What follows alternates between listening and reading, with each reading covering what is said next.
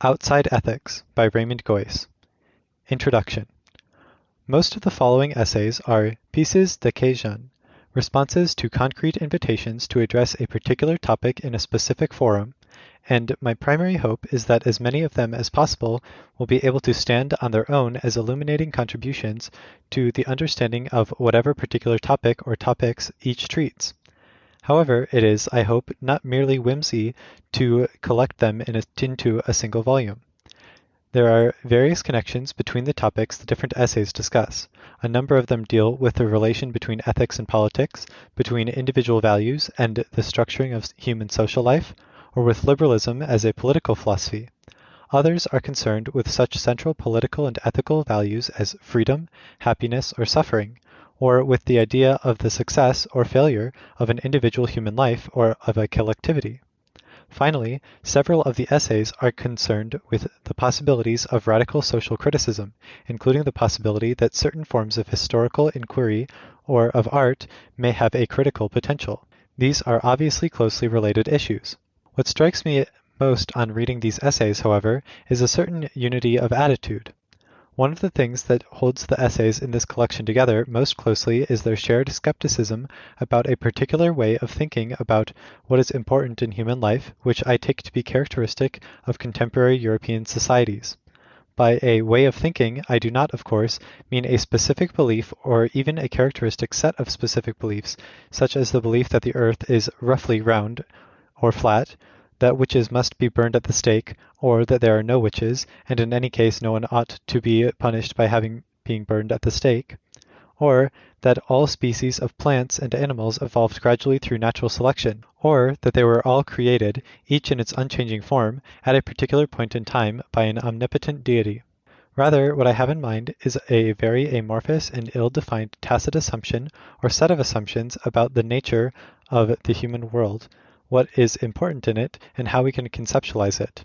In the late 18th century, Kant spoke of the distinction between a cosmopolitan and a scholastic conception of philosophy. The scholastic conception was one which was limited to specifying the internal goal of philosophical activity. In Kant's view, the attempt to attain and justify a maximally extensive but unified system of knowledge of the world, without concerning itself with the intrinsic value of such activity or its relation to any further human goals. Philosophy in the cosmopolitan sense, on the other hand, is concerned with the relation of knowledge to the final or essential ends of human reason, or, as Kant also puts it, with things that are necessarily of interest to every rational being. In the 21st century, one might be inclined to wonder whether it makes any real sense to speak of the essential ends of human reason, but Kant is firmly convinced that this is more than a metaphor expressive of what would have been for him an uncharacteristic state of exuberance. Human reason itself, he believes, has an essential interest, and this interest is summed up in the asking and answering of three questions. 1. What can I know? 2. What ought I to do? 3. What may I hope for? Footnote. As Heidegger points out, Kant adds a fourth question, what is man? And states that in a certain sense the three other questions all relate to the fourth. Kant never actually makes much of this connection, however, and Heidegger seems to be right to claim that this is not an accident, but rather das Undergrache in seinem Denken, and that too clear and sustained a focus on this issue would have dissolved the Kantian philosophy from the inside. End footnote. Philosophy as a cosmopolitan enterprise, then, is metaphysics, answer to question 1, ethics, answer to question 2, and religion, answer to question 3. Philosophy as a whole, or various detached parts of it, might have any number of, as it were, collateral benefits, such as contributing to the general training of the mind or helping to resolve particular problems that arose in the domain of one of the special sciences. However, to focus exclusively on these instrumental contributions philosophy can make the human life is to miss the point, which is that the asking and answering of these questions has value in itself for human beings. It is, Kant thinks, self-evident that there is a specifically moral ought which binds our actions, and it is self-evidently important for its own sake to know what limits human knowledge has, how we ought to act, and whether the hopes for an afterlife held out by religious persons are or are not justified, or, if not exactly positively warranted, rationally permissible. Kant saw himself and was taken by various of his contemporaries and some of his successors as a revolutionary figure ushering in a new age, but from a vantage point of the early 21st century, 18th century Prussia belongs to the very distant past, and the Kantian construct, rather than being an especially forward-looking, is the last and most elaborate monument of a period of our history that looks in retrospect both brutally archaic and exceptionally decadent. The three great Kantian critiques are like an elaborate set of stained glass windows, highly original in their genre perhaps, and intended to last for centuries, but completed just in time to be smashed by Puritan mobs, motivated by new ideals and energies that put an end forever to the world to which they belonged, and in which alone they made sense. They may be of great interest to the archaeologist or art historian, and retain a certain appeal because of their scope, the boldness of their conception, and the delicacy of their filigree, but they are of no direct relevance to us. Although we might congratulate ourselves on having left behind Kant's world of metaphysics, morality, religion, Privatdosenzen, wigs, copper engravings, Euclidean geometry, public hangings, and enlightened or unenlightened royal absolutism, this self-congratulation is premature and unwarranted because the dominant worldview in contemporary Western societies is not as distinct from the doctrines of Kant as one might expect or as we might wish. In fact, it shows some distinct similarities with basic Kantian structures. Footnote: I am not asserting that the modern tripartite division is derived historically from Kant or from the result of the direct influence of Kantianism, but am using the parallelism merely as an expository device. End footnote. It, too, is oriented around three kinds of questions and a set of answers to them. 1. What do I want? What do you want? What do they want? 2. What do we know? 3. What restrictions ought there be on the actions people perform, particularly on those that affect other people? To put it very crudely, people in contemporary Western societies recognize three broad categories of things as unproblematically important. A. Individual subjective human preferences. These are generally construed as prima facie hard, brassy, externally opaque, and atomistic, as being expressed through word and deed. B. Useful knowledge, especially warranted, empirically supported belief that tells us how the world is, how it can be predicted to change, and how we might use that, i.e. science, to a lesser extent, also highly certain formal disciplines like mathematics that are thought, perhaps of course incorrectly, to be about helping us deal with the surrounding world. C. A restrictive set of demands on action that could affect other people and that are usually construed as some set of universal laws or rules or principles, in particular a set of universal laws on which we would all agree, under some further specified circumstances. Knowledge and universal moral rules, as with Kant, are of intrinsic interest and value, but in place of religion we have an individual human preference. Everything else that can have any claim to our automatic and serious interest, it is assumed, must be in some way reducible to one or another of these three categories, or at any rate must be at best approached through one or the other of them. Anything that does not is a delusion, or at best something marginal and unimportant. Completely outside the three groups, however, there is thought to be only darkness. When I say that a set of assumptions about the exclusive importance of these three categories in human life constitutes the final framework for most modern thinking, I do not mean that every modern person understands each of these categories clearly or even in the same way, or would necessarily affirm in an unprompted way the general statement that whatever does not fit into the tripartite schema must not be important. The assumptions in question form the tacit background of thinking and debate rather than the set of explicitly held views. We are familiar with political debates in which different parties disagree so heatedly and apparently so radically on specific points that for those standing too close to the debate there seems to be little agreement or common ground between them. People do obviously differ very significantly in their specific conceptions of knowledge, morality, and human preference, and in their views or assumptions about the relation between them, and their relative importance in human life. However, if one is able to stand back, many, if not most, of the disagreements that loom so large for the participants themselves and their contemporaries can be seen to be differences within an overarching agreement of which the parties themselves might not be fully aware. Trotsky versus Stalin, Augustine versus Aquinas, Tiberius versus Piso, Rousseau versus virtually any contemporary of his one might wish to name, From a sufficient distance, the similarities are more salient than the differences. There is no view from nowhere, and it is perhaps more difficult for us to step back from within our own life and beliefs and the social, historical, and political matrix within which they are located than it is for us to take a detached view of people and movements, in any case far removed from us in space or time, but that is no reason to think that a relatively abstract attitude is strictly impossible for us to adopt towards ourselves and our contemporaries, or that it would not be worth the effort to try to attain what cognitive distance from ourselves we can. Contrary to the fables convives, that is, I think, one of the central theses of Nietzsche and of Foucault, and one I wish to endorse, one can reject the absolutist Platonic conception of the world and our knowledge of it without succumbing to Protagorean relativism. Another common thread in these essays is the consideration of the implications of this thesis. Within what I claim is the modern shared framework, one can distinguish a wide variety of specifically differentiated positions. Puritanical views that give absolute priority to C, positivist views that give priority to B, and Symbartic views that give priority to A. Realist and instrumental views of knowledge, consequentialist and non-consequentialist accounts of morality, etc. One particular political configuration that will play an important role in several of the following papers is liberalism. One of the central pillars of most contemporary liberalism is anti-paternalism, which in most of its forms presupposes that individual preferences in politics are to be taken as they come and not questioned. Footnote.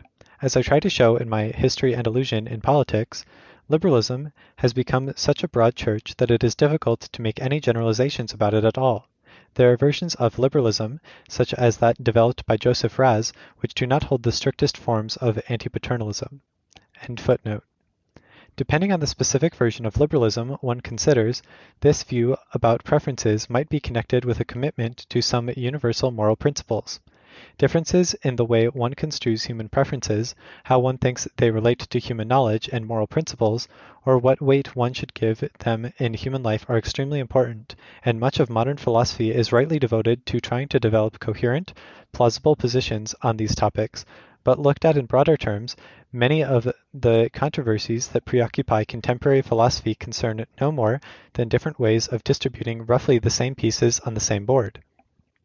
I am suggesting that there might be some enlightenment to be gained from looking at the board and the pieces from the outside, even if one finally decides to return to one of the usual games.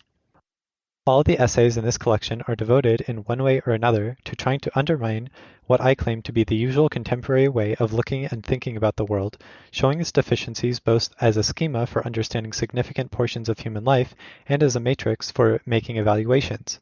The essays share the view that there are many things that are of the greatest importance but do not fit comfortably into the tripartite scheme. The world is full of things that are not obviously subjective preferences, things that derive, or purport to derive, their value from being the objects of existing subjective preferences, moral values, or bits of knowledge. In some societies, at some times, and most notably and relevantly for us, in Western societies until about the middle of the 19th century, religion was a phenomenon that was very notably escaped the tripartite division I have been describing. Religion was not a matter of personal preference. Perhaps it has become a matter of mere preference in advanced Western countries now, but that is a sign of how far it has departed from its traditional vocation, nor a matter merely of a set of rules by which we live together. The same is true of music and poetry, and of society, history, power, politics, and existential choice. Although it would be natural to use the term ethics to refer to the third kind of categories, rules that contain restrictions on the ways in which it is permissible to act toward other people, and I myself occasionally use the term in this way, I will use the term in a more general way to refer to the whole way of seeing the world and thinking about it. The title Outside Ethics indicates in a narrow sense a rejection of the Kant-inspired view that the correct account of a good human life would give special prominence to universal rules, but in a wider sense it also indicates an attempt to step outside the whole triadic structure. I am aware of the fact that the tripartite scheme I have described is extremely vague and ill-defined, but, as it were, that is not necessarily my fault. It would be a great mistake, and one it is only too easy to make when studying historical or ethnological material, to ascribe too much precision to that which is inherently imprecise. The need to avoid inappropriate, excessive, or fraudulent clarity in studying the human world is perhaps another general preoccupation that holds these essays together. In the mainstream of Western philosophy and then also Western culture, since Parmenides, one finds a very striking incremental glorification of a set of interrelated properties that are counted as virtues: clarity and consistency of thought, speech, and action, and the ability to reflect, to detach oneself from prevailing opinion, to ask questions, to give reasons. By now, this has developed into a series of highly structured disciplines, our arts and sciences, and sedimented into our everyday ways of thinking and acting, but it also seems rooted in human nature and is self-evidently of great value. Many of us strive for clarity, and we do this for many of the excellent reasons the philosophic tradition has expounded in great detail. We tend to attribute to others an equal striving for and attainment of clarity with respect to their own beliefs, although the apparent generosity of this impulse sometimes can be suspected to mask a certain slyness, because it warrants us to put words in others' mouths, the better thereby to catch them out and trip them up. Socrates, of course, was an unsurpassed master of this technique, and his example remains in this regard paradigmatic for much of contemporary philosophy. However, as Nietzsche very powerfully pointed out, humans do not always exhibit maximal interest in clarity and explicitness, and they are right not to. Clarity is often of no use at all to us, and can in some circumstances be a positive hindrance to attaining various important human goods. In addition to our desire for clarity and definiteness, humans exhibit a second set of properties that are perhaps equally important and very inadequately understood, are very little under our control, and are seriously underappreciated. These are the powers of forgetting, ignoring, failing to ask questions.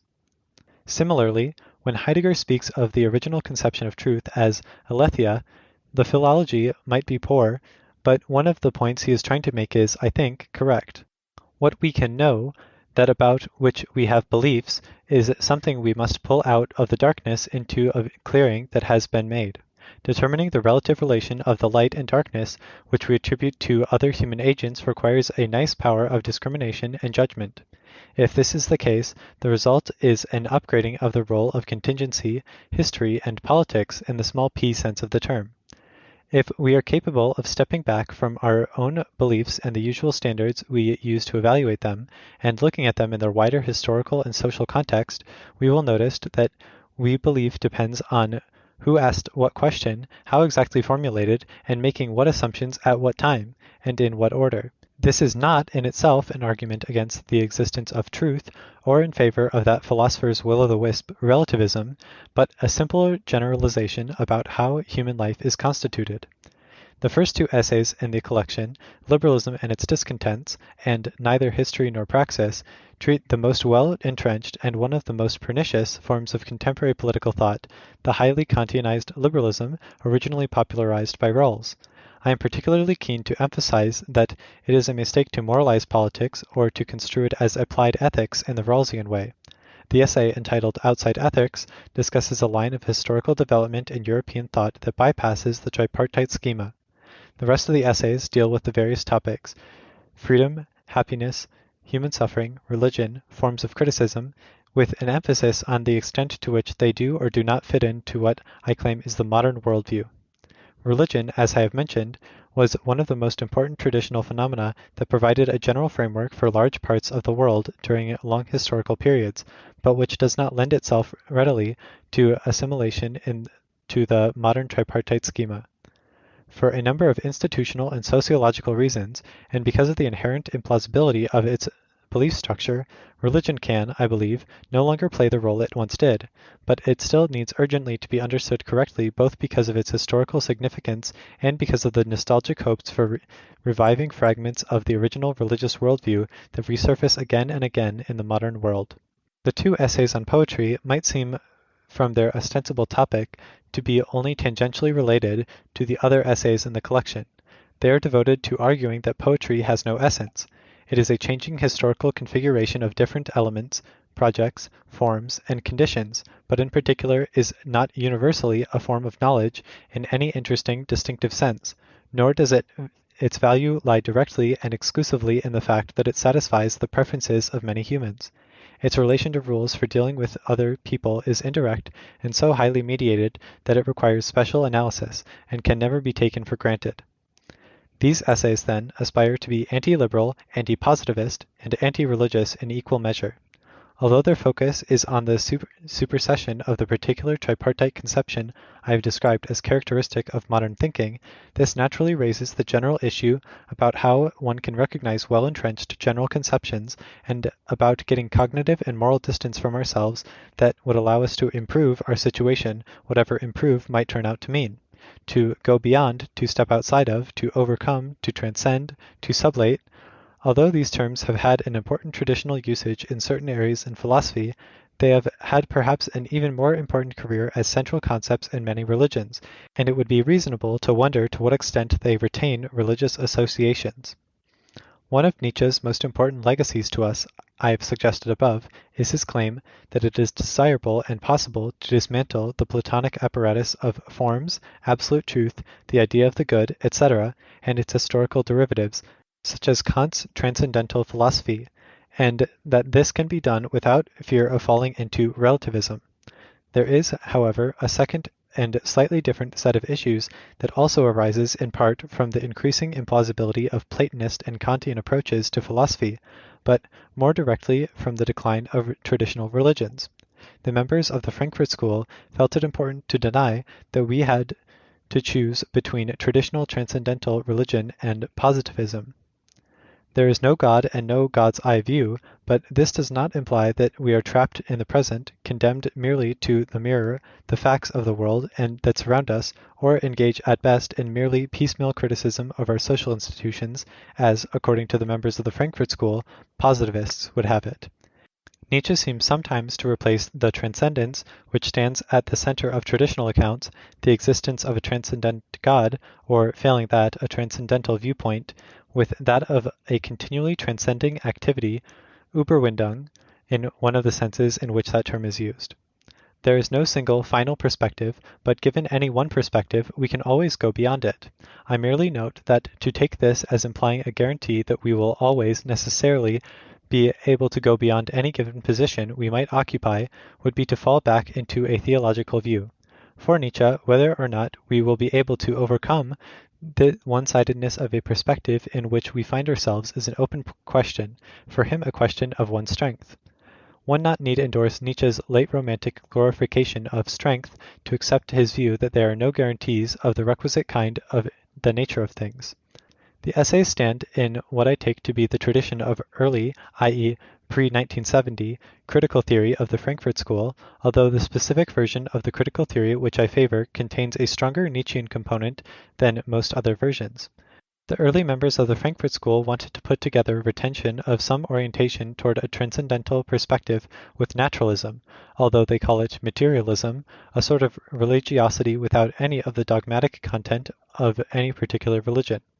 It, of course, is highly questionable whether they did succeed in giving a coherence to this, but then it is also an open question, in my view, whether or not such coherence is required of a position that is by its nature is intended to be merely negative. I feel considerably less sure about my own position on the issue than I do about Nietzsche's rejection of Plato. The relation between critical theory and Nietzsche/Foucault is in any case a further recurrent theme in the essays in this volume, and one that I treat more thematically and extensively in my Happiness and Politics. The essays do not propose positive theories, but they attempt to analyze, point out reservations, and criticize. They make no apology for this. They do not even assume that there must be answers. The idea that all problems either have a solution or can be shown to be pseudo-problems is not one I share.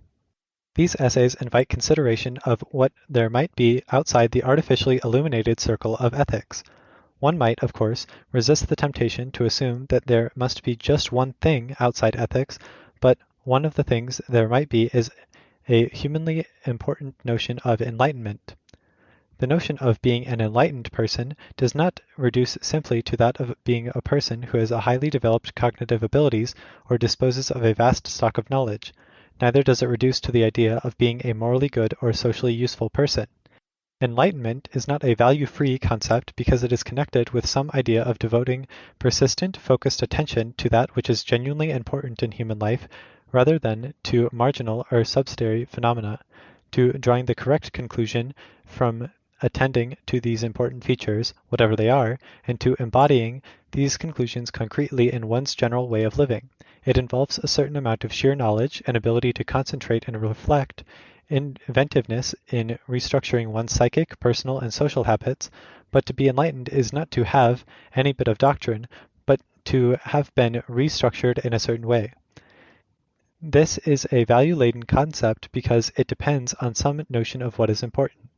To say that it is value-laden is not to say that it is arbitrary or merely subjective, because the values relative to which we pick out what is important are generally embedded in a network of factual and other beliefs that are themselves perfectly amenable to revision on the basis of new information and further reflection. The idea of some perfect or universal enlightenment in which one has got everything that is important in the right perspective with the right consequences probably does not make much sense. But what follows from that is that there are different degrees of enlightenment and perhaps different ways of being enlightened, not that the concept does not make any sense at all. Enlightenment, in the sense in which I am using it now, does not function in the way many other ideas directes in the history of philosophy, such as truth or Kantian duty, have done. A proposition is true or false, and that is the end of it, according to Kant. Something is my duty or not, and that is the end of it. One difference between such concepts and enlightenment is that it makes little sense to say categorically that a certain way of behaving or living is enlightened. The context that needs to be specified in order to make this a meaningful statement is all important. The context that needs to be supplied in order to make sense of the claim that is an enlightened way to treat children is very different from the presupposed by that is an enlightened way to organize the health services of a rural area of this kind, or they are enlightened employers.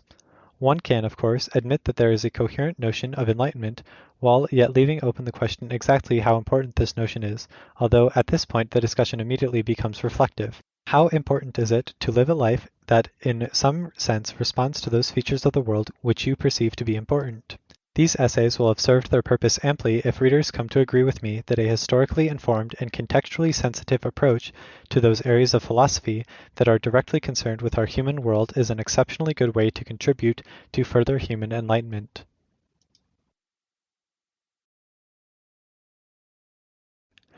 Chapter 1. Liberalism and Its Discontents. Section 1.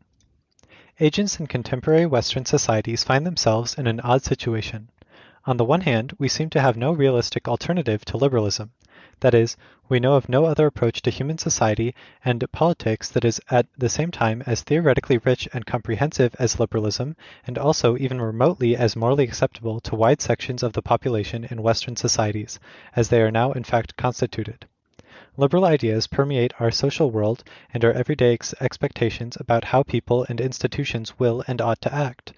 They constitute the final framework within which our political thinking moves. Prima facie non-liberal forms of habitual belief, such as those associated with certain religions, forms of nationalism, residual class enmities, and so on, still of course exist, but they seem to be at best isolated and localized foreign bodies in a universe, the overall structure of which is essentially liberal. In societies that are or aspiring to be Western, even those non-liberal ideological fragments sometimes adopt protective coloration in the forms of the best veneer of compatibility with liberalism they can muster. On the other hand, there are signs of a significant theoretical, moral, and political disaffection with some aspects of liberalism. Liberalism has for a long time seemed to lack much inspirational potential. It is good at dissolving traditional modes of life and their associated values, but less obviously good at replacing them with anything particularly distinctive or admirable. It fits all too comfortably with some of the more ignoble aspects of commercial society. What contribution could liberalism conceivably make to thinking about the general degradation of the planetary environment? Liberal ideas like individualism, toleration, or limitation of state power seem either short-sightedly confused or mere covers for hegemonic designs.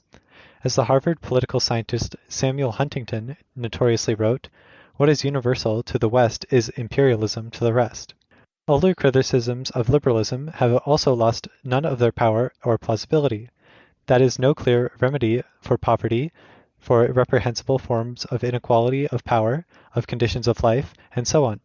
To the extent to which liberalism is committed to the principles of individual initiative and the defense of private property, it is hard to avoid the suspicion that it is rather part of the problem rather than the solution.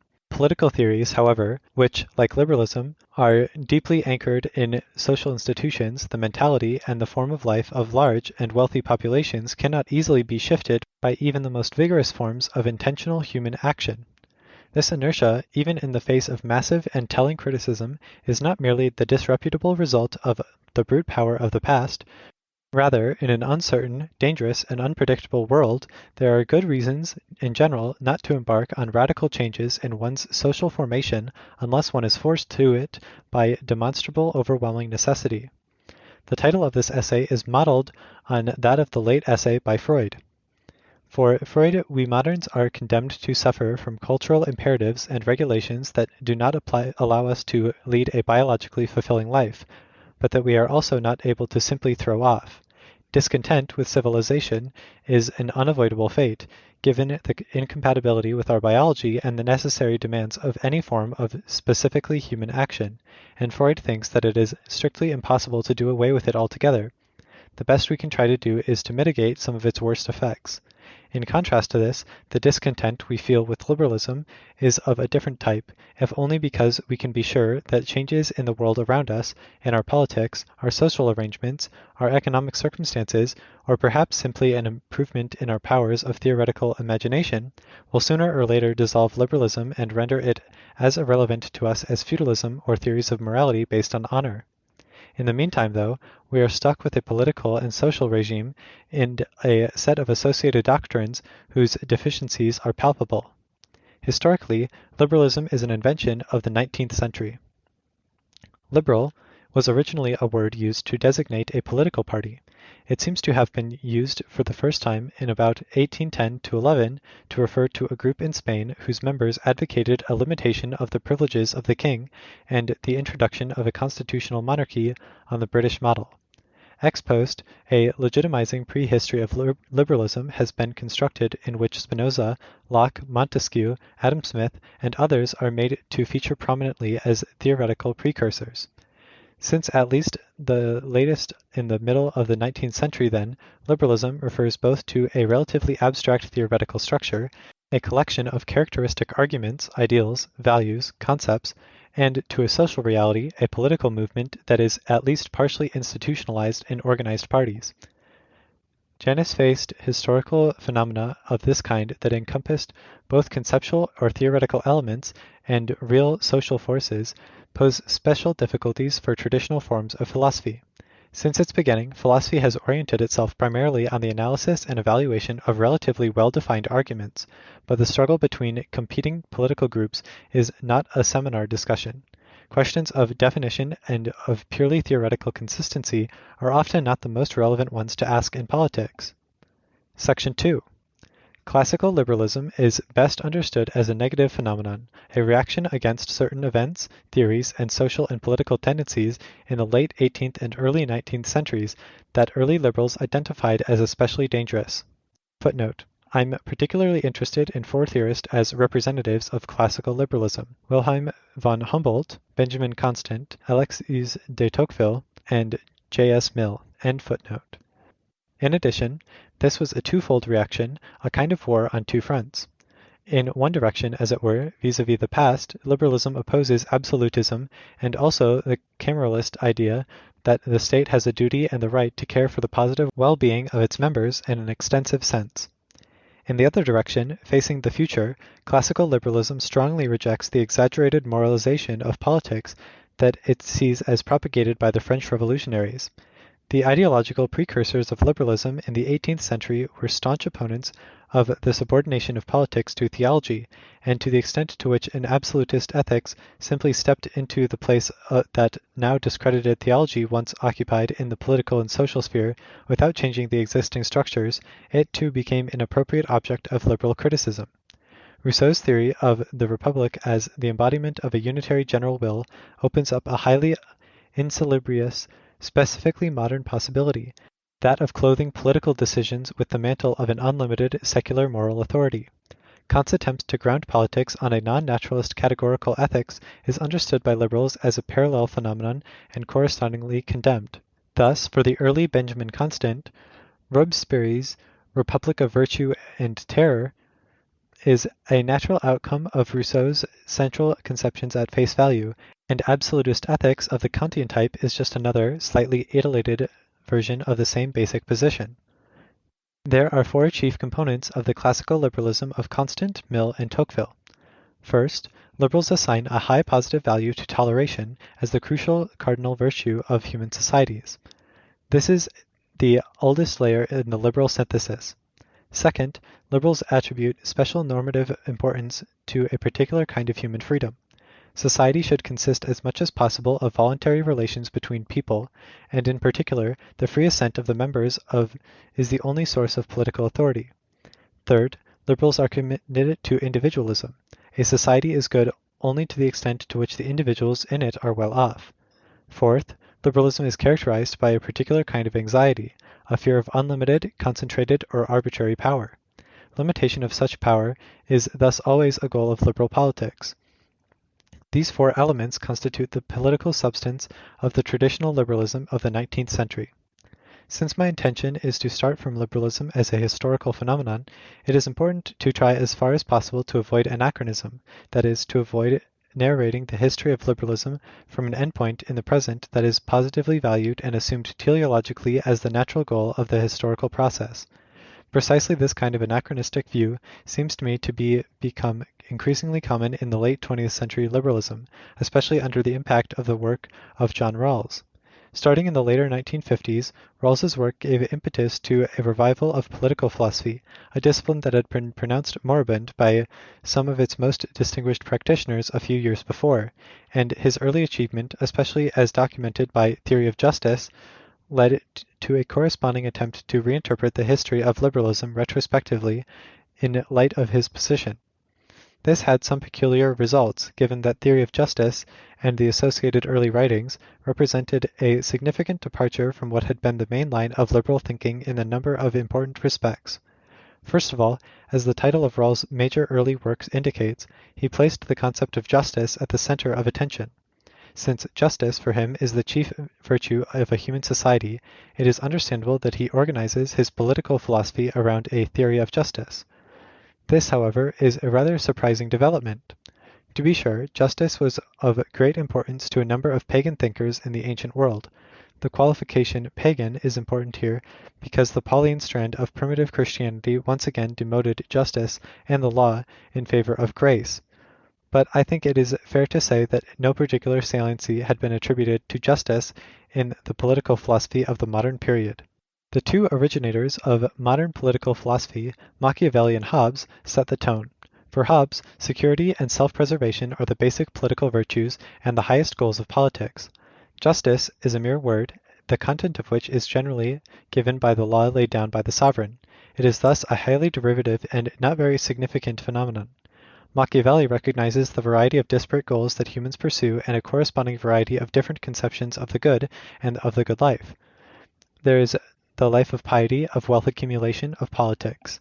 Even within the realm of politics, the political community is the object of praise on account of its greatness, not its justice, and an individual is virtuoso by virtue of being able to attain fame, honor, glory, praise, and so forth, rather than for being just in matters of the distribution of goods or the administration of given laws. The theoretical upshot of the work of these two theorists is that justice is a minor property of subordinate administrative systems rather than the chief virtue of a society as a whole, and that being just is the appropriate defining characteristic trait of the administrator, functionary, or bureaucrat rather than that of the politician or citizen. To jump forward by several centuries from Hobbes, Marx, too, treats justice as an epiphenomenon. Each socioeconomic formation generates the conception of justice it needs to allow production to proceed as smoothly as possible, and this conception remains dependent on and has no standing outside the mode of production in question. This relative theoretical insouciance about the concept of justice is not merely a general feature of much of the most interesting modern political philosophy, but it seems especially characteristic of classical liberalism. After all, for Humboldt, Constant, J.S. Mill, and Tocqueville, toleration, freedom, and individualism were focal issues, but justice was either completely invisible, Constant, or at best a minor side issue, Mill, or finally an object of some suspicion because it could be thought to presuppose a unitary, centralizing view of society that was a danger to individualism, Humboldt. Prima facie, it seems highly unlikely that the analysis of the concept like justice, which is so highly dependent on shifting forms of economic activity and on historically extremely variable conceptions of the good life, could give one any real grasp of the central phenomena of politics. If this is correct, the Rawlsian project was headed in the wrong direction from the start. But even if Rawls's reorientation of political philosophy around the concept of justice was on its own terms a philosophically fruitful move, it represents a singularly unfortunate position from which to try to rewrite the history of liberalism, a movement whose members overwhelmingly had very different concerns. A second main element in Rawls's early program was a remoralization of political philosophy. For him, in contrast to most 19th century liberals, political philosophy was applied ethics, and the ethics in question is a complex and original construction. Rawls is not in any interesting sense a Kantian because he has no room for his theory for such central Kantian doctrines as that of the a priori, but he is also at pains to emphasize a certain continuity between his position and Kantian ethics, particularly on two issues, the centrality of individual autonomy and the priority of the right to the good. Earlier liberals, however, characteristically viewed with great suspicion the intrusion of specifically moral categories into politics, and in particular they rejected Kantian ethics on principle. Rawls's work had a curious effect of advancing Kant to the position of a kind of patron saint of liberalism. This is mildly paradoxical because Kant had been seen for most of the 19th and early 20th centuries by the main philosophic proponents of liberalism, Constant, J.S. Mill, Isaiah Berlin, also Bentham and Dewey, as an arch anti-liberal. Pre-Rawlsian liberals had two main objections to Kant. First of all, the concept of the a priori, which is structurally indispensable for all forms of Kantianism, is not acceptable to liberals. Kant's abstract conception of reason, which can in some sense be seen as the source of his doctrine and of the a priori, constitutes an attempt to absolutize accidental forms of thinking that happen to be socially important at some particular time, and thus to freeze human development at a given level. Because people at a certain time and place all think that murderers should be executed, that all forms of telling an untruth are intolerable, or of the rights of property are incompatible with taxation, and cannot perhaps even coherently imagine any alternatives, these beliefs will be stylized as universal principles and circumflexed with the hyperbolic radiance of the a priori. An a priori philosophy is, for liberals, a fester on human progress. A Kantian ethics of unvarying a priori principles is incompatible with the openness, flexibility, and willingness to revive one's views and adapt to the realities of the situation demanded of liberal politics. Second, although both Kant and classical liberalism are committed to the value of freedom, the respective conceptions of freedom are radically different. Most liberals are highly suspicious of Kantian freedom based on reason and, in fact, strongly suspect that this positive conception of freedom can be used to justify forms of totalitarianism. To avoid any possible misunderstanding on this point, I am certainly not claiming that a Kantian-style philosophy is absolutely incompatible with any form of liberalism. To make an assertion like that would be to make precisely one of the mistakes I am suggesting that some modern liberals make, that is, to assume that there is an essence of liberalism and an essence of Kantianism, and that the two can be compatible or incompatible. If liberalism and Kantianism are open concepts, it is not excluded that after a sufficiently long period of time, it might be possible for that the two could be made to converge. Similarly, nothing prevents us from using our present concepts anachronistically if we wish to do that, especially if we can give some plausible reason for wanting to do it. What I do wish to assert, though, is that as a matter of fact, the majority of liberal theoreticians in the 19th century and a not insignificant number in the early 20th century saw Kant as an opponent of their basic project, and that this is a fact that liberals who wish to be Kantians should recognize and take some kind of position on rather than ignoring. If they are wrong, why exactly were Constant, J.S. Mill, Dewey, and Isaiah Berlin wrong about the compatibility of Kantianism and liberalism? Whatever the best way forward for liberals in the 21st century might be, neither Kant nor Rawls provides an illuminating mode of cognitive access to the historical phenomenon of liberalism. Section 3. To pass now from the history of liberalism to its present state and possible future, one sometimes hears the claim that liberalism differs from other political philosophies through its recognition of the plurality of potentially valuable modes of life. This is a highly misleading assertion. First of all, liberalism has no monopoly on the praise of pluralism. After all, Marx too was convinced that the capitalist economic formation made it possible for individuals to develop and participate in a wide variety of diverse forms of life. Second, the multiple forms of life which liberalism recognizes are always assumed to be embedded in an overriding consensus that has a latent moral significance. What is distinctive about liberalism isn't, therefore, so much its openness to pluralism as its view that all societies should be seen as capable of attaining consensus despite a lack of homogeneity in the manners, beliefs, and habits of their members. Can one give any reasons for adopting this attitude towards consensus? It is not completely clear what consensus means. The term vacillates between descriptive and normative uses in a way that is confusing. One can distinguish four kinds of case. The first is the case of the simple empirical agreement. We are both standing in the rain, and under normal circumstances I will assume that you too know it is raining. The second kind of case is that of adaptive behavior, conformism, acquiescence, or modus vivendi. People do as others do in some particular area of life without giving it much thought, or because they think they must bow to force majeure. Thus, certain Islamic groups in the United Kingdom no longer circumcise their young women because they don't want problems with the British police and courts, despite the fact that they by no means agree that they should give up this practice that they take, and to use the now fashionable jargon, to be partly constitutive of their identity. They just think that they have no choice. A third group of cases concerns formal agreements, as in the paradigmatic case of contracting. In a contract, all parties explicitly affirm that they will behave in a certain way, usually by transferring certain resources or performing certain services. However, all parties to a contract need not have equally good reasons to enter into it, and they certainly need not have the same reasons. Two people can agree on state-enforced vegetarianism, the one for religious, the other for medical or socio-political reasons. The fourth possible case of consensus is one in which the participants have the same reasons for agreement. Even if the agents have the same reasons for agreeing, it does not follow from that fact alone that the agreement has any particular normative value or standing. Two thieves can have the same reasons for wanting to cooperate in a burglary.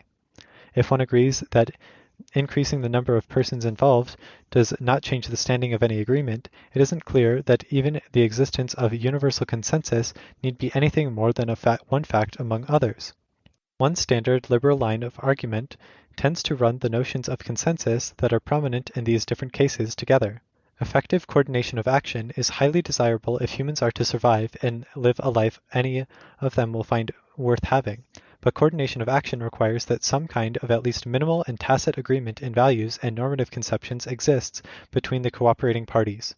If the parties did not share a large number of such values, cooperation would break down.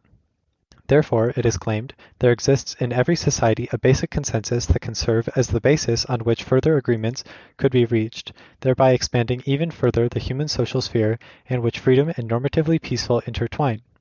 From this, the further conclusion is drawn that it is always possible and rational for humans to try to reach consensus with their fellows, or at any rate with those with whom they must regularly deal. Footnote. To be sure, one must perhaps distinguish merely apparent consensus, pseudo-consensus, from real voluntary agreement, but this is a minor correction that changes nothing in the basic structure of the argument. End footnote. To be more precise, there are three variants of the liberal thesis. First, an empirical version. In fact, every functioning society there is, in one way or another, a basic consensus. Second, the political thesis. It is always possible, in principle, to elaborate the basic consensus on which social life rests so that peaceful resolution of conflicts is possible. The third, moralizing variant, has a stronger and a weaker version. The stronger asserts that we are all in some sense obliged to reach consensus, or that it is always rational for us to try to reach consensus. The weaker is that it is always a good idea to try to reach consensus. Against these liberal positions, Marxists and Nietzscheans can make common cause. Nietzsche sees human society as a field of potential and actual conflict, although the conflict in question may not always be a matter of fisticuffs, but may involve only the exchange of arguments and witticisms. In the real world, Nietzsche argues, any existing consensus can be no more than a momentary truce entered into for pragmatic reasons and with no moral implications, and to expect anything more is a utopian hope. Marxists, in any case, have always been of the opinion that irreconcilable conflict, continuing disagreement, and social division are the normal states of all forms of society that have existed up to now.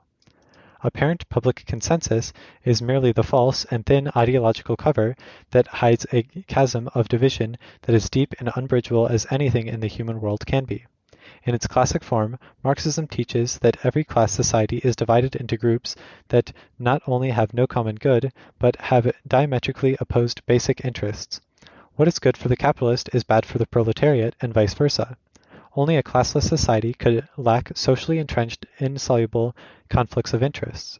In capitalist societies, politics as usual is a pointless activity for its members of the proletariat, and the only sensible way to act in the long run is to engage actively in the class struggle. For a variety of reasons, the above analysis nowadays seems out of date. The thesis that the economically and politically relevant structure of modern society can be exhaustively described by the contrast between capitalist and proletariat is no longer plausible. This should not, however, be taken to imply that liberal conceptions of social harmony and the unlimited possibility of peaceful consensus have become any more convincing, because the main problem of the Marxist analysis is that it oversimplifies the sources of conflict and division in the modern world. Instead of one main contradiction between workers and capitalists, there is an almost unsurveyable variety of groups that are potentially or are actually in conflict with each other, groups that in some cases have very sharply defined, completely incompatible interests in control over considerable power and resources. In a given case, it may sometimes be possible to attain agreement about some points of dispute in real or hypothetical discussion. Sometimes there is neutral ground, or a ground constituted by shared beliefs, to which one can withdraw to find compromises. Sometimes, not always. In every society, there are both areas of consensus and areas of conflict. Both should be understood naturalistically, and individuals, social groups, and institutions must learn to deal with. Naturally, we often, but not always, have perfectly good reasons for taking part in discussion, especially when the alternative is physical violence with opponents who are stronger than we are. But whether the reasons we do or do not have in a particular case are good, less good, or ridiculously bad is an empirical matter. None of the three liberal theses about consensus seems to me at all plausible. First of all, it seems obvious that many societies are perfectly well able to maintain themselves, although their members do not take part in consensus that is in any way normatively binding. Many people in many societies simply put up with existing arrangements that they have been made to endure as best as they can. Second, the claim that it is in principle always possible to attain consensus is completely uninformative until one knows in more detail than has ever been provided by liberals what exactly in principle means. Furthermore, even if the claim were true, why should a statement about a consensus that could be attained under some fictive or hypothetical circumstances have any direct relevance to a given political situation? Finally, it is always an open question whether or not it is a good idea to enter into discussion or attempt to reach consensus. If I am dealing with a small group of armed fanatics, it is by no means clear that I ought to argue with them rather than immediately and unilaterally disarming them. To be sure, I will probably have various reasons for trying to do this with as little use of force myself as possible, but even if I use minimal force, I won't be discussing anything with them, and a priori, I can't know that any particular level of application of force will be sufficient. Section 4. Which parts, then, of classical liberalism deserve to be further developed and cultivated? In the first place, the criticism of theocratic conceptions of society, or, what is another form of the same thing, of absolutist, that is, explicitly or implicitly theocentric forms of ethics. The Kantian philosophy is no more than at best a half-secularized version of such a theocratic ethics, with reason in the place of God.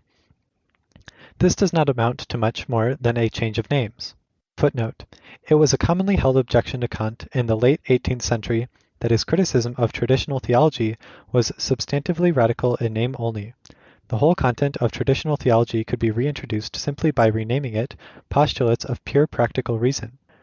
This was not exactly fair, because not all of traditional theology would survive Kant's attack. A later version of basically the same line of thought occurs in Stirner's criticism of Feuerbach. Feuerbach, Stirner claims, doesn't, as he pretends, radically de-theologize religion. He simply uses the word human essence in place of the word God. The structure of Feuerbach's theory and the content of the moral obligations it imposes on individuals, though, remain the same as that of traditional theology. End footnote. The pure normative standard that Kant's ethics tries to occupy, a standpoint in which we consider only the normatively relevant features of the possible world, abstracting strictly from the real world and the empirical accidents of concrete situations, is an expression of what Dewey called the quest for certainty. In an insecure world, weak humans struggle convulsively to reach some kind of stability. The a priori is an overcompensation in thought for experienced human weakness. Footnote. In a complex industrialized world, there is a further reason for adherence to fixed and rigid general principles, efficiency and simplicity of administration. End footnote. This is one of the origins of Kant's notorious rigidity, his authoritarian devotion to principles, and his tendency to promote local habits of thought and constituents of the absolute framework within which alone purportedly any coherent experience was possible. Thus, Euclidean geometry is declared the a priori condition of human experience, and sadistic remnants of Puritanism become demands of pure practical reason. Classical liberalism rejected Kant's practical philosophy, but perhaps this is not enough. Perhaps one should also reject the very idea of a purely normative standpoint. This might be thought to be a rather extreme suggestion. Kantians have some human failings like everyone else. These need be thought to reflect negatively on the pure normative standpoint. Is there any reason to think that the very idea of a pure normative standpoint implies the attempt to absolutize accidental existing habits of thought? Rather than trying to give a direct answer to this question, I would like to approach it by discussing two examples. Both are drawn from the work of John Rawls. As I said, Rawls was never a strict Kantian, and his thought developed, he moved further and further away from commitment to any form of pure normativity. This is a further reason to use him as an example. If some of the deficiencies inherent in adopting a pure normative standpoint are visible even in a philosopher who has moved as far beyond Kant as Rawls has, this seems to me to give further weight to suspicions about the normative standpoint as a whole. To start with the first example, in Theory of Justice, Rawls claims to be describing the reflective equilibrium that would be attained by certain fully rational agents who engaged in discussion under certain idealized conditions. This state of reflective equilibrium is best understood as a kind of successor to the pure normative perspective. After all, the point of one of the main constructions, the introduction of the veil of ignorance, is precisely to exclude from consideration empirical information that might prejudice the overriding normative force of the outcome. It is then extremely striking, not to say astounding, that to the lay reader the complex theoretical apparatus of theory of justice, operating through over 500 pages of densely argued text, eventuates in a constitutional structure that is virtually a replica, with some extremely minor deviations, of the arrangements that exist in the United States. Footnote. Of course, it is not at all difficult to see how Americans might find it plausible that any rational agents discussing politics under favorable conditions would agree on these arrangements. End footnote. It strains credulity to the breaking point to believe that free and rational agents, with no further qualifications, even if they were conducting a discussion behind an artificial veil of ignorance, and assuming that they were to agree on anything at all under these circumstances, would light on precisely these arrangements. Some critics might fasten on this as an indication of the essentially conservative bias of Rawls's discussion. The theoretical imagination is employed not to think about alternatives to the status quo, but in order to reproduce it schematically in thought, presenting it as the outcome of free, full, rational discussion. This might seem grossly unfair, given Rawls's evident intention to produce a work that would have some powerful redistributive implications.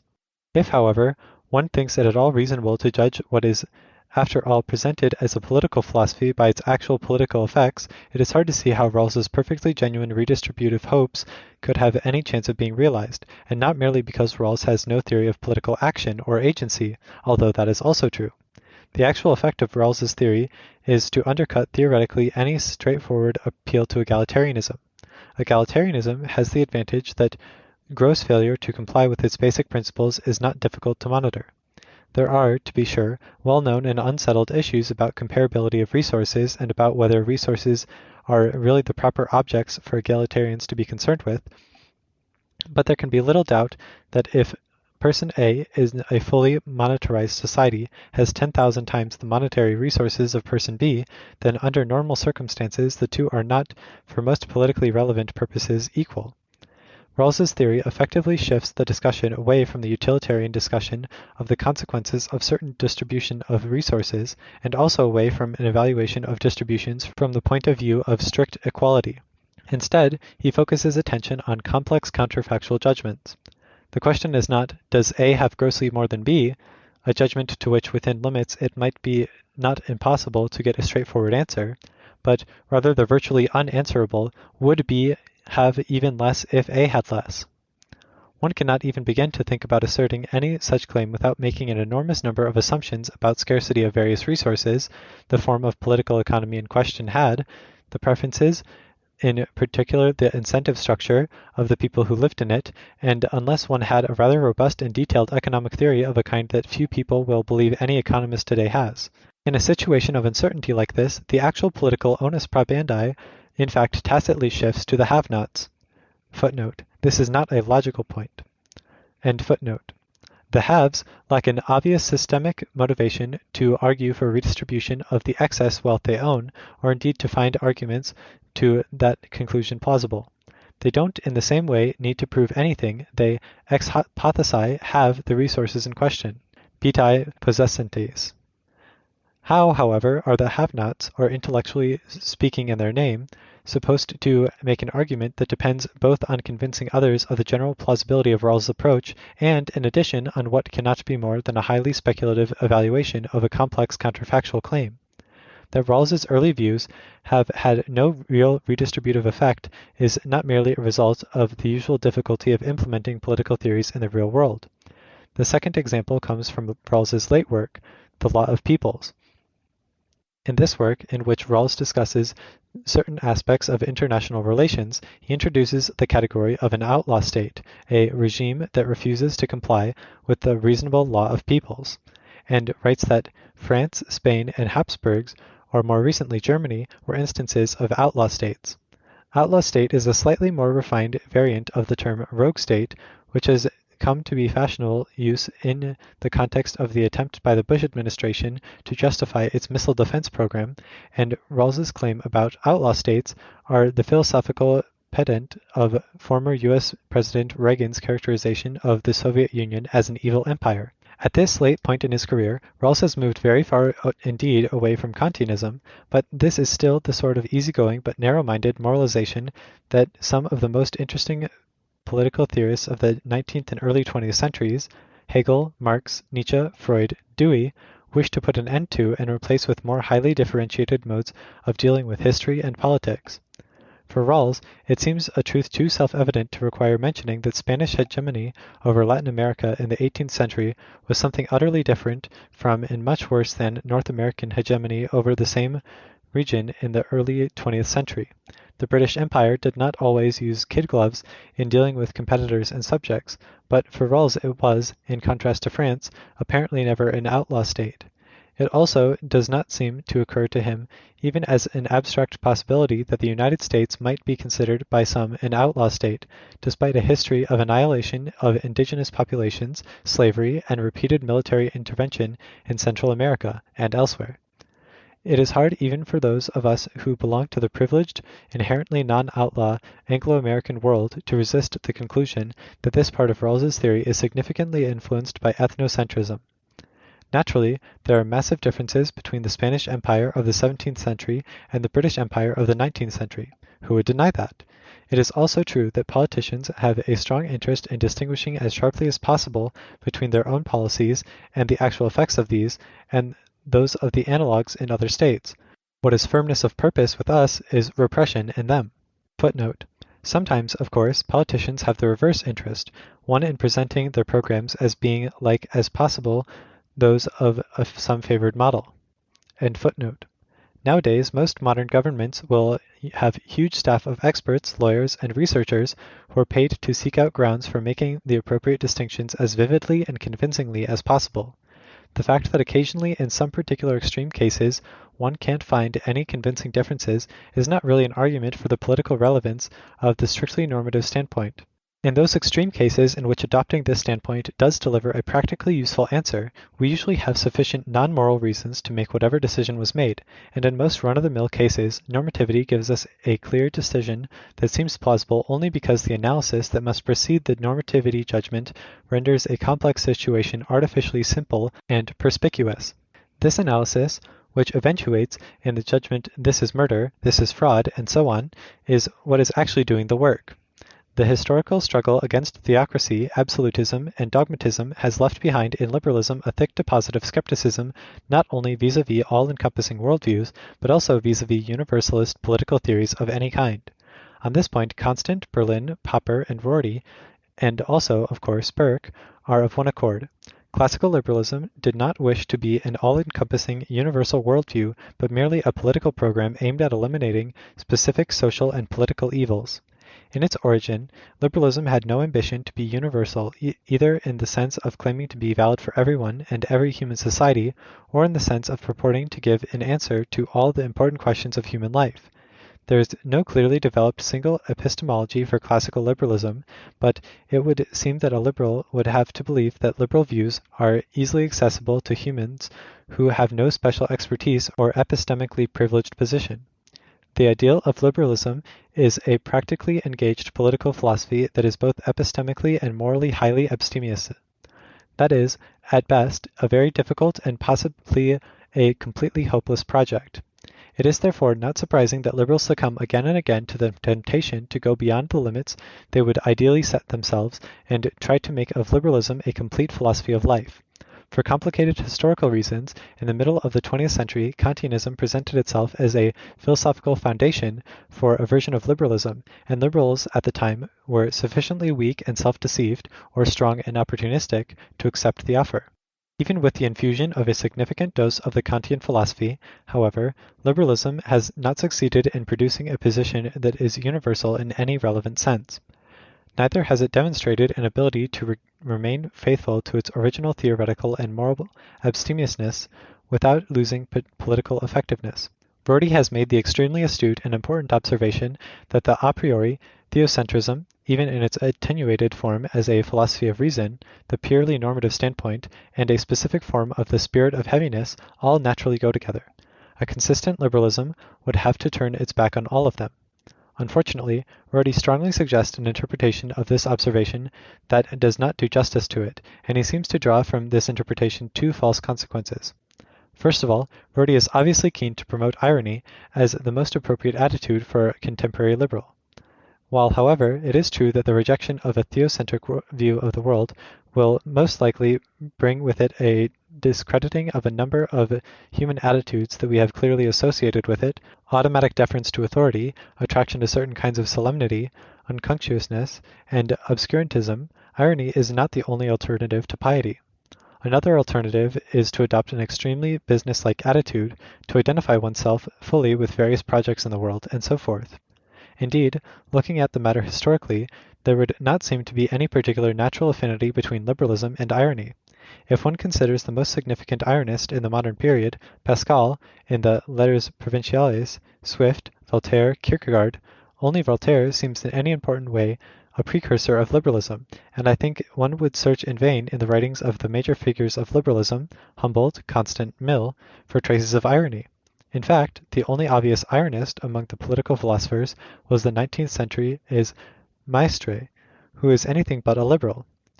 When Maistre, in a famous passage, reports that the executioner, after discharging his function, returns home in a self-satisfied mood, saying to himself, "No one can break a man on the wheel as well as I can," this is an archetypical instance of what we usually call irony.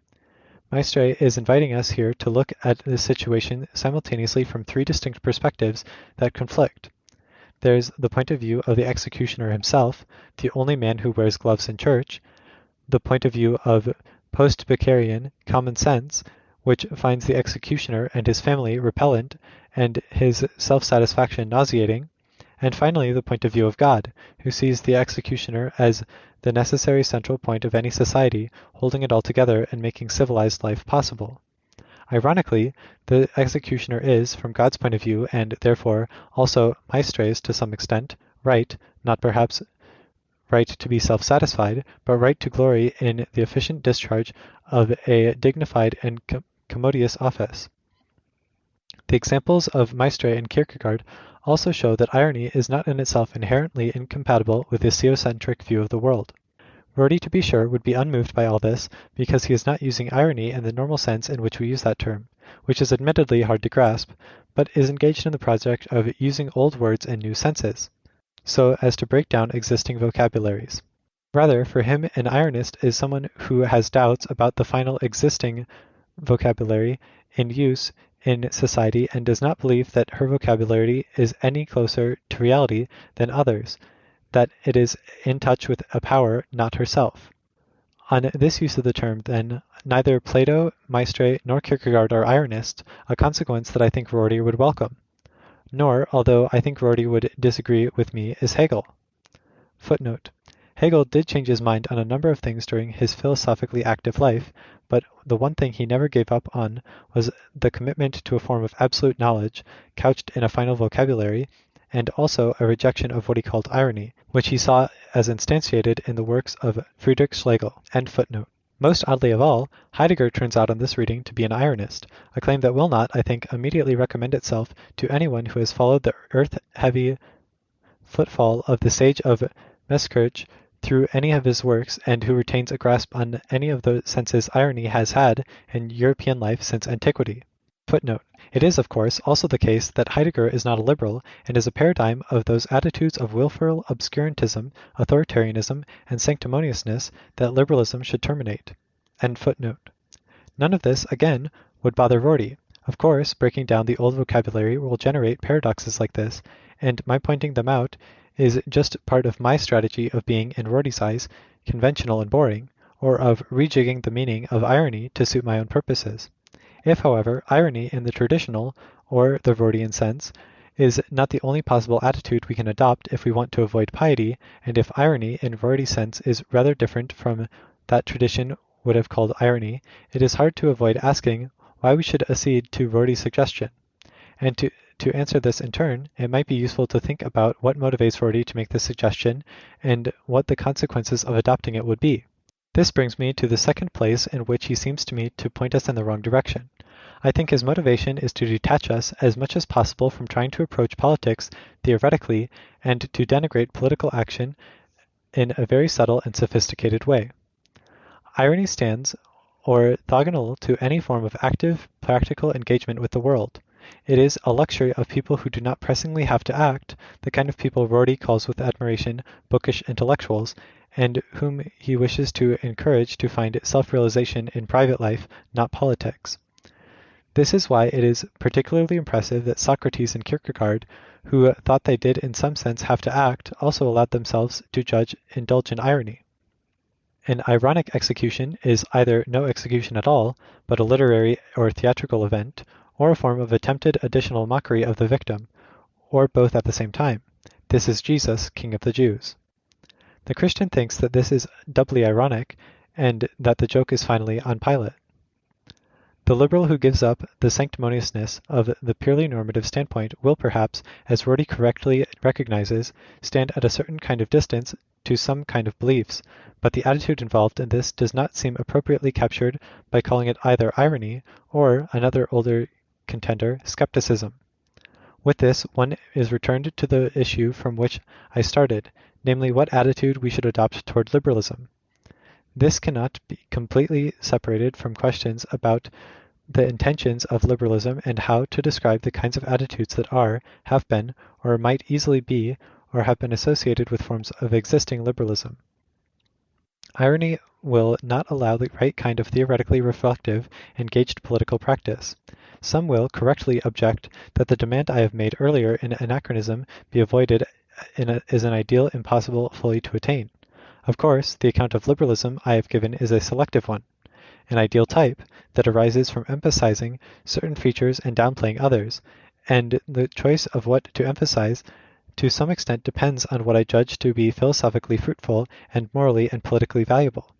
We all have no alternative but to construct the past in the light of what we take to be a viable future, but it does not follow from this that all constructions are equally enlightening, or that the usual empirical and documentary standards for judging historical accounts are irrelevant. The anti-Kantian and anti-Rawlsian perspective has, in my view, a twofold advantage. It is a better guide to liberalism as a historical phenomenon, that is, one that allows us to attain a fuller, more detailed, and more correct understanding of its history, and it is also, at the same time, provides a more promising orientation for thinking and acting politically in the future. As long as the real social, economic, and political institutions and circumstances of our lives do not change, we cannot expect to rid ourselves completely of our discontent with liberalism. Footnote. Quote, Liberalism is obviously not an ideology or an ideal. It is a very complex form of government and governmental rationality. End quote. Michel Foucault. End footnote. This might, however, even be thought to be a vindication of one strand of the liberal tradition, the strand that is action-oriented but reflexively anti-utopian and asserts that no system of either action or thought is perfect. This should hold as much for liberalism as for anything else. This kind of discontent, then, might be not necessarily an objection, but a sign of the continuing vitality of this tradition.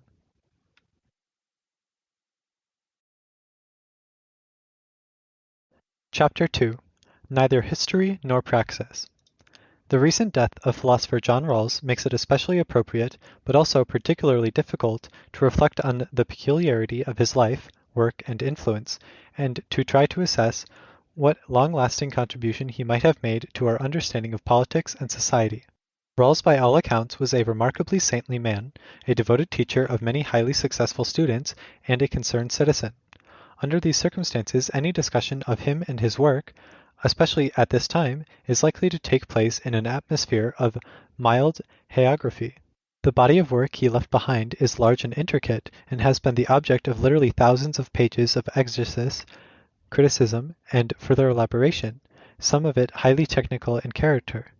Many academics have sunk large amounts of intellectual capital into mastery of the details of his position and the correct reading of it. However, precisely because Rawls was a public philosopher of unrivaled influence, natural piety should not take priority over the demands of the piety due a philosopher. Uninhibited discussion of his work and approach, and the attempt to give a global account of the status of his theory, its overall structure, and its historical location without getting lost in details. Between 1988 and 1992, Steve Pike photographed several dozen philosophers and asked each to write a brief statement describing his or her philosophy to accompany the respective photo. Most of the entries are the sort of thing one might expect to find. Philosophy is a form of self-knowledge, a way of asking certain basic questions, an attempt at systematic exercise of human reason, etc. Rawls's response takes the form of an autobiographical sketch. Quote, From the beginning of my study of philosophy in my late teens, I have been concerned with moral questions and the religious and philosophical basis on which they might be answered. 3 years spent at the U.S. Army in World War II led me to be also concerned with political questions. Around 1950, I started to write a book on justice, which I eventually completed. End quote. The book Rawls started in 1950 appeared in 1971 as A Theory of Justice. It is densely argued treatise of over 500 pages dealing with the institutional structure and the principles of distribution that ought to hold in what Rawls calls a well-ordered society. Conceivably, the autobiographical statement to Steve Pike is simply a way of elegantly evading the question, what is your conception of philosophy? But it is also just possible that Rawls thought that this description of the development of his interests threw some light on the nature of his philosophy. After all, there is a tradition going back to the ancient world which insists that philosophy and life are connected and are to be integrated in various distinctive ways. It is not just the Stoics and Cynics hold and try to defend different theories or propositions, but the life of a Stoic has a different shape of that of a Cynic. Footnote. The ancients tended to focus on one side of this integration, from the theoretical belief held to the kind of life lived. The Stoic and Cynic lives differ because of the difference in the beliefs the respective philosophers held. The 19th century added to this an increasing appreciation of the direction in which the equation could be read. Thus, in 1797, Fichte announced that philosophy one chose depended on what kind of person one was, and by the middle of the century it was a commonplace idea among the young Hegelians that a philosophy arose in part out of the reflection of the state of the world and the outstanding issues of the day, subspecie universalis. To identify what are the outstanding questions of the day is by no means a trivial task, but rather one that requires both a certain cognitive exertion and moral courage. Although this is to some extent the precondition of philosophy, the process of philosophizing itself does not merely give one answers to the questions with which one started, but can change one's understanding of what is questionable or problematic. A philosophical life is one in which reflection and the results that which it leads inform the attitudes the philosopher takes towards the world, one in which an original, relatively naive and immediate diagnosis of the times is transformed into a considered position. End footnote. This tradition is not as strong now as it once was, and in the contemporary world conceptions of philosophy modeled on mathematics, natural science, or some form of social problem-solving are more common, but the older view retains what force it has, understandably, in many areas in which ethics, politics, and philosophy touch or overlap. Footnote. No one much cares that the logician Frege was an early and ardent admirer of Hitler. After all, among other things, he died in 1925 and never took any public position on politics. Discussion of the philosopher Frege is discussion of his attempt to ground mathematics in logic, his definition of a number, his new notation for logic, or his philosophy of language. On the other hand, it seems willfully blind to overlook Heidegger's National Socialism, given his work is clearly, in some sense, intended not to provide a formal definition of some mathematical construction, but to tell us something about how to live. End footnote. Perhaps Rawls did have the modern scientific model of philosophy in mind. For whatever reason, on this model one picks a topic to work on and tries to do one's best with it.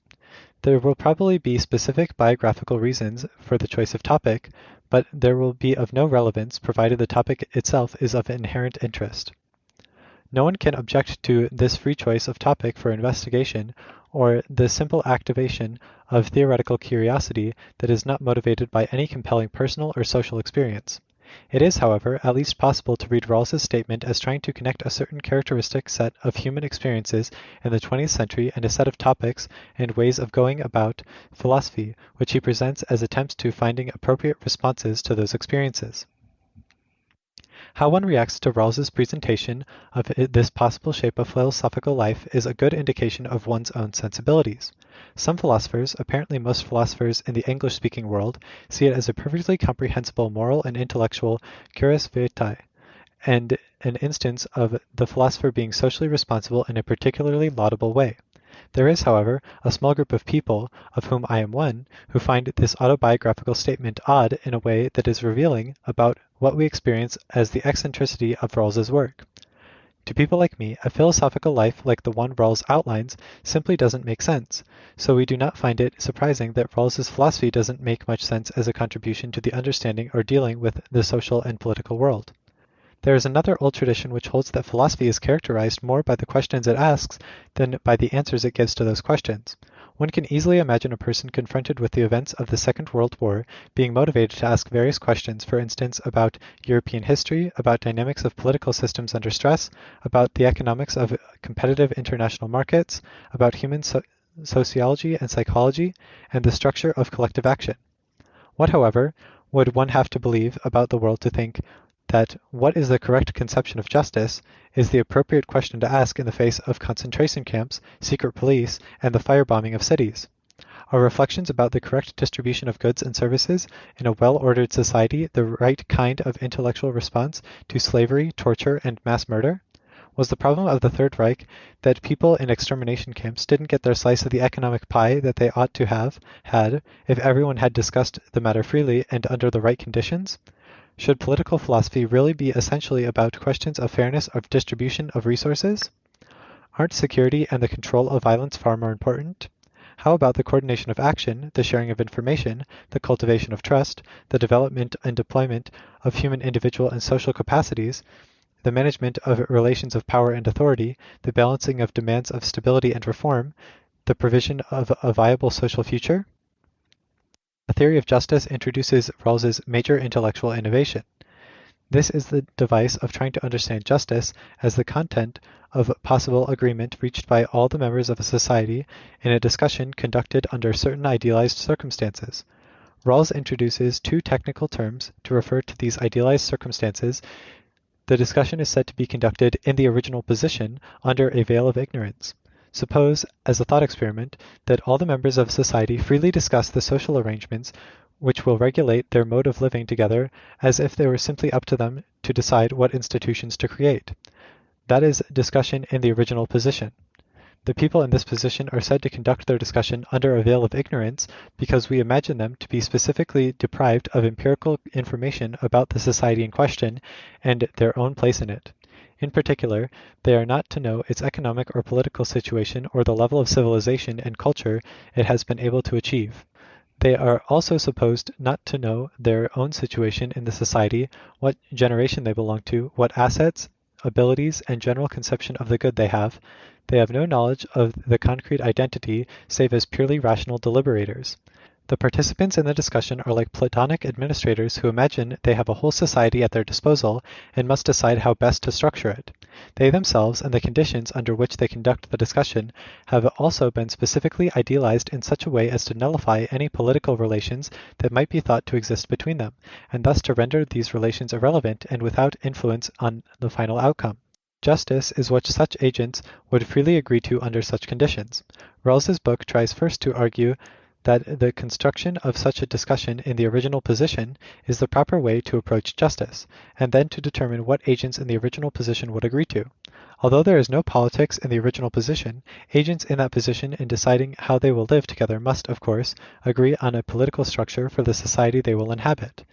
Rawls's conclusion is that in the original position, the idealized free and rational agents he describes would agree on a set of constitutional arrangements very much like those now current in the United States as a basic political framework for the society, plus a set of fairly abstract principles to govern the distribution of liberties, opportunities, and goods and services in the society. One main question is why we would have any reason to suppose that agents in such a situation would agree on anything at all. No matter how long they discussed matters, there might remain at the end different groups with different views. Footnote. The variant of this that has been most widely discussed is the differences that might remain between people who are more risk-averse and those who are more willing to take on risks. End footnote. A second question is why, even if they did agree, this decision should have any relevance whatever to us, who do have concrete identities, part of which sometimes can be of importance to us, and who live in concrete situations in a complex real world, not in the idealized world of the original position. This type of theory appeals to traditional prejudice among philosophers in favor of purity, autonomy, formalism, and abstractness. The theory certainly purports to be pure of contamination by the facts of history, psychology, economics, sociology, and political science, but it is highly questionable whether this type of abstractness is conducive to real understanding of the world we live in, and at least equally questionable whether we can have a useful practical philosophy, or even a useful set of normative rules, without such grounded understanding. Rawls's theory presents itself as egalitarian, although at any rate in original form, it comes equipped with a catch so large that it seems unsurprising that the real political effect of the theory has been close to zero. The catch, called the difference principle, specifically allows departure from equality if the resulting inequality is one that improves the state of the least advantaged members of the society. It turns out to be extremely difficult to assess in practice whether or not a certain existing inequality is or is not allowed by the difference principle. Furthermore, one might wonder whether accepting the difference principle would not, in practice, lead to much more significantly concessions to inequality than Rawls seems to expect. Finally, it is perfectly possible to find the basic idea behind the difference principle, that increasedness in the absolute standard of living of the poor can, in principle, justify great inequalities, morally very repellent. Rawls's later work moves away from the never-land of this early model with its glorification of the ignorance of agents and the original position, but never gets very far, and pays for its minimally increased connection to the real world of American politics with a significant loss of scope and theoretical power. Thus, his last systematic work, The Law of Peoples, is a treatment of international relations. He distinguishes 5 kinds of society. A. Liberal. B. Decent. Footnote.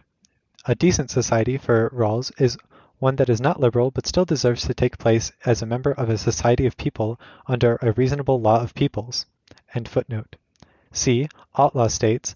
D. Societies burdened by unfavorable conditions. And E. Benevolent absolutisms. Outlaw states are those that refuse to comply with the reasonable law of peoples. Examples of outlaw states include, in the early modern period, France, Spain, and the Habsburgs, and more recently, Germany. Outlaw state is clearly Rawls's theoretical equivalent of a concept that has become one of the cornerstones of U.S. foreign policy during the past 20 years and has appeared in a variety of guises, from Reagan's proclamation that the Soviet Union was an evil empire to the very emphatic use of the term rogue state by the current Bush administration. Rawls's claim that certain non-liberal societies, decent and benevolent ones, deserve some recognition and ought to be tolerated by liberal societies is a significant and welcome advance over the strict dichotomization that seems to dominate much thinking in the U.S. government circles today. It strongly suggests disagreement with the position of U.S. President George W. Bush that those who are not with the United States belong to the axis of evil. Still, Rawls does not think that liberal societies should extend their tolerance to outlaw states. Outlaw states may not be exterminated ad libitum, but liberal states have a right to keep and deploy nuclear weapons for deterrent purposes and may attack outlaw states with military force under certain circumstances if that is unnecessary to prevent violation of human rights. This does not even purport to be a view from an anonymous universal original position, but is, even in the most superficial inspection, a specifically American political position, more enlightened perhaps than that of George W. Bush or Condoleezza Rice, but generally the same kind of thing. Of course, no one can object in principle to citizens helping elaborate the national ideology, provided it is not actively vicious, but philosophy has in the past often aspired to something more than this. Rawls's influence in the U.S. Academy grew more rapidly in the late 1970s and 1980s during a period that saw the start of a major and lasting downturn in the world economy, a significant increase in inequality in the world, and a distinct turn to the political right in most advanced Western countries. This conjunction is an extremely striking phenomenon, but one that has failed to attract the attention it deserves. As Rawls' purported egalitarian theory became more entrenched and more highly elaborated, social inequalities in fact increased drastically in virtually all industrialized countries. 4 lines of hypothesis suggest themselves to explain why Rawls's stock rows in the world moved firmly and distinctly in the direction precisely opposite to the one apparently indicated by the theory. The first is that Rawls's theory gained an attractiveness as a compensatory fantasy. The mechanism that would be analyzed by Feuerbach for the origin and development of religion. Weak humans cannot easily tolerate clear recognition of their deficiencies and so invent an imaginary agent, God, whom they endow with the powers they lack. In just the same way, fantasies about the original position become more plausible to agents the more the world demonstrates to them their inability to understand or exercise any control over its movements. This would be comprehensible and unobjectionable enough if, unlike the fiction of God, the theory of the original position actually directed us toward learning to deal with our weaknesses, but the continuing redistribution of resources from the poor to the rich indicates that it hasn't. Does one perhaps need to adopt a more long-term perspective, that of 400 or 500 years? Do we then have to adopt a similarly long-term frame for evaluating claims about a possible pure Islamic Republic, Marxism, or the Situationist International? The second line of hypothesis starts from a sharp distinction between the basic properties of scientific theories and those of a political philosophy. Scientific theories can be understood as abstract entities with relatively transparent internal structures. They use clear, well-defined concepts, and it is often relatively easy to specify what assumptions they make and under what conditions they can be applied. Thus, a certain theory might be true of absolutely pure gases and might apply in real industrial situation to the extent to which some gas could reasonably be treated as if it were pure. A political philosophy, in contrast, is not really an exclusively theoretical construction, but it also must be seen as an attempt to intervene in the world of politics. The consequences of acting on it ought thus never to be considered matters of complete indifference in evaluating it. Since, under modern conditions, proponents of a certain political theory must be in a position to argue for it in a plausible way, they will have a strong interest in presenting it to its best advantage. The image of a theory and its virtues that is projected in public debate will be unlikely to be complete in all details and may well be seriously misleading or even completely inaccurate. Since a political theory is also only in the rarest of cases the sort of thing that can be fully formalized, its advocates may in all innocence be very imperfectly aware of some of its basic structural features or their implications. In the long run, though, when a theory is widely believed and has come to inform the way large groups of people act, deeply hidden structural features of it can suddenly come to have a tremendous political impact. Thus, in the middle years of the 20th century, a series of liberal thinkers, including Isaiah Berlin, J. L. Tillman, Karl Popper, and Friedrich Hayek, developed an influential account of Jacobinism and Marxism-Leninism.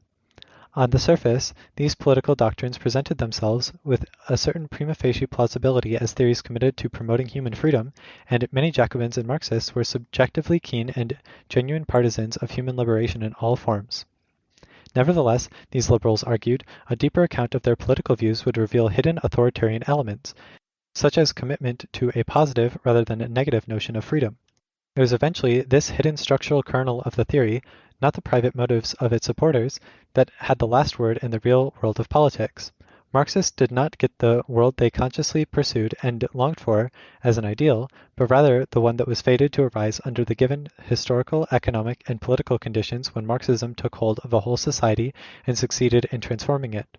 The Soviet Union, as it actually was the real content of Marx's positive liberty.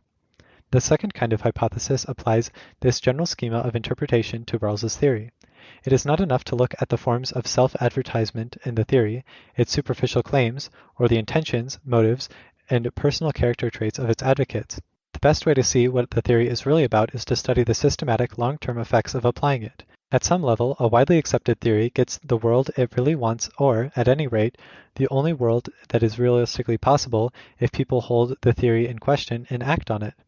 The surface appearance of Rawls's theory, its apparent egalitarian content, standing, and implications, is deceptive because the world that has arisen as the theory has established itself more and more firmly is one of increasing inequality. The liberal thinkers like Berlin, who gave their penetrating historical and conceptual analysis of Marxism in the middle of the late century, realized that understanding a political philosophy involves taking account of a wide variety of factors that have no parallel in the case of strictly empirical theories. These include hidden structural features of the theory, various assumptions the people who are going to act on the theory make, and the actual institutional, economic, and political reality of the world in which the theory is trying to allow us to intervene, even if that intervention is at the level of a mere normative assessment. Liberalism ought to have applied the theoretical sophistication which it had acquired in its critical struggle against Marxism to the task of understanding itself better in terms of these factors.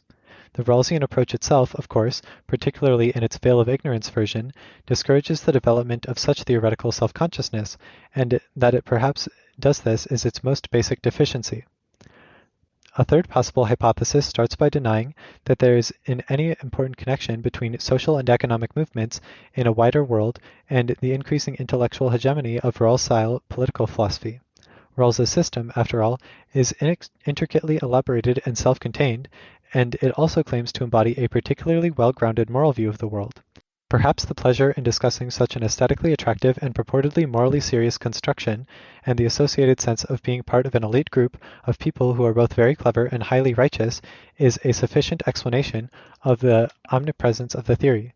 Explanations of the first or second type would be much too optimistic because they assume that Rawlsianism is potentially a genuinely activist theory, but actually it is a mere object of academic exercises.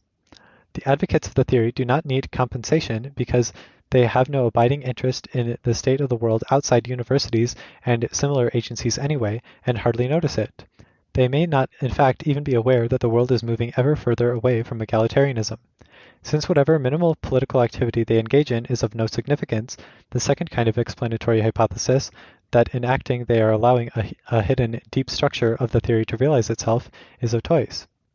The final possibility is that Rawls's theory is supposed to be a strictly normative theory, and thus only a tool for honing individuals' moral sense and judgment. They may, or may not, then use it as a guide to their action, and may or be more or less successful.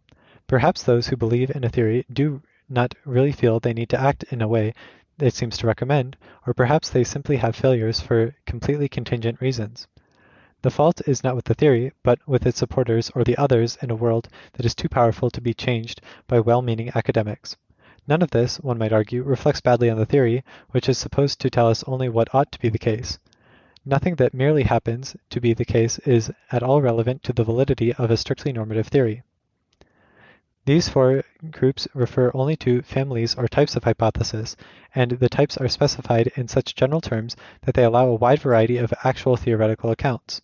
A real analysis might well be a complex story embodying compatible elements of more than one of them or for different parts of the account, but then the relation of a theory to its world is at least as complex as any of the other things history tries to enlighten us about. Footnote. Thus, one important feature that would have to be kept in sight if one were trying to understand the prominence of Rawls's views at the end of the 20th century is the spectrum of what were thought to be the possible alternatives. This is, I think, in general, a characteristic of much of the history of ideas, and one that was recognized very closely by Nietzsche, and also Max Weber. When Nietzsche says that humans would rather will nothing than not will at all, this implies that in a number of areas people would prefer to hold on to even self-evidently shoddy theories rather than have no view at all.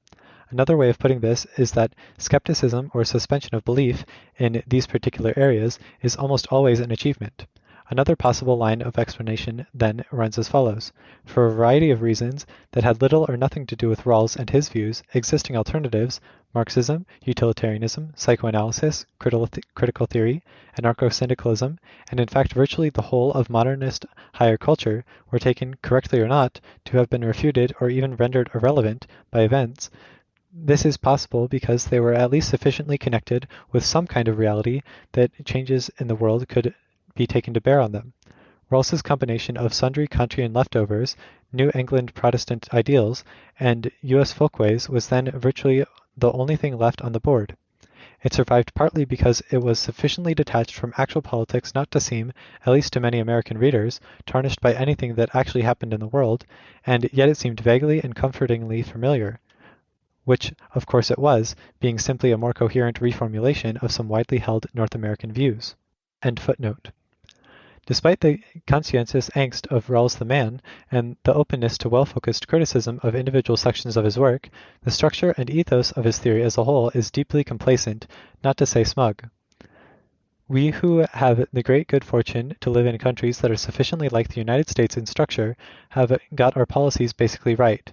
All we really need to do is fine-tune our economies in various ways, particularly so as to maximize equality, while respecting the principle of difference, and struggle against any existing outlaw states.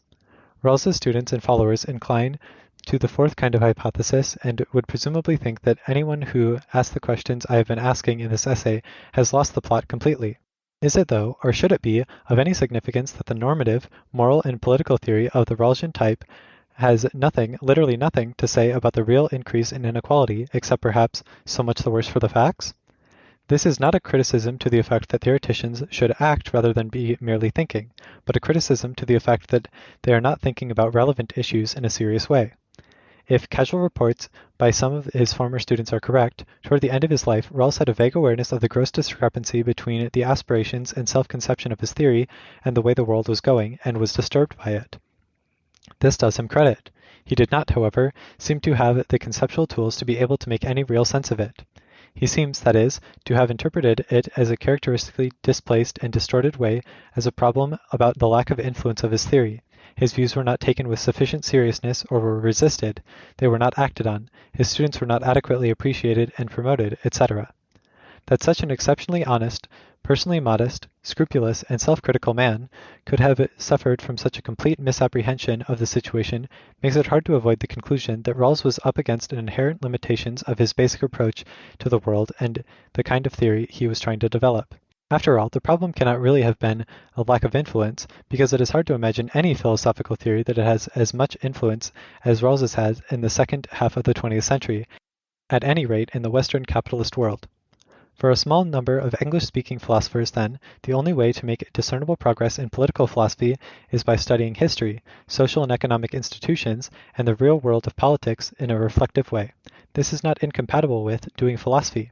Rather, in this area, it is the only sensible way to proceed. After all, a major danger in using highly abstractive methods in political philosophy is that one will succeed merely in generalizing one's own local prejudices and repackaging them as demands of reason. The study of history can help to counteract this natural human bias.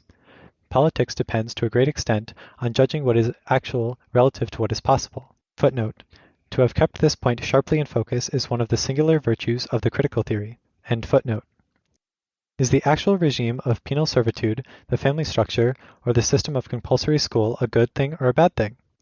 Answering these questions responsibly means thinking about them in a space organized around possible alternatives to the present existing state of affairs. However, we will have an inherently weak grasp on what is possible, and most societies are not set up so as to naturally improve this, or actively to make us aware of the possibilities we may have ignored or taken with insufficient seriousness. One of the great uses of history is to show us what, because it has in the past been real, is a fortiori possible. This can give rise to various illusions. Something can be thought to be politically possible now because it was actually existed in the past, but it may have been possible in the past because of circumstances that have meanwhile changed. This is the case in which further development of the very historical consciousness that gave rise to the problem will contribute to clearing it away. For those of us with views like these, Rawls is not a major moral and political theorist whose work self-evidently deserves and repays the most careful scrutiny. Rather, he was a parochial figure who not only failed to advance the subject, but also pointed political philosophy firmly in the wrong direction.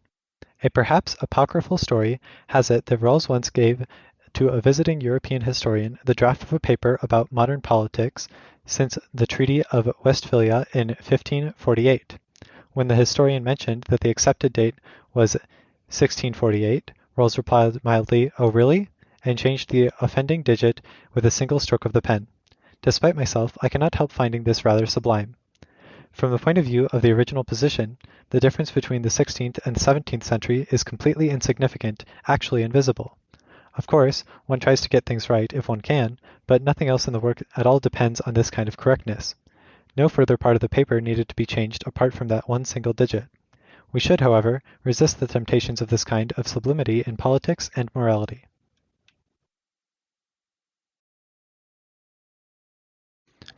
Chapter 3. Outside Ethics.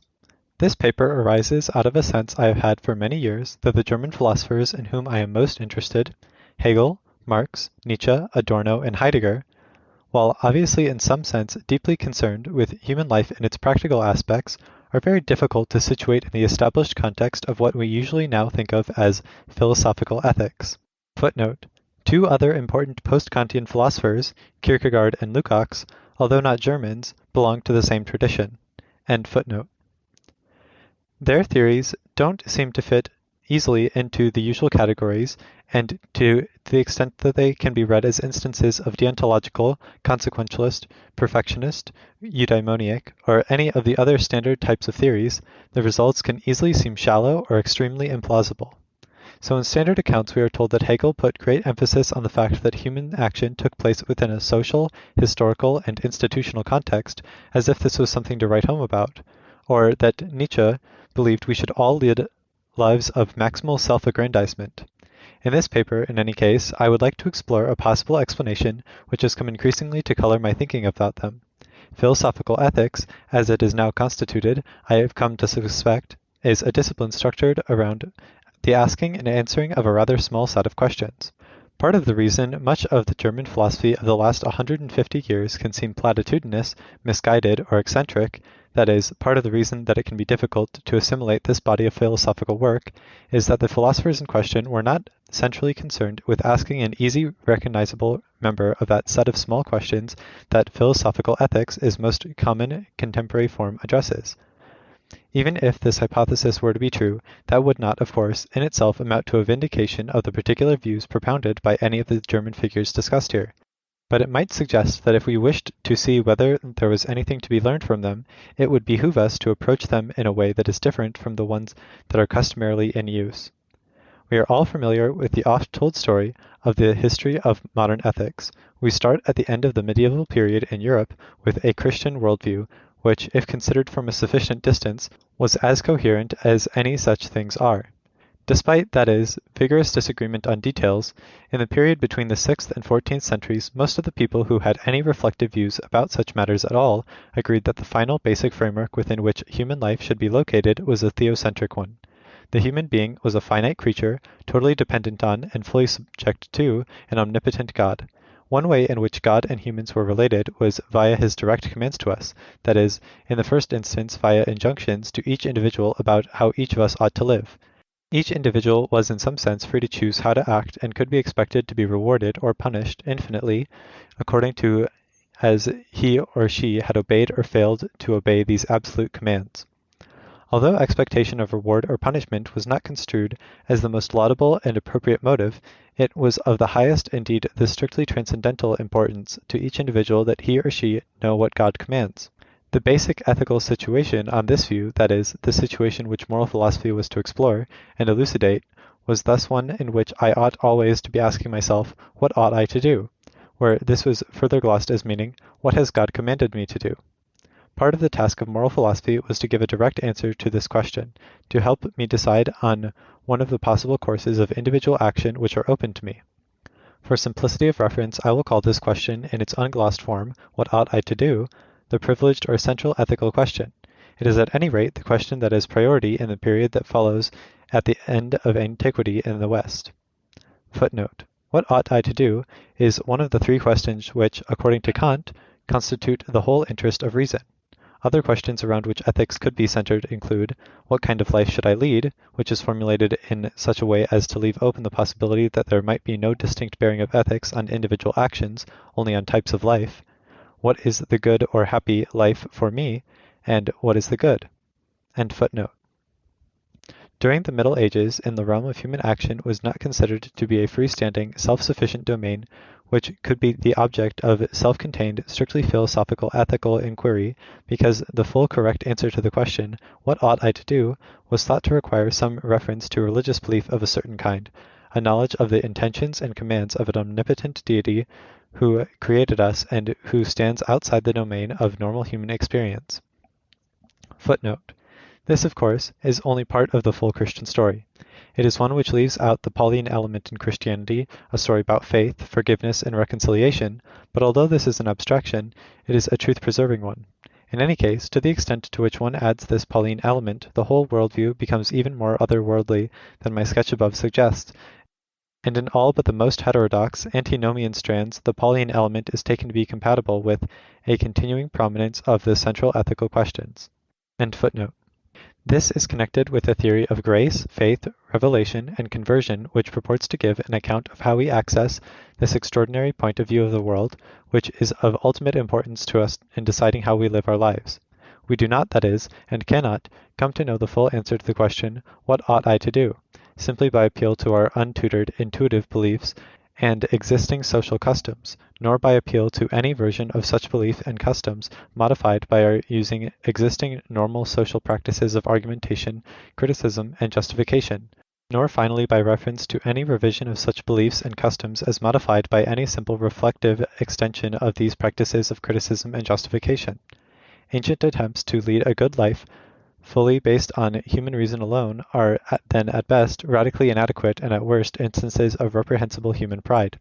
At some level, grace and revelation must represent a real break with human reason. Footnote. There is, of course, much disagreement on whether revelation merely goes beyond human reason or actually contradicts it in its common employment. That is, whether human reason by itself merely gives an incomplete answer to the question of what I ought to do, or a completely incorrect one. For the purposes of this paper, these disagreements are immaterial, although I should not perhaps fail to note that my view of historical Christianity is closer to Augustine's than Thomas Aquinas's.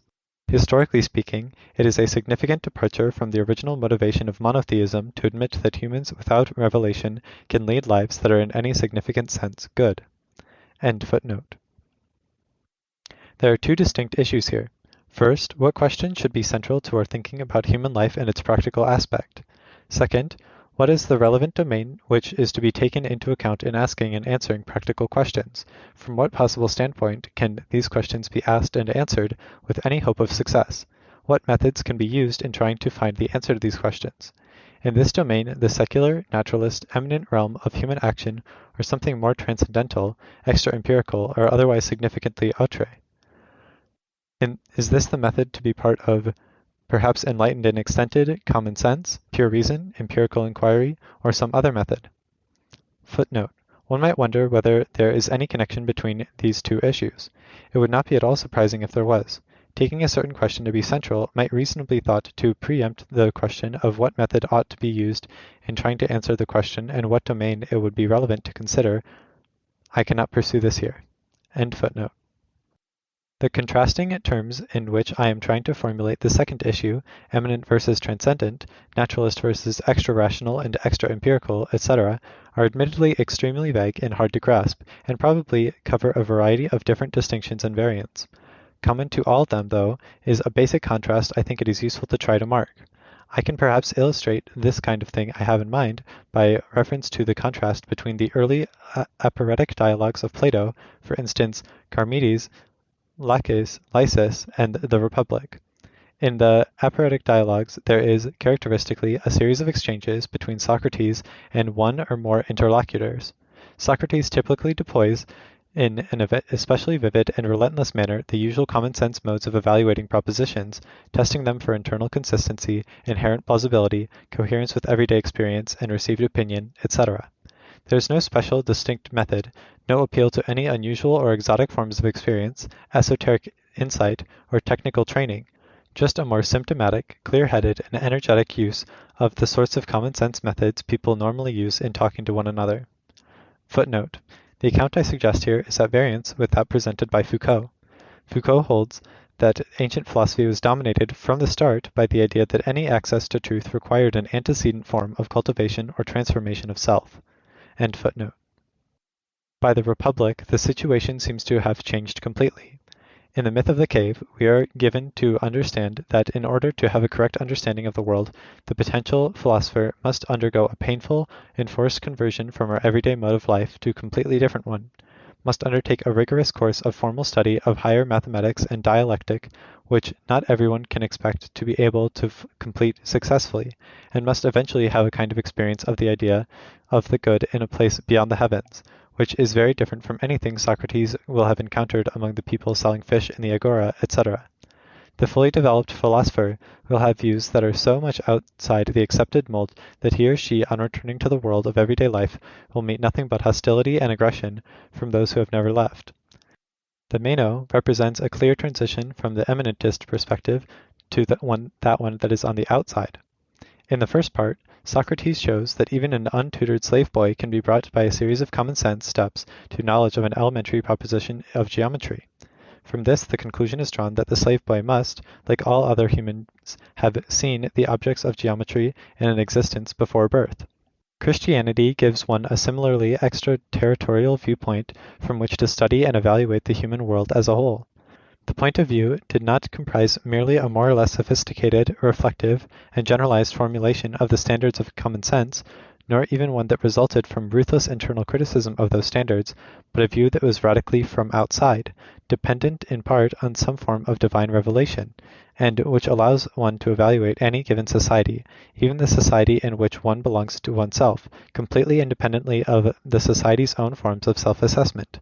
In principle, the Christian can reject any society, and even the world as a whole, mundus or saculum, root and branch. From the Christian point of view, even if per impossible pagan Rome had instantiated perfect infinite justice, it would still have been a pestilential swamp of human sinfulness, its greatest men inherently and irredeemably inferior to the most humble Christian.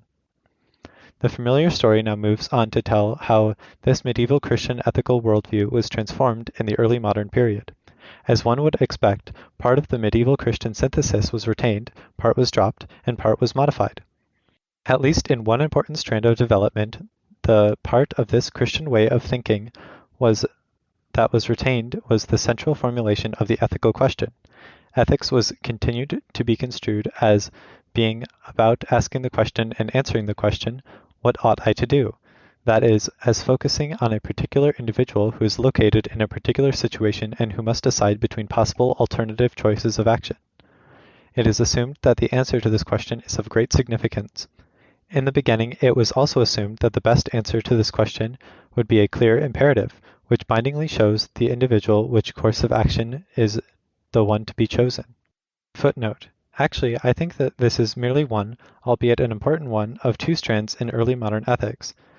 The other is a strand that descends not from Christianity, but from international diplomacy, and is centered on finding general rules and procedures for governing the relations between political entities, especially states. Part of the appeal of Kant is to combine the two. The answer to the question what I ought to do is to give myself a potentially universal rule or law of action. End footnote. What is, by and large, abandoned is the theocentric framework. Rather than seeing human life as a terrestrial spectacle, open on all sides and fully encompassed by the divine presence, a play in which each actor must constantly consult a non-secular authority in order to be sure he or she is moving within the outlines of the divinely intended script, human action forms a self-contained, secular realm within which the central ethical questions can be asked and answered. Instead of a theologically based moral doctrine, philosophy takes over the task of elaborating responses to the basic ethical question that are independent of theological dogma. Philosophers disagree, to be sure, about the source and exact content of ethical injunctions, that is, about what will replace the God of the traditional Christian scheme, but not that the replacement will be something non-theological, eminent, and secular, the mode of access to which is not radically different from, or wildly beyond, our everyday experience. One widely favored candidate is reason, but there are others. Eventually there might be consensus among philosophers on the reasonableness of softening slightly the imperative character of such ethical directives. Perhaps they're mere recommendations of what is best in a particular situation, rather than strictly and uniquely obligating commands. And perhaps there are complex or hard cases to which there's no unequivocal answer, and these shifts may seem as further progress down the path of a fully secular, freestanding, self-contained ethics. With secularization, the ethical realm is construed not merely as freestanding, but also in some sense all-encompassing. I can and must ask the basic ethical question in any context in which I find myself in which action might be called for. No domain stands outside the scope of ethics. It is perhaps difficult to formulate this claim to all-encompassing universality in a clear and correct way. One thing implicit in it is that there is no separate religious or other realm that impinges directly on human life and action, and yet is not subject to ethical evaluation on the same terms as everything else. The Abraham of fear and trembling, that is excluded. Similarly, there is no realm of habitual or traditional action that is exempt from ethical interrogation. Footnote. That this is a late historical development is emphasized by Horkheimer. End footnote.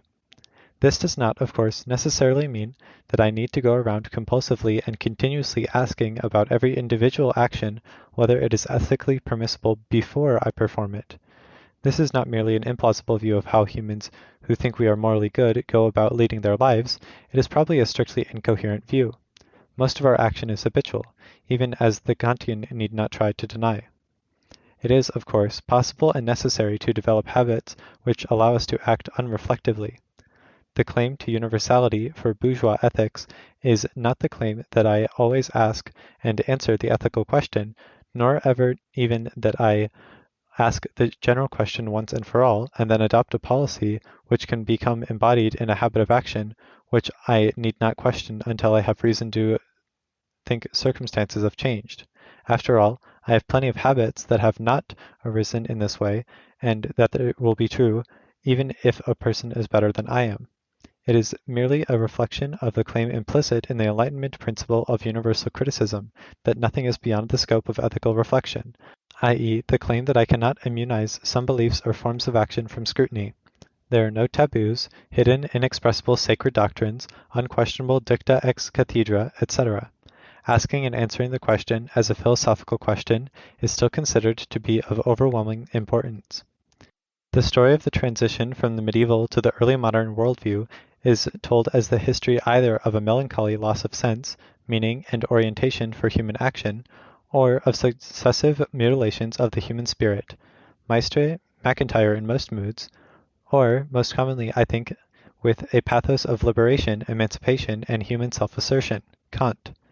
With whatever evaluation, whether positive or negative, there is widespread agreement that these are the terms in which we should see the modern predicament. In our societies, serious-minded people continually ask the canonical modern ethical question, what ought I to do? In principle, about all the situations in which they might be called upon to act, and they expect some kind of enlightenment about the possible answers to this question from an autonomous philosophical ethics established as a discipline devoted to giving such answers in purely secular terms. Getting the right answer to this question is still thought to be one of the most important things in life. I am not myself, for the purposes of this paper, terribly interested in whether the above sketch is plausible as an account of the history of ethics from, say, the 12th to the end of the 18th century.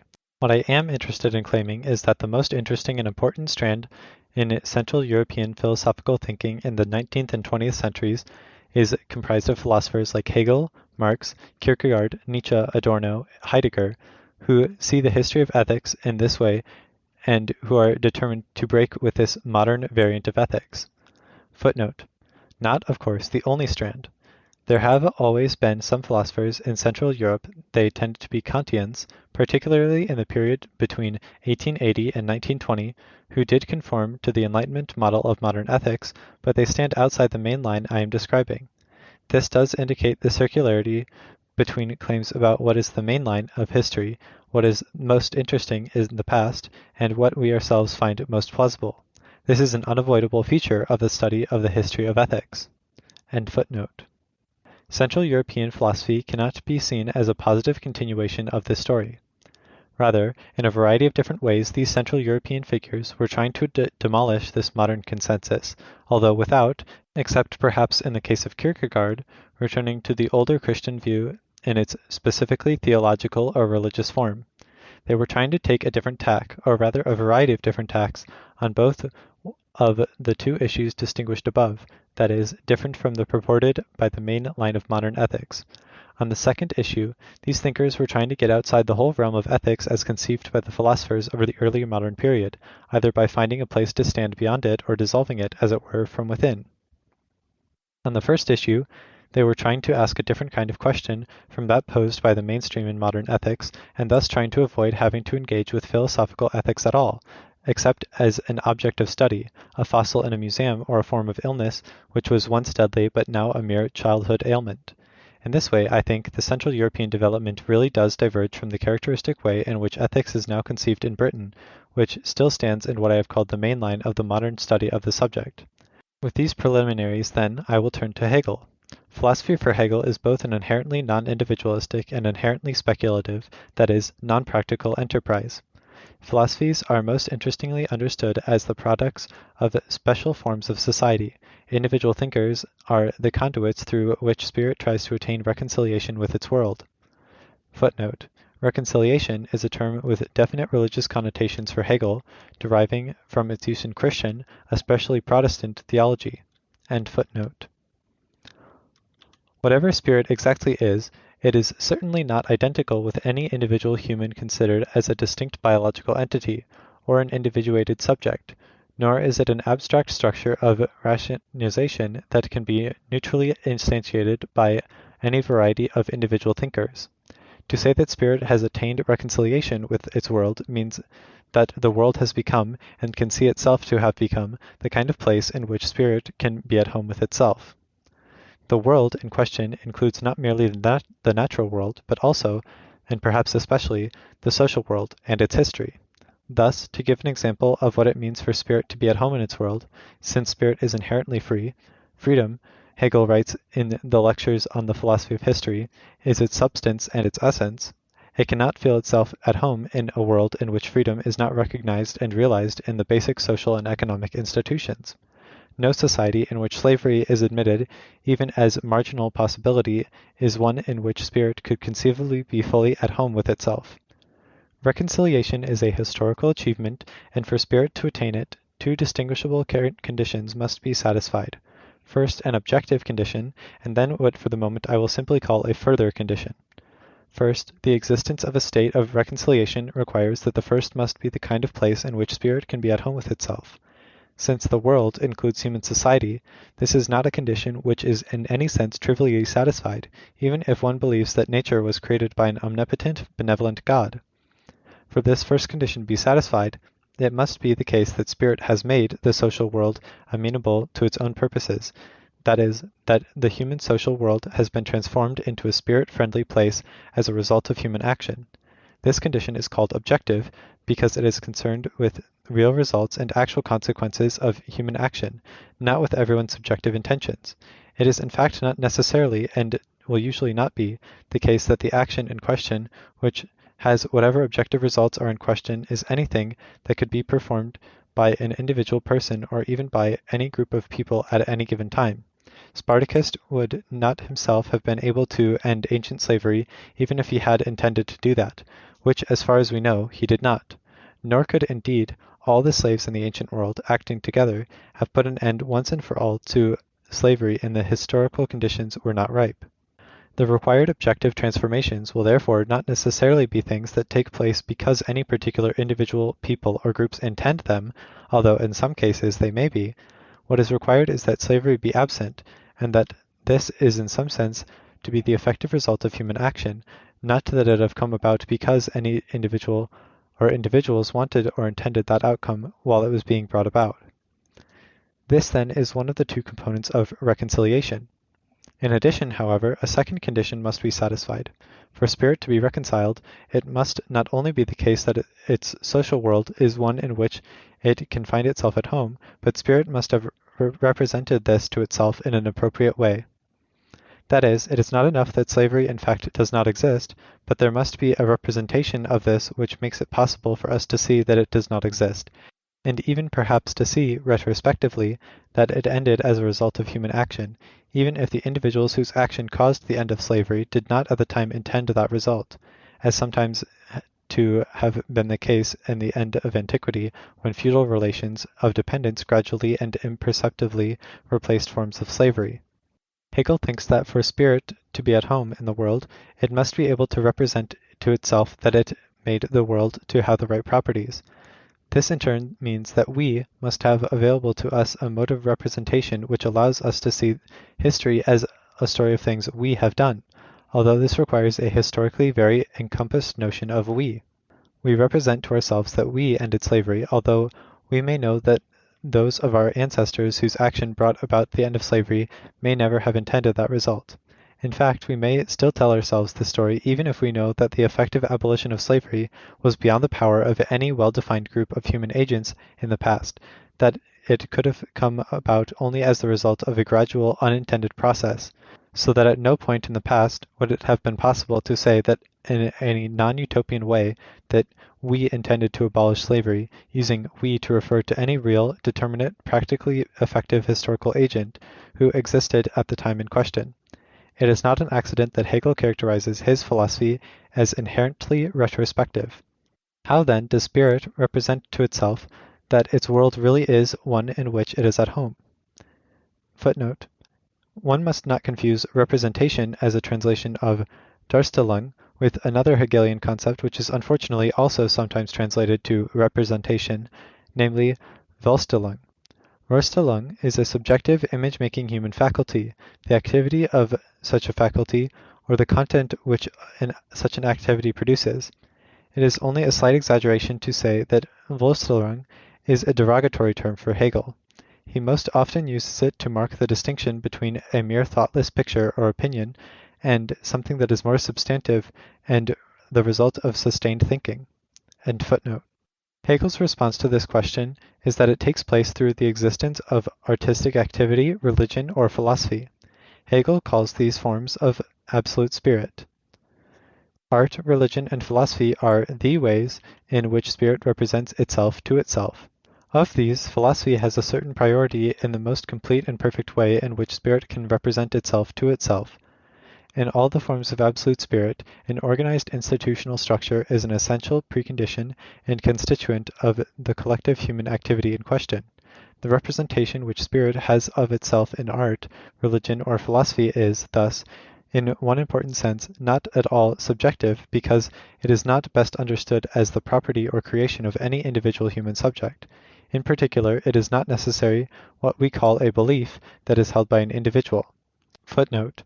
Of particular importance for this whole complex of issues is, I think, Hegel, Works in 20 volumes, volume 13, 373 to 376, which discusses the phenomenon of the objectivity of a form of artistic representation. Art must in one sense be seen as the way in which the subjective and objective are reconciled, but the form this takes cannot be one that has traces of the individual subjectivity of the artist. To put it paradoxically, it is a kind of objective subjectivity that finds expression in the successful work of art. This idea is that art is the locus of an object subjectivity is a 19th century commonplace. See similar discussion in Nietzsche. In general, I think the study of Hegel has suffered much from the neglect of his writings on aesthetics, which are a treasure trove of perspicuous insights into his central philosophical views. End footnote. To say that complete reconciliation has been attained, i.e. exists and is represented, is, for Hegel, to make a claim about a certain historical time and what has actually taken place at that historical time. It is to say that at that time society has attained a certain state of freedom, and that a form of organized philosophical activity existed in which that freedom was adequately represented. To be sure, philosophy, the thinking of the thoughts that constitute reconciliation, will be an activity performed by one or more individuals, and it in one sense will not be adventitious that it thus operates through the activity of individuals, but it will be essential to this activity that it take place as part of a peculiarly self-referential social institution, and the relation of this process of reconciliation and representation to any particular individual will be almost entirely fortuitous, a matter of no philosophical or moral significance. No individual can by his or her own actions act as to make the world rational and amenable to spiritual comfort, just as no ancient politician could by his powers have abolished ancient slavery, nor could any individual modern thinker by any amount of individual effort and ability have developed a mode of representing the modern world which allowed its inherently spiritual friendly structure to manifest itself adequately. Philosophy, even in the modern age of moral and social individualism, is a collective, institutional enterprise. Footnote. In fact, in one respect, modern philosophy is even more institutional than its ancient predecessor, in that it no longer is a mere private art, but a subject of required instruction for civil servants. End footnote. An ought, in these circumstances, would not be very sensible. To be more exact, the speculative philosophy of right does reveal to us at the foundation of all things something which can be in some sense be expressed in a linguistic form that it makes sense to seem like an imperative, and if one wishes to call this imperative categorical, although I assume that Hegel himself would have preferred to call it absolute. This imperative, however, has a radically impersonal form, let spirit be, or let spirit realize itself, and is not directed at any individual human person, at any of us in particular. It couldn't be an imperative given to us directing us to do something, because what it enjoins is beyond our capacities. Just as no individual can by his or her own efforts abolish slavery, so no individual can realize spirit, and presumably ultra passe nemo obligatur. More importantly, however, Hegel's doctrine of the cunning of reason implies that there is not anything any of us could conceivably do that would fail to contribute to the self-realization of spirit. Let spirit be is more like an inherently teleologically structured conatus of the world and history than like a genuine imperative. It is not an injunction directed at any individual human agent. For Hegel, the realm of objective spirit is the realm of human action, guided by will. This sphere is absolutely essential for human beings. We cannot live, nor can spirit realize itself, unless finite human actions act on their projects, and realize them in the external world. But it is also radically deficient, not at the kind of place in which spirit can find the final satisfaction of its inherent needs. Objective spirit as a whole requires the existence of absolute spirit, art, religion, and philosophy to give it final substance, stability, and warrant. In particular, this seems to mean that the Hobbesian project of a stable, inherently secular state is doomed, and that a stable modern European state will require either the art religion of Catholicism or the cultivated Protestant conscience as a necessary support and source of legitimacy. Again, this is a systematic claim about forms of society, not a claim about the psychological necessities or desiderata of individual life. Hegel, to be sure, held that just as religion in some sense supersedes art, philosophy supersedes religion. One might wonder, and indeed various left Hegelians put this point forcefully, whether this view does not imply that philosophy could in the future take over the role of religion in providing a warrant for the state. Hegel explicitly and, as it were, exoterically denies this, stating repeatedly that the state rests on the religious sensibilities of its members, that religion is the substantiality of the state, etc. But perhaps he was being politically careful, canny, accommodating, or inconsistent here, or perhaps he is conforming to his own dictum that philosophy is always timed grasped in its concept, and is describing only the present necessities of the 1820s and 30s. Needless to say, there might not limit the possibilities of the late 1840s, not to mention the early 21st century. However one unravels this knot about the relation between philosophy, religion, and the state, what is clear is that for Hegel there could be no direct movement from a speculative philosophical warrant for the state to any interesting, philosophically distinctive answer to the question, what ought I to do? Philosophy, as Hegel puts it, always comes too late. In the slightly brutal form in which Hegel states it in its most highly elaborated and public formulation, if you want to know what to do in some particular situation, consult your local authorities, judge, policeman, rabbi, imam, or priest. Asking the philosopher is pointless. It is not the philosopher's job to tell anyone what to do, resolve conflicts or dilemmas, make us aware of new duties, or invent new ways of acting. This, I take it, is not merely a rejection of what used to be called casuistry as a proper task for philosophy.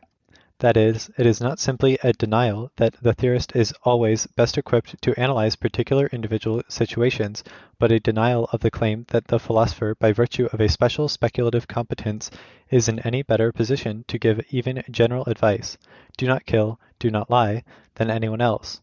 In his Philosophy of Right, Hegel presents the outline of a structure of objective spirit, of the rational institutions within which spirit can find as much reconciliation as possible in the realm of human action, as opposed to the realms of art, religion, and philosophy, and Hegel points out that one can, if one wishes, associate with each feature of such a rational state a corresponding duty. However, the set of duties one can extract in this way has extremely limited significance. It is important to recall that Hegel's general philosophical approach is an assimilative one.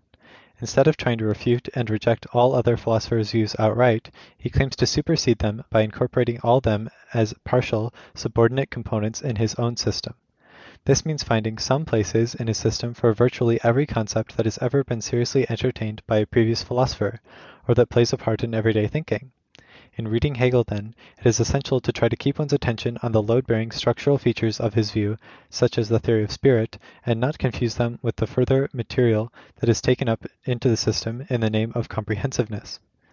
The fact that Hegel says that one can read part of his Philosophy of Right as a doctrine of duties, then, doesn't in itself mean anything, except that he believes that he can find a place for duty, just as he can find one for physiognomy, the philosophy of Jacob Boehme, Zoroastrianism, oracles, fate, animal magnetism, and sundry other bits of historical detritus. What is important is not that his system contains things that can be construed as duties, but that he thinks that construing these features in that way is derivative, abstract, partial, and subjective way of looking at them, which does not give you the proper philosophical understanding of them. In addition, these duties do not form a consistent system, but will constantly clash with each other, so knowing about one's duties won't always give one guidance for action. Finally, discharging these duties is not in any case the highest vocation of the human spirit, but is subordinate to the development of art, religion, and philosophy, although the form that this subordination takes is not one that imposes on any individual anything like an obligation to participate in artistic, religious, or philosophical activities. The duty aspects of these features, their potentially coercive relations to the subjective moral psychology of individuals, is not central to them. Footnote. I have been emphasizing aspects of the Hegelian philosophy that later figure prominently in the so-called right Hegelian school, but I should note that even if I were to take one significantly more left Hegelian reading, or that for matter, a Marxist reading, that would not affect the particular point at issue here. In this I believe I differ from the view of Wood in his excellent 1990. End footnote. One might wonder whether Hegel could not be assimilated to the view I was describing to the main line of ethics, as represented by, say, Kant or Bentham. That is, whether the outside point of view from which Hegel's philosophy proceeds was not really outside our everyday life. As I have tried to emphasize, outside can mean a number of different things. Not secular, not naturalistic, not eminent, non-empirical, non-rational, outside common sense, etc.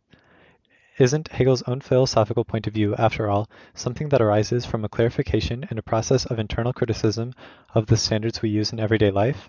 Doesn't that make it, in some sense, merely a conservative extension of common sense? The correct answer to this, I think, is no, because Hegel is deeply committed to the view that philosophy is not an extension of common sense, but common sense turned upside down, stood on its head. The first precondition to understanding his view is the ability to leave behind the use of the faculty which is all-pervasive and correctly deemed to be omnipotent in everyday life, the analytical power of the understanding, Verstand, quote, the most wondrous and greatest, or rather the absolute power, end quote, and activate another faculty, Vernunft. Entering the realm of Vernunft is abandoning the world of common sense, everyday rationality, the formal rationality of mathematics and scientific rationality, in our sense of science, completely. Footnote. It is one of the basic sources of difficulty in Marx that he never seems to have been able to get clear about whether his own doctrine was a version of Hegelian Wissenschaft, i.e. activation of a cognitive power which, like Hegel's Vernunft, was radically different from our everyday understanding of whether his view is simply a more clear-headed extension of everyday experience, like the empiricist account of natural science. I note that even those in 20th century Marxists who were keenest to distinguish Marx from Hegel, those influenced by Althusser, need to introduce such a distinction, although given their own essentially rationalist conception of science, they can draw the line of what they call coupure epistemologique, between everyday experience and science, rather than between Verstand and Vernunft. End footnote.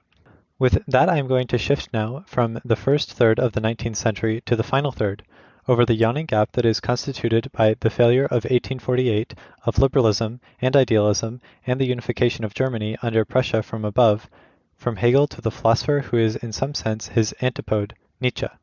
For a variety of reasons of varying quality, Nietzsche rejected the traditional conception of a philosopher as a person who developed a settled and systematically interconnected set of views on fixed problems and who derived from these a way of life which he instantiated.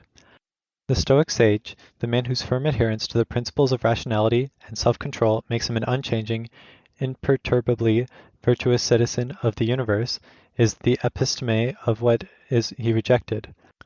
Rather than being a sage, Nietzsche tried to see himself as a Frankterer, sometimes adopting one poser mask or another, e.g. the free spirit, but priding himself on not being fixed. To be a philosopher is not to have an unchanging final opinion or way of life, but to be able to move smoothly between a variety of different worldviews and ways of living. Footnote. One can wonder whether one can consistently hold this view, just as one can wonder if one can be a consistent skeptic. Adorno remarks that all thinking is exaggeration, which remark is itself presumably an exaggeration intended to remind us that exaggerations can direct our attention to important features of the world that would otherwise be overlooked.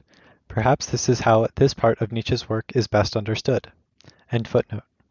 He did not, of course, present this as an ideal for everyone, or indeed for every philosopher, but only as one he wished to instantiate. He famously remarked, "This is my way, what is yours?" This means one can adopt two distinct approaches to studying his philosophy. First, one can consider the project of being thus flexible, never being tied to a single opinion, having only short habits, i.e. habits of the short duration, etc. Second, one can study one or more of the individual masks he adopts and then puts aside. I will be taking the second of these approaches and considering one such strand that can be found in his work, although there are others one could equally well examine. The question of which the real Nietzsche is one he himself would have rejected.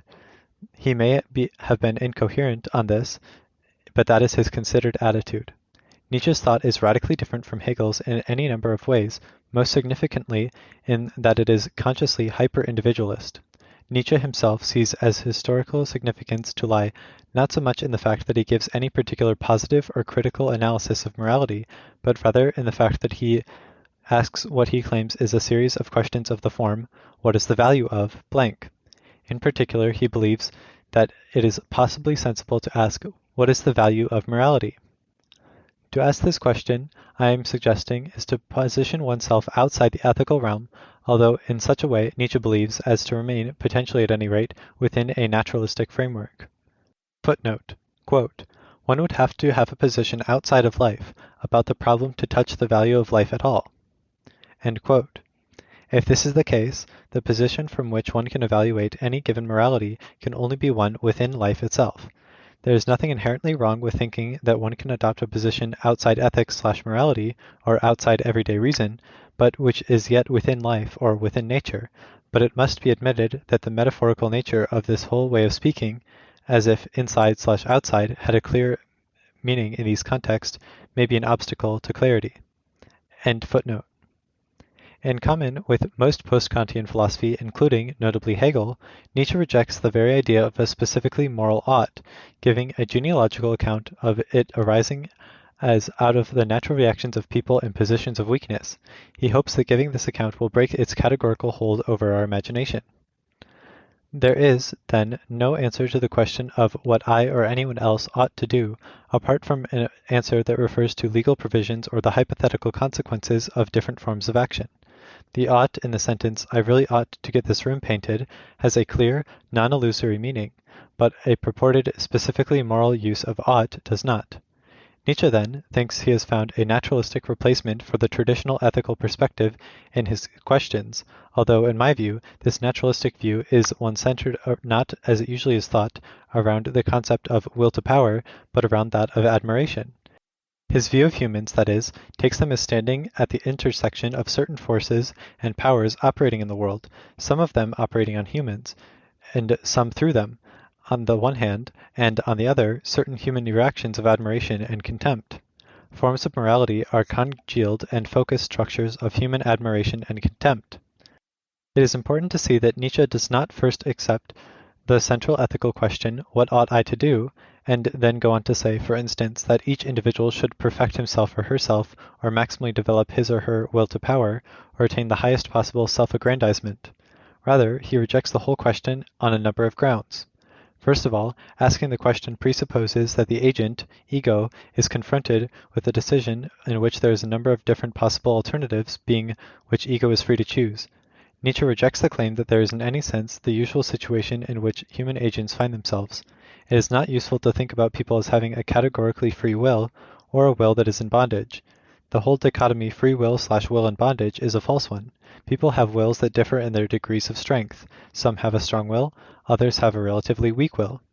If you are the right kind of person, one who has a strong will, you will not be terribly concerned with the question of what you ought to do. You will, to be sure, be looking for objects of appropriate commitment, Hinbung, Beidung.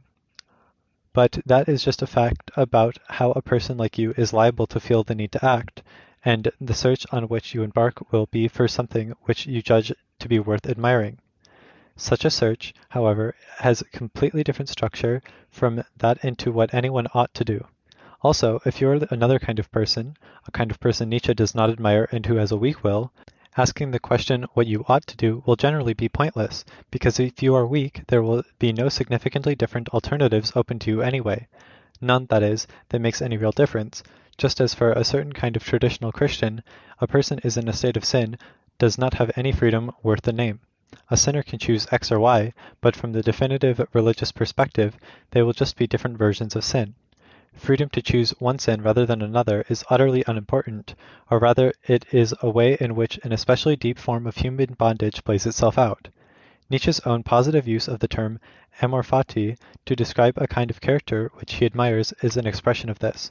To love one's fate is not something one ought to do, but something people sufficiently admirable will, in fact, do, and others will not be able to do, and in that ability and inability will lie the grounds for admiring them or despising them. Nietzsche and Hegel, then, each in their own way, try to change the question which is at the center of modern practical philosophy. What ought I to do? Hegel and Nietzsche do not, of course, construe the shift they propose merely as an unmotivated change of topic, or as the sort of thing that takes place when, say, fashions change, or when fatigue and the desire for novelty are the driving forces. Rather, the change is, they think, motivated by a view about the deficiencies of the old orientation, deficiencies which they describe and analyze at length in their work, and by the possibilities of a new kind of inquiry.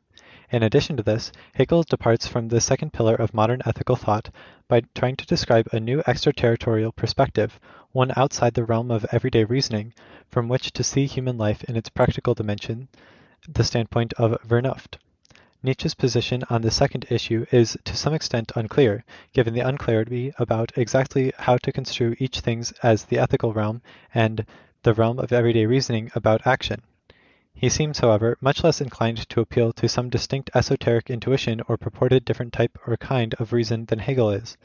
At least in most of his works, he speaks as if it were some natural extension of the usual empirical, scientific, and historical forms of understanding that undermines the pretensions of ethics as usually pursued, primarily the pretension to have something of importance to say in answer to the question, "What ought I to do?" The general line of argument I have been trying to trace showed continued vitality in Central and Eastern Europe well into the second half of the 20th century. Adorno held that advanced societies in the modern world were closed, total institutions that were radically implicated in evil. In such societies, no action could be, as it were, fully innocent, and consequently demands that philosophy be connected with any kind of injunction to perform specific actions are themselves both forms of repression and an incitement to evil. Any attempt on the part of the individual to consider what he or she as an individual ought to do is a completely pointless exercise, and the only possibility remaining to us is to continue to reflect on the infinitely complex and subtle ways in which the falsity of the world as a whole poisons the possibilities of genuinely beneficial individual action and individual happiness. All that is left to us is a doomed attempt to maintain shreds of our subjectivity and spontaneity before they are finally crushed, like everything else, and to cultivate reflection so as to understand as fully as possible the complex structure of the evil in which we are necessarily implicated, no matter how we act. Beyond that, we can have only a messianic hope for in the total transformation of society in which we live. This hope, however, would be for something that might come from outside the present and change our world utterly. That is, it is a hope for something that cannot even in principle be brought about by anything we could do. If anything we do, even the passive resistance we can muster to the forces of conformism, does in fact contribute to a messianic future, that contribution will be an indirect one in the long term about which we can now know nothing. What motivates us to try to see our social world as a whole from the outside is a combination of a holistic theory of society and the direct experience of certain kinds of exemplary evil, Auschwitz, or rather of discrepancy between the technological capacity we have to turn the world into a paradise and the actual use we could make of that capacity produce Auschwitz or California. If the world as a whole is an interconnected totality and Auschwitz is an integral part of that totality, we are strongly motivated not to remain within even the most widely based and reflectively developed version of the everyday moral consensus that is the basis of our social life. Adorno's epistemological position seems slightly different from Hegel's in that he claims a continuity between his own speculative construction of modern society and common sense. The possibility of such a view of society as a whole from the outside is given through certain forms of experience of art which present the utopian image of a world that is radically different, although, given the nature of the world in which we live, that image can only be a negative one. Footnote. Despite the appeal to experience here, it would, of course, be a complete mistake to assimilate this position to empiricism as it is usually understood. End footnote. The experience in question, however, although not absolutely different from ordinary everyday experience, is not amenable to an empiricist analysis. The strand of philosophizing I have described takes its most radical form in the philosophy of Heidegger. The young Heidegger was a Christian religious thinker who stood in the tradition of negative theology, and thought that the vibrant, living faith of primitive Christianity, which was a way of life, not a set of doctrines, was calcified and distorted by being pressed into pre-existing intellectual schemata of Hellenistic philosophy. As Paul emphasized, the Christian message was folly to the Gentiles. It was thus, on Heidegger's reading, completely impossible to grasp the Christian faith and message in the categories of Greek philosophical thought, and a fortiori those of the Roman and later European successors. The way back to something like the aboriginal faith is by destroying the wisdom of the wise, i.e., via a self-destruction of all forms of philosophical thought. Footnote. In 1971, Karl Lowith, who had been Heidegger's assistant just before World War II, told me that at the time Heidegger repeatedly referred to himself, both in public and private, as a negative theologian interested in completely demolishing the pretensions of human reason. End footnote. The substance of Heidegger's thought changed in two ways over his long lifetime. First, he lost his religious faith. Striking enough, this seems to have had no influence on his basic philosophical project, although one might easily have thought it one thing to destroy human knowledge to make room for religious faith, but quite another to make tabula rasa of human reason in the interest of an empty place where faith once stood. Second, his study of the pre-Socratics convinced him that much despised Hellenistic philosophy was itself a degenerate form of thinking which distorted an original vital Greek experience of being just as much as it perverted and falsified original Christianity. To some extent, this pre-Socratic Greek experience of being would come to stand in the place which Christianity earlier occupied as an object of rehabilitation to which access could be had only through destruction of the traditional forms of philosophical thought which it perverted, the whole of Western philosophy and all modern forms of conceptual thinking. There was, however, despite these continualities, one major shift in Heidegger's way of proceeding philosophically. His constant goal was the permanent disabling of philosophy and thus also of any philosophical ethics. In the early period, this took the form of the victory of the cross over the wisdom of the wise, later the victory of preconceptual experience over any form of conceptual thinking. The early Heidegger thought that this goal could be attained by thinking through transcendental philosophy to the point at which it would itself dissolve itself. This is the project of Being in Time. The second part of this work was supposed to show how the quasi-transcendental framework developed in the first part turned itself inside out and showed itself to be a perverted illusion. Heidegger never finished the project to his own satisfaction, and his account of the reasons for this failure amount to a recognition of the power and internal coherence of the project of conceptual thinking. Once one gives any house room to the concept, there is no way back. A complete destruction of the tradition and of all forms of philosophy would have to proceed in a different way from that envisaged in Being in Time. Thus the late Heidegger's work is more devoted to etymological speculations, interpretations of works of art, and various kinds of incantatory, non-discursive writing, all intended to break the hold the conceptual has on us. Footnote. There is one further aspect of Heidegger's search for an alternative to philosophy. In addition to primitive Christian faith and pre-Socratic experience of being, there is a strand of German poetry, particularly the poetry of Hölderlin, but also that of Trakl, Konrad Fernrad Meyer, Rilke, Stefan George, Gottfried Benn, and others, that becomes the object of his interest as a possible source of non-philosophic conceptual way of being and saying. End footnote. Heidegger, then, thinks that all forms of philosophizing, especially anything that can be seen as continuing to ask the transcendental question about a framework for human thought or action, are signs either of inauthentic existence, early view, that is, of trying to run away from and hide oneself in the fact that human life is radically ungrounded, temporal, and finite, or the forgetfulness of being, later view. That is, to do philosophy at all, particularly transcendental philosophy, is to show that one is living in error about what it is to be human, where that error is both cognitive and quasi-moral. Heidegger sometimes calls this state die Irre. So simply to ask the questions, what are the conditions of the possibility of blank, or what I ought to do, is to show that you are in such a state of cognitive and moral error or derangement, inauthenticity or forgetfulness of being. From the early Heidegger, it is the experience of extreme anxiety in the face of my own death that can bring me to see life and the world as a whole from an infinite distance, and to realize that everyday life is deranged and delusional because inherently constituted by a denial of this anxiety and what it reveals. In the face of my confrontation with this anxiety, the ought becomes irrelevant. The state Heidegger diagnoses as one of forgetfulness of being is one from which, as he puts at the end of his life, only a God can save us. To ask "what ought I to do?" as a philosophical question is to assume that there could be some authoritative answer to that question.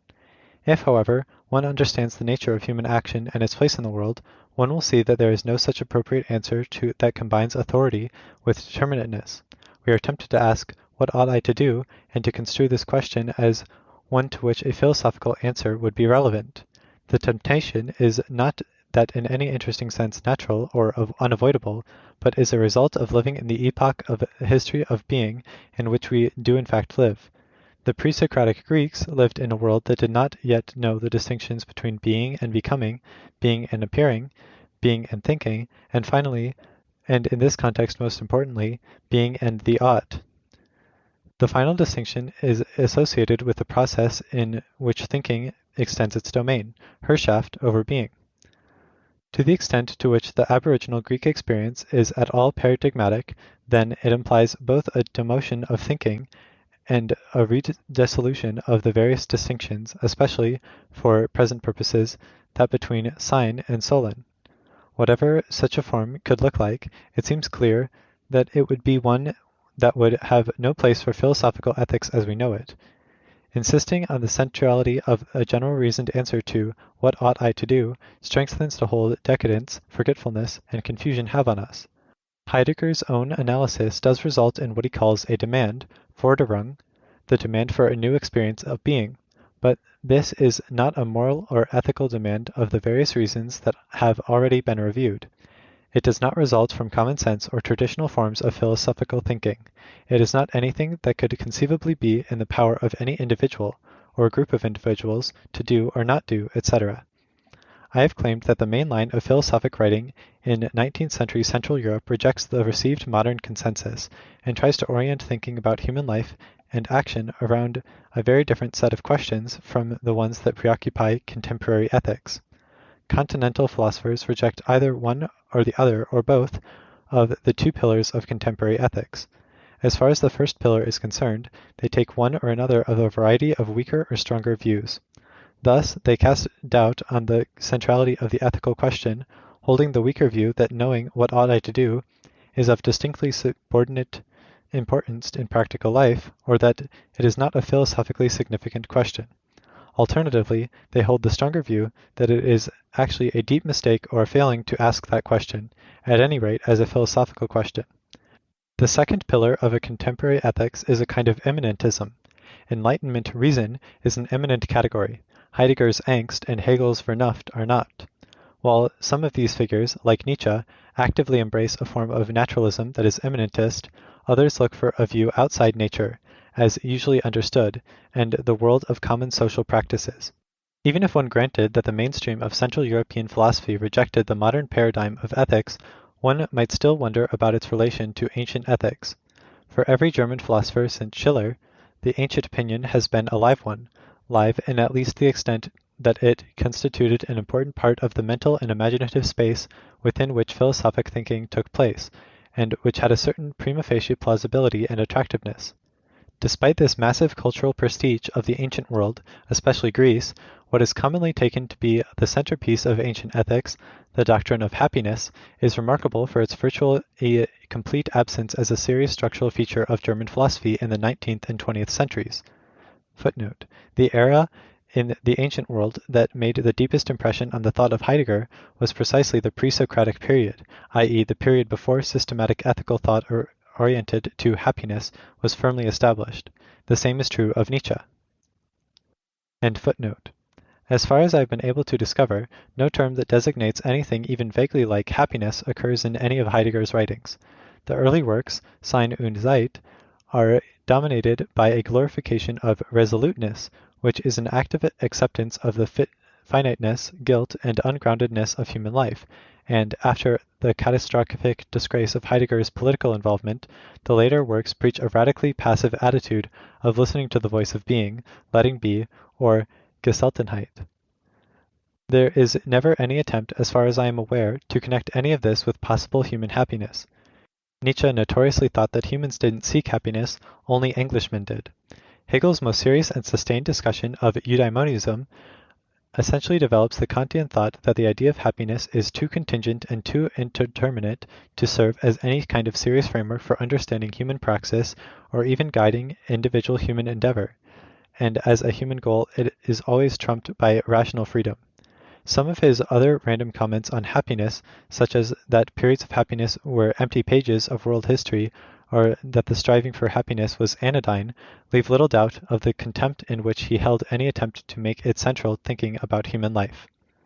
The philosopher among the group that interests me who would make room, centrally and systematically, for a concept of happiness is Adorno. Footnote. This might seem paradoxical because Adorno is a member of the group of four who had the least interest in antiquity and for whom ancient philosophy, religion, and literature was of least systematic significance. As has often been noted, although Adorno's interest in and knowledge of literature, music, social theory, and philosophy was very broad and substantial, it was historically very limited. Essentially for him, relevant history starts with Haydn in music, Goethe in literature, and Kant in philosophy. Apart from the odd reference to J.S. Bach or the Odyssey, and isolated throwaway remarks about Plato and Aristotle, one finds no discussion of any work or figure before the middle of the 18th century. Nietzsche, on the contrary, was a trained academic expert in Altertumswissenschaft, or antiquity science. Much of Heidegger's later philosophy is transmitted through the medium of interpretation of various ancient texts, and the Greeks are a continual presence and a repeated object of treatment in Hegel's system. I wish to suggest, however, that this is not a paradox at all, but that it is precisely the absence of the Greeks from Adorno's mind and philosophy and his relative indifference to the cultural prestige of Philistinism that allowed him the freedom to put happiness in such a prominent place in his thought without contortion. End footnote. Given Adorno's general views about the nature of contemporary society, full happiness, he thinks, is in fact unattainable. He does, however, have articulated views about what happiness would be, and very well developed analyses of the varieties of human unhappiness, and most important perhaps, he does think that the fact that happiness is inaccessible to us is of great significance. A state of full-blown happiness would, he holds, be one of complete somatic satisfaction, sexual congress in its most exact image, that had the property of complete spontaneity. It would not be organized, but it would also not be merely accidental. Finally, it would not be implicated in the evils of the world. Adorno discusses two pale imitations of happiness, eudaimonoid but not eudaimonic states, which are not themselves the fully blooded phenomenon, but are nevertheless to some limited extent accessible to us. First, there are temporally transitory reanimations of certain infantile experiences of meaningfulness and satisfaction, experiences like that the narrator of À la recherche du temps perdu with the Madeleine. Adorno seems to think that the most intense of these are connected with our natural mimetic impulse, our inclination to depict or represent or to make for ourselves an imitation of the world. This impulse expresses itself most fully and directly in the work of art, which is thus a promise of utopian happiness. This promise is bound to be unfulfilled, and the promise of happiness is no more happiness itself than a promise of relief from pain is relief from pain. But even the mere promise can give us some pleasure and is of great value. The second kind of facsimile of happiness is associated with cognition. Thus Adorno takes as the motto of one of his three parts of his Minima Moralia a statement he attributes to F. H. Bradley: "When everything is bad, it must be good to know the worst." In present circumstances, this happiness of cognition is self-undermining and bitter. If one knows anything in this world, and the emphatic sense of know which Adorno uses, one in some sense knows the true happiness is impossible. Happiness thus refers to some extraordinary, momentary form of experience, either the exceptional experience of art, or the imagined content of a messianic transformation of the world, or to a form of intellectual life of which not everyone is suited, and which forces one to confront the final inadequacy of any form of life available to us. Happiness is then not a stable, positive object to be attained by individual action, or the final framework for living and evaluating one's mundane life as a whole. Footnote.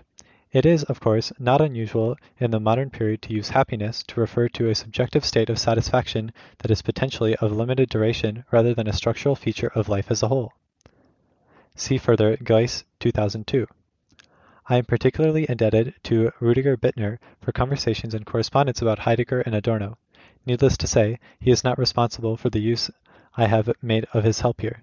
End footnote. In describing these German philosophers as asking different questions from those asked by their British counterparts, I am not making a claim about incommensurability in the strict sense. Just because, say, Kant and Hegel ask different questions, that does not make it impossible or useless to look in Hegel's text for answers to Kant's questions. In some context, it is perfectly understandable that you might not at all be interested in the way the world looks to me. You may simply have perfectly legitimate, urgent concerns of your own that you think peremptorily require that one subordinate all else to their satisfaction. You may have no interest in the shape, structure, and perspective of my own map of the surrounding landscape. Footnote. I merely note that this mode of speaking does not necessarily imply that philosopher's bugbear, relativistic perspectivism. End footnote. If your needs are sufficiently pressing, you may wish to use whatever you can to get in order to enable you to reach Ownville, like Roland and Corinne in Godard's Weekend, as efficiently as possible. On the other hand, we do not generally think it represents a very high level of intellectual curiosity or human sensibility to act in this way when not under the pressure of events. There is one sense in which Hegel had no ethics, and thought that approaching life in terms of ethics, by which he meant Kantian ethics, that is, living one's life taking Kantian ethics as the final framework within which to understand oneself and the world, was a mistake.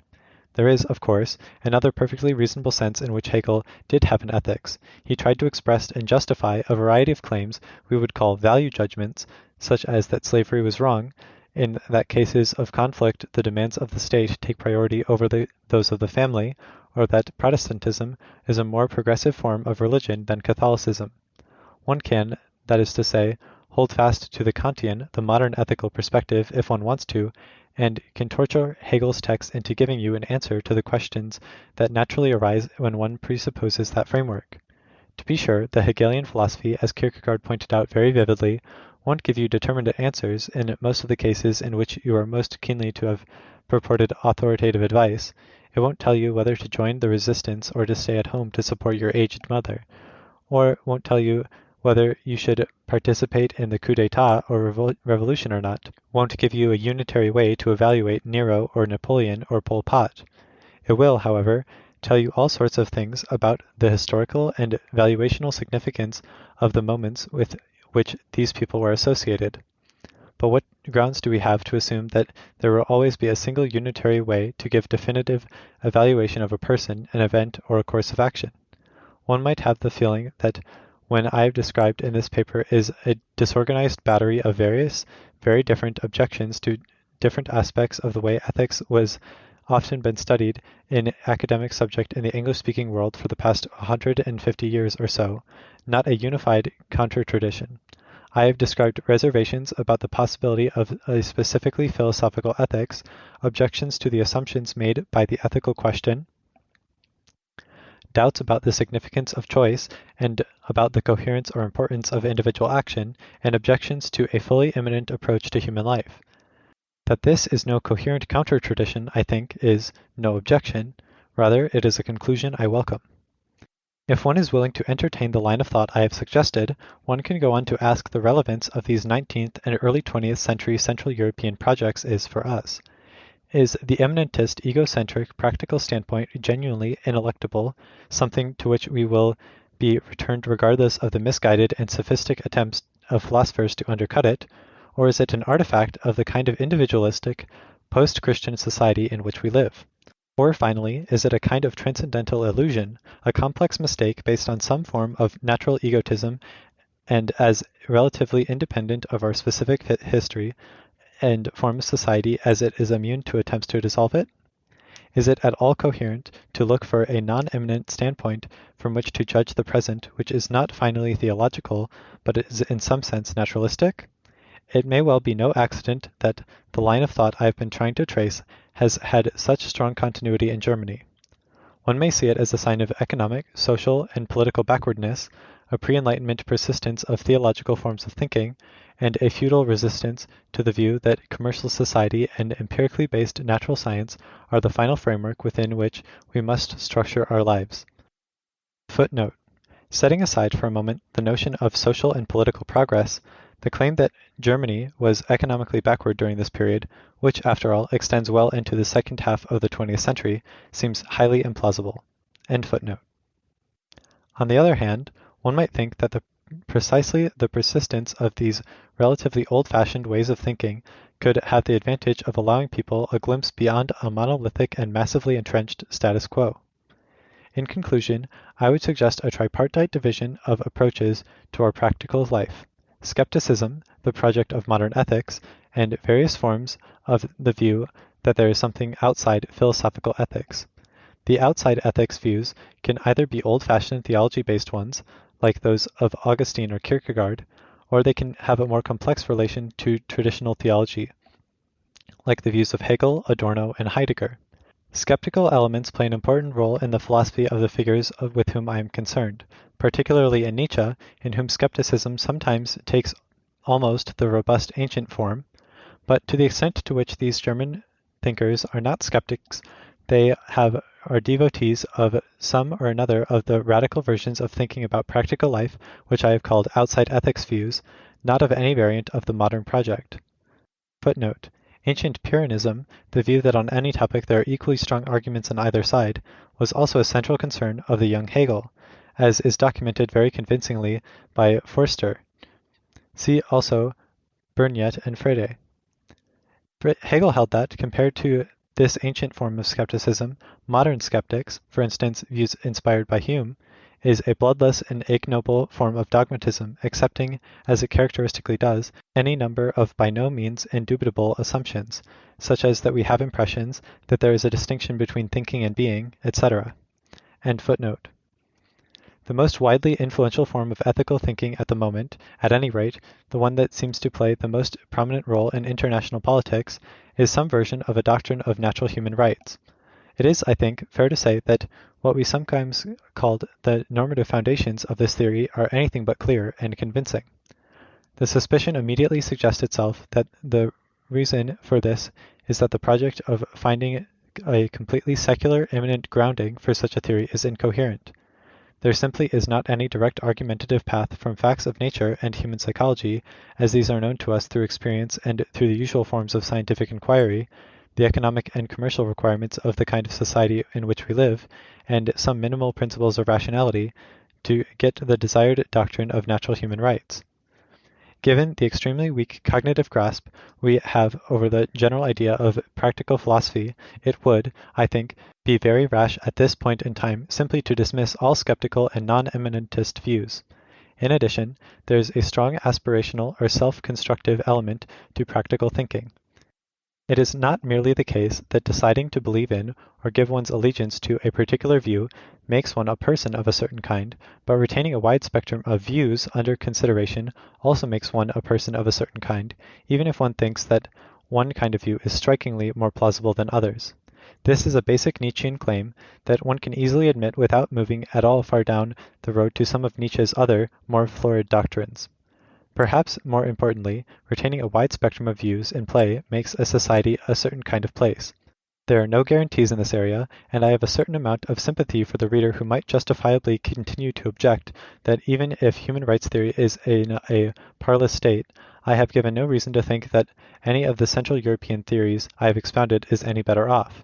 The forms of radical practical thinking that descend from Paul and Augustine through Hegel and to Adorno and Heidegger and Badiou may turn out to be nothing more than self-imposed illusions, and settling back into our cozy world of cultivating the tiny garden of our own welfare and our human rights, and those of other members of the global village, incoherent as a concept of a human right is, may well turn out to be, in fact, the final word for us. That would be extremely unfortunate. We would have to become the creatures Nietzsche calls the last humans. I would like to think that my continuing to tell the story of the 19th and 20th century German practical philosophy in this way could have some potentially fulfilling effect in preventing that from being the case.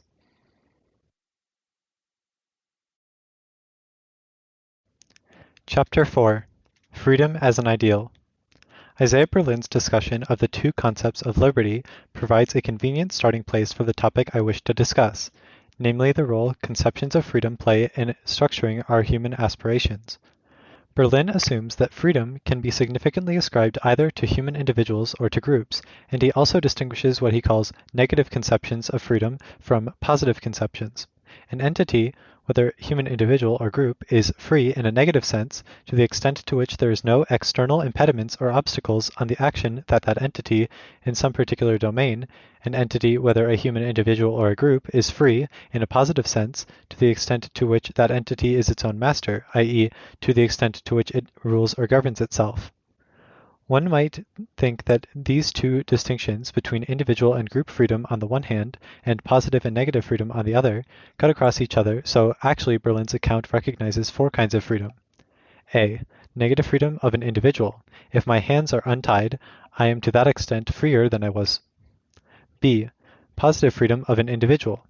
A Roman slave who was emancipated became free in a positive sense. C. Negative freedom of a group. A certain nomadic group might not be free to move in a certain direction because of frontier arrangements. Hadrian's Wall, for instance. D. Positive freedom of a group. If a colony successfully revolts against the metropolitan area and establishes itself as a separate political entity, it may sometimes be said to have attained a kind of positive freedom it lacked before the revolt. As if this were not complicated enough, Berlin also claims that the positive conception of freedom, by which he seems to mean in the case the positive freedom of a human individual, is ambiguous. Sometimes, freedom of the individual in the positive sense means autonomy, or ability to give oneself the rule or principle to one's own behavior, but sometimes positive freedom means self-realization, i.e. that individual's true or real self comes to expression in action. Actually, neither of these two senses of positive freedom seems the same as the sense in which the emancipated Roman slave has become free. An emancipated slave is a person who has been assigned a certain legal status. His or her actions are now recognized in a certain way, and certain kinds of action, such as appearing in court in one's own cause, are now possible that were not before. None of this implies that the former slave is now autonomous, i.e. actually capable of regulating his or her own behavior or has attained self-realization in any of the more emphatic senses in which that term has used in the 19th century. The discussion can be clarified, I think, by introducing a further distinction which Berlin doesn't use. To refer for a moment to the positive sense of freedom of a group, a colony that attains independence from a metropolitan area may be said to have gained a kind of positive freedom, but it does not follow from such independence that the former colony will be internally self-governing, by whatever standards one uses to determine this. I would like to say that the colony that becomes independent attains positive freedom in an outward-looking sense. Positive freedom in an inward-looking sense then refers to political and social arrangements, which nowadays will probably include the existence of a parliamentary system of government with regular elections, etc. Footnote. I would like to be able to give a cleaner and more abstract account of the dimension between inward-looking and outward-looking senses of freedom, but can't. I hope the examples at least make my general intentions clear. The positive freedom of a group in an inward sense doesn't yet designate a single well-defined concept, but rather a family of slightly different conceptions. Different, more or less distinct groups will arise by adding further specifications for what it means for a group to be self-governing. I discuss some of these issues in more detail in my Auffassungen der Freiheit. End footnote. One can make an analogous distinction in the case of the positive freedom of an individual. The legal freedom of the emancipated former slave is a positive freedom in an outward-looking sense, and is an extremely important historical step when this notion of being one's own master is extended and internalized, giving rise to notions of positive freedom as self-control, autonomy, self-realization, etc., that is, to various conceptions of freedom in an inward-looking sense. Berlin's own final position on freedom is not completely clear. He obviously thinks that the conception of freedom has suffered from a kind of inflation during the past several hundred years, in the sense that people have tried to build more and more of the components of a fully good and satisfactory human life into the concept of freedom itself. In any case, Berlin is clearly extremely concerned to counter this inflation of the concept of freedom as much as possible. Thus he wishes to distinguish as sharply as possible between what belongs to the content of the concept of freedom itself and what properly belongs only to the conditions under which freedom can effectively be utilized. Footnote. Accepting this distinction would exclude from discussion views that take power to be an essential component of freedom. Quote, freedom is an opportunity for action, end quote, not a power to act or action itself. End footnote.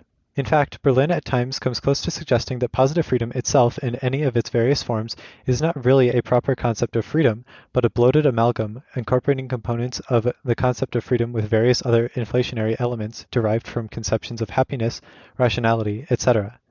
Only, he suggests, the austere notion of individual negative freedom as is the real unvarnished thing itself. Certainly it is individual negative freedom which should be given strict priority in philosophical discussion. The reason it is so important for Berlin to claim that the concept of individual negative freedom is in some sense the most basic concept of freedom is that he believes that there is a kind of elective affinity between positive conceptions of freedom and the legitimation of a certain kind of totalitarian oppression. Footnote.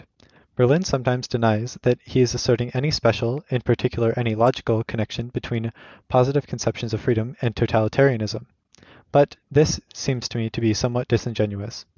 If the connection between positive conceptions of freedom and totalitarianism is really merely historical and contingent, it is hard to see what systematic point Berlin's discussion is supposed to have, beyond reminding us that freedom is used in a variety of different senses, not all of them compatible with each other. End footnote. Only the positive conception of freedom, Berlin thinks, gives rise to what has been called Rousseau's paradox. That is, the thesis that under certain circumstances one could force people to be free.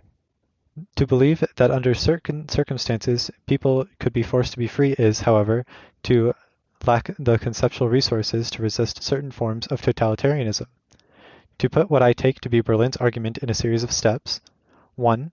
To be negatively free means simply to be in a state in which one has unobstructed opportunities for action, but to be positively free means actually to live and act in a certain way. 2. If freedom is a way of life, someone else might know better than I do what constitutes that way of life. 3. Anyone who knew, better than I did myself, in what my positive freedom would consist could legitimately force me to adopt that way of life, and in doing so could be forcing me to be free. There are any number of difficulties with this argument. Footnote. Note, for instance, that it would be a mistake to assume that freedom in a positive sense must be an exercise concept, just because it is not a mere opportunity concept. Freedom, in a positive sense, might designate the possession of a faculty or capacity which may or may not be exercised. End footnote. Obviously, nothing at all like it could hold good for all positive conceptions of freedom, for instance a conception that saw freedom as residing in individual autonomy, because on such a conception it would be an integral part of the free way of life that the individual living it has chosen that life rather than being forced to adopt it. Footnote.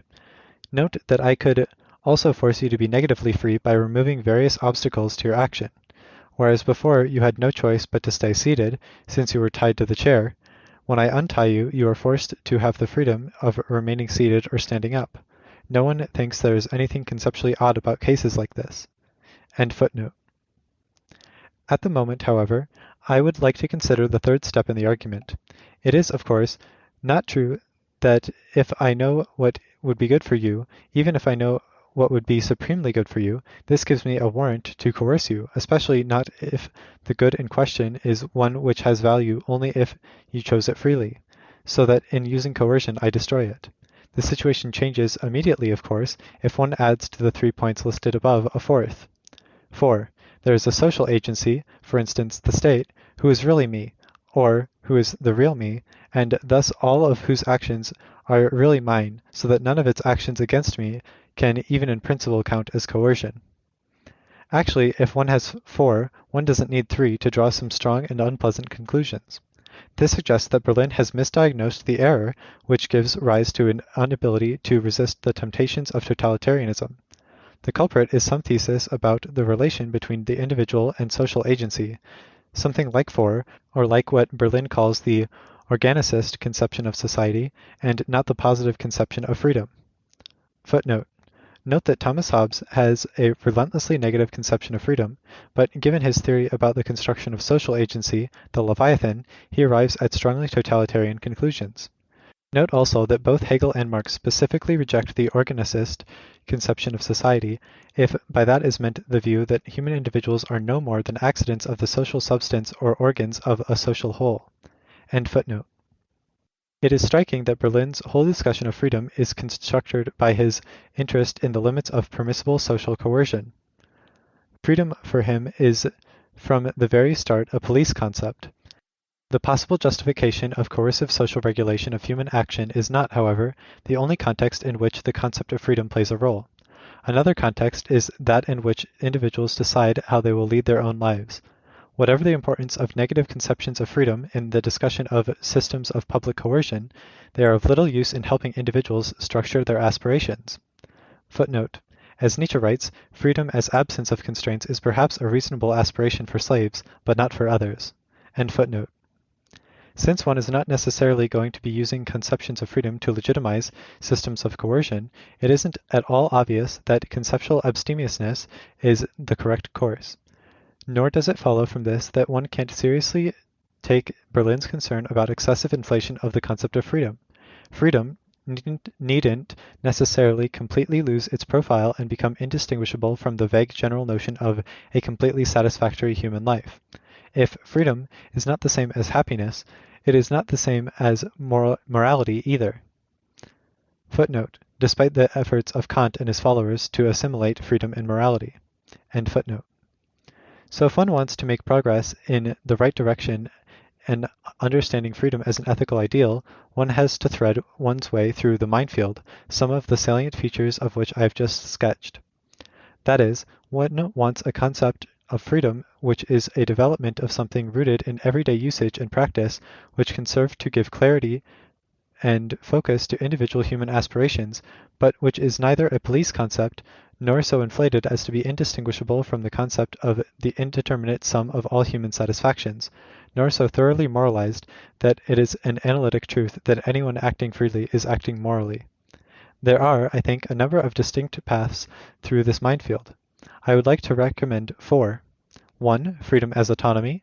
2. Conceptions of freedom centered around power. 3. Freedom as authenticity of desire. 4. Freedom as self-realization. I will make some very cursory remarks about the first two, then some comments on authenticity and self-realization. The full concept of autonomy can be thought of as being comprised of 2 components. I will be said to be autonomous if I, 1. Have or exercise the capacity to set myself my own goals, give myself principles of action, etc. 2. Have or exercise a capacity for self-control, i.e. am able to refrain from acting on impulses I may experience if I know them to be incompatible with goals I have set myself or principles I have adopted. This conception of freedom as autonomy has a long and distinguished history, although I would suggest that by myself it may seem slightly etiolated for those with a certain kind of modern sensibility. To use the standard example, the slave in chains may well be autonomous in the above sense, but we would perhaps hesitate to call such a slave fully free. One might think that one could deal with this consideration by claiming that the ideal of individual freedom comprises both full autonomy and maximal negative freedom. If one reflects on the intuition that lies behind the negative conception of freedom, one might come to think about it as something like this. I am the freer the more possible courses of action stand open to me. Thus, any obstacle which closes off a course of action as a possibility for me is a restriction of my freedom. If this is the right way to think about freedom, then the central thing is the extent of the spectrum of possible courses of action that stand open to me at any given time. How many possible courses of action stand open to me, however, will depend on a number of factors. In many cases, it will depend as much on how much power of what kind I have as on the existence or non-existence of obstacles. Obstacles lose their salience in the discussion of freedom. There is in principle no reason why an increase of my power might not lead to as great an increase in my freedom as the removal of obstacles would. This is the tack Marx takes when he cites the Doctrinaire l'Académie to the effect that liberty is most commonly used in the sense of puissance. Stalwart proponents of negative liberty can try to resist this line of argument by appeal to a certain moral intuition many of us have, and which one finds expressed with great clarity in Rousseau's Emile. namely that we react differently to different ways in which our wishes can be frustrated. If our desires are frustrated because we lack the power to attain what we want or are prevented by some natural obstacle, a reaction will usually lack the quality of resentment and indignation it may well have if we are hindered by an obstacle created by another human agent, especially if this obstacle was created specifically to thwart us. Berlin, and those who take a similar position on the priority of negative liberty, argue from this Rousseauist intuition that only obstacles which are the results of human action, or even of deliberate interference, count as restrictions of my liberty. Natural obstacles, or my own lack of power, do not. Footnote.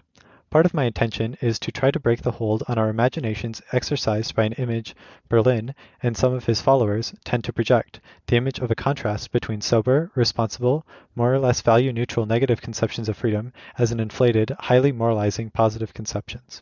If the Rousseauist intuition did turn out to be part of the motivation of those who cling most tenaciously to a purely negative conception of freedom, this would be grist for my mill.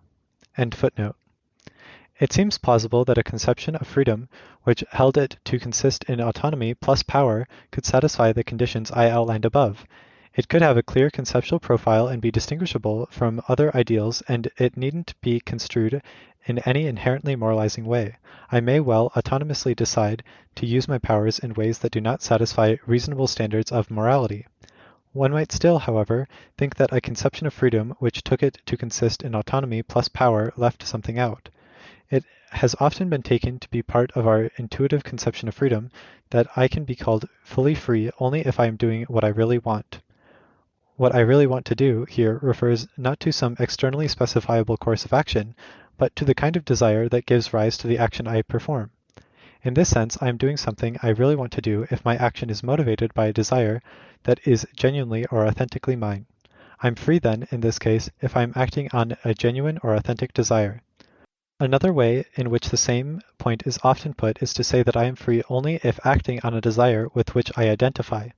The most powerful contemporary analysis of what it means to identify with a desire is the one given by Harry Frankfurt in his classic paper, Freedom of the Will and the Concept of a Person. This analysis starts from a distinction between first-order and second-order desires, and correspondingly first-order and second-order volitions. I identify with a given desire, roughly speaking, when I will that desire to be one which moves me to action. Thus, if I have a first-order desire to have a glass of wine, I will be acting freely in acting on that desire if I also have a second-order desire that desire for a glass of wine be the one which motivates me to action.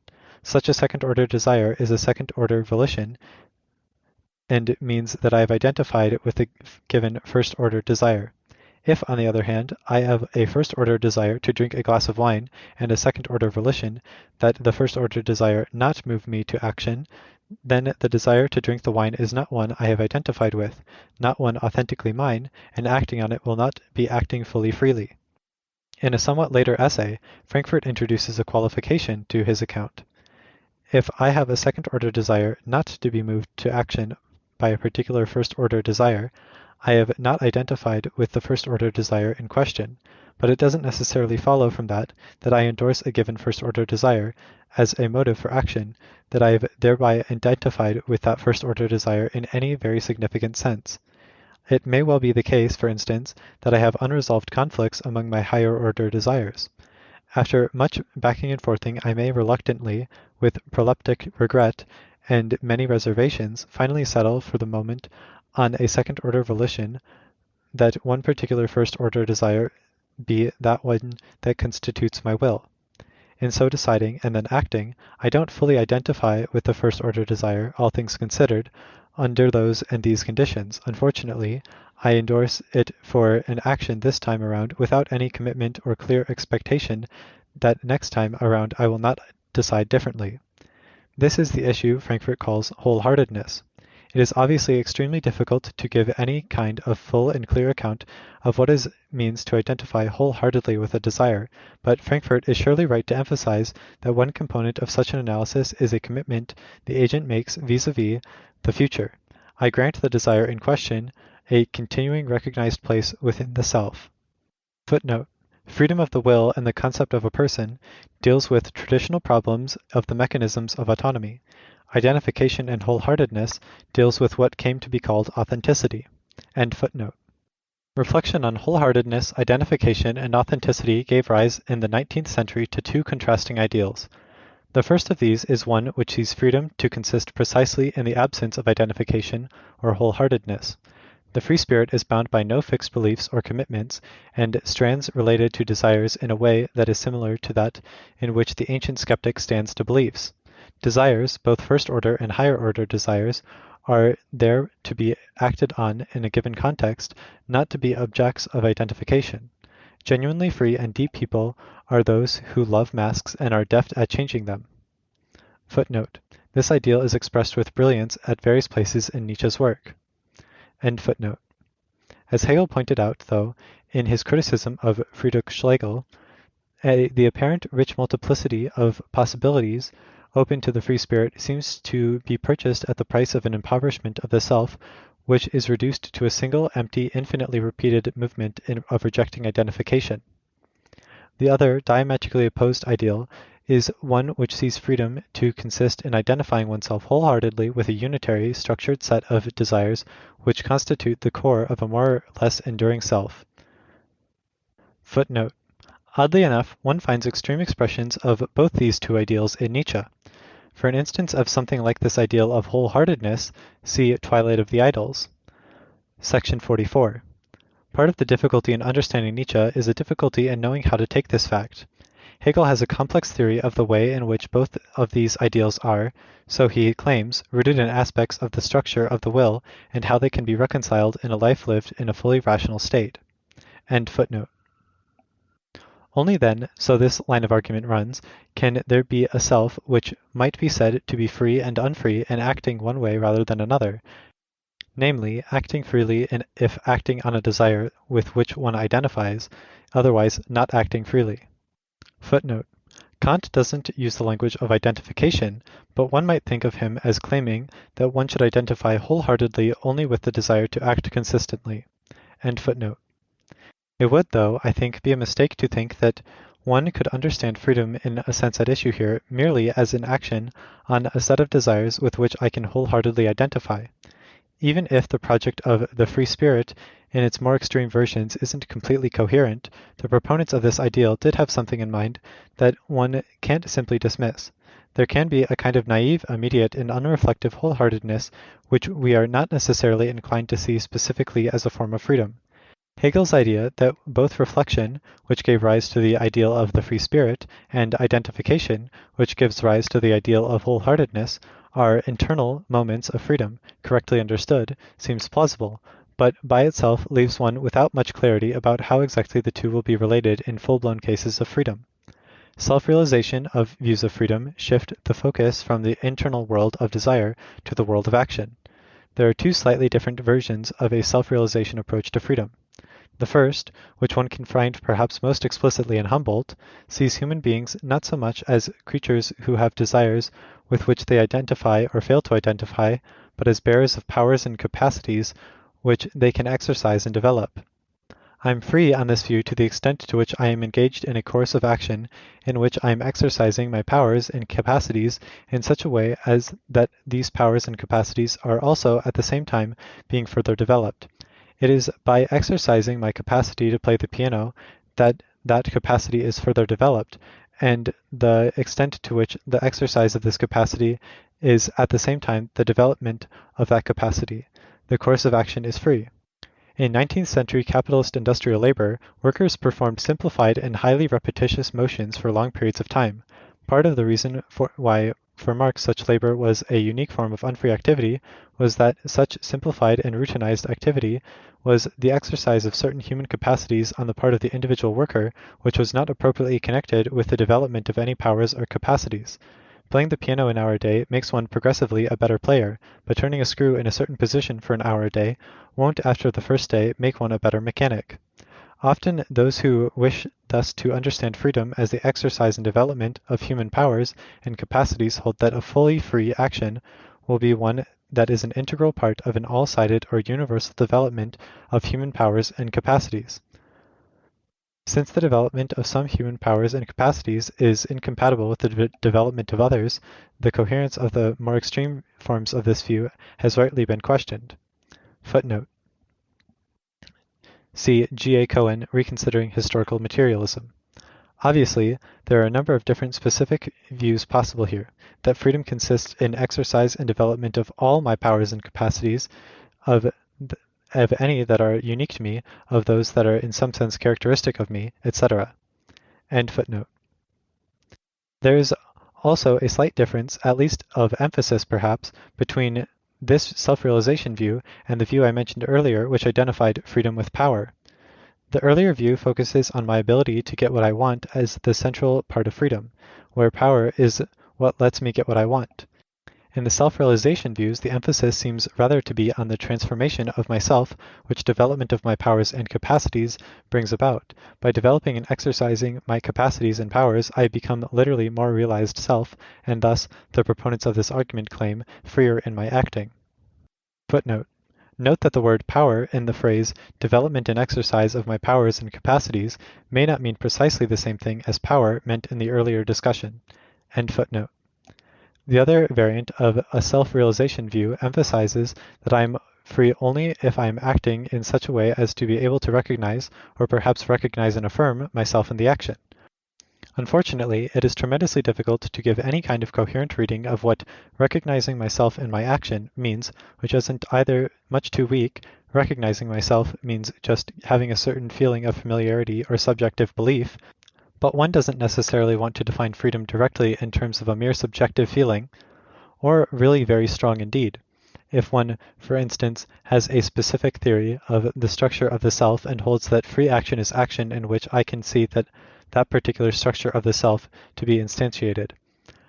I suspect that most of what is intuitively appealing about this version of the self-realization view can actually be accommodated by a judicious extension of notions of authenticity of desire, or perhaps the notions of authenticity plus development and exercise of my powers and capacities. Autonomy, power, authenticity of desire, exercise, and development of my powers and capacities all seem eminently reasonable objects of human aspiration. All of these seem reasonably clearly defined, and none seems to have an inherent bias in favor of morality. I may autonomously set myself perfectly immoral goals, or authentically identify with desires that will move me to egregiously antisocial behavior, and the development and exercise of my capacities may be grossly incompatible with the continued existence of minimally humane conditions for human life for large numbers of other people.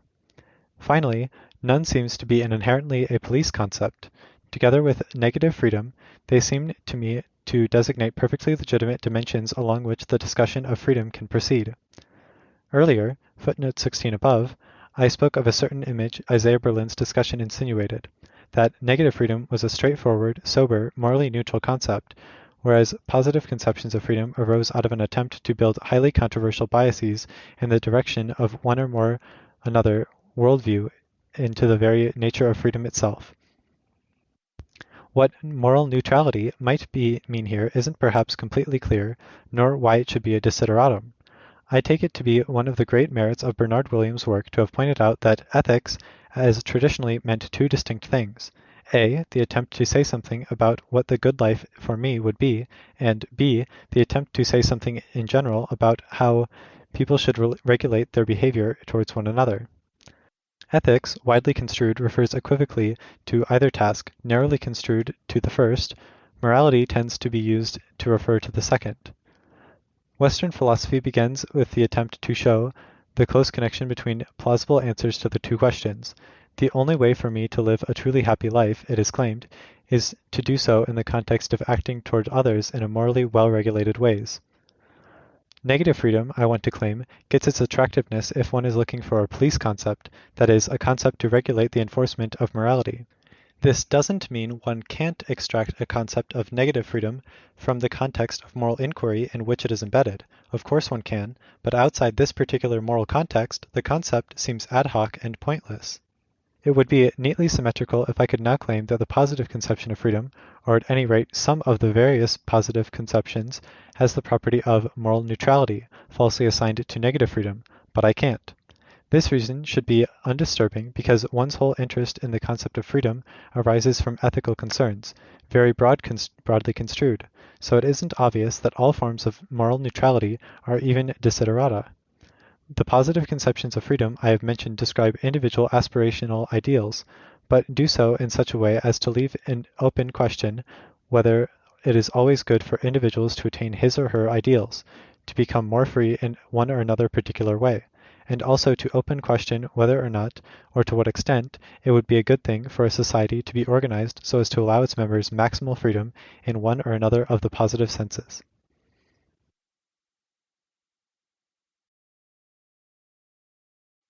Chapter 5. Virtue and the Good Life. This chapter has images associated with it, and I will post them in the description. The cover of How Should One Live? Essays on the Virtues, edited by Roger Crisp, a collection of distinguished contributions to the contemporary debate about virtue ethics, shows an engraving by Albrecht Durer. Figure 1. The engraving has come down to us without a title, and its iconography is difficult to make out. Some early commentators thought it depicted a cuckold, the man in the horned helmet, or the phenomenon of envy, invidia, or that it represented the struggle between chastity and unchastity. In a highly influential monograph from the early 1930s, the great German art historian Erwin Panofsky argued that the engraving was an illustration of the story of Hercules at the Crossroads. Accordingly, Oxford University Press gave the image the title Combat of Virtue and Pleasure in the Presence of Hercules. Panofsky traces the original story back to Socrates' teacher Praxis. Footnote: the oldest version is Xenophon's Memorabilia. End footnote. The youthful hero Hercules, so the tale runs, came one day to a fork in the road. Footnote: so to speak of Hercules at the crossroad isn't strictly speaking correct. At a crossroad I will generally have three ways of going forward: straight ahead, to the right, or to the left. The story presupposes that Hercules is at a Greek triodos, like the one at which Oedipus met and murdered his father, i.e. a place where the road forks. He has then only two choices: bear on down the right fork or bear on down the left fork. End footnote. As he tried to decide which way to proceed, he was now approached by two women, Virtue and Pleasure, who told him he must now decide in general what kind of life he wished to lead. Footnote: in Praxis' original version, at least as reported by Xenophon, the two women were named Virtue and Worthlessness, although Miss Worthlessness says her close friends call her Happiness, and what she offers is pleasure. It is significant that over the course of time, worthlessness becomes increasingly identified with specifically sexual pleasure, reflecting, no doubt, Christian obsessions with this phenomenon.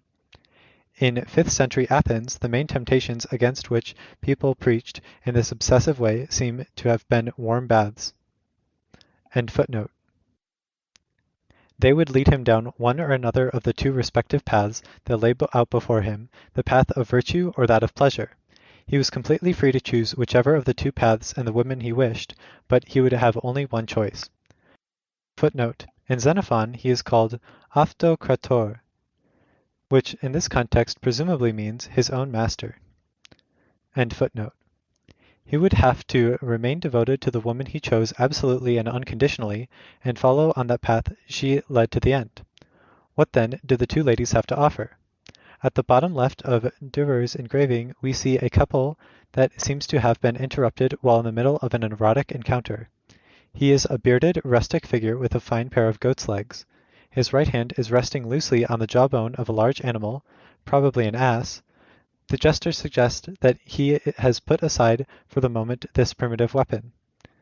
Footnote: in a woodcut which is thought to be from around the same time as this engraving, late 1490s, and which bears the explicit title Hercules, there is a figure just behind Hercules who wields an ass's jawbone as a weapon. Comparison of the way this figure holds the jawbone with the position of the wild man's hand on the jawbone in the engraving gives further support to the view that Durer is trying to represent the wild man as disarmed. End footnote. She has a very artfully arranged hairdo, and is naked save a hairband which seems to be decorated with jewels. This is what Miss Pleasure has to offer. If she is his choice, Hercules can have his way with her as the goatman does.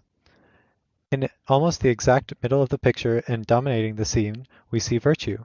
She is fully clothed in an unadorned, pseudo-antique, flowing garment, and she has a knotted stick in her hand, which she has raised above her head. She is about to strike Pleasure in the face with her full force. This is presumably an exactly calculated stroke and not a random blow. Even if Pleasure survives the attack, she will be mutilated. With a scarred face, she will not be attractive, and will thus no longer represent serious competition to Virtue. Pleasure, half turned away from her goatish partner and toward Virtue, tries vainly to protect herself by covering her face with one of the folds of the garment she has laid aside. We know how the story turns out, and Panofsky thinks that Durer's image shows an episode of it which takes place after the decisive moment. Hercules' choice has already passed. In the original version of the story, when confronted with the choice, Hercules is said to have hesitated and sat down to think, not knowing which road to take.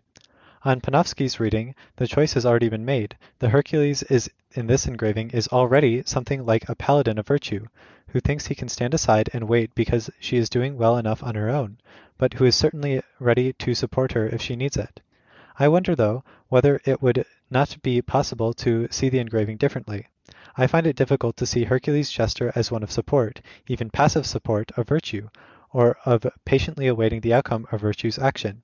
He seems to me rather to be trying to intervene to prevent manifestly unfair practice, i.e. to stop armed Virtue from attacking the defenseless, semi-reluctant Pleasure. His gesture is a sort of spontaneous reaction of simple humanity in the face of immediate, self-evident brutality. As the picture makes clear, this is clearly why young Hercules, not yet the mature, principled knight of Virtue we know from such classical representations as the so-called Farnese Hercules, now in the Museo Archeologico Nazionale, Naples. The massively overdeveloped Farnese Hercules is stolid and completely immobile. He seems scarcely able to bear the weight of his own virtue and achievements, as he props himself up on his club. Figure 2. Durer's Hercules is by contrast a flyweight. His feet are wide apart, and he is off balance, as if he has been surprised and is gauchily trying to hasten forward, fearing he may be too late to block Virtue's stroke. His mouth is open, as if to call to her to stop.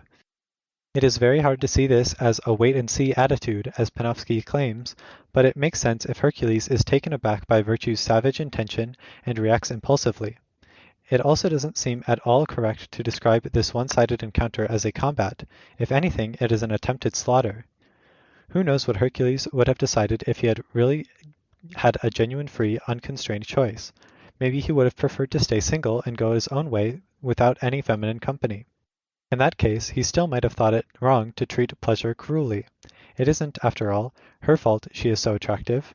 Perhaps he would have liked to live with both women together, or alternatively with one, then the other, if the redoubtable Lady of Virtue had allowed this. To interpret the image as one in which Hercules has already chosen Virtue, because there is in some sense no question for him of any other choice, and is standing there in her totally superfluous paladin, unneeded because she seems, as Panofsky admits, to be doing fine on her own, is to deprive the picture of much of its dramatic tension and of much of its pathos.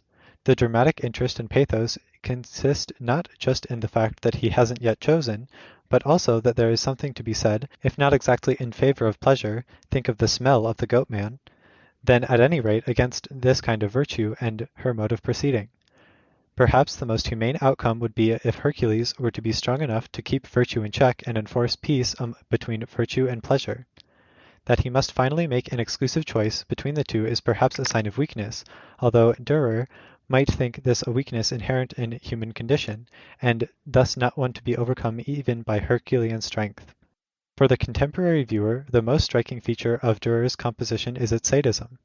Virtue has her eyes closed. She doesn't see and she doesn't want to see Pleasure or the wild man. She is concentrating completely and collecting all her strength to smash Pleasure's face in. Nietzsche claimed that the Christian conscience and the Kantian concept of duty had their origin in sadism, but he also thought that the kind of sadism in question, one directed by the self onto itself, was the basic motor of all human progress. Presumably, he would have given a similar account of this kind of virtue. After all, the specifically modern form of state terrorism began with Robespierre's proclamation of a République de la Vertu et la Terreur.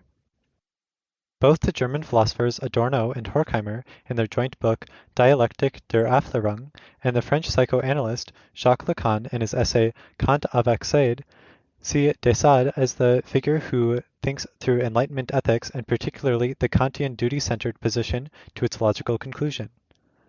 Adorno and Horkheimer emphasize that Desade's universe is the systematically developed and organized model of the kind of abstract, fully self-consistent willing Kant saw as definitive of morality. One might be tempted to object to this that Desade's view of the world is perhaps rational and that is an instance of possible self-consistent universal willing, but it is completely inhuman. This line of objection is not, of course, open to Kant himself, because for him a feeling of humanity that was detached from, or anything more than, a conception of a full rational consistency of willing is merely a pathological state of no standing whatever as a guide to moral action. Perhaps the most disturbing further thought that results from this line of argument is that the real world of civilization in which we inhabit is really already the world of Desade. The universal sadism directed at self and others, and of sadism's mirror image, masochism, if just a bit less fully and systematically organized, a bit less fully rational than 120 Days of Sodom. To be sure, this sadism is usually very significantly sublimated, but sublimation itself, if Nietzsche is to be believed, is in origin itself a form of the same natural pleasure we take in watching pain be inflicted, although in the case in question it is pain we inflict on ourselves. It is not the least of the deficiencies of the Kantian moral theory that Kant has no doctrine of sublimation and no place for such a theory. Footnote: if anything like this view held by Nietzsche, Adorno, Horkheimer, and Lacan is correct, it would cause rather serious difficulties for the form of liberalism associated with Judith Sklar and tacitly endorsed by Richard Rorty, i.e. the view that cruelty is the worst thing in the world, and which is to be avoided at all costs. End footnote. The German poet Friedrich Schiller was an admirer of what he took to be the harmonious unity and coherence of life in the ancient world, and particularly of the psychic integration the ancients enjoyed. Despite his general acceptance of Kantian ethics, Schiller fiercely opposed Kant's moral psychology, his image of the human soul as necessarily split between sensuous inclination and rational duty, and thus necessarily in a state of internal conflict. He saw in this division a reflection of the fragmented, oppressed state of the modern social and political world. Schiller would have hated Durer's engraving. German idealism begins with the attempt to take seriously Schiller's visceral reaction against this Kantian image of an irredeemably divided, alienated human psyche. The idealists try to find a way of showing not that only there could be a kind of sense of ceasefire between the two ladies in Durer's engraving, but that the two, or three if one includes Hercules, agents in the picture could be brought to engage in a process of mutual accommodation in which they gradually modified each other, so that no further casus belli existed between them. Schiller proposes that aesthetic education could play an important, even perhaps an essential role in implementing such a transformation. Sublimation might be the name for one important component in such a process. It is only when the more utopian forms of hope about the possibility of such a relatively peaceful total transformation are dashed, after the political failure of 1848, that Nietzsche recurs to something like Durer's image and tries to accept the sadism implicit in it. If there is to be a sublimation, it won't be entirely without coercion. This is not a simple return to Kantianism, because Kant's view is a consciously static transcendentalist one. The split between the two components of the psyche, between sensory appetite and inclination in the one hand and pure reason on the other, like that between the transcendental and the empirical ego, is one in which the temporal success is of no relevance. It is unchanging and in some important sense outside of time. For Nietzsche, rather, the image is one of historically successive processes of active aggression, which, if one is lucky, constitutes a way in which cruelty transforms itself into something higher, especially into more sublimated forms of cultural activity. The split is there because it is continually reconstituted, although in an ever different form, and again, if one is lucky, in ever less overtly violent forms. The past decade or so has seen the revival of an approach to moral philosophy which circulates under the general name of virtue ethics and presents itself prima facie as a competitor to the two other approaches to moral theory that have been most influential in the 20th century. These two approaches are consequentialism, the view that a human action is worthy of choice if it would be of good consequences, the deontological views, which emphasize the rightness or wrongness of a human action is to be judged by its compatibility or incompatibility with certain general principles. One of the most widely discussed forms of consequentialism is utilitarianism, which defines good consequences with the maximalization of human utility. Kantianism, which specifies the general principles of right acting as those of consistent rational willing, is one of the more philosophically influential recent versions of a deontological view. In contrast to this, virtue ethics claims that the central items that are to be considered in making a moral evaluation should not be actual consequences of a given action or given principles, but concrete human psychological dispositions, powers, and character traits. Ethics is not finally about what results a certain particular proposed course of action will be likely to bring about, or what general rules should serve as motivational guides for us when we are trying to decide what to do, but about what it is to be courageous, temperate, truthful, just person, and how such a person would conduct his or her life. Much recent virtue ethics takes as its source of inspiration the ancient discussions of the virtues and the good life, but the concept of virtue has always been ambiguous, even in the ancient world. The Greek word, usually translated virtue, actually has, as often been pointed out, means something like excellence, goodness, serviceability, and is used very widely, much more widely than we use virtue. Thus the ancients seem routinely to have ascribed virtue to inhuman objects, and even to objects of everyday use. The virtue of a knife is its property of being excellent, highly serviceable knife, i.e. doing well what one expects a knife to do, cut. Just as there are various different ways of being excellent, to be a serviceable knife is quite different from being a serviceable hammer, so there are very different kinds of virtue. The same one might expect to be true of humans. Those persons have virtue, or are virtuous, who are excellent, good, serviceable. The question is, excellent in what respect, in what way serviceable, good for what? Latin, and thus also English, deviate from this Greek etymological path by deriving virtus, virtue, from vir, meaning man as opposed to woman, a European root which has left its trace in the English and German word werewolf, man plus wolf. Virtue/excellence, for the Romans, is in the first instance manliness. This is good news for Hercules because manliness is one thing he possesses in abundance. But someone who, like Hercules, has to his large credit numbers of manly achievements, but the destruction of various monsters, cleaning out in one day years of accumulated manure from the stables of Argeus, the impregnation of all 50 daughters of a minor local king in a single night, may also need to satisfy a man-sized hunger and thirst. Hercules may have sworn off pleasure, but his legendary capacity for eating and drinking is the stuff of which poets write. In this respect, too, he outstrips everyone else. A great culture hero need not be the most refined of house guests. His riotous appetite are just one of the things one simply must put up with if one needs the benefits that can be conferred by a man of heroic achievement and virtue. Figure 3. Heroic virtue is not, however, the only kind. There are also bourgeois forms of virtue. The Homeric hero strives to excel in individual combat and his peers and is virtuous to the extent to which he has the properties, dispositions, and capacities which make him successful in this undertaking. The citizen of the ancient city-state didn't have heroic virtue. In fact, it would have been militarily extremely harmful if he had left the closed hoplite ranks to fight alone out front. What he had to do was follow the laws of the city and stay in his place in line of battle. Heroic virtue is a matter of achievement and competition, bourgeois virtue a matter of cooperation in a social context. One can deny that heroes or saints, i.e. the heroes of Christianity, are virtuous only if one tacitly identifies virtue with the cooperative bourgeois virtues.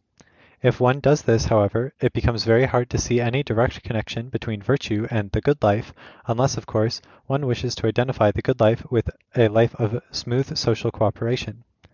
Ancient ethics is structured around the question, what is the good life? And the answer the main line of ancient ethical thought tried to get to this question was, the good life is lived by a good person, man, and the good man is the virtuous man.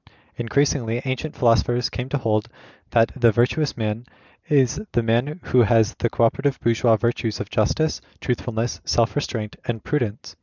The identification of the good life with the life of the good man is so self-evidently false that it was recognized as a paradox by the ancients themselves, and an enormous amount of time and intellectual energy has been devoted to proving that despite all appearances to the contrary, the virtuous man on the rack or the cross was really leading a good life.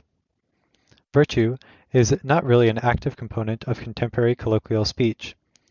To the extent to which the word virtue occurs at all nowadays outside philosophy texts, it would seem to designate a kind of highly self-conscious self-righteousness, not at all the sort of thing we admire nowadays.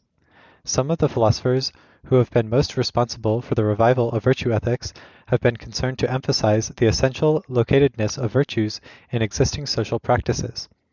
Thus, MacIntyre's dark view of the impossibility of leading a good life in contemporary society would seem to derive from his assumption that a good life would have to be one of virtue. Virtue would be a disposition for appropriate and effective functioning in a constituted set of social practices. Contemporary society, however, as Schiller thought, is so fragmented it doesn't exhibit social practices of the right sort, and so lacks the framework within which full-blown virtues could develop or be exercised. If virtue is effective, excellent participation in given social practices, this suggests what may be a second worry many have about virtue ethics, i.e. a worry that may be distinct from the possible association of virtue with sadism. Footnote: I can't discuss here whether conformism is in some sense to be associated with sadism, or if it need not be, whether there would be anything objectionable about it, and what the nature of the objections would be. End footnote. Virtue seems to run the risk of being too closely associated with the set of dispositions that result from successful processes of socialization or normalization. We are all familiar with policies that are justified on the grounds that they are necessary for or conduce to making certain groups of people useful members of society. The fact that such systematic attempts to make people virtuous have up to now always failed is no cause for complacency or for self-congratulation. Footnote: see Michel Foucault, The Cloud and the Dust, in The Impossible Prison. This extremely important brief piece has been very seriously underappreciated in the literature on Foucault. In it he argues that the main point of his description of the carceral society in Discipline and Punish is not the claim that our society is a closed total institution of the kind Max Weber and the members of the Frankfurt School feared it was becoming. Rather, Foucault claims, imaginative models of such total closure were a central way in which we came to think about and plan our society, but there is always a variety of incompatible models of this kind in a society at any time, and the implementation of any such model always fails radically. I would be inclined to say that for Foucault, all such projects fail for non-contingent reasons, although I could imagine that Foucault himself would have had reservations about any attribution of non-contingency. It is for this reason that prison reform is virtually a constant. Ever since there have been prisons, there has been prison reform, because no prison reform ever works. This image of a society as a plurality of incompatible competing projects, all of which think of themselves as absolute, definitive, and total, but none of which is ever fully successful, is completely different from Weber's iron cage or Adorno's view of modern society as a closed, unitary, verwaltete Welt. End footnote. With increasing means of technological control over the natural and social world and corresponding political transformations, that situation might well change. One ought not either to despise the bourgeois virtues just because they are boring. The former inhabitants of Foka, Zavranik, and Prigidor know that there are worse things than the bourgeois Rechtsstaat and the unexciting virtues of cooperation. The social practices that exist to make people predictable within limits and cooperative aren't just a part of the apparatus of repression. To use what is now perhaps a slightly dated expression, they are forces of production in the first order. The approach to the study of this phenomenon, which seems to me most enlightening, that initiated by Nietzsche in the late 19th century and represented more recently by the work of Foucault, is one that insists on seeing the enforcement of predictability, cooperation, and conformity in society as at the same time productive, giving us new powers and capacities we would otherwise not have, and repressive. To have a proper understanding of society means to see exactly how a multiplicity of diverse and normatively ambiguous elements interact to hold such a society together, and also to see what possibilities are implicit in this.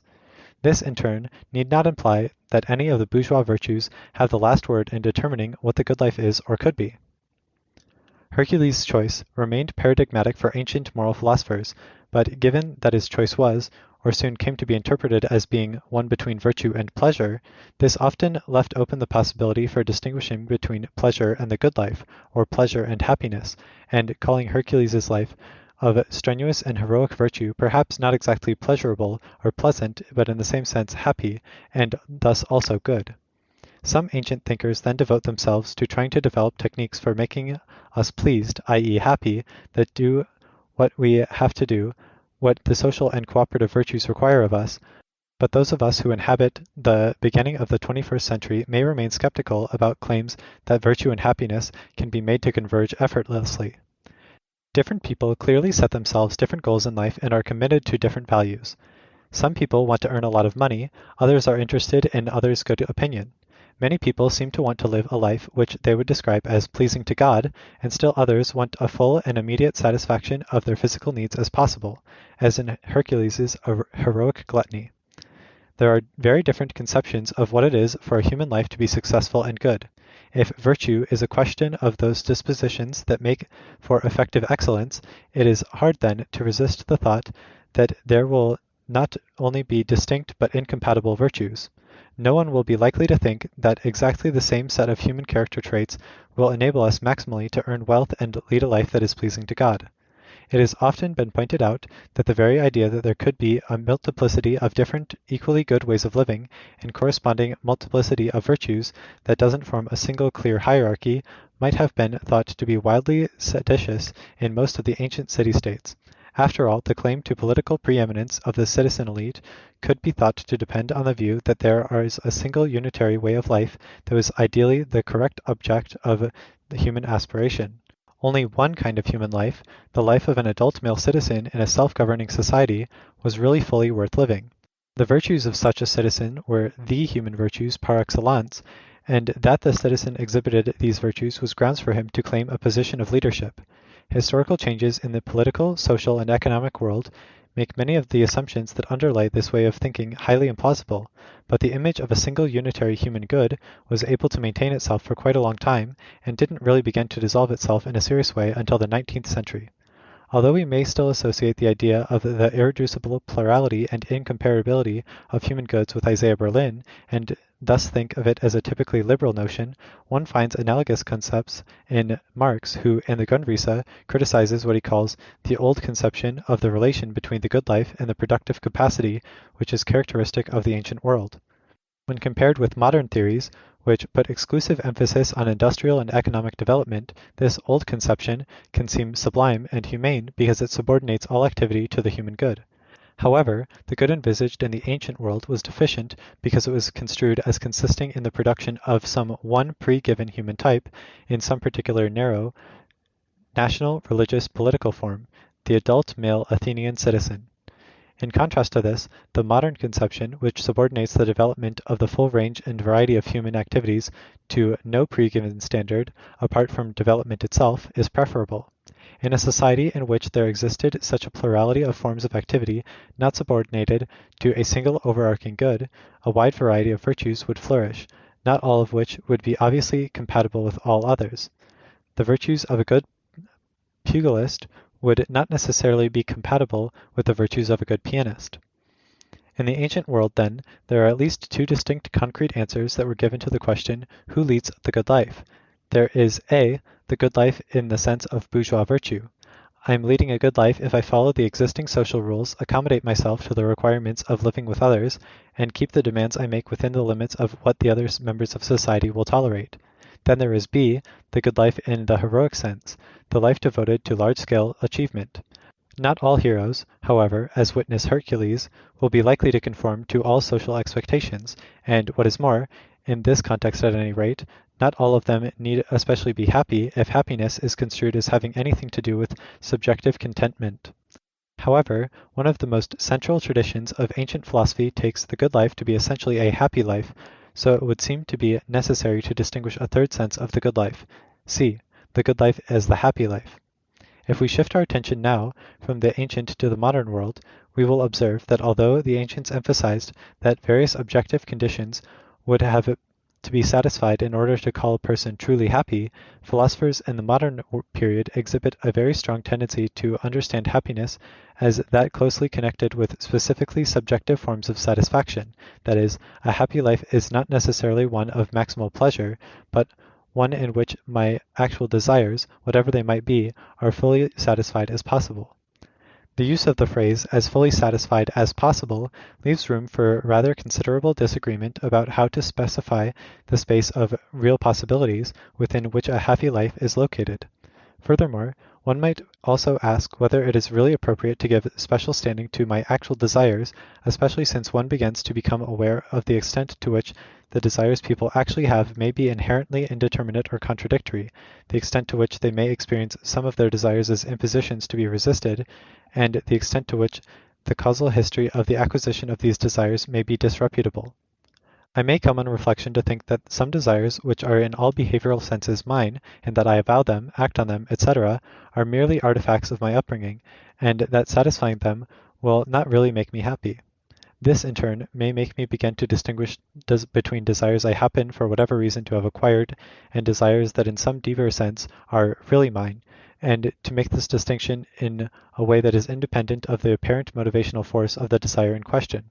This can lead, then, to a fourth approach to the good life, d. the good life as the life of authenticity, i.e., one in which I discover who I really am and what I really desire, and to try to structure my life around the pursuit of these desires, even if I don't succeed in fully satisfying them.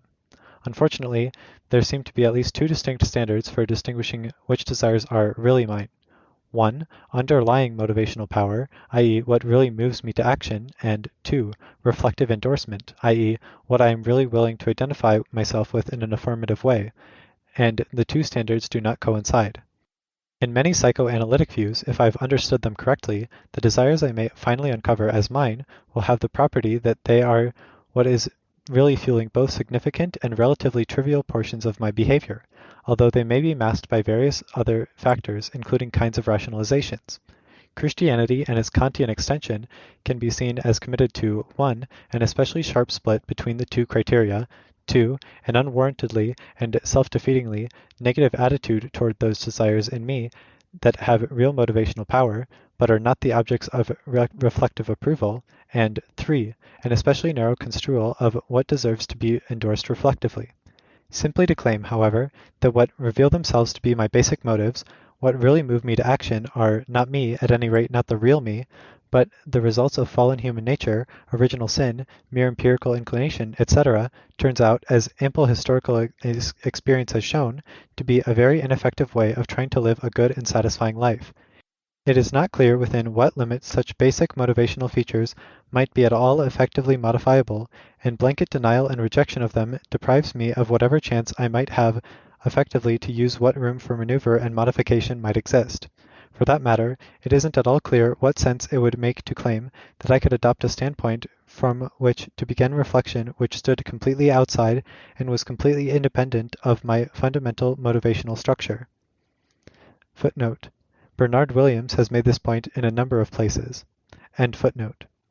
One of the promises of psychoanalysis in its classical form, I am suggesting, was to realize in a clinically responsible way the great dream of German idealism, that of making peace between virtue and pleasure. This requires abandoning the Kantian model of moral psychology illustrated by Durer's engraving, in which the forces of reason/virtue deny any affinity with pleasure, as virtue in the engraving literally closes her eyes to do it, and seek to mutilate or destroy her. The ideal is rather some process of reciprocal toleration and acceptance, which will not be without tensions and conflict, not even without, perhaps, some coercion, but which will not be a war of extermination on either side, won't turn the psyche into a concentration camp, and will within limits be rationally manageable. Footnote. Schiller differs from what came to be the main line of later idealism in that he thinks virtue/duty/morality can be defined a la Kant by reference to principles of reason alone. Virtue's relation to the world of pleasure shouldn't be the belligerent one Durer depicts, but there is also no reciprocal accommodation. All the give is on pleasure's side. Virtue can get its own way peacefully if it does go about things correctly. I discuss this at greater length in Kultur, Bildung, Geist in Morality, Culture, and History. End footnote. From the fact that it is not easy to describe this process in a way we find theoretically completely satisfactory, it doesn't follow either that such a process does not or could not exist, or that it could not exemplify a kind of rationality, although the rationality it instantiates would be of a very different kind from Kant's. Rationality hasn't ever been a clear or uncontested concept anyway. Thus, one of the basic differences between Habermas's discourse ethics and the views of Michel Foucault, to take as an example the positions of just two influential recent figures, is a disagreement about rationality and its relation to power. Habermas assumes that there is an absolute unbridgeable gap between the exercise of power, or coercion, on the one hand, and the discourse, or domain-free communication, for which Habermas is definitorily of rationality, on the other. For Habermas, these two are like pleasure and virtue in the image. Foucault thinks this is a naive view. Power, for Foucault, is omnipresent even in rational discourses aimed at reaching agreement about how to live, and its presence is not objective per se. If power is just the ability to get things done, I have the power to move my arm by virtue of having a normal anatomy and physiology, to speak French by virtue of having been taught, to take a book out of the library by virtue of having acquired the right documents, to make a successful living as a beggar on the streets, by virtue of my engaging and unthreatening appearance and demeanor, my psychological shrewdness, my skill at banter in the local dialect, etc., how can one have a general objection to it? Footnote. My attempts in the spirit of scientific inquiry to see whether I could make a living as a street beggar in New York in 1989 convinced me that successful begging is actually more difficult than it looks.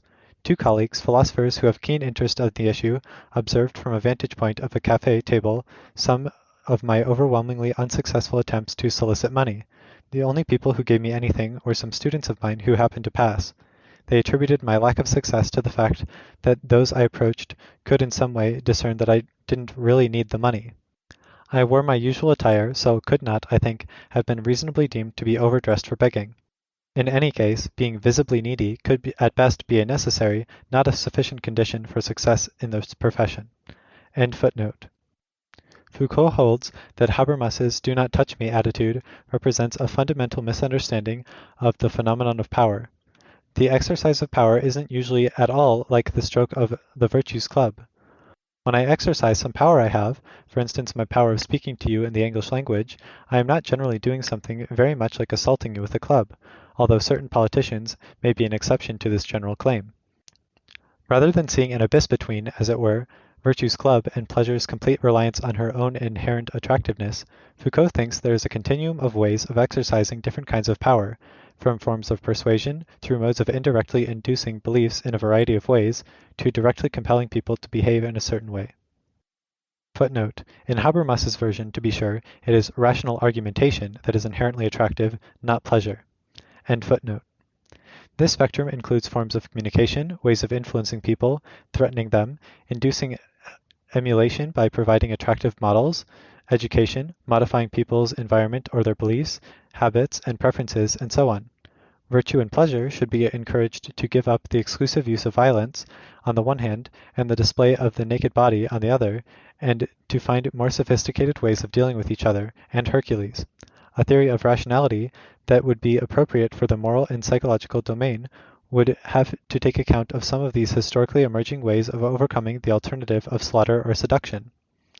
A fifth approach of the good life, E, starts by questioning a certain assumption that seemed to be made by some of the more naive versions of authenticity view of D above.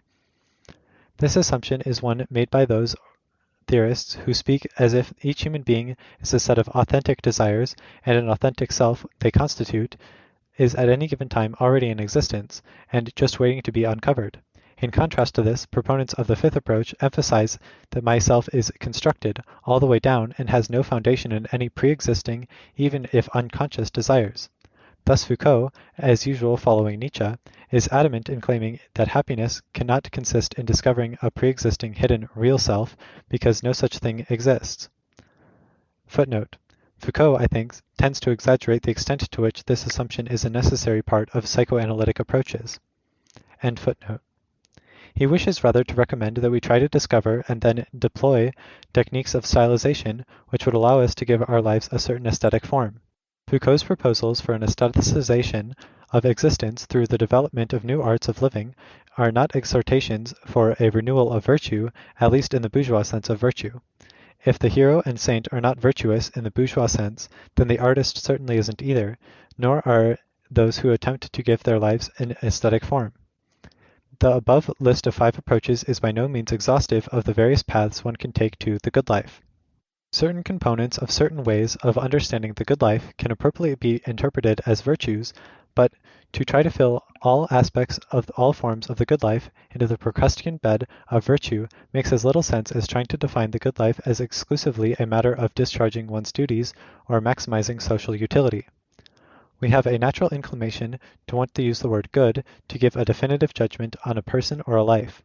We seem to be able to do this in the case of objects like knives, why not also in the case of people? One reason may be that we make such more complex demands on humans than we do on most objects. Works of art may be partial exceptions. We can evaluate a person or human life from a variety of different, even contradictory points of view. These diverse points of view aren't obviously commensurate. Would you choose to be this person or to live this life if you had free choice, assuming it even made sense to speak of a free choice in a case like this? Or, since virtually no one, I think, actually would want to be another person, perhaps the more relevant question is, would you like or be willing to share a flat with this person or live next to her? Would you like this person to exist in the world, although out of your sight because he is obnoxious, but produces artistic works of transcendental beauty? Do you think we should try to persuade others in society to be like this person, or to avoid living this kind of life? How hard should we be willing to try to effect that? Even in my own case, I can't always be sure what point of view is the appropriate one to take in evaluating some aspects of my life. If in the case of others it is sometimes easier to make a definitive judgment, that seems to be simply because I am generally less interested in others and their lives than I am in my own. The questions, who is a good person, what is a good life, are ones it is hard to avoid asking, but to think one can answer them definitively may well be a naive illusion. Philosophy might have to accept this situation in both its aspects. In addition to their inherent tendency to be relatively unsublimated sadism, forms of Kantianism, including the so-called versions of discourse ethics associated with Habermas, represent an understandable but defeatist position. They encourage us to give up the search for a philosophically enlightened substantial discussion of the good life and to limit our philosophical ambitions to describing, or perhaps also claiming to ground, the minimal conditions of smooth human cooperation. It is indeed a great merit of virtue ethics that it doesn't throw in the towel this way. To be sure, given the connection between many forms of virtue and specific social practices, a modern version of virtue ethics should ideally be embedded in a critical theory of society, although in the best case this would be a critical theory of the old type, not of the etiolated Habermasian kind. It should also ideally be historically and psychologically more sophisticated than ancient versions could be.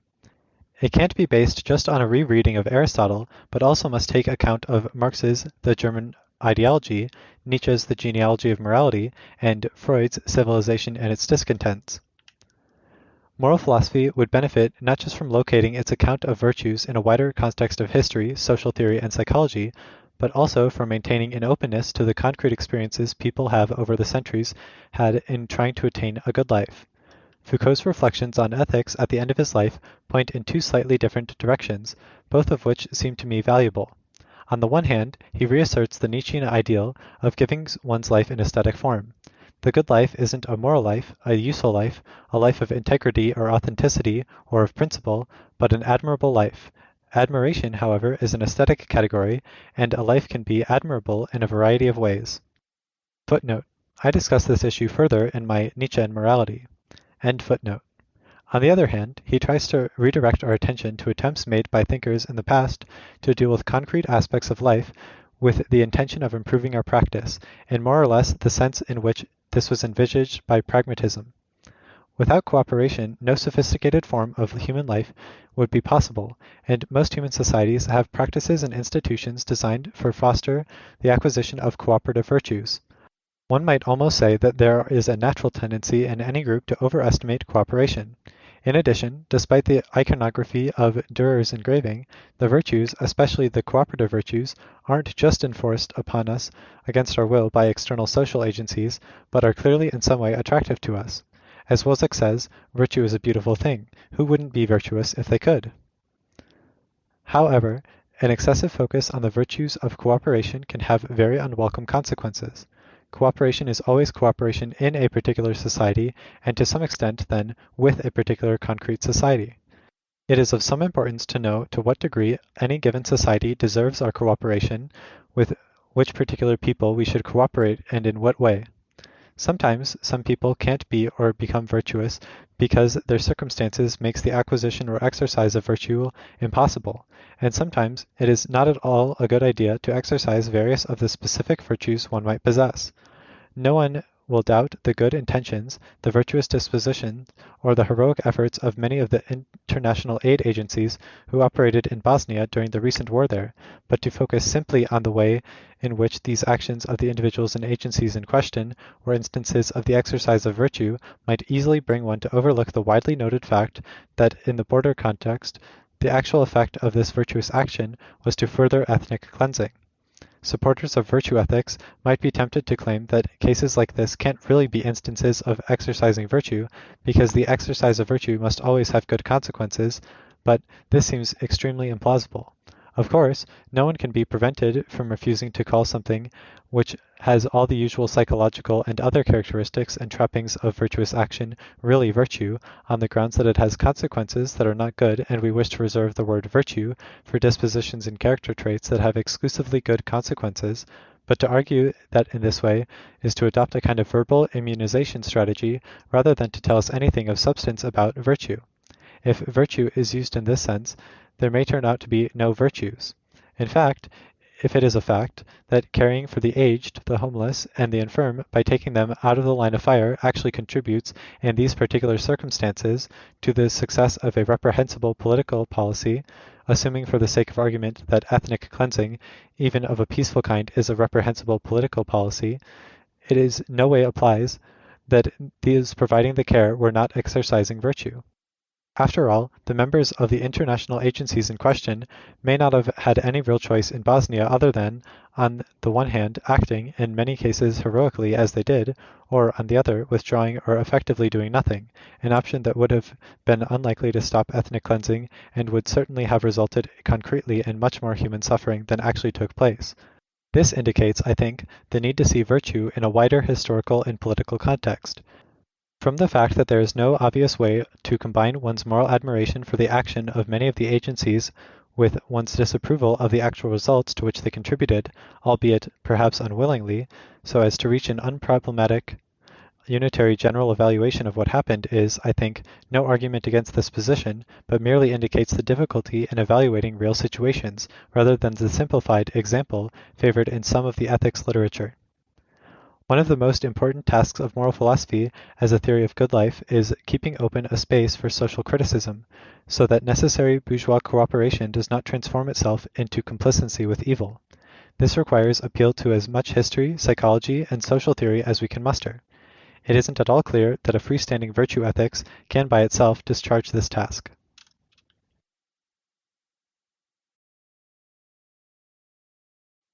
Chapter 6. Happiness and Politics. At the height of the terror during the French Revolution, Saint Just announced that happiness is a new idea in Europe. Extracted from its context and interpreted very literally, this does not seem prima facie a terribly plausible opinion to hold. Surely many people before the 18th century had rather a clear idea of what they thought happiness was. Many ancient philosophers, at any rate, such as Epicurus, Zeno of Citium, and Aristotle, had views, sometimes elaborate and highly articulated views, about the nature of happiness, and about what human individuals might do to increase their chances of attaining it. What is more, Saint Just would have known this. Does Saint Just, then, perhaps mean the idea of collective or public happiness is a new thought? Does he think that ancient philosophers had views about the political happiness of individuals, but none about what it would mean for a human community to be happy? Happiness, after all, like that other great modern ideal, liberty, is a term which in principle purports to refer either to individuals or to groups. I can speak of an individual human being, Alcibiades, Calvancy, or John Knox as being happy or free, but the Declaration of the Human Rights of Man and the Citizen, Article 1 in its version of 1793, also speaks of the Bonheur commun, of a community as the goal of a political association, and uses the level to which this goal has been attained as a criterion for evaluating a given polity. If I follow this usage, presumably, I can say that the Roman Republic was happy, whereas the Ancien regime in the early 18th century was not, or that France in 1794 was happier than in 1744. Margaret Thatcher once notoriously claimed that society does not exist, and this strong modern bias towards individualist conceptions might give further impetus to a historical argument to the effect that happiness, and also, by the way, liberty, was originally used only for individuals, not of groups, and sought strictly to be taken to refer to the literal sense only by individuals. Application to groups is a seemingly unwarranted metaphorical extension. To say that a city is happy is just shorthand for saying something that can be put more correctly as a simple aggregate statement about individuals, such as that most of the individuals in the city are happy, in whatever sense human individuals can be happy. This is a familiar phenomenon in political philosophy, and it is important to note that the process of extension can go in either direction. That is, terms that originally refer to individuals can be extended to groups, but terms originally used of groups can also come to refer to individuals. Thus, deliberation seems originally to have referred to the process by which groups of people discuss matters and come to a decision, and then it was extended to the presumed internal dialogue in which individuals may engage in that they weigh up the merits and disadvantages of some proposed course of action. Many people find this kind of extension inherently dubious and grounds for suspicion that some kind of category mistake is being made. I am suggesting that one try to see metaphorical extension not as a potentially dubious afterthought, but as the very lifeblood of a thought and language use. Footnote: particularly if one takes the view of language like that which has been developed by Nietzsche and Wittgenstein, and which de-emphasizes the distinction between literal and metaphorical usage. End footnote. As long as one is clear in each case about what one means, one can see this dual usage of happiness as potentially as an enrichment of the vocabulary we have at our disposal to think about politics and the good life. Unfortunately, if St. Just meant that ancients had no conception of public happiness, he was completely wrong. Ancient authors assume that one can speak equally of individuals or cities as being happy. Aristotle even goes further than this and specifically says that when one calls a group or an individual happy, one is using the term in the same sense. Footnote: Aristotle does not, of course, have at his disposal the modern terminology of meaning, so what he says is that happiness of the city is the same as that of the individual. End footnote. The argument he uses, however, which depends on the claim that happy in this respect is like wealthy, does not convince completely, but rather should be seen as warning of certain dangers. Footnote: the conjunction of happiness and wealth is presumably not coincidental.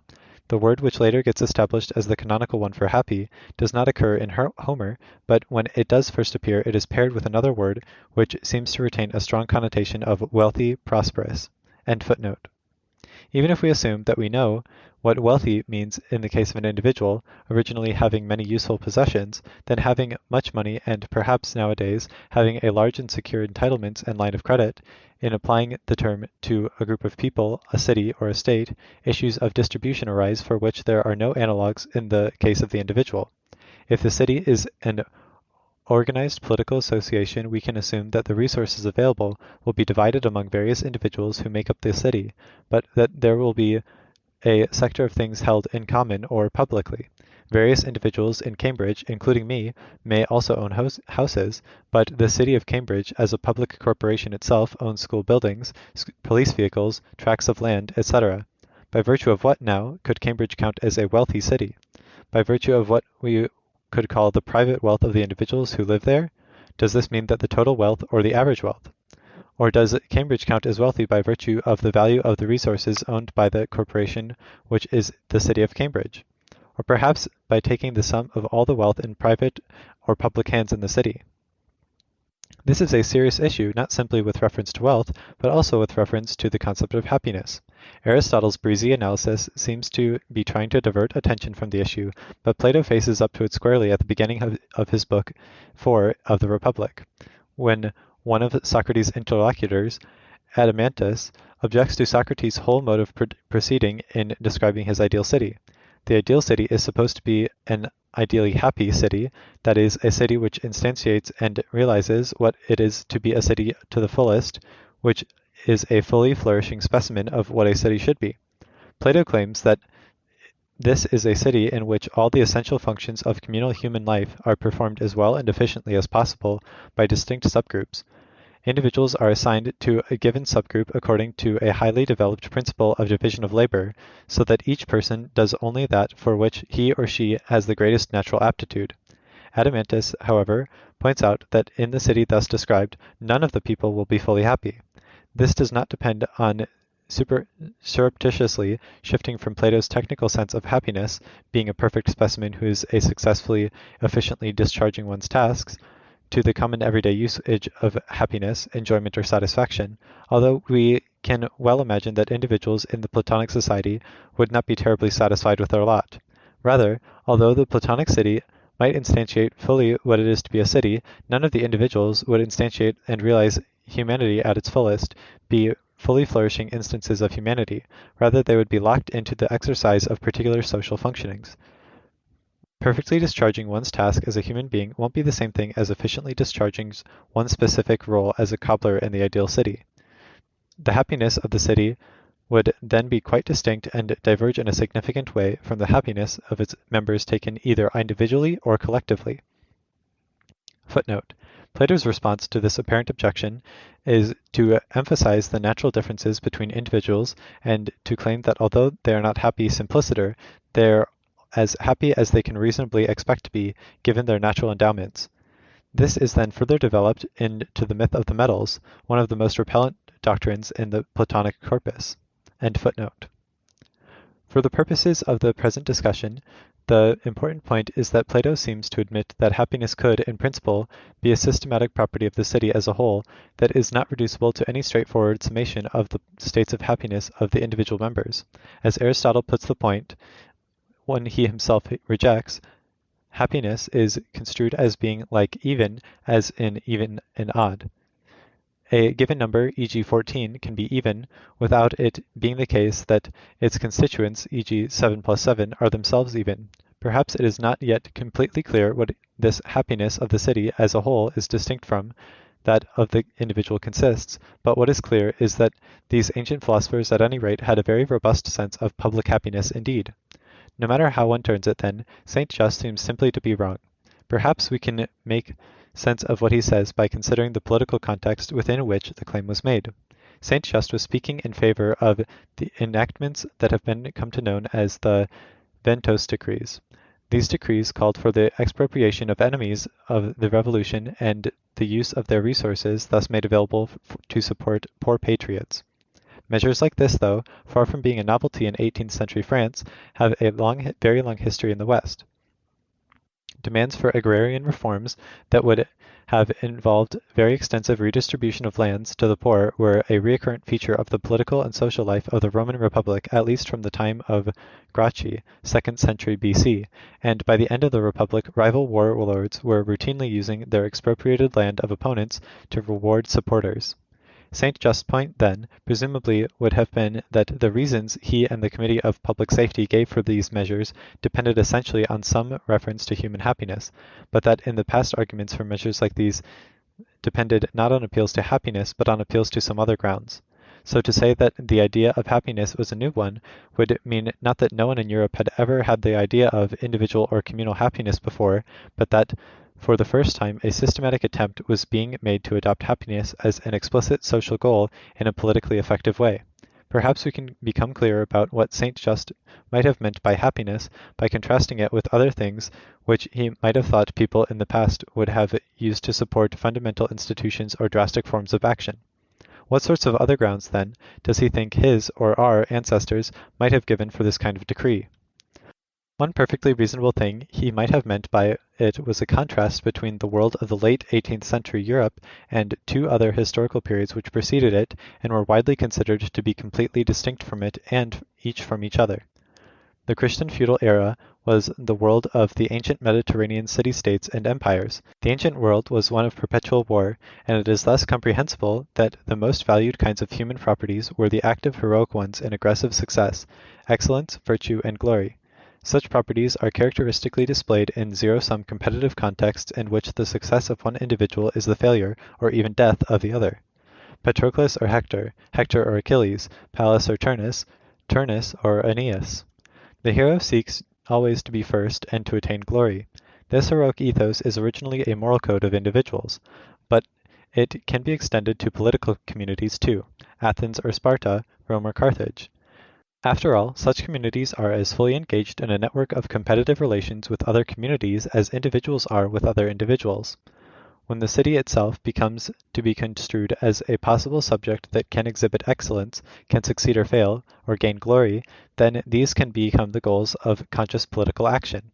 Thus agrarian reform in the ancient world could be thought to be connected with and justified by reference to the political power, strength, and security of the city.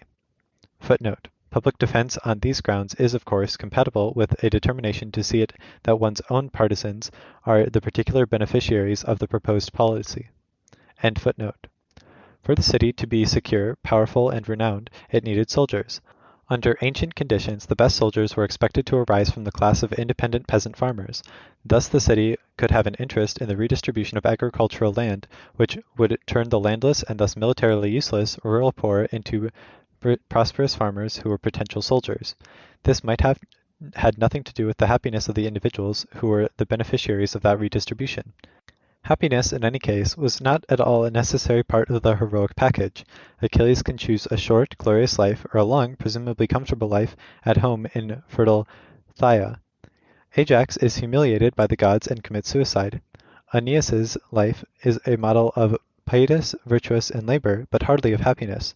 In ancient drama, happiness is the lot not of the heroic protagonist of tragedy, but of the anti-hero who is the central character in comedy. The Diacopolis in Aristophanes' Arcanians, who wants peace, feasting, and sex, not war and glory. Thus it is not unreasonable to think that regardless of what a handful of politically marginal and moral philosophers might have thought or said, real public action in the ancient world was characteristically conducted by reference to one or another of the complex terms like base security, virtue, success, glory. The claim that one would orient political action toward happiness might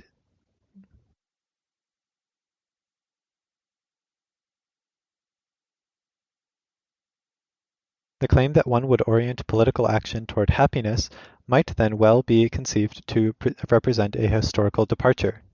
Footnote. St. Just does not claim that happiness is the only goal of the revolution.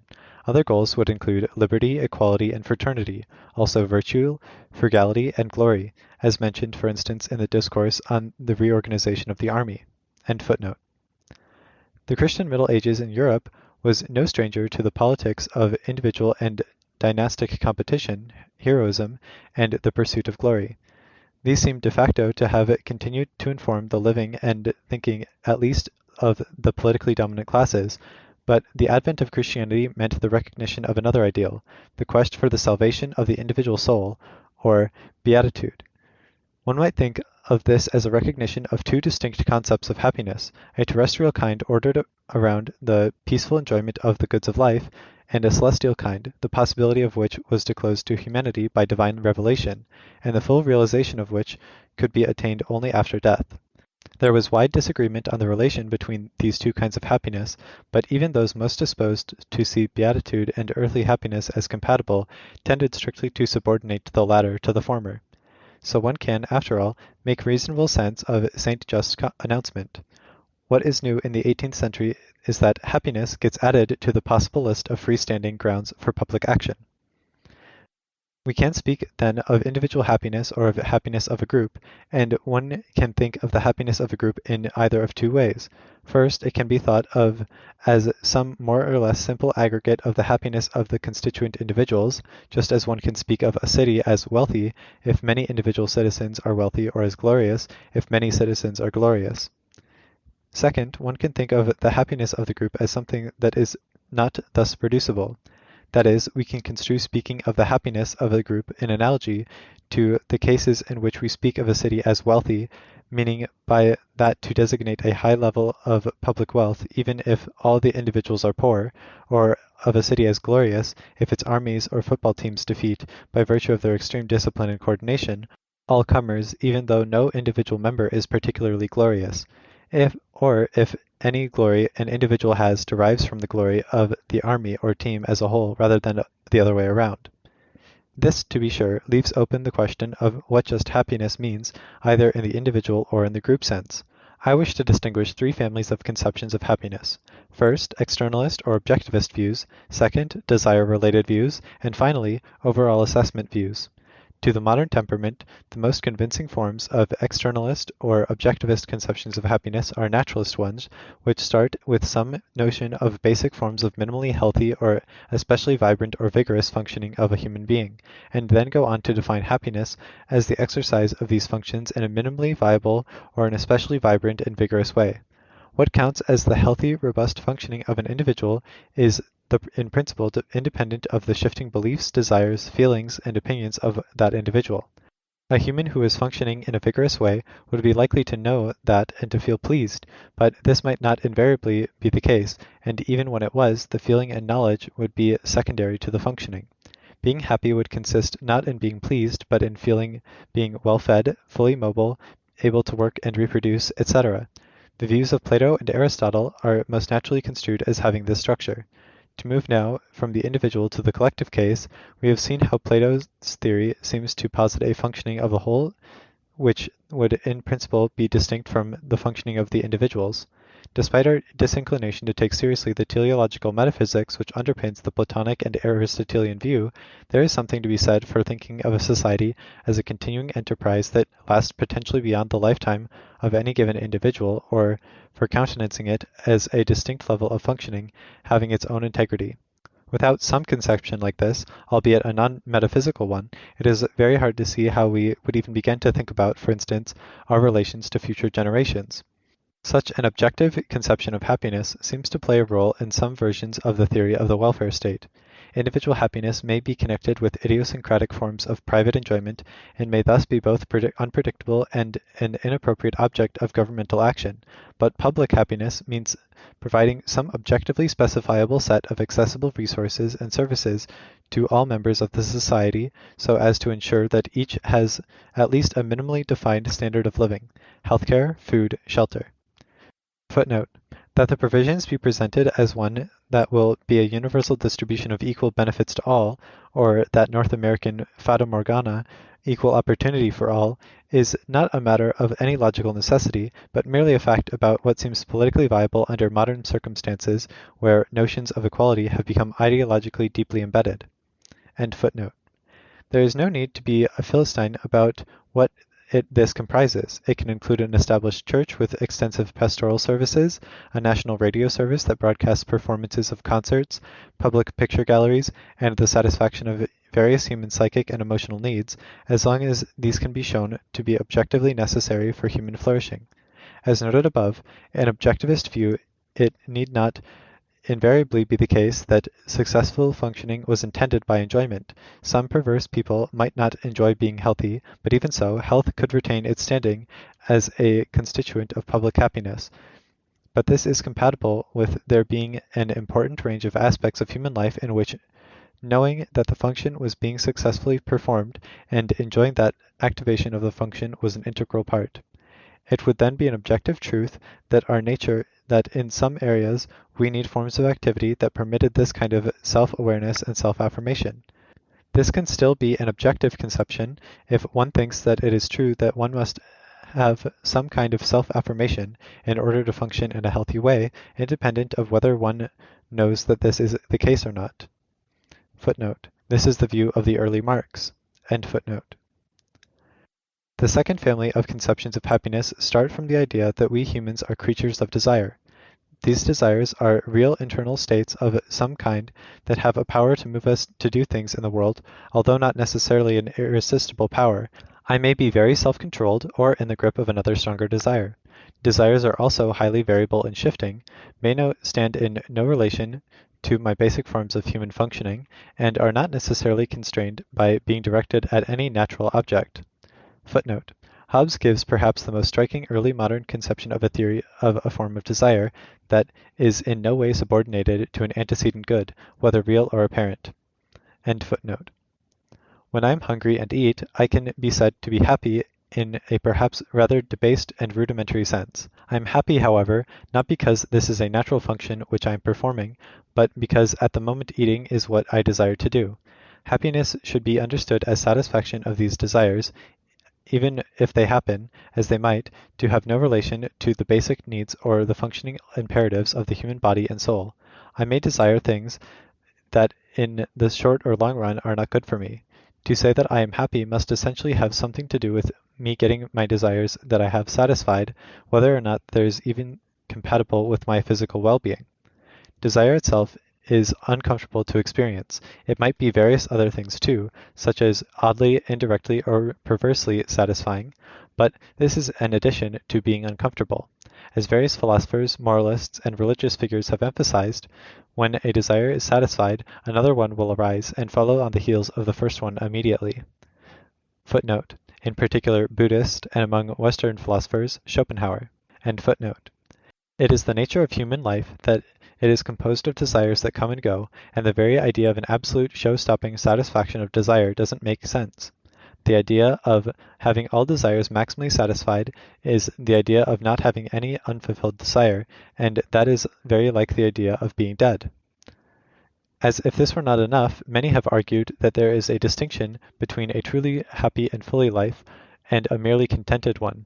A happy life is not sufficiently characterized as one in which given desires are maximally satisfied, but must have a certain minimal richness, variety, complexity, novelty, and intensity. Thus, some would say that a person with exceptionally low level of desire and aspiration is less happy than a person with more complex and demanding desires, even if more of the first person's desires were in fact satisfied. Some have even claimed that a fully happy human life must be devoted in part to developing human powers. If this is the case, then the generation of new desires will be an integral part of the happy life, and this means that a certain amount of non-satisfaction will have to be part of a fully happy life, since new desires will by their very nature be ones I have not yet been able to satisfy. If this is the case, the pursuit of happiness might seem to require us to move in two incompatible directions at once, toward maximal satisfaction of the desires we have, and toward going beyond the set of desires we have evolved in the direction of as yet unsatisfiable new desires. There is a degenerate form of the idea that happiness consists in the satisfaction of desires, which has played an important role in much recent social theory. Footnote. Classic works in this tradition include Kenneth Arrow's Social Choice and Individual Values and Amartya Sen, Collective Choice and Social Welfare. End footnote. This approach identifies satisfaction of desires with satisfaction of one's preferences, where preferences are taken to mean articulated wants, i.e., what you say you want, or what your behavior is in highly controlled conditions, such as betting, indicates you want. There might be all sorts of good reasons to prefer preferences to desires as the basic entities with which to work in certain areas of life and politics. For a start, desires are frequently deeply buried, ill-informed, unfocused, and for various reasons not fully and clearly articulated or even articulable. Preferences, on the other hand, are epistemically accessible and well-defined in a way desires are not. One can thus work from them more easily, use them to evaluate the success or failure of various government programs, etc. However, it is also precisely this relative clarity and precision that makes them inappropriate as the final objects relative to which we think about such thing as human happiness. One major reason one might object to the whole idea of public happiness is a difficulty in the very idea that there is anything at the collective level that could be sufficiently like a human individual as locus of desire for one to speak in a clear and coherent way about these collective desires being satisfied. The best one could get would seem to be some version of collective analog to what I have called the degenerate form of happiness, a social welfare function. Footnote. To pursue this further would require discussion of Nietzsche's view of the Dionysian, especially in The Birth of Tragedy, and subsequent accounts by Durkheim, Freud, and Castoriadis. End footnote. The third kind of conception of happiness takes it to consist not in the satisfaction of my desires, but in some form of self-approval. I am happy if I find my life worthy of approval as a life for me to live. Footnote. To judge that a life is worthy of approval as a life for me to live is not necessarily to judge it as worthy simpliciter, so it is still possible to distinguish between happy and good. End footnote. What is at issue here is an attitude or judgment. This sense of happiness is clearly distinct from the previous two. It is obviously the case that I need not approve of healthy human functioning. Lots of religious ascetics do not. Nor must I approve of what I in fact desire, even ineluctably desire. Many addicted smokers disapprove of smoking. One might expect that the judgment and attitude one has towards one's own life will not, as a matter of fact, be completely disjoint from the rhythm of origination and satisfaction of desire. I will be more likely to make a positive judgment about my life and say that I am happy if I have just satisfied a pressing desire than if I keenly feel an unfulfilled desire. This suggests that our attitude or judgment about our lives might be as shifting and unstable as our desires and their satisfactions are. The characteristic view of ancient philosophers seems to have been that one ought to try to find a stable attitude towards one's life as a whole, which is based on a correct assessment of it.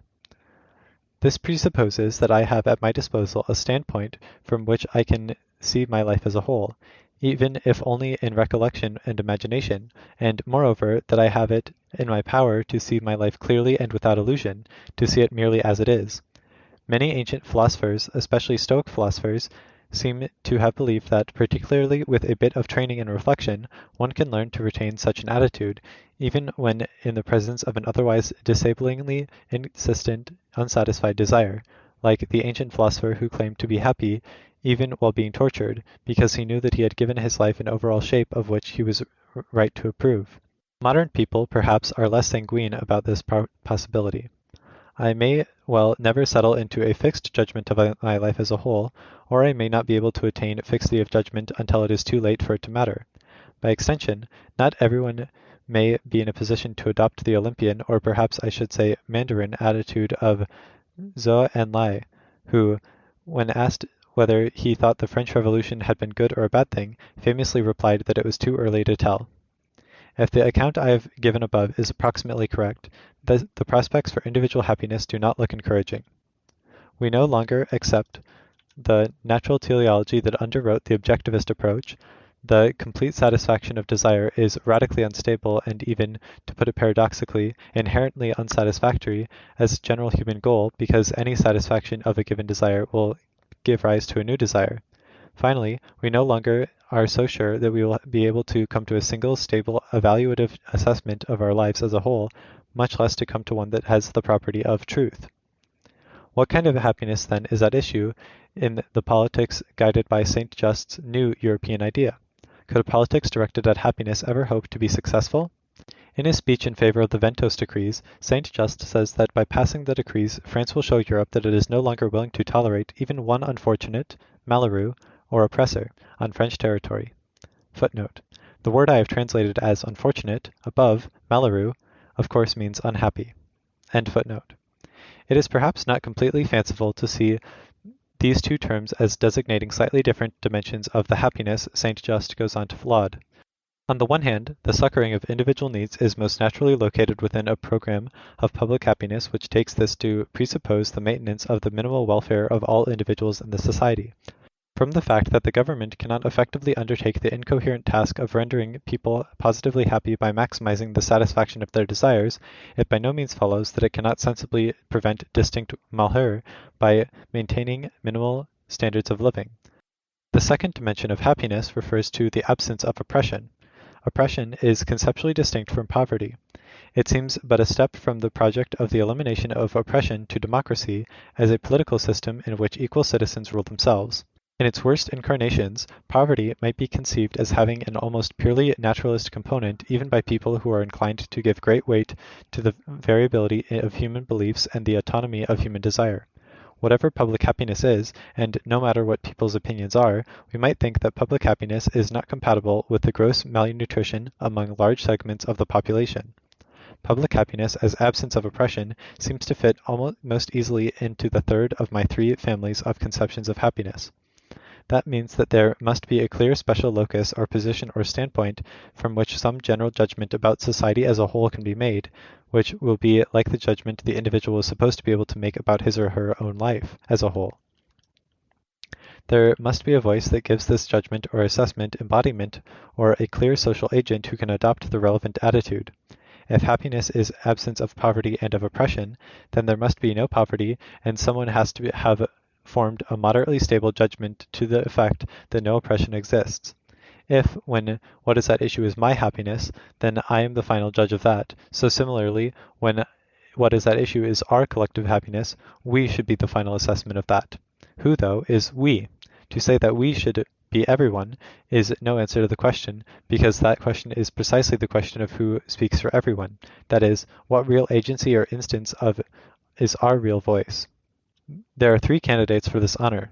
The first is the governmental structure which the designated office speaker for us all.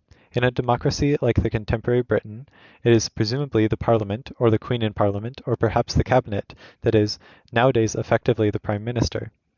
They will speak for us when they speak in their official capacity following all established rules correctly. It might seem that if such a system is functioning properly, it will instantiate a very quick and straightforward way of moving from democracy to human happiness via a direct conceptual link. Democracies will by their very nature be happy polities in the most significant sense of happy that can be of concern to politics. After all, one might argue, a democracy is by definition a system in which whatever the society does is the result of a decision by its members. If what collective political life people have depends, as much as it can depend on any human agency, on what they themselves decide, surely in a democracy they at least have the best choice to live in a collective life of which they will approve. In such a system, if it works, there are no individual oppressors, like Louis Capet or the members of the French aristocracy. I think one should resist this shortcut because there is an important difference between democracy as an ideal and as the designation of any real political mechanism. To speak of democracy as an ideal is to speak of a political system in which the people have the power. In the ancient world of small direct democracies, it was perhaps relatively unproblematic to see what was meant by saying that the people ruled. Whatever decisions were made by an assembly in which in principle anyone could attend, and which many people did regularly attend. In contrast, to speak of any real modern representative system of parliamentary rule as democracy is to engage in an extremely contestable form of theoretical interpretation of what is going on when the system functions in its everyday way. Do multi-party elections by themselves, or for that matter in conjunction with any specifiable further set of real political institutions, ensure that societies in which they exist are the ones in which the people rule? Does Tony Blair necessarily speak for me when he repeatedly gives us and the rest of the world to understand that Britain under New Labour is a happy, morally admirable society? I submit that a moment's serious reflection on these questions will incline the thoughtful toward a negative answer to them. The second candidate for the position of vox societas is public opinion. This seems to me a totally hopeless choice. Public opinion is exceedingly fragile, and its utterances can be very indistinct.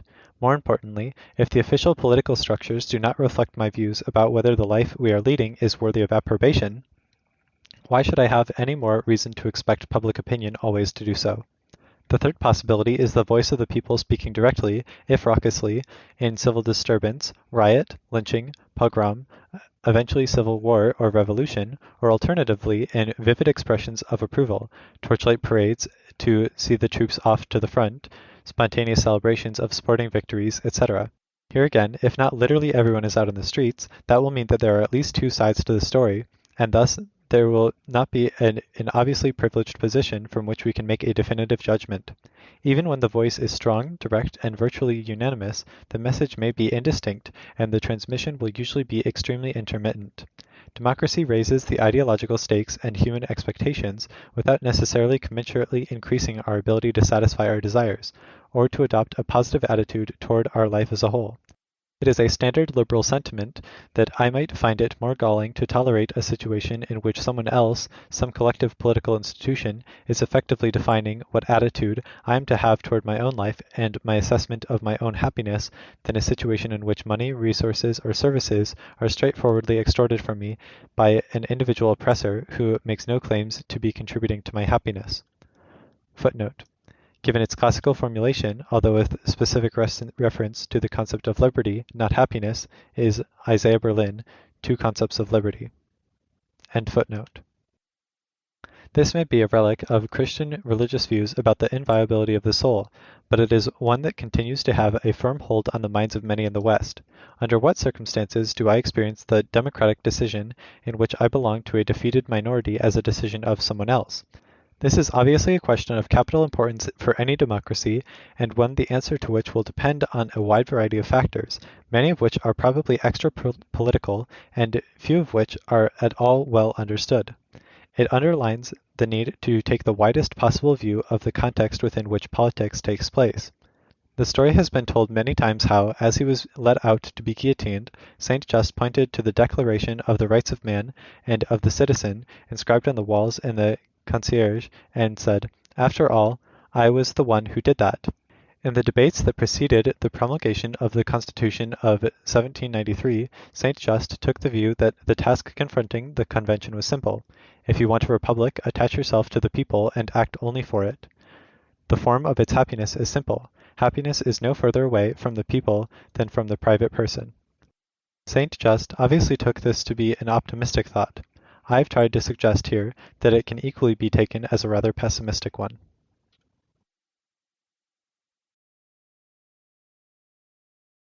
Chapter 7. Suffering and Knowledge in Adorno. Suffering, many reflective people have thought, is simply an integral part of any human life, since there is no certain remedy for it short of death, which many believe carries its own disadvantages. One might as well learn to tolerate it as best one can. Some philosophers, to be sure, have thought that this reaction is too undifferentiated. If one wishes to think seriously about suffering, one must begin by distinguishing different kinds of suffering, toward which perhaps very different attitudes would be appropriate. Thus, Nietzsche distinguishes very sharply between suffering that has a meaning, the pain experienced during training by an athlete for preparing for an important event, and senseless suffering. Humans, Nietzsche thinks, do not in general find the former kind of suffering problematic, but the latter is intolerable. So intolerable, in fact, that they will invent or accept the most ludicrous fantasies, stories about the will of imaginary gods, theories of antenatal existence and the transmigration of souls, the doctrine of original sin, etc., to endow suffering with the appearance of meaning. Nietzsche further distinguishes very sharply between self and life-affirming interpretations and life-negating or denying ones. The suffering athlete in training undergoes is not simply an incomprehensible series of random events that form no pattern and of which he can make no sense at all, but is part of a structured set of events that he or she can see is integral to a project of affirmation of self. Even if the athlete does not in fact win the race, the project is still an affirmative one. In contrast to this, most traditional religious interpretations of the world have been life and self-denying. Thus, for the traditional Calvinist believer, too, the world and human life makes perfect sense. At the end of a long life of exhausting labors, most people can look forward to sharing with the overwhelming majority of humanity, the massa damnatus, in an infinity of exquisite torments invented and inflicted on them by God. God, to be sure, has predestined us for this, but that is no excuse for us. Since, for whatever reason, we are all in fact sinners, this infinite punishment is also our just desert, and the meaning of our infinite sufferings is that it contributes to God's glory. Not only, that is, will people make up the most implausible tales and theories to give some apparent meaning to their lives, but they would also prefer even radically masochistic, self-abnegating interpretations of the world to acceptance of its sheer, irreducible, fatuous pointlessness. They would rather make their own lives vales of tears than find them empty. A third distinction that might seem to recommend itself is that between avoidable and unavoidable suffering. It is not difficult to imagine developing this distinction into the temptingly commonsensical thought that we ought to try to tolerate stoically only such sufferings as is unavoidable, while trying to deal actively with suffering that is unnecessary or avoidable. The view of human society proposed by various progressive political movements in the 19th and early 20th centuries, including Marxism, gave a further twist to this discussion by distinguishing between historically superfluous and historically necessary forms of human suffering. In societies with low productive powers and rudimentary means of transport, hunger may be unavoidable and virtually universal concomitant of human life. In modern societies, we have the technological capabilities to feed everyone, and so hunger is objectively superfluous in a way it was not in the Bronze Age. Hunger in the modern world results from social and legal arrangements, the distribution of entitlements, that could in principle be changed. The members of the Frankfurt School were not in any sense orthodox Marxists, but their critical theory stands in this tradition in that the main object of their theoretical interest was the continued existence of the superfluous suffering in a world in which it could actually be abolished. Although suffering refers in the first instance to a set of somatic processes, the stimulation of certain nerve endings associated with what we call pain, in complex societies, physical suffering can come to be reflected inwardly, so that in addition to toothache, we sometimes experience heartache. Prolonged grief, psychic disturbance, systematic humiliation, etc., are also forms of suffering, even if they do not involve the direct infliction of physical pain, and as such, they deserve to be taken seriously too. Modern societies, so the proponents of the critical theory believe, are integrated totalities in which all parts are inextricably interconnected and the more important structural features are hidden from direct view. A human society is not like a dead natural object, which has no end or goal in itself. A rock, a lake, a pile of sand have no inherent purpose, but a human society is a set of practices, structures, and institutions that are directed at making it more likely that certain states of the world are realized and that others are not. Agricultural societies have various methods for storing grain, which they implement in order to have enough food for the winter and to prevent hunger.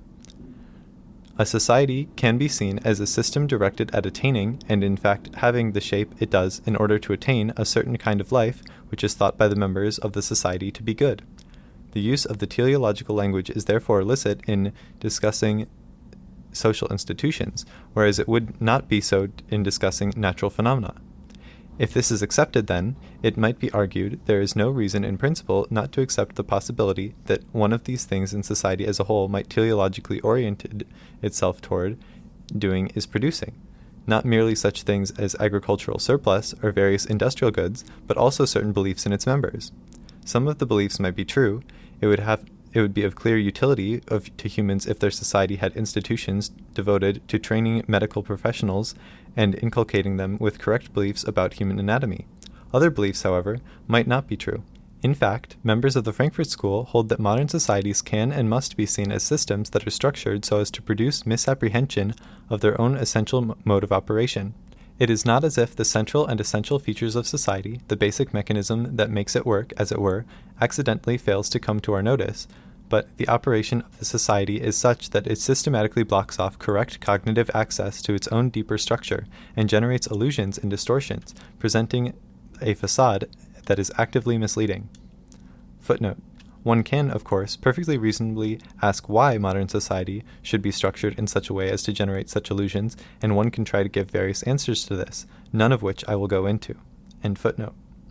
All of this means that simple, old-fashioned approaches to the elimination of suffering will not work. Direct, individual intervention to relieve patient pain may be morally praiseworthy, but cannot be more than a palliative measure, and will certainly not be sufficient to deal with the deep-rooted and systematic social and economic sources of suffering. One cannot directly observe the real causes of most of the sufferings in such a complex society, and even the best empirical theories built up according to the canons of positivism will be superficial and misleading, taking the illusory surface of a society provides as its essential structure. Correct cognitive access to society as a totality requires a philosophically informed mode of understanding which is not a competitor to observation and empirical theorizing, but which places empirical research in its proper context. That context is provided by the non-empirical concept of spirit, a concept analyzed most astutely in Hegelian philosophy. To be sure, Marx was right to emphasize the importance of the socio-economic system, the capitalist form of production, in the generation of systematic forms of human suffering, but even the economy, in the narrow sense, could not be fully understood by a theory that was construed along strictly empirical, positivist lines. The most important structural features of our society, including its central economic institutions, are integrated into the social whole and reveal themselves for what they are really only when we view that whole as a form of spirit, and that also means analyzing it relative to what spirit requires of it. Only a theorist who is himself a philosophically reflective bearer of spirit has the necessary conceptual resources to make cognitive sense of the suffering our society produces. Only a theorist who has a correct spirit-based understanding of society can engage in radical social criticism effectively, and only such a person is capable of sustained intellectual resistance to the pressures to conformism and acquiescence in the status quo, which is such a pervasive danger in modern societies. To be sure, active participation in spirit makes a person in some ways more susceptible to suffering because more sensitive to the ways in which society fails, but this is the price one pays for the critical potential spirit gives. In spirit cognition, the possibility of criticism and resistance, and sensitivity to suffering are closely connected. Thus, it is not at all surprising, and is no objection, that the immediate point of departure for Adorno's critical theory is a series of experiences that could seem to be no more than minor irritations of the sensibility of a highly sophisticated but also extremely effete bearer of spirit. He presents his critical opposition to society that surrounds him as being set off by the observation that the semicolon is falling into desuetude, that Allenberg's violin concerto contains some tonal elements rather than being uncompromisingly atonal, that modern doors generally have simple knobs rather than handles, that large numbers of people rush to the cinema to see infantile films, etc. This is not necessarily an evasion of more serious forms of suffering. The first task is a correct analysis of the causes of social suffering, and if society really is a totality that actively produces mystification about its own basic structure, a false whole, then any part, even the most seemingly insignificant, can, if properly analyzed, reveal the falsehood at the heart of the social world. An indirect approach through seemingly peripheral or insignificant phenomena may have had more chance of success than an attempt to gain enlightenment by studying the traditional grand topics of social philosophy directly. The grand topics refer generally to precisely those parts of society that will be most deeply camouflaged and surrounded by thick smokescreens and false road signs. Hegel devotes an important chapter in his Phenomenology to a form of spiritual life in which he calls the unhappy consciousness. This form of consciousness is one that is forced by its own internal constitution to generate and measure itself against the set of standards which it can never fully satisfy. What results is an intrinsically split consciousness, which is the perpetual, uncomfortable motion in a constant process of being painfully forced to recognize its own failure to live up to the standards it set itself, and thus its own worthlessness and insubstantiality. The pain caused by the keen awareness of the unbridgeable gap between its real state and the ideals it set itself poisons and embitters the whole form of life. Examples of this unhappy consciousness are forms of self-lacerating religious consciousness, particularly various forms of medieval Christianity. Despite the evident massive differences between Hegel's idealism and the critical theory, Adorno has a number of surprisingly positive references in his negative dialectic to Hegel's doctrine of unhappy consciousness. In the modern period, the possibility of a radical critique depends on the existence of highly differentiated human individuals, but any individual consciousness, Adorno claims, is almost always, and with good reason, an instance of the unhappy consciousness. Hegel's unhappy consciousness measures itself against standards it sets itself and finds itself wanting. For him, unhappy consciousness is a transitory phenomenon, a mere preliminary to the full maturity spirit attains when it has completed its Bildungsprozess and attained a full affirmative awareness of itself as what it truly is, and is thus in a position to comprehend and affirm the world around it, including its social world. Adorno claims that Hegel has a strategic aversion to the unhappy consciousness, and that the reason for this is his desire to render impotent the critical movement, which is inherently an unhappy individual consciousness. Criticism for Hegel must be a mere passing stage on the way to final affirmation. Adorno, by contrast, does not suffer the painful self-laceration of a consciousness divided against itself, but judges the society he encounters against the highest exigencies of spirit and condemns it for failing to live up to those. The standards of criticism are, Adorno claims, rooted in demands that the society can be seen tacitly to make of itself. Why go the effort of building complicated barns and silos if one is going to look on with equanimity when the silos fall down, ruining the harvest? Footnote. This is what is meant by the claim that the theorist must transform the concepts he uses into those the object itself provides. End footnote. Nevertheless, in point of fact, the standards of criticism have their concrete locations in Adorno's sensibility. The society is said to fail because it fails him, that is, it fails to live up to the very highly pitched requirements and expectations he, as an archetypical bearer of spirit, imposes on it. Adorno's philosophy can be seen as a philosophy of suffering spirit, a way of articulating the pain spirit experiences when confronted with a world that thwarts its aspirations, and as such, a criticism of that world. The main question I wish to consider in this essay is what role cognition, and the philosophic theory of cognition, epistemology, might play in a philosophy of suffering spirit. The established procedure which philosophers have followed since antiquity would prescribe beginning with a formal definition of the central relevant concepts, suffering, spirit, cognition, etc., moving on to the substantive discussion only when the task of defining terms has been satisfactorily completed. Just as Hegel did before him, Adorno completely and utterly rejects this way of proceeding in no uncertain terms. Definition, in the traditional sense, depends on a number of logical and epistemological presuppositions and has a number of implications which make it inappropriate as a method for discussions of any important phenomenon in the realm of spirit. Thus, for instance, a definition was traditionally supposed to contain a specification of a finite set of invariant features that would allow one reliably to distinguish the definiendum from other kinds of things. Definitions were supposed to satisfy strict conditions of non-circularity.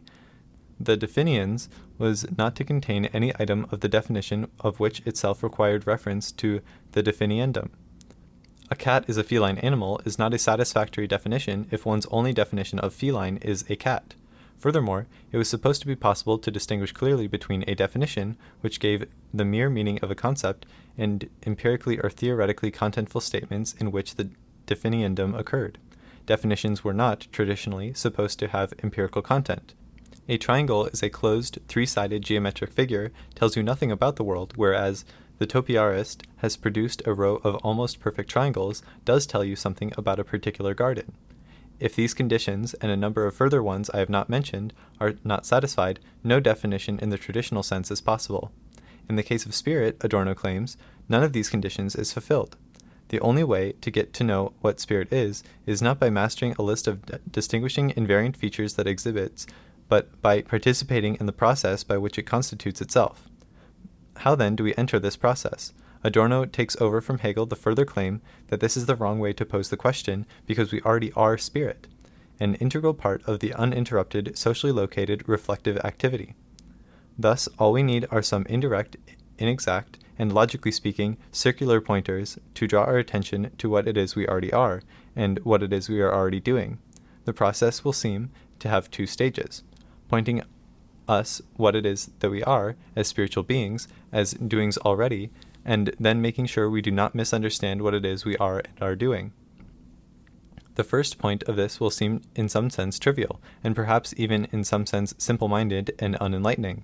The second will consist of a long sequence of increasingly complex and convoluted negations, refuting the various incorrect and usually reductive theories that have been proposed about spirit. Spirit is not this, not that, not some third thing. Overall, the procedure will look very much as if it violates another tacit assumption of traditional procedures of definition, in that one will seem not so much to be saying what the definiendum is, but merely, at excessive length, what it is not. In the realm of spirit, though, the approach through a negative dialectic is the only one appropriate. Although we cannot define spirit, we can continue to engage in a process of gradual, reflective, internal clarification or explication, literally unfolding of it. Another way to put this is that we cannot define it because it is in itself nothing other than the continuous process of self-definition in which we participate. For Hegel and Adorno, then, in philosophy we do not begin by defining, rather we plunge in medias res. Well, plunge in is the wrong metaphor, because if we are not already in up to our necks, the whole issue would not arise. There is no shore to stand on from which to initiate or jump, only the ever-rolling ocean of spiritual reflection. Hegel was an optimist about this. Plus leger qu'un bouchon nos dansant sur les slots. There is no need for nostalgia about l'Europe aux anciens perpètes. Although the sea stretches limitlessly in every direction, we will soon realize that we are not bobbing helpless, but ensconced in the bark of the modern state. The bark is sound and seaworthy, and even if not opulently appointed, contains ample facilities to allow us to pursue those activities that give human life meaning and value: religion, art, and philosophy. It is thus all the home we need. Adorno's view is bleaker. We are adrift in a leaky, foundering ponton. The best we can hope for is that we are able to scribble a few philosophical texts before we go under. These texts are messages in bottles that may or may not eventually find readers. That Adorno was capable, under the circumstances, of complaining about the room service, the tuning of the piano, and the quality of the pictures on the wall of his cell in the prison ship is a sign of his characteristic combination of high philosophic purpose, extreme self-absorption, and gross bad faith. Spirit, although it is in some sense has instantiation in individuals, refers to ways in which humans live together with special reference to the formation and satisfaction of absolute needs. Our primary absolute need as spiritual beings is for what Hegel calls reconciliation, or what Adorno calls truth in the emphatic sense. This need cannot be satisfied for human beings once and for all by any individual action they might take, as individuals or as a group, or by coming to hold any true individual proposition or doctrinal system, but only through the development of a set of historically changing social practices: art, religion, and philosophy.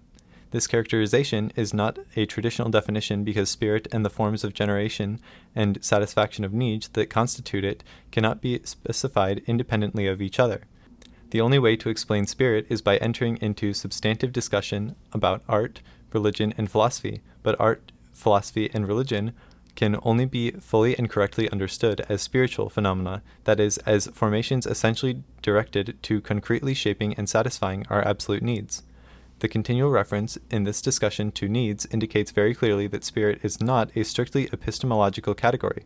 Adorno admits that it does contain important intellective elements, but they are only components of a larger structure.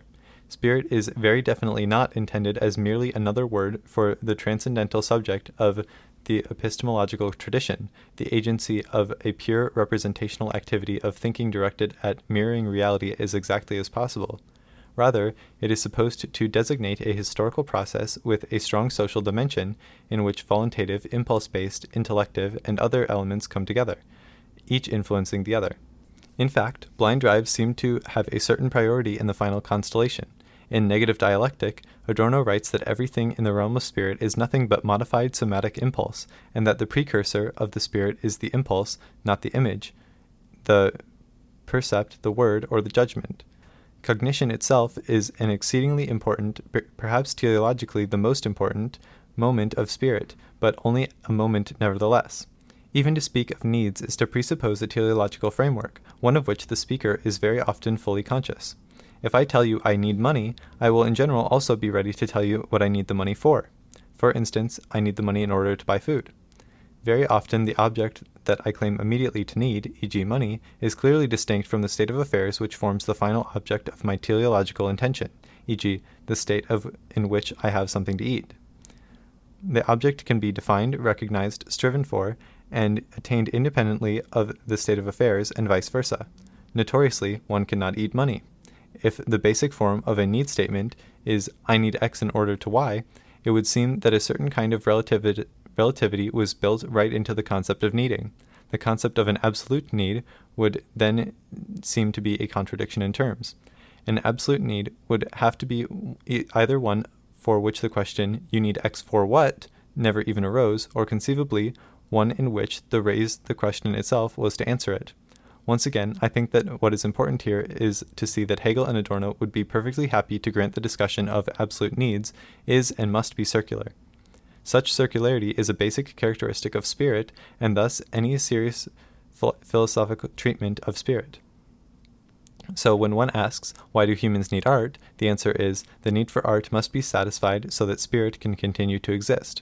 Spirit, however, cannot be understood, and the demand that spirit must continue to exist cannot in any way be explained or justified without reference to the need for art, and the ways in which that need might be satisfied. Rather, than seeing this circularity as an epistemic or moral deficiency, Hegel and Adorno regard it as a sign of distinction. Spirit is the irreducible end in itself and gives itself its own laws autonomously in its own realm. Human needs and the way in which they are satisfied have their foundation in the human body, but to the extent to which the human needs reach up into the realm of spirit, they can come to count as absolute despite their historical variability. This might still seem to be an evasive and unsatisfactory account of absolute needs, and so it is perhaps useful to locate it in a slightly larger context. Kant initiated a certain tradition in philosophy that was based on the claim that there was a strict distinction between actions that were performed for their own sake and actions that were performed for the sake of something else, between categorical imperatives and hypothetical imperatives, between action that was empirically motivated and action motivated by respect for the moral law, or to use Max Weber's terminology, between the value rational and the end rational modes of acting. These distinctions are obviously not all the same, but the slightly hysterical insistence on the importance of one or another of the versions of them probably has its roots in a widespread character deformation that also inclines those who suffer from it to be susceptible to religious or quasi-religious views about the absolute distinction between the numinous and the profane, and to the observation that various kinds of taboos and rituals. For the Kantian, in any case, the clear separation between what he calls pathological or empirical motivation and motivation derived from pure respect for the moral law is the conditio sine qua non of any form of morally responsible human action.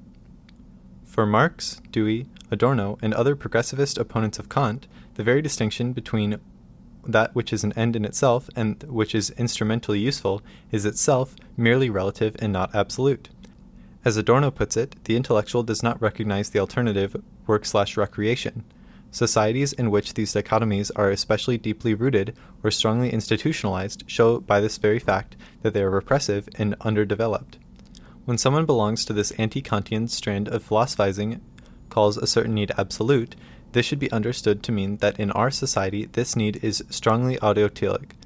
People want to satisfy it for its own sake, but this is taken to be fully compatible on the one hand with recognition that this need has had an empirical genesis, and on the other with the possibility that the whole distinction between the autotelic and heterotelic, that done for its own sake and that done for the sake of something else, might come to seem utterly pointless in a fully developed and emancipated human society. The needs that contribute to constituting spirit can be seen, then, from a different point of view as demands made of the world. Humans are not pure spirits, as angels were thought to be in certain religious traditions, but also biological systems, and thus, in addition to the need for art, reconciliation, and truth, humans also need bread and water. Spirit, to be sure, for both Hegel and Adorno, inherently strives to raise itself above nature, including its own nature, above its own material and somatic needs, in order to become fully free and autonomous. Adorno disagrees with Hegel only in that he thinks this striving is both unavoidable and fated from the very start to complete failure. Fortunately, dialectical thinking is able to accommodate this without missing a beat. Spirit, Adorno claims, is something mediated in itself, at the same time both spirit and non-spirit. For Hegel, by contrast, spirit is not merely real or actual, but is also reality, in Hegel's technical sense of that term. That is, it is an ontological structure that lies at the base of the world and is capable of reproducing itself according to its own laws.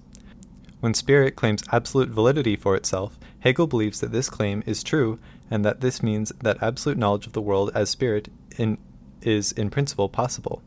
We can thus come to see what the world is au fond, not mere dead matter circling contingency in a primal void, but an essentially spiritual reality and thus of kindred nature to us.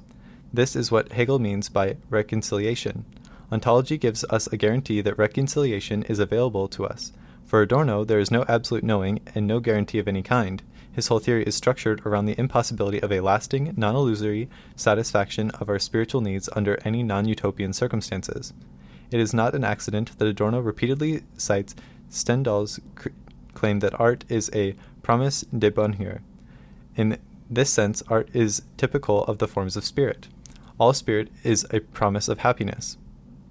One must not, of course, confuse the promise with the fulfillment of the promise. That, in a way, was Hegel's error. The happiness promised in art is not a highly satisfactory experience of a further work of art, but a fundamental change in all aspects of human life.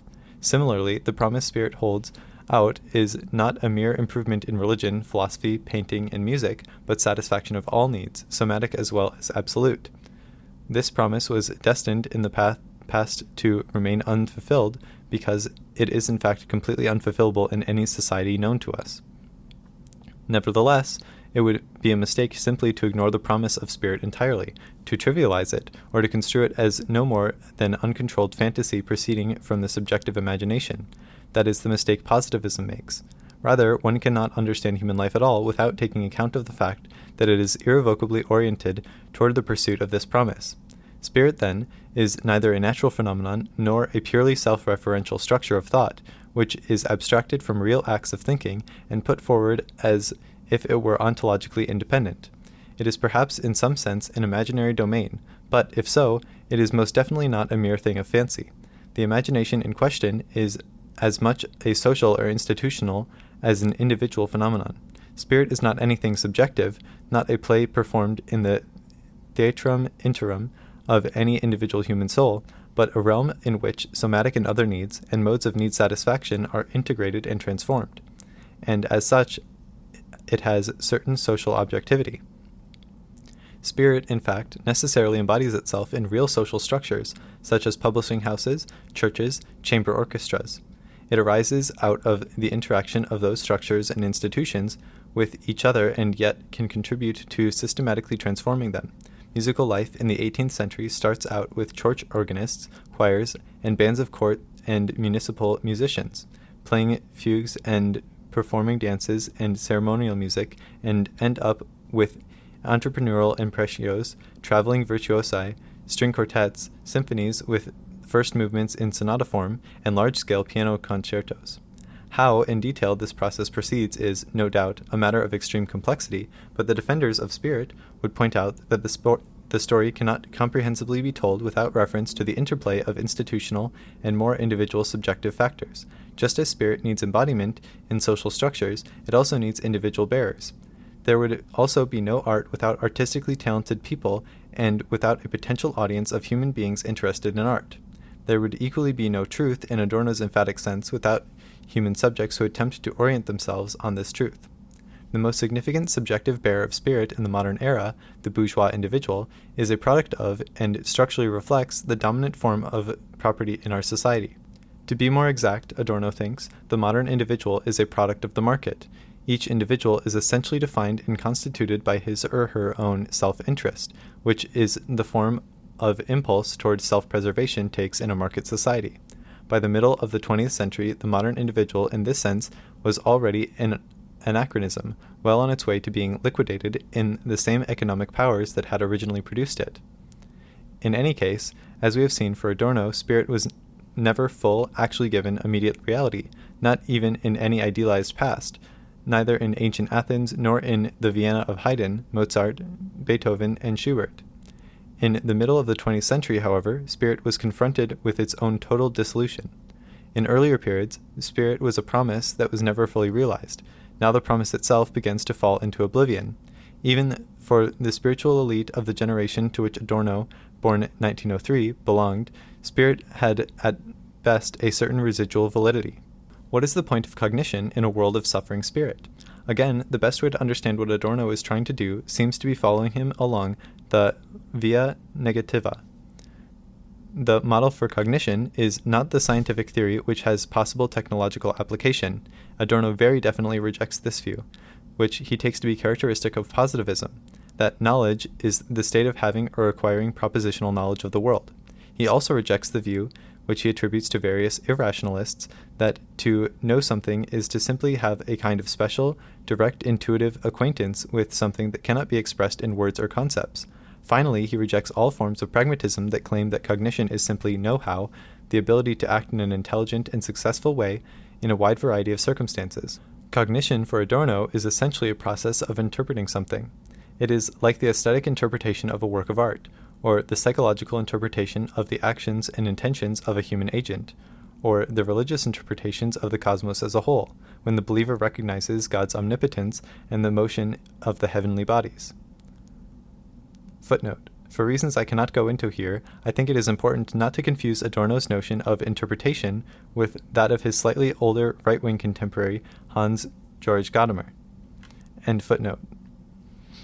Such an interpretation is intended to present the emphatic, not merely the factual truth about the state of affairs at issue.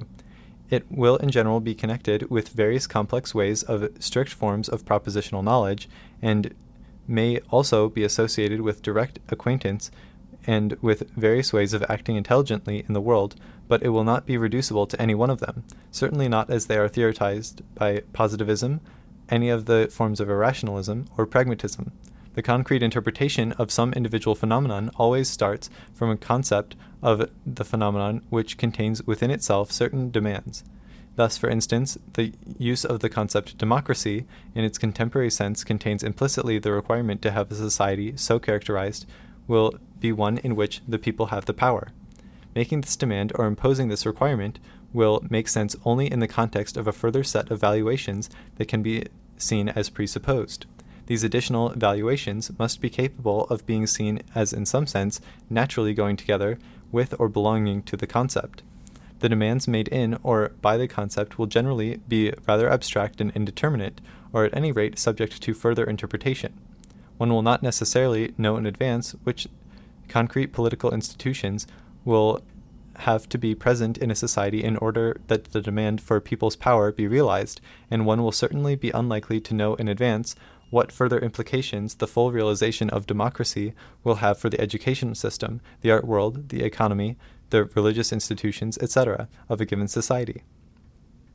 Thus, social democrats have argued plausibly since the 19th century that the effective political power of the people is incompatible with any large-scale economic inequality. Economic equality is neither a clear component of the very concept of democracy, certainly not one that could be extracted from it by simple semantic analysis, nor a mere empirical addendum. Rather, it seems to be a further demand that was in some sense implicit in the rationale for the original concept, but which could emerge clearly only when it was possible to investigate concrete cases in which people tried to realize democracy in particular social formations. One might be inclined to think that we are faced with strict alternative, either a demand that was already very clearly present, although perhaps hidden, is laid bare, or a new demand is being added. Adorno's point, and Hegel's point before him, is that accepting this as a strict alternative makes it impossible to understand what is actually going on when large groups of people attempt to apply basic political concepts to the structuring or the restructuring of their society. Trying to give an interpretation that tells one the emphatic truth is a dialectical process with several senses. First of all, a good interpretation will uncover the non-identity between a set of relevant general concepts and the individual case that is being subsumed under these concepts. No really existing society, in fact, satisfies the demands of democracy in full measure, and an adequate interpretation points this out concretely. Second, the procedure is dialectical in that the concept or concepts from which one starts, together with the demands that are contained within them, undergo a systematic transformation during the course of the interpretation. It is only post factum, after one has confronted the concept with the purported individual instance, that one comes to see clearly the demands which ought to have been made of the individual case from the very beginning. We find out what democracy really means, as we say, only after we have investigated concrete cases in which people have attempted to instantiate the concept. If we investigate correctly and pay attention to what is happening, we will notice that the concept that we are using has itself changed in a structured way during the process of investigation. The investigation is dialectical if two processes are conjoined in it.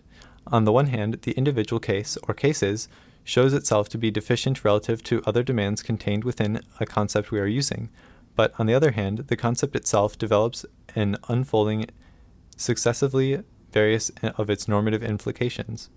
Adorno's philosophy is a sustained unitary process of interpretation through which we are supposed to come to recognize both in what respects our world is radically deficient and what demands spirit makes on the world. Cognition does not reconcile us to our world and the suffering it contains. In fact, it makes us more aware of that suffering and thereby increases it. Attaining correct cognition is, however, an inherent conatus of spirit. An interpretation can and must ignore many of the mandatory principles of epistemological asceticism dear to Kant and the positivists.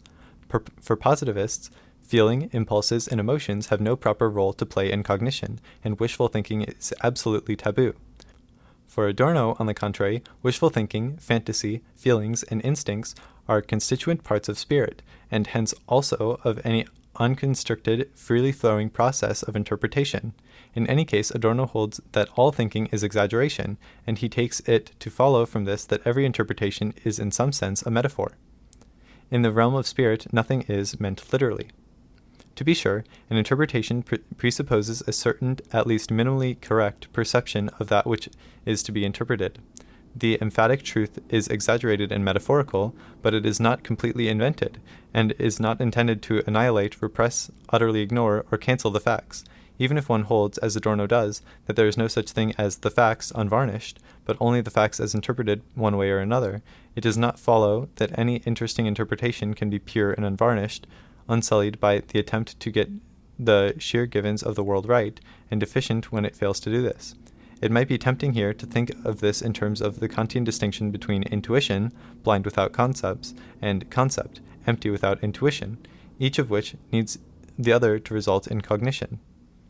This would not be completely incorrect, provided one keep in mind Adorno's Hegel-derived belief that Kant got it right when he pointed out that the interconnection of concept and intuition in any real cognitive process, and wrong when he tried nevertheless to insist on a strict dichotomy between the two. One of Adorno's intentions is to dissolve as much as possible the distinction between concept and intuition, thinking and perceiving.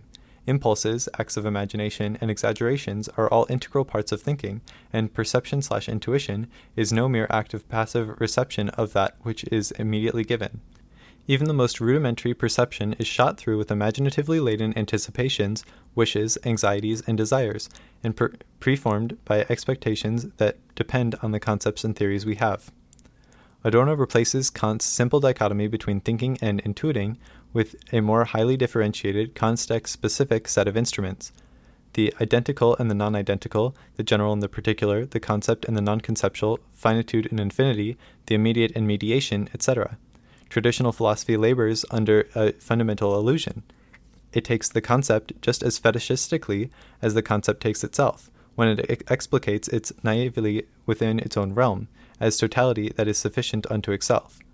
In doing this, philosophy gets caught up in an empty process of reflection, confusing an image of itself, i.e. of philosophy, with concreteness.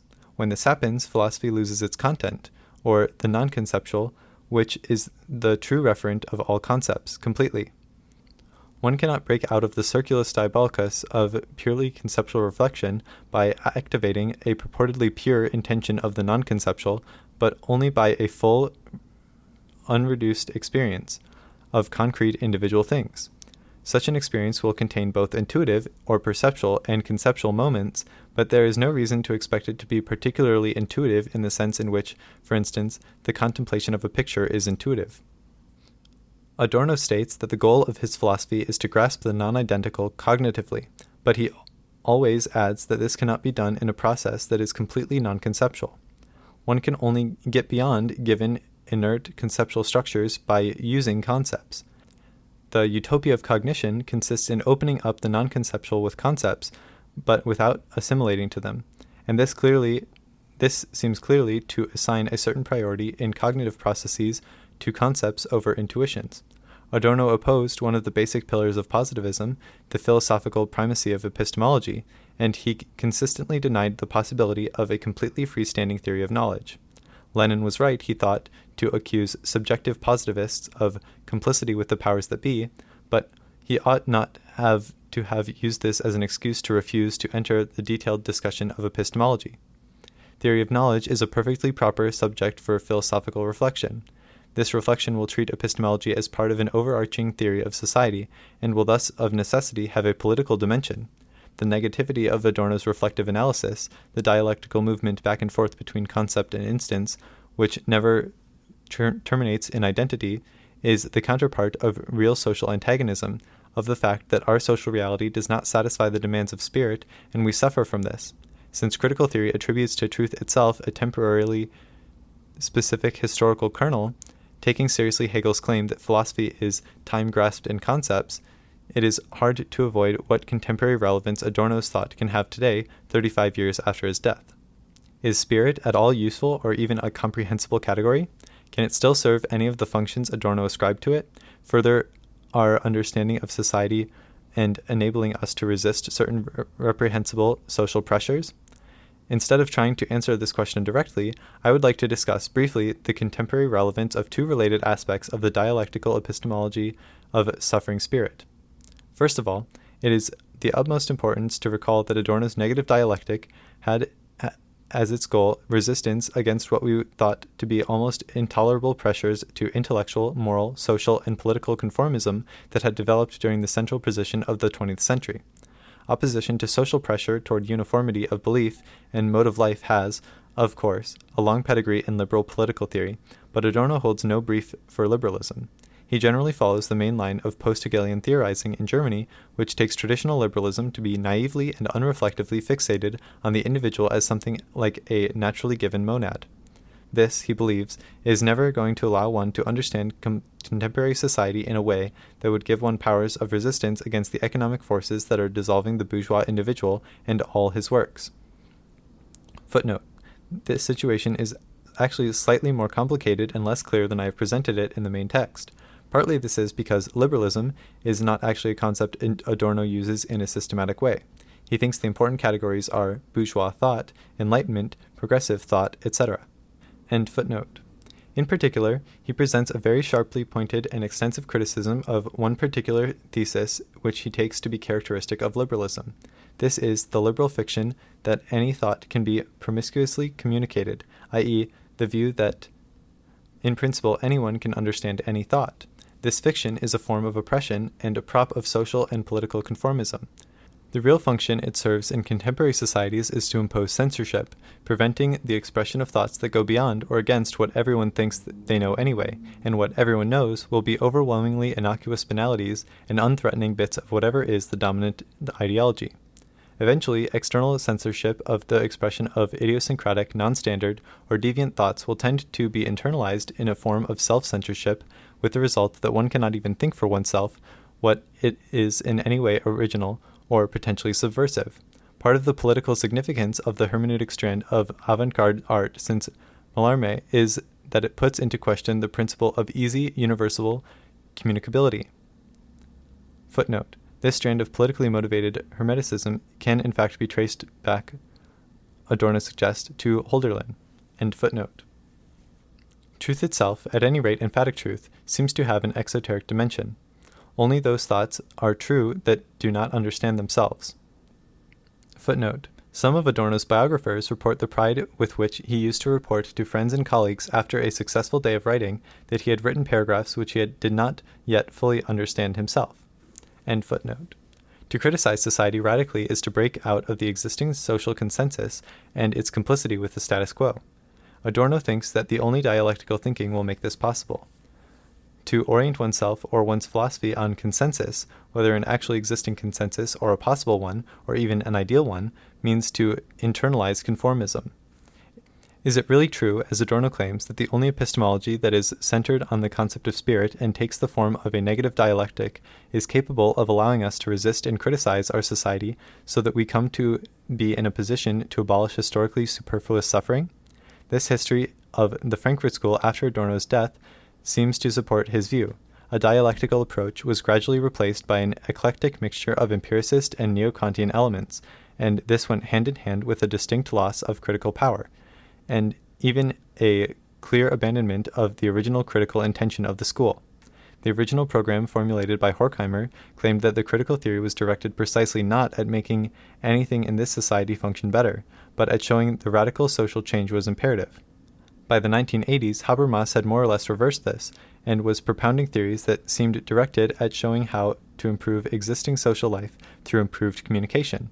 Nevertheless, this example is not a conclusive affirmation of Adorno's views about the connection between non-dialectical theories and conformism.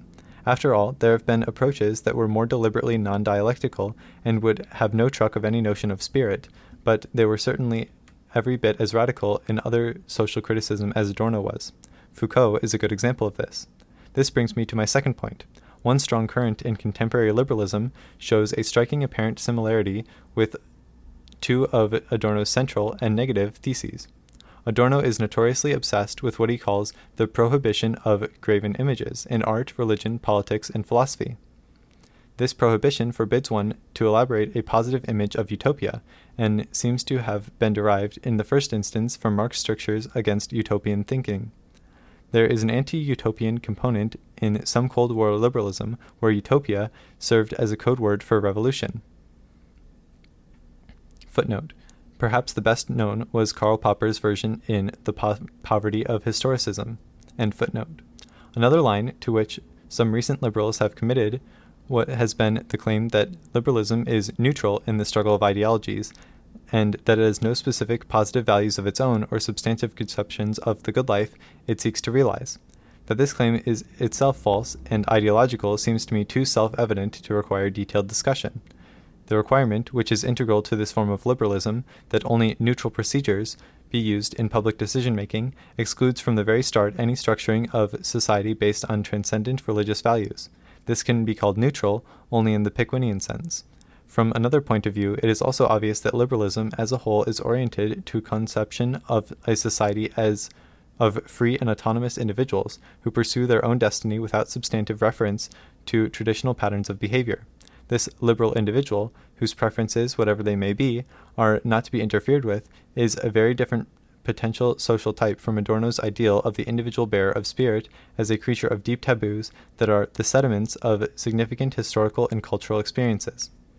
Adorno does not, of course, claim that any part of his theory satisfies some abstract demand of neutrality, and would not think much of a view that expected us to find a method of judgment or decision-making that would be equally acceptable to the ignorant and the informed, the perverse and the healthy, the selfish and the altruistic. The second apparent similarity between Adorno and liberalism is one that is slightly harder to deal with. Contemporary liberalism rests on and fosters an extremely highly developed sensitivity vis-a-vis the phenomenon of suffering, and seems recently to have contributed to a veritable cult of a suffering victim. One unedifying consequence of this is the highly visible contemporary spectacle of groups and individuals vying for the status of most oppressed. It has also not escaped the notice of astute observers of contemporary politics that liberal theories that are focused on the alleviation of suffering nowadays function, in fact, as part of the justification for an apparatus that uses extreme coercion to stabilize a worldwide system of oppression.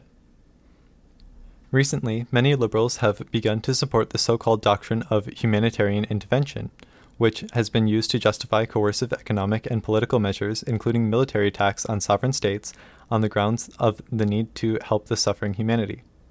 Footnote. For an austere and restrained analysis of some of the political difficulties associated with this doctrine, see John Donne, The Dilemma of Humanitarian Intervention. End footnote. Next footnote. This text was written in Britain during the summer of 2003 at the point at which the Blair government was beginning to shift its justification for the war against Iraq from the non-existent weapons of mass destruction and the transparently hypocritical claims to be defending the will of the United States to a version of humanitarian intervention, conveniently overlooking the fact that much of the suffering of the population of Iraq resulted from the Anglo-American embargo onto that country. End footnote. The predictable response to this is that given the occasional misuse of a principle is not in itself an argument against the principle. A schema is not responsible for its own misuse. The simple imperative, just abolish suffering, is not in itself discredited by being crudely or even self-servingly applied. Simple general imperatives, after all, do not usually apply themselves, but require focusing through an extensive panoply of empirical theories, and what empirical data we have available at any given time, in part, depends on what we have thought it worthwhile to collect. Footnote. See John Donne, The Dilemma of Humanitarian Intervention, on political means, including organization, of sustained attention and will. End footnote. Thus one might well think that in many cases what seems to be an objection to the general principle of abolishing suffering is really an objection to one or another of the subsidiary assumptions that is being made. Human individuals and groups, one might think, are naturally self-centered and tend to overestimate their own suffering, while underestimating that of others, especially of competitors, rivals, or members of what they have taken to be inherently inferior cultural formations. This, one might argue, is the main reason for the principle of preventing and abolishing suffering seems to misfire. It is, of course, true that To take a contemporary example, in Iraq, casualties among the accompanying forces are carefully recorded, even if they are not, for understandable, if not laudable, political reasons, publicized in a way that will allow them to have any significant public effect, while casualties among the natives are not. But it isn't clear that this is any exculpation of the principle rather than an additional objection. One does not know what Adorno himself would have thought about any of this, had he lived to see the contemporary world, and perhaps the very idea of an Adorno in the 21st century does not make much sense, but philosophic positions that attempted to remain close to the central intuitions of Adorno's philosophy within the changed historical circumstances of the early 21st century might be expected to call for a certain amount of skepticism about the politics of alleviating suffering as it is now envisaged and practiced. It is historically perfectly understandable that in the 50s and early 60s of the last century, Adorno made the abolition of suffering in a rather unqualified sense one of the central motifs of his philosophy. However, even then, that was an undialectical thought, and one way or another a mistake.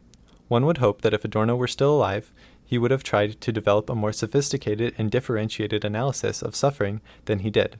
Wouldn't it be most appropriate for contemporary dialectical thinking to try to overcome the one-sidedness of a philosophy of suffering, either of the liberal or the 1950 Frankfurt variety? Would Adorno's epistemology itself remain unchanged by this revision in its substance? Chapter 8. On the Usefulness and Uselessness of Religious Illusions. General, discursively structured criticism of the way in which humans conceive and imagine the gods reaches back to the very beginnings of systematic Western philosophy. Poems written by Xenophanes in the second half of the 6th century BC contain a remarkably modern-sounding analysis and rejection of religious anthropomorphism. What is historically perhaps most notable about this is that Xenophanes is presenting his case against conceiving the gods as having human form does not appeal to any form of esoteric lore, to intuition, revelation, or the inspiration of the muses, but merely to comparative, empirical observation and to everyday forms of human reasoning. Footnote. Homer claims to know that the river humans call Scamandros has a different name, Xanthus, among the gods. If this had been widely known among his contemporaries, and not a bit of esoteric lore, he would not have felt the need specifically to mention the difference. End footnote. It is by virtue of this method of inquiry, more than the particular results to which he comes, that Xenophanes can count as an early representative of the general pan-European movement, members of the early Frankfurt school called the Enlightenment.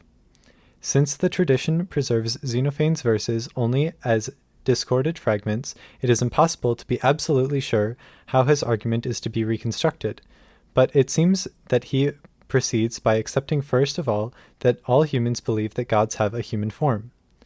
Footnote. It is peculiar that Xenophanes does not cite the hemitheriomorphic gods of Egypt in order directly to refute the claim that there is universal consensus on anthropomorphism. There are at least 3 possibilities here. First, Xenophanes simply had no knowledge of these non-anthropomorphic gods. Second, he did know about them, but perhaps simply for the sake of argument did not discuss them. Third, he subjected the gods of Egypt to an interpretatio philosophica about which we know nothing. As far as the third possibility is concerned, recall that 2 generations after Xenophanes, the polytheistic universalist Herodotus simply identified Egyptian with known Greek gods, or rather he felt compelled to tell the most outlandish and implausible stories in order to assimilate the 2. End footnote. Such universal consensus, however, is by no means something that one would naturally expect, since humans notoriously have widely divergent views on speculative topics. Isn't this unwanted unanimity, then, good reason for thinking that anthropomorphism is true? How else can one explain the universal consensus? Xenophanes' argument can be reconstructed in a series of steps. 1. The most important distinction between gods and men is that the former are immortal, whereas the latter are mortal. 2. Thus, the argument should be concerned not merely with the views of humans only, even all humans, but with the views of all mortals. The use of the word vroti in the formulation of the universal consensus on anthropomorphism in DK 14 above is highly misleading, because it refers to mortal men, or perhaps better, men as mortal. However, men are not the only mortal beings, animals too are mortal. They are theti, but not broti. 3. We observe that the various distinct human tribes attribute to the gods in each case their own physiognomic peculiarities. African gods have dark skin and snub noses, Thracian gods blue eyes and red hair. 4. We can hypothesize that a law-like regularity about the relation between mortals and their respective conceptions of the gods lies behind this observation. Mortals imagine the gods according to their own image. 5. If the regularity postulated in 4 above holds, then we should be able to project it contractually to other mortals, for instance, animals. 6. Animals, that is, would not conceive of the gods in human form. We, however, presumably do not notice this because they cannot communicate it to us. We, therefore, do not notice that there would be no consensus among all mortals on the form of the gods. 7. Thus, we have no reason to believe that there is consensus among all mortals to the effect that the gods have human form. 8. The regularity noted under 4, in fact, gives us good reason to think that anthropomorphism is false, while at the same time explaining why all humans unanimously believe that the gods have human form. 9. The common human opinion recounted in DK 14 is an error. At any rate, the highest god has the form of no mortal being, and thus a fortiori does not have human form. I consciously used the technical term of contemporary analytic philosophy reconstruct to describe setting out Xenophanes' argument in this way. One can reasonably wonder whether he would himself have even recognized this as his own thought structure, which I ascribe to him here. Even if he did not, it is by no means obvious that this is relevant. One of the acknowledged goals of philosophy is to understand other philosophers better than they understand themselves. After all, Xenophanes proceeds in not a dissimilar way when he discusses anthropomorphism.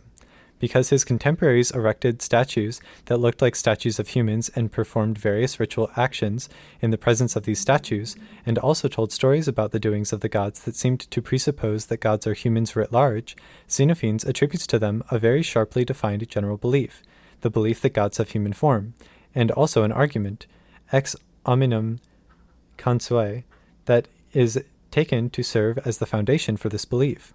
Only when he has thus reconstructed their position does he set out to refute it. One of the basic claims of the critical theory, in the form in which it was elaborated by Adorno and Horkheimer in the 1940s, is that enlightenment is totalitarian.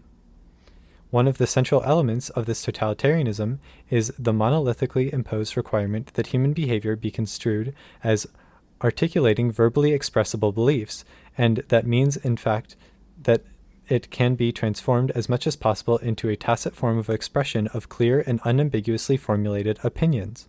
These opinions must be in principle capable of extraction from their original context and presented for general discussion to determine whether they are argumentatively justified or not. A speaker is committed to the logical consequences of the opinions he expresses. These demands are by no means self-evident, but represent a distinctive historical development.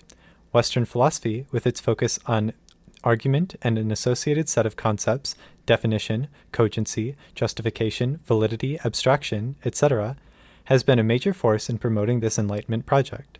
Just as for the grammarian all reality is grammatical, for philosophers everything is in the vicinity becomes a possible or actual opinion for which an argument must be given, even things that might originally not have been intended as contributions to a disputation at all. Argumentation, as we see it develop in early Platonic dialogues, is an agnostic procedure which is always directed at a potential opponent whom it is trying to refute or convince. Since genuine argumentation of this kind plays an infinitesimally small role in normal human life, using the procedure often involves inventing an argument from which one attributes to an imaginary opponent for the purposes of having something definite to take as an object of criticism. We are so familiar with this way of proceeding, even in non-philosophical context, that we scarce notice it. Thus above, I cited fragment 16 of Xenophanes as given by Diels-Crans, but the attentive reader will have noticed that Diels has added 2 words to the first line, and also 2 words at the end of the second line, and translates, "The Ethiopians assert that their gods are snub-nosed and black. Diels uses italics to indicate that these are his addenda. The original prose text by Clement of Alexandria, from which this fragment was derived, reads differently. Diels fiddles with this text, inverting and adding words where necessary to produce two metrically correct lines of verse, but in Clement's text clearly means to paint, not as Diels' version reads to assert, unless, that is, one presupposes exactly what is at issue here, namely that a painting you make is adequate grounds for me to attribute to you a specific belief. From the fact that Ethiopians paint pictures of black snub-nosed humans, carry these images around with them through the streets of their villages, singing, dancing, and sacrificing to them, the conclusion is drawn that they assert that the gods have snub noses, black skin, and human form. Given this general commitment of philosophy to doxoplasis, the generation of opinions, and argumentation, it is in no surprising way that when they come to think about religion, philosophers have considered it as a set of beliefs and opinions people hold. Religious beliefs, some philosophers have claimed, differ from other sorts of beliefs because of their purported content. Cosmological beliefs are beliefs about the structure of the universe, biological beliefs about living things, religious beliefs are about the existence and properties of superhuman entities, gods.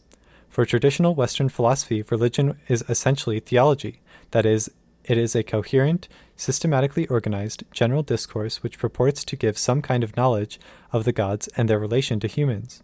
To be sure, there are popular forms of religiosity that are not all clear and coherent, but they can be seen as debased versions of proper religions. There are some immediate objects to this conception of religion as fundamentally theology. First of all, this approach is not in general terribly illuminating when one tries to understand many non-Western religions. There are religions that have no gods, and religions in which gods are relatively unimportant. Thus Buddhists think that in the strict sense there are no gods. They are an illusion just as everything else in the world is. On the other hand, most Buddhists are prepared to tolerate various popular forms of the worship of gods, of even Buddha as a god. The reason for this is that the existence or non-existence of gods is of no final significance, one way or the other. Buddhists are in a paradoxical sense pragmatists. They think that the only serious problem for human beings is how to find release from an unceasing cycle of desire and subsequent suffering. Speculating about the existence or non-existence of gods is perhaps a slight distraction from what is genuinely important, but also in itself irrelevant and harmless. Buddhism, then, is a religion of salvation without a savior, in which the issue of salvation, from appearance, desire, suffering, is considered to be completely distinct from the question of the existence or the properties of gods. In a similar way, many scholars describe Confucianism as a strictly this-worldly ethic, which prescribes the cultivation of traditional rites and the development of a certain character for the sake of social harmony, and which lacks any requirement of belief in gods. Although both Confucianism and Buddhism have an internally complex theoretical structure, they are not essentially theologies in the traditional sense, that is, they have no constitutive doctrine of the nature of gods. If they do express views about the gods, these are minor appendices, footnotes, condescending accommodations to popular beliefs, and so on. Atheological religions like Buddhism and Confucianism deviate from the Western model because they lack of interest in the existence of gods, but they are highly sophisticated intellectual structures that present characteristic doctrines which they attempt to justify and develop through forms of argumentation. In the case of Confucianism, this structure is a complex doctrine of the virtues, and in the case of Buddhism, a metaphysics and epistemology and a set of ethical precepts about the best way in which the human will can extinguish itself, thus ending the cycle of desire and suffering. There are, however, further objections against the traditional Western model of religion that go deeper than this. They share with this first objection the denial that theology is necessarily central to religion. However, the reason they give for this is different. They do not hold that it is fixation on the existence and nature of the gods that is wrong, rather it is the exaggerated fixation of traditional Western philosophies of religion on opinions, beliefs, doctrines, arguments tout court that is incorrect. The intellectualist attitude of traditional philosophy blocks the path to an appropriate understanding of the essence of religion. Religion is not essentially a matter of opinion, belief, dogma, and argument at all, not even of naive, spontaneous, unreflective belief and opinion, but rather something essentially non-doxastic. Simplifying slightly, One could say that if theology means conceptually articulated discourse, logi, about God, theo, then in the first objection rejects the claim that the essence of religion is theology, whereas the three further objections I will canvass now reject the claim that theology is the essence of religion. The three anti-theological lines of argument I will investigate now are distinct in that each understands the non-doxastic element which constitutes the essence of religion in a different way. I will call the first of these three anti-theological approaches the socio-ethnological. Even rather narrow-minded philosophers must admit that most religions are not exclusively sets of beliefs and arguments, but also social institutions, systems of practices, rites, ritual, ceremonies, and habitual forms of behavior. An old tradition in philosophy, in fact, defines the essence of any phenomenon as that which is invariant in a variety of circumstances over time. If one were to take this philosophical view seriously, one would have to locate the essence of religion in these practices and rituals, not in dogmas, because, as Nietzsche pointed out with great astuteness, the rituals and customs are historically much less variable than the beliefs of those who take part in religious ceremonies or rituals. In court, we still swear on the Christian Bible, even if few people nowadays are believers, and one could easily imagine our continuing to perform this important symbolic act in this way, even if virtually no one had any idea what the content of that book was. Even the linguistic components of religious ceremonies are in large measure speech acts, not doxastic claims put forward for argumentative evaluation or belief. Shouting Hallelujah, e Paean, speaking in tongues, intoning Om, breaking out into the eastern and southern Mediterranean, or saying Ego te baptismo, are not ways of propounding propositions. Footnote. The Christian Credo, a speech act with a consciously dogmatic content, is historically rather exceptional. Anyone who takes the philosophy of language of the late Wittgenstein at all seriously will in any case naturally be inclined to take the institutional framework within which speaking is performed to be of overwhelming importance in understanding it. The very intense historical and ethnological discussion of religion in the first half of the 20th century overlaps in its interests with older philosophical discussions only in part. Early 20th century anthropology was interested primarily in the relation between ritual and myth, rather than the older philosophical issue of the relation between myth and logos. End footnote. The second approach I wish to mention starts not from social institutions and organized forms of acting, but from purported features of human psychology. Those who take this second approach claim that there are religious feelings or experiences that are qualitatively different than other kinds of experiences or feelings.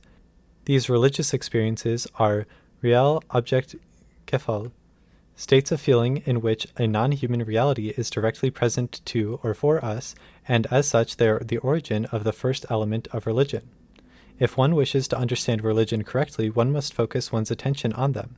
They are by their very virtue extraordinary, they represent extreme departures from the kinds of experiences we have in our everyday life, and they are radically irrational, if not irrational. As such, they inherently resist simple, direct linguistic expression, or at any rate direct linguistic expression that would in any way be adequate to their content. They have an element of the confrontation with the unknowable and uncontrollable, with that which is radically other. Finally, they have a highly characteristic emotional timbre, a mixture of high anxiety and overwhelming admiration. Religious statements, then, are by their very nature doomed attempts to react in an appropriate way to inherently non-rationalizable experiences. Thus, the central religious statements do not make discursive sense is not, as the philosophical tradition assumed, a defect, but exactly what one would expect if that which is radically other did exist and did manifest itself to us in certain extraordinary experiences.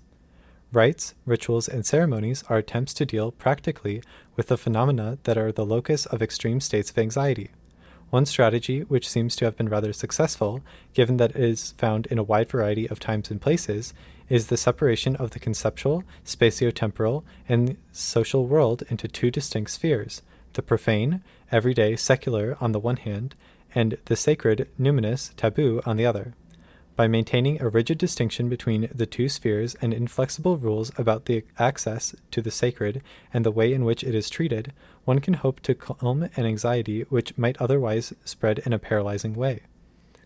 The archaic formulae and rigid stereotyped rituals are the characteristic of many religions and are an expression of the primordial anxiety from which religious originally arose in prehistoric times.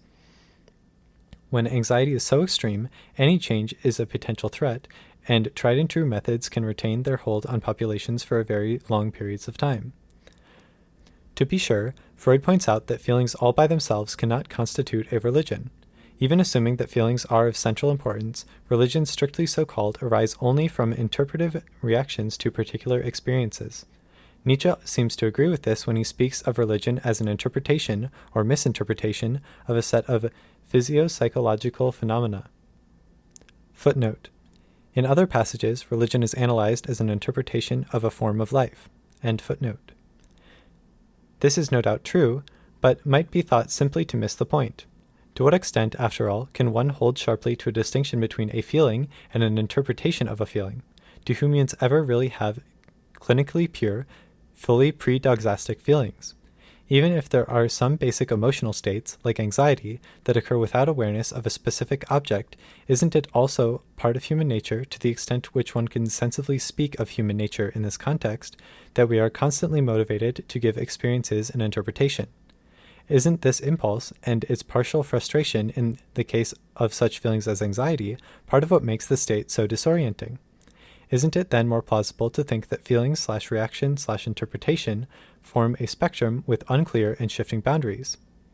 This not need imply a directly rehabilitation of the claims of theology as a set of interconnected, relatively abstract beliefs. First of all, an interpretation need not be fully linguistic or doxastic, but can be a form of behavior, such as hand-washing or certain other compulsions. Then, too, even if feelings naturally have a tendency to move over into linguistic form, the beliefs it generates might not be detachable from the original context of religious feelings and experiences in a way that would allow a traditional kind of theology to establish itself as a distinct discursive discipline. The third anti-theological approach focuses not so much on the origin of religion as on its goal or end or teleological orientation. What is most important in understanding religions is neither institutions, nor theological doctrines, nor phenomena of an individual or collective psychology, but rather a particular human task and various attempts to discharge that task. Religion is concerned with human attitudes towards the whole of life, with the control of anxiety, the production of a sense of security, the satisfaction of the metaphysical need, the attempt to find, discover, or construct a sense of meaning of life, etc. The attempt to give a theodicy or satisfy the metaphysical need in whatever way is what defines a religion.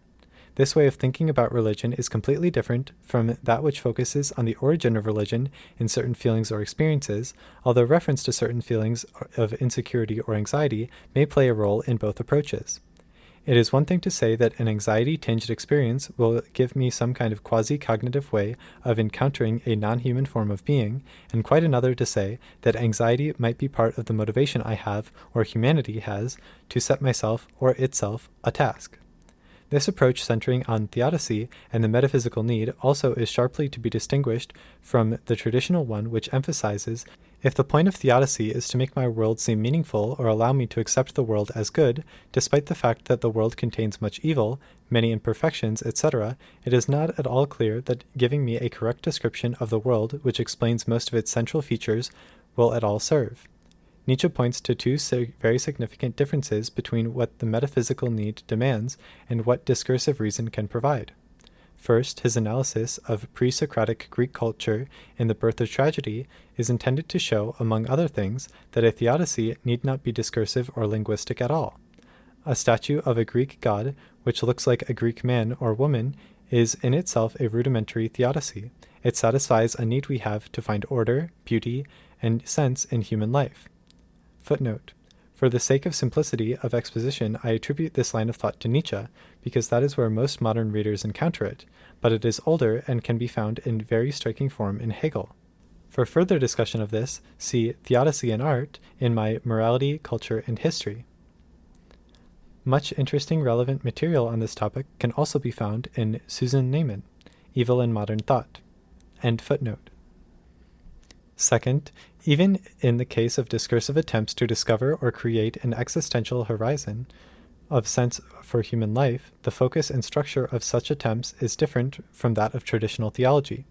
For the theologician, the propositional content and the truth of assertions of religious dogma are what is essential, whereas for those who take this approach under discussion now, what is important is the aptness or suitability of certain statements to satisfy the metaphysical need or to help us solve the riddle of life. Why assume, Nietzsche asks, that, for instance, appearance, shine, or fiction are not more suitable than truth is to discharge the requisite function? Even if truth, and not mere belief, is a necessary condition for satisfying religious needs, the truth seems to have a functional, not as for philosophic theology, a constitutive significance. Furthermore, even if some truth is functionally necessary, it does not follow that this must be truth about gods. Buddhism, again, is an incontrovertible counterexample here. All four of the approaches I've just canvassed, religion as theology, as a form of social organization, as a distinctive kind of experience, as an attempted solution to the riddle of life, share in their more primitive forms a common assumption, namely that there is such a thing as a timeless essence of religion which can be formulated in a definition. Nietzsche, Wittgenstein, and Foucault have, each in his own way, subjected this assumption to massive criticism, so it is, to say the least, no longer unproblematic. As Nietzsche famously asserts, only that which has no history can be defined, and religions, no matter what else might or might not be true of them, are eminently historical. Even in their most unitary, they are configurations, contingent syntheses of historically changing elements. It is hard to avoid the conclusion that no definition can give an adequate account of the sorts of things that they are, or tell us how to understand them. The definition of a concept was supposed minimally to give us a strict criterion for distinguishing those things to which the concept applied from those that did not. It was to contain a specification of a property or a small and surveyable set of properties which all the positive instances of the concept have and which nothing else has which is not an instance of the concept. It is perhaps possible to give a definition in this sense of non-historical concepts. A triangle is always and everywhere a closed geometric figure that has three sides. Historical concepts, like religion, have a completely different structure. What we call a religion might not at all be any kind of unitary entity, but we might use the term to refer to a variety of different kinds of thing, each one an internally heterogeneous congery of diverse components brought into conjunction only by the accidents of history. When we speak of religion, we might have in mind a few instances which we hold to be paradigmatic, for instance Christianity, Buddhism, a certain idealized conception of ancient polytheism. These instances might have no common essence, no set of properties and features which they all share and which are shared by nothing that is not a religion. They might rather have at best a family resemblance. To understand a certain religion does not mean, therefore, to discern in what ways the general essence of religion has been concretely instantiated, but rather to tell a story of the events that have led to the contingent conjunction of ceremonies, forms of ecclesiastical organization, theological views, and customs which we call Islam, Christianity, Baha'i, etc. If we encounter an otherwise unknown collection of practices, stylized rituals, and opinions for the first time, it will be a question of judgment whether or not we call it a religion, and that judgment will depend on to the extent to which we can perceive sufficiently important and salient similarities between the complex in question and the paradigmatic cases of what we call religion. The judgment we will make will not generally be ungrounded, at least not in the sense that it will be completely random or arbitrary, or that we can give no account whatever of why it is this way rather than in some other way. After the fact, we will be able to point to existing, not invented, similarities between things we used to call religions and the new instances of this category we countenance, but only retrospectively will we be able to say that these similarities were relevant and sufficiently compelling to ground extending the term religion in these new cases. The philosophical discussion of religion should in any event start from a natural history of religion, just as Nietzsche's Science of Morality starts from a natural history of morality. Footnote. Since I've discussed these methodological issues repeatedly elsewhere, for instance in Nietzsche and Genealogy, and in my Replique, this account is minimalist. End footnote. Adopting the perspective of a natural history of the many varieties of religion makes the problem of criticism more complex than it was during the period of the High Enlightenment in the 18th century. If there were a unique essence of religion, there would be a clear target for philosophical criticism. If, however, a religion is a historically changing constellation of diverse elements, it is not so obvious where a fatal blow can be struck. There has always been criticism of individual points of religious practice, and much of this criticism can itself plausibly be claimed to arise from religious motives, and is therefore in no sense part of a radical criticism of religion itself. The Puritan iconoclasts who destroyed the stained glass in East Anglian churches certainly did not think of themselves as attacking religion, but as attacking idolatry and defending true religion, and indeed it would be bizarre for us nowadays to try to make sense of what they were doing by viewing it as anti-religious. In the 18th century, general criticism of religion was twofold. On the one hand, there was social criticism of the church as an institution. On the other, there was criticism of theology, as a purported discipline giving knowledge of things divine. Criticism of established churches, theology, and the clergy is not necessarily also criticism of religion itself. L'infamation, which progressive thinkers in the 18th century vowed to root out, was not the popular religious belief of ordinary Frenchmen and Frenchwomen. Voltaire, after all, thought it morally highly problematic and politically undesirable to enlighten the common people completely. Nor was abstract deism the target of the philosophers. What roused the fury of enlightened Europe was the attempt on the part of a devious and self-interested clerical hierarchy to exercise secular domination over the population through obscurantist mystification. Intensive criticism of the church as a social and thus political institution was also an established inner constituent of various highly developed religious movements in the West, and in no way an expression of anti-religious sentiments. The criticism of theology can see itself as the direct heir of a philosophical tradition that goes back to Xenophanes. If religion is essentially theology, and the kernel of theology is a set of dogmatic beliefs or assertions about gods, then criticism is simple. All one needs to do is show that these assertions are false, or that they are groundless, or that they are illusions, that is, that they have extra epistemological motivation. In the first of these cases, the appropriate conclusion to be drawn would be atheism. The second and third cases, skepticism, agnosticism, or some other form of suspension of belief. There are two further complications in the case of Christianity that slightly muddy the waters. First of all, the Christian believer has a special epistemology of faith, which is proof against certain naive forms of Enlightenment criticism, such as that proposed by Hume. Footnote, for instance, in his essay on miracles. End footnote. For the Christian, or at any rate for one particularly highly sophisticated kind of Christian, the very use of the normal methods of rational argumentation in questions of religion, rationalism, is not the use of a neutral or impartial procedure, but rather a stacking of the deck in favor of atheism.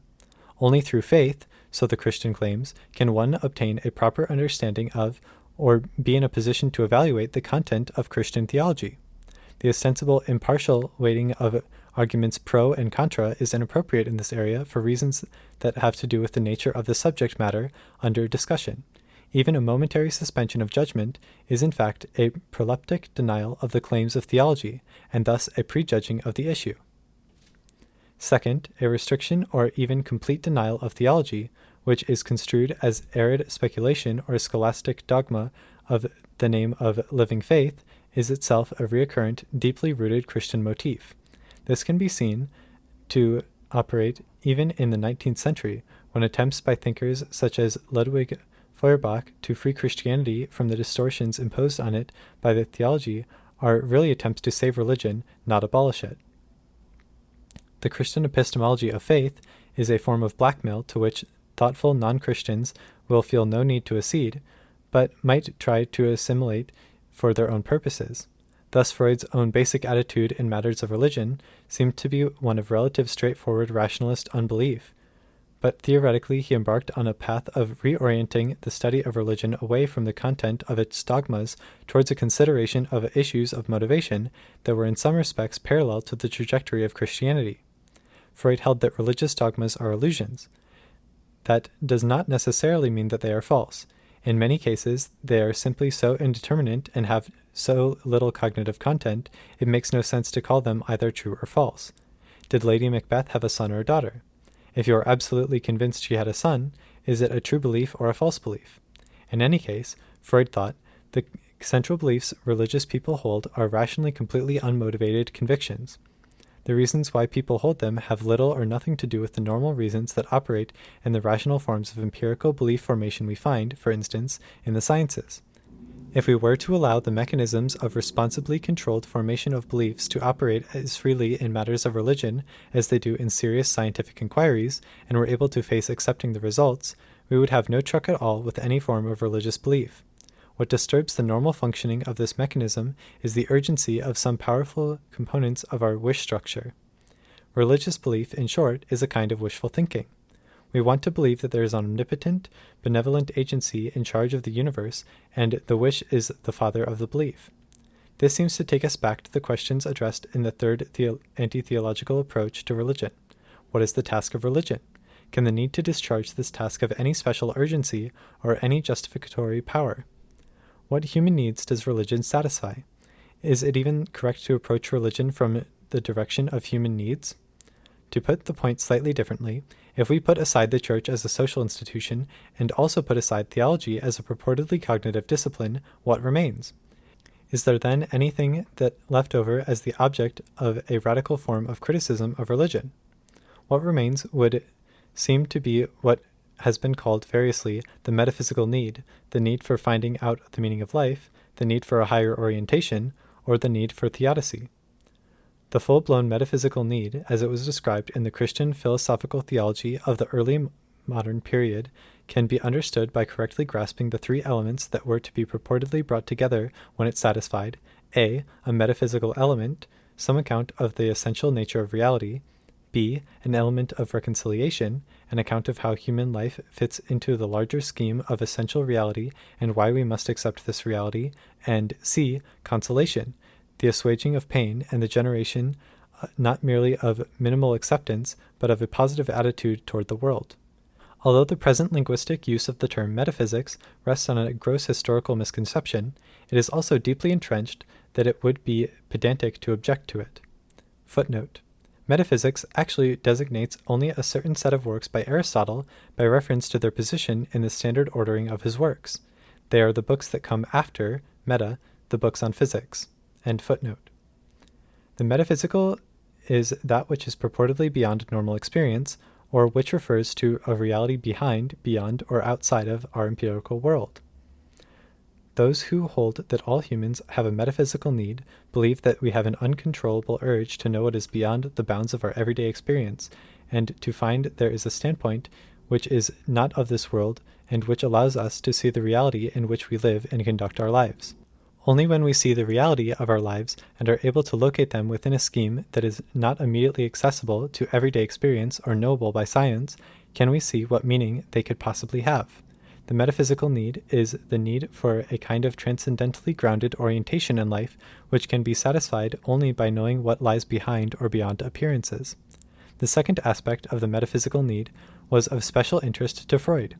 The orientation in life which religiously mediated access to the world beyond gives must also satisfy a further requirement. For Freud, human civilization imposes a very extensive set of prohibitions on all of us as a precondition of its survival. The real function of religious belief is to reconcile us, in one way or another, with the deprivations, the repression, and the forms of renunciation of the satisfactions of the powerful human drives that are necessary if civilization is to maintain itself. The need for a metaphysical worldview is the need for a way of coming to accept our necessarily painful social and cultural reality. Third, it is not sufficient for religion, as it were, to tell us a metaphysical fairy tale which makes everything in the world make sense to us, tells us what to do, and shows us that all is necessary must be accepted. In addition, a religion must offer some positive compensatory satisfaction, some imaginary happiness or image of possible happiness that will make up for all the real pain and deprivation we must suffer. Religion must itself be or provide a positive source of pleasure in suffering. Footnote. There seems little reason to assume that all three aspects must necessarily occur together. Certainly, a metaphysical account of the world as a whole need not be consoling in any interesting sense. End footnote. If we then abstract from all the other aspects of religion, the various other functions it fulfills and has historically fulfilled, and consider it merely as an attempt to satisfy the metaphysical need, is it beyond criticism? There would seem to be two possible tacks a critic could take. One could try to criticize the metaphysical need itself, or the particular way in which this need has, or has been, characteristically satisfied by religions. One might object to the first makes no sense. What would it mean to criticize a need? One either has a need or one does not, period. That is not, however, the end of the story, because one can perfectly reasonably speak of criticism of needs in at least three senses. First of all, I can criticize the claim X is a human need if X is not a human need. It might simply not be the case that all humans, as the devotees of religion claim, need transcendentally based solace. Second, one can criticize something which purports to be a unitary human need by showing that it can be dissolved into constituent parts that have little to do with each other. It isn't that there is a single need for consolation through metaphysics, but rather we have a natural human tendency to wish to see as much of the world in an interconnected way as possible, a need for a general scheme to orient us in life, and a need for consolation for various deficiencies, imperfections, and forms of suffering that are the concomitants of any human life. But there is no need that these three separate things be connected in the particular way which the doctrine of the metaphysical need requires. We don't need religion, but science, progressivist social action, and psychotherapy in varying combinations. Third, it is possible for humans to develop needs that they might have avoided acquiring, and which it would clearly have been better for them to have avoided acquiring. I can criticize a certain need, for instance the need for drugs, alcohol, or the particular kind of stimulation provided by gambling, by reference to their deleterious effects on other important aspects of human life. Or I can criticize a particular person who, by virtue of his or her own action, develops needs that it would have been better not to have acquired. Or I can criticize a society because it is structured in such a way that many people in it are not prevented from developing, or are actively encouraged to develop, certain highly undesirable needs. In the criticism of the metaphysical need, Nietzsche and Freud are allies. In one of his relatively early works, Nietzsche analyzes the metaphysical need as a historically transitory phenomenon that arose under perfectly comprehensible conditions, but has now reached the end of its career and is in the process of dissolving itself. The implication is that there is no reason now to be concerned with this development one way or the other. Rather than lamenting or trying to turn back the clock, it makes more sense to try to understand why the metaphysical need has become irrelevant in the modern world. Freud's criticism is couched in the language of the scientific naturalism he generally favored. It is, he thinks, in no way necessary to posit anything outside the empirical reality which science studies. Science itself is fully sufficient to give us secure orientation in life and a sense of meaning. Religious justifications for cultural prescriptions and demands can be completely replaced with no loss of effectiveness by rational ones. The compulsive rigidity of religious beliefs and practices is a serious hindrance to rational conduct of life. Religious illusions are in any case a highly unsatisfactory source of pleasure for intelligent human agents. Freud, too, then, seems to be uncharacteristically optimistic. Religion will dissolve itself and disappear if left to its own devices, because, in the long run, nothing can resist reason and experience. Freud's argument seems to be an expression of a very strong confidence in science, human reason, and our capacity to distinguish very sharply, very clearly, and incontrovertibly between scientific forms of opinion formation and wishful thinking/illusion. It also seems to rest on a very robust confidence in the psychological power of science to convince people and allow them effectively to resist the lures of the obscure and at best only partially articulated desires that work within us.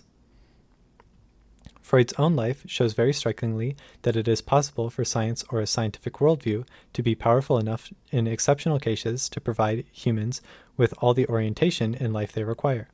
The scientific worldview, however, is a worldview, that is, it is closer to a philosophical stance than to any specific scientific theory. Is the distinction between science and illusion really as clear, sharp, and well-grounded as Freud seems to suppose?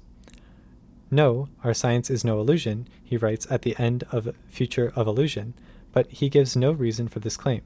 Freud himself, however, was one of those who taught us most persistently to be extremely skeptical of claims put forward like this with great conviction but without any cited justification. This is one point in which Freud and Nietzsche part company. Nietzsche had the highest esteem for empirical science, although he also pointed out that the systematic pursuit of scientific knowledge arose from a historically contingent will to truth that was in various ways problematic. It seems likely that Nietzsche would have taken the views Freud expresses when he is being philosophical as an instance of the naive faith in science Nietzsche was trying to put into question. The term need is used in a number of different ways, of which two are immediately relevant here. Footnote. I need is also sometimes used simply to mean I want very intensely and do not propose to explain to you why. End footnote. First of all, it is used in a purely formal way to designate an instrumental relation that holds between some object in the world and a desire or want that I have. Thus, I need a Latin dictionary because I wish to discover what some word means. This is true if I do in fact wish to discover what the word in question means, if having a Latin dictionary will allow me to satisfy that wish, and if no other way in which I could equally efficiently satisfy the given need is available in the context. I don't know the word myself, nor other Latinists are standing by to be consulted, etc. Assigning a need here is highly relative to a particular context. The second way in which need is used is one that adds to the above account that the wish or desire in question is not merely active, or even reasonable or subjectively pressing, but in some sense vital, or that the purpose to which I wish to put the object I claim to need is urgent and objectively compelling. I will call this the need in the strict sense. One can imagine someone denying that I really need a Latin dictionary. At any rate, I clearly do not need it in the same sense in which I need a certain amount of water each week to drink if I am not to die. In both these cases, however, it is the instrumental structure connecting the object needed with some human wish, desire, purpose, or end that is in focus of attention in the need claim. Ascribing a need automatically marks out a sphere of utility, because there is nothing so useful as that which one needs.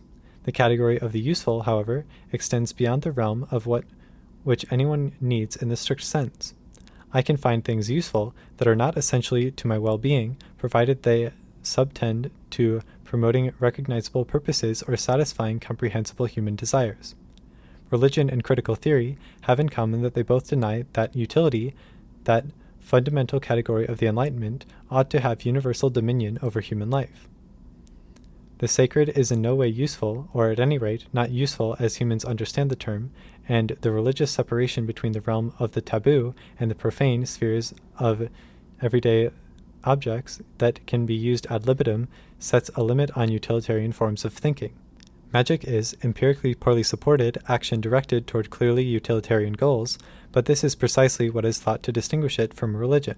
Religious actions are supposed not either to be useful or useless, but rather to belong to a sphere in which this distinction makes little sense. Footnote. It is in fact also true that in many societies it is difficult to distinguish sharply between what we would call religious and what we would call magical practices, but that is not directly relevant to this discussion, which concerns our system of categorization. End footnote. The metaphysical need, its supporters claim, cannot at all be understood through categories like those of the useful or the instrumental. It is not useful to experience the need, and the need is not for anything that is useful, certainly not for anything that is instrumentally useful. The appropriate categories of the metaphysical need are those of meaning, sense, and value. It is the need for that which has inherent meaning and value in itself. The metaphysical need is a need to participate in that which is inherently meaningful, not to use anything in any way. Presumably, this would be one of the grounds on which a religious person would reject Freud's analysis and Nietzsche's. Freud, the religious person would claim, reduces the notion of finding inherent meaning in life to that of finding mere empirical orientation in the world. A purely scientific worldview can perhaps give the latter, but not the former. Nietzsche, the religious person would claim, misunderstands completely by assuming that meaning can be created by us rather than be found or discovered. But there is a contradiction in thinking humans can create the kind of meaning they need, since it is an inherent property of the kind of meaning that it can only be found, not created. Nietzsche, of course, would continue to hold that this begs the issue. Why assume humans can't create whatever meaning there could be? In his programmatic statement of the claims of the critical theory, Horkheimer claimed that it had no interest in improving the ways in which anything in contemporary society functions.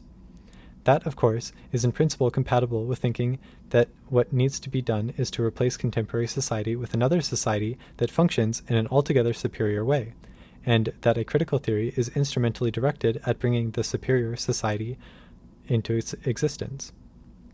So the opposition of the critical theory to narrow forms of utilitarian thinking, what is better for the functioning of this society, or what is useful for humans given that they live in this society, does not necessarily imply a general rejection of the principles of utility.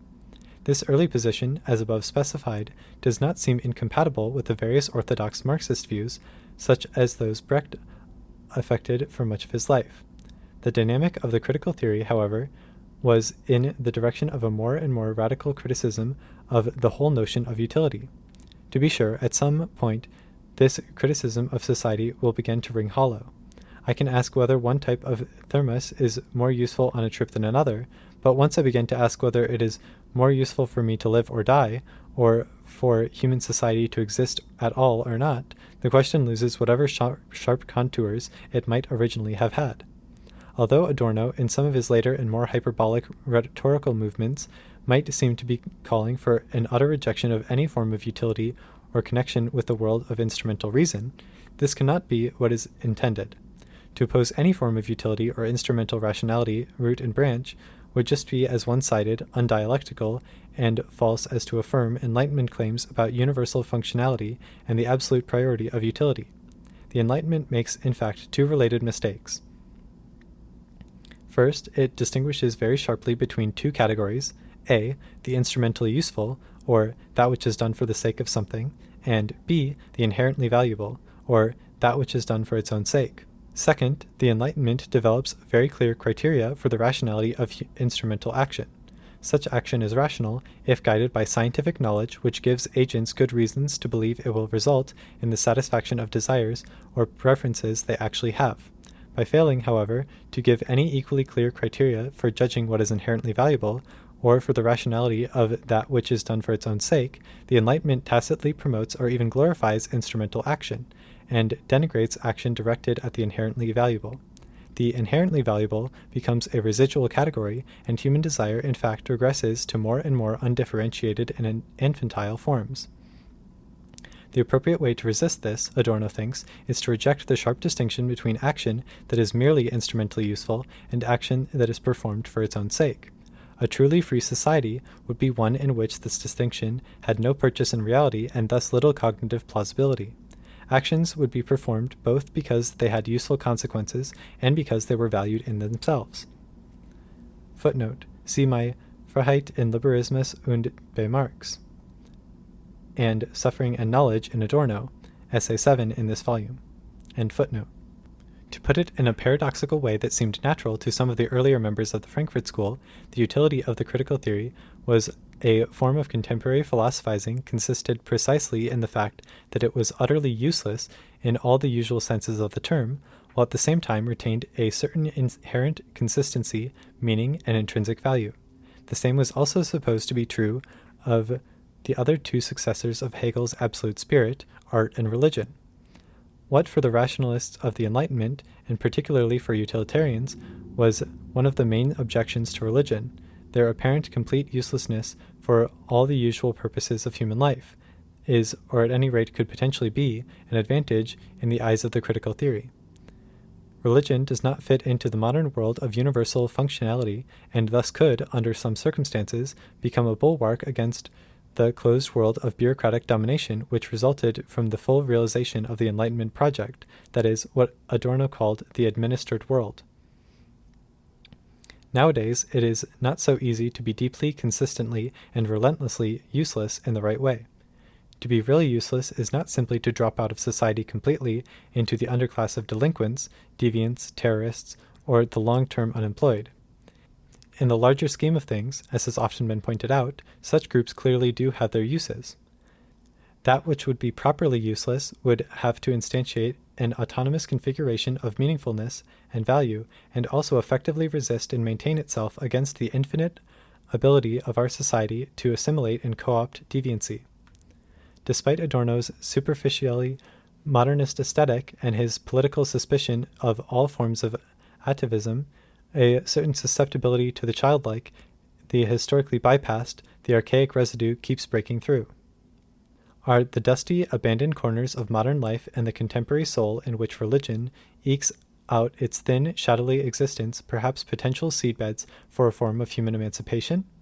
That religion is a stumbling block to the full development of fundamental features of modernity is not in itself a clearly sufficient reason to celebrate or even tolerate it. Not every relic of archaic times is a potential source of resistance to the present. To rehabilitate religion, critical theory would have to point out some distinctive features of it that have particular value. As far as I can see, the members of the Frankfurt School see two such features. First of all, religions are imaginative repositories of certain human values and aspirations which they express in utopian form, and which humans would otherwise risk losing track of. Second, religion cultivates the metaphysical need and keeps open the possibility of transcendence, without which radical criticism of society would not be possible. Oddly enough, some crypto-Protestant motifs appear in this context, especially in some of the later writings of Horkheimer. The possibility of a society that would be utterly different from any that we know is, Horkheimer says, not an object of any possible knowledge, only of a longing. How is such a longing to be distinguished from faith? Is it, in fact, true that only transcendental metaphysics renders radical social criticism possible?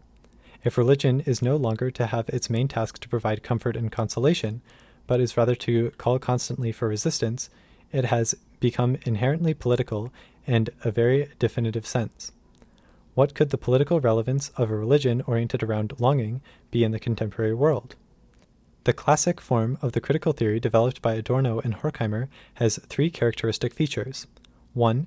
It maintains a firm grip on liberal taboos about the human subject. 2. It is committed to the continued cultivation of the metaphysical need. And 3. It exhibits a paralyzing and paranoid fear of instrumental reason. In all three of these respects, it shows itself to be very similar to well-known properties of archaic religions. In contrast, philosophers who see themselves as the successors of Nietzsche and Foucault have no generalized fear of instrumental reason. They are willing to treat the liberal subject as one good among others, not a fetish surrounded by a number of taboos. Finally, they have little interest in the metaphysical need except as an object of historical curiosity. This is the reason so many of our contemporaries believe that Nietzsche and Foucault are the true progressive heirs of the Enlightenment, whereas the representatives of the critical theory often run the risk, to modify a phrase of Nietzsche's, of choking while remasticating theological absurdities, or, like Habermas, of becoming the conformist defenders of the liberal social order in which we are at the moment forced to live. It must be recognized that the final demise of religion in the Western societies, so confidently predicted for the past 250 years, has not yet taken place, but there seems little reason to congratulate ourselves on this. If anything, religious belief in 2005 would have to be even more willfully obscurantist than it was in 1805, because it requires active suppression of so much of humanity's accumulated stock of knowledge and lacks the institutional support that was still intact in much of Europe in the 19th century. It is hard to see what compensating benefits could be, even if one presupposes the wildest and least utilitarian sense of benefit. Chapter 9. Genealogy as Critique. I should like to address the issue of genealogy as critique in terms of the question about the relationship between theory and praxis, between knowledge and its supposedly binding power. In the context of modern philosophy, we can distinguish at least three basic types of critique, which effectively correspond to three senses of the word critique itself. Footnote. The word critique derives etymologically from the Greek verb krinon, meaning to distinguish, separate, or divide. In the ancient world, the the substantive critique was used in a very broad sense to designate a considerable range of cognitive abilities and accomplishments. Critique, in this sense, originally, therefore, signifies analysis, or the theoretical breaking down of a given phenomenon into its elements. End footnote. In an everyday sense, the term critique describes a specific form of conduct with two characteristic features, which I may adopt with some regard to someone or something. In the first place, the term, in this sense, possesses unambiguous negative connotations. I am not criticizing a specific position if I merely ask for further clarification, for example, or if I offer additional arguments for the relevant position, but only if I assume a negative stand towards the latter. In the second place, I cannot be said to criticize a certain position if all I do is simply repudiate or oppose it. In order to exercise criticism, I should also have to say what I am objecting to and why, i.e., to provide reasons for my repudiation. But demanding, proffering, and accepting reasons, or repudiating them, as the case may be, is a specific social language game, which may assume this or that particular form, and may be institutionalized with various degrees of strength. What counts as a valid reason or ground for something in a legal juridical context may be quite irrelevant to the context of a literary or philosophical discussion. In the language game of proffering grounds and reasons, the process of justification and critique usually function as reciprocally and internally related acts. They are, as it were, mirror images of each other. Justification implies the presentation of positive and convincing grounds and reasons. Critique implies the effective presentations of negative ones. Footnote. Apart from the developed language game of justification familiar in the legal juridical context, there is also the different but related usage encountered in aesthetic discussion. As a critic, I may review a play without coming to a negative verdict. I may find it excellent and lavish extravagant praise upon it, etc. My evaluation need not therefore be remotely negative, but it must, if it were to be taken seriously, be supported with reasons. The language game involved in demanding, proffering, and accepting reasons is rather differently structured in this area compared with the legal juridical context. For I may analyze the positive aesthetic characteristics and the weaknesses of the piece without actually coming to a straightforward, definitive conclusion like the piece is good/is bad. End footnote. For centuries, philosophers have attempted to generalize critique in this everyday sense. The development reached an initial accumulation in the Enlightenment, and most particularly in the philosophy of Kant. And this brings us to the second sense of the term critique. Kant speaks repeatedly of the tribunal of reason, before which all the conflicts of theoretical and practical reason alike are to be properly addressed. The juridical metaphor, the idea that the quest for authentic knowledge resembles a legal process of some kind, originally goes back to Plato and characteristically permeates the entire Kantian argument. As in the case of juridical procedure, the conclusion of this trial, aimed at discovering truth, is a verdict that claims binding force. Footnote. Kant, where the objectivity of knowledge is defined explicitly in relation to the idea of compulsion. End footnote. This kind of legal process conducted before the tribunal of reason is essentially understood as something that possesses universal and absolute validity and binding force. At the same time, critique for Kant signifies the investigation of the limits involved in the proper use of reason, and thus the self-legitimization of reason in its juridical function within the limits as so determined. Footnote. The judging function consists, remarkably enough, precisely in acting legislatively here. End footnote. One should not underestimate the significance of Kant's concept of systematicity for the entire structure of his theory. All experience is accompanied within a single system that is subject to the legitimate competence of the tribunal of reason itself. Footnote. This summary account ignores the fact that for Kant there are actually two different realms of validity involved, and therefore two tribunals of reason as well. That of theoretical reason responsible for adjudicating empirical evidence in general, and of the natural sciences, and that concerned with pronouncing the moral verdict of pure practical reason. It is not possible to pursue this complex of issues in the present context, but in both cases we are presented with an internally unified and comprehensive realms of validity. End footnote. Critique in the first everyday sense is therefore a way of denying or saying no to something. For this reason, it is implausible to suggest that Foucault understood his own works as critical sciences in the everyday sense. We should rather assume that he intended to adopt the Nietzschean posture that finds expression in a remark from the gay science. Let looking away be my only negation, for I wish only, one day, simply to be a yes-sayer. But how can we really entertain general reservations about saying no? Is not this capacity so fundamental and indispensable that no objections to it could ever be ultimately convincing? However that might be, the most powerful objection is surely this. To deny or reject something, at least in certain contexts, is to participate in a language game of proffering and accepting reasons and grounds for negations or denial in a specific move in such a game. Footnote. There are also two other possible grounds for skepticism here. In the first place, one may raise objections to the negativity of this approach per se. One can thus claim that it is unattractive, fruitless, and exhausting to be purely negative because an exclusively negative response merely fetters human energies rather than releasing them. See Bideau. In the second place, there is a certain objections with characteristically Hegelian rather than Nietzschean overtones. Someone whose sole purpose is the negation of an existing given can easily become entirely fixated on the latter. Negation can render us dependent upon what is negated, and is therefore not always compatible with the pathos of total liberation from the experience of oppressive positivity. Since Foucault has little sympathy for the projects of radical liberation, it is rather improbable that objections of this sort carry any weight with him. End footnote. But what if one already harbors certain fundamental doubts concerning the language games of grounding, critique, and justification? What if one attempted to avoid or undermine them, or call them into question, or perhaps suspend them?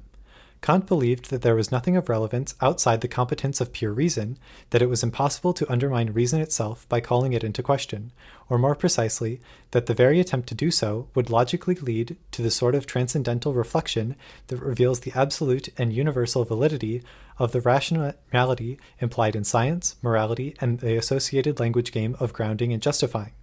But what if this Kantian claim itself were nothing but another example of dogmatism? Is there perhaps simply a historical variety of different games of justification that do not constitute a single unified system? How can I escape the jurisdiction of such processes of justification, or assume a position outside or beyond this realm? One possibility is the utopian activation of fantasy and imagination. If I compose some utopian novel or utopian piece of theater, then I do not necessarily have to get involved in a discussion of knowledge claims and their justification, etc. Aristophanes' plays, The Birds, is not a systematic or a scientific work, but a Nietzschean turning away from the contemporary reality of Athenian life. This is a way of thinking differently, though it is one whose practical implications are very hard to determine. Footnote. This is not equally the case with all of Aristophanes' comedies. Thus I presume that one would have to evaluate the relationship to praxis implicit in the works like the Arcanians, the Birds, and the Frogs in a different manner in each case. End footnote. There is a passage where Foucault speaks of the ethos of enlightenment and interprets it precisely as the questioning of all givens. To question something is naturally not necessarily to reject it. Foucault distinguishes this ethos very sharply from the Kantian attempt to define and determine an all-encompassing, self-grounding realm of legitimate competence for pure reason. While we can and should preserve the ethos of enlightenment, the program of transcendental grounding is obsolete and should therefore be abandoned. A comparison with the Husserlian phenomenology can help clarify the theoretical situation as I see it here. Simplifying matters considerably, we may distinguish two fundamental elements in phenomenology. In the first place, Husserl proposes, like Kant, that human experience forms an infinite but unified field for potential investigation, one which has the transcendental ego as its intrinsic correlate. In the second place, Husserl develops a method designed to encompass this field effectively in epistemic terms. The heart of the method is the so-called epoch, The systematic and universally applied procedure of bracketing, neutralizing, or suspending all reality claims in a specific domain precisely in order to facilitate the pure description of the phenomena that thereby remain for inspection. Foucault wants to reject the first element of Husserl's program entirely. There is no transcendental ego, nor is there any valid realm of pure reason capable in principle of encompassing the whole range of empirical experience in a unified fashion. But he does wish to preserve the second element, namely the epoch, in a modified form. He has no intention of introducing his epoch in a strictly universal fashion within the framework of an abstract philosophical investigation of the foundations of knowledge, but only intermittently and always in a limited context of a specifically defined project of historical investigation, although the word historical must be interpreted broadly enough to include the present in its purview as well. Footnote. The term historical signifies both A, singular in contrast to universal, and B, related to the past and not the present. At the beginning of the Western tradition of historiography, in Herodotus, for example, the first sense is actually the principal one. The Greek word historia generally simply signifies research or inquiry into something. Thus, alongside investigations that are purely historical in the modern sense, the historiographical writings of Herodotus also contain geographical studies, ethnological materials, myths, fragments of a theological character, political observations, etc. In the following discussion, historical is understood in this broadly classical sense. End footnote. The impossibility of providing a self-grounded legitimation of reason in no way implies the nihilistic view of our own cognitive resources. Language games of justification are themselves various and contingently produced forms whose emergence and disappearance must be identified and traced historically. In no way does it follow from this that they are somehow invalid. What is more, the critical ethos of enlightenment, as it is understood by Foucault, is better seen as a tireless encouragement to go beyond the alleged limits of reason than as an attempt to somehow limit the exercise of the latter. And this also suggests another reason why any closure or systematicity in the Kantian or Husserlian sense is already ruled out as impossible.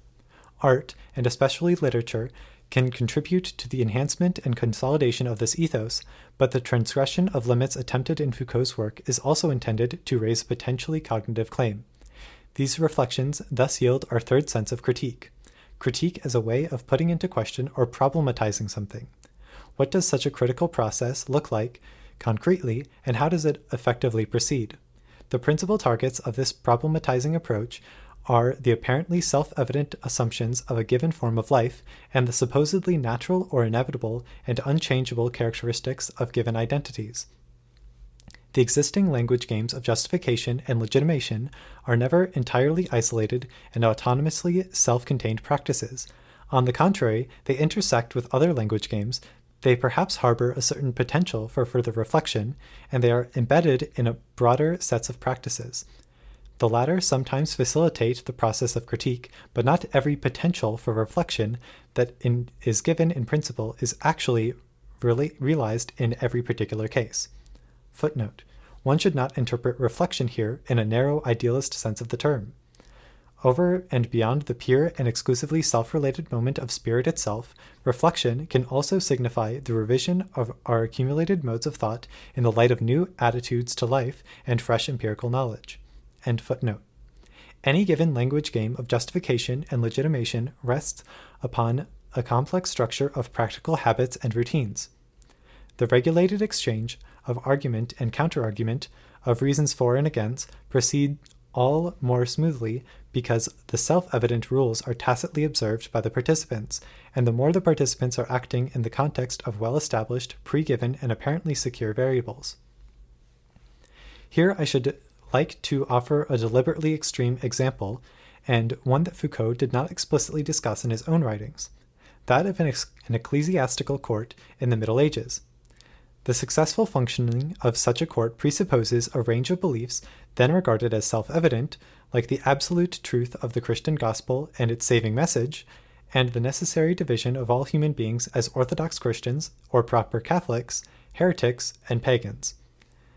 The traditional philosophical discussion of Christianity, whether critical or apologetic, primarily investigates the truth of the Christian doctrine or potential justification of the Christian faith. These traditional investigations tacitly presuppose that something like Christianity already exists as a unified, internally coherent, given phenomenon that presents itself as an object for possible discussion. Genealogy is designed to render precisely this presupposition problematic. To offer a genealogy is to provide a historical dissolution of self-evident identities. If we remain with our example, it is to place in question both the identity of the ecclesiastical court and that of the parties presented before the court as sinners, for instance. The genealogy of Christianity is a historical analysis of the process through which Christianity resulted from an interplay of forces in time. Genealogical attention to the role played by contingent relations of power in the genesis of Christianity, including Christian dogma, for example, intrinsically serves to destroy the semblance of self-evidence and immediate givenness that attaches to it. A genealogy is obviously not a critique in the everyday sense mentioned above, that is to say, it does not automatically imply the rejection of what is subjected to genealogical analysis. Footnote. Some other remarks of Nietzsche seem particularly appropriate in this context. In Book 5 of The Gay Science, section 345, he writes, "These historians of morality, particularly the Englishmen, do not amount to much. Their usual mistaken premise is that they affirm some consensus among peoples, at least among tame peoples, concerning certain moral principles, and then conclude that these principles must be unconditionally binding also for you and me. Or conversely, they see that among different peoples moral valuations are necessarily different, and infer from that no morality is binding, both of which are equally childish." Nietzsche was therefore perfectly aware of the false step involved in what is generally called the genetic fallacy, and we can safely assume the same level of insight in Foucault too. End footnote. Genealogical critique is not directly concerned with the binding truth or falsity of a first-order claim or proposition. It is therefore not interested in knowing, for instance, whether Sinner George feels due contrition for his transgressions or not. To ask that question is to conceal the relevant genealogical question. What we want to know is, how do concepts like contrition, sin, punishment, and church come to be binding and universally applied to all? This is a question for which neither an empirically or hermeneutically oriented theory of knowledge, nor any mere historical analysis of concepts can provide a relevant answer. The concept of sin relates perhaps to a clearly identifiable complex of modes of behavior and human reactions. It may be that George actually does feel sinful. Sin, therefore, possesses a certain fundamentum in re, which survives normal empirical critique. George may well be deceived in falsely believing that the ecclesiastical court will pardon him, but he is not deceived in the same sense when he feels himself to be a concrete sinner. This latter identity is constructed, but it is not purely imaginary. Sin and contrition can thus possess an eminently somatic reality, which cannot simply be dissolved into a variety of concepts, convictions, attitudes, and perspectives. The genealogical question asks, how has a specific historical process led human beings to develop and embody this sort of identity? Such a process is more than a series of episodes in which external forces shape the passive human being ab extra, for the emergence of a historically effective identity also requires certain processes through which human beings freely shape themselves. Footnote. Like Nietzsche, Foucault is firmly convinced that the concept of freedom and any actual ascription of freedom is always dependent on some specific context. End footnote. The genealogical task is directed towards narrating this history as completely as possible, that is to say, with due attention to as many of the relevant aspects as possible. Genealogy involves an indispensable historical element, but one may well ask why such genealogical inquiry demands fresh, historically detailed and specific analysis in each case. Why is it not sufficient simply to offer a single decisive abstract argument for theses like everything is contingent, there is no intrinsically necessary identity, everything self-evident requires a prior framework? To see why that is not enough, we must understand the internal relationship between genealogy and praxis correctly. As we have seen, genealogy is not conceived as critique in the everyday sense. It is not meant to encourage human beings to repudiate what is subjected to critique or even to regard it simply as a negative light. In a late interview, Foucault says he was concerned with claiming not that X is false or X is bad, but rather that X is dangerous.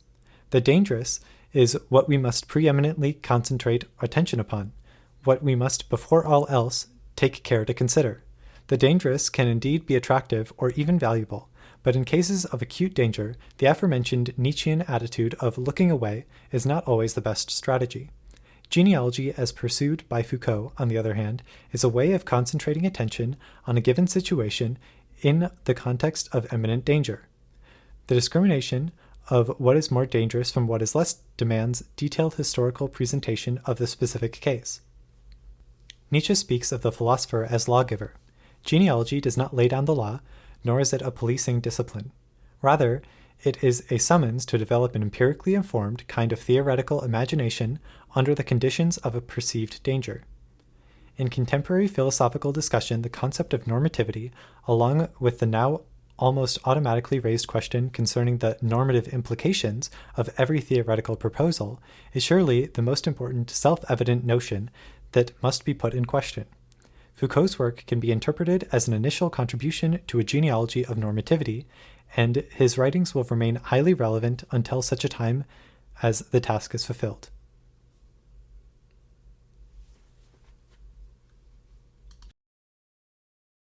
Chapter 10.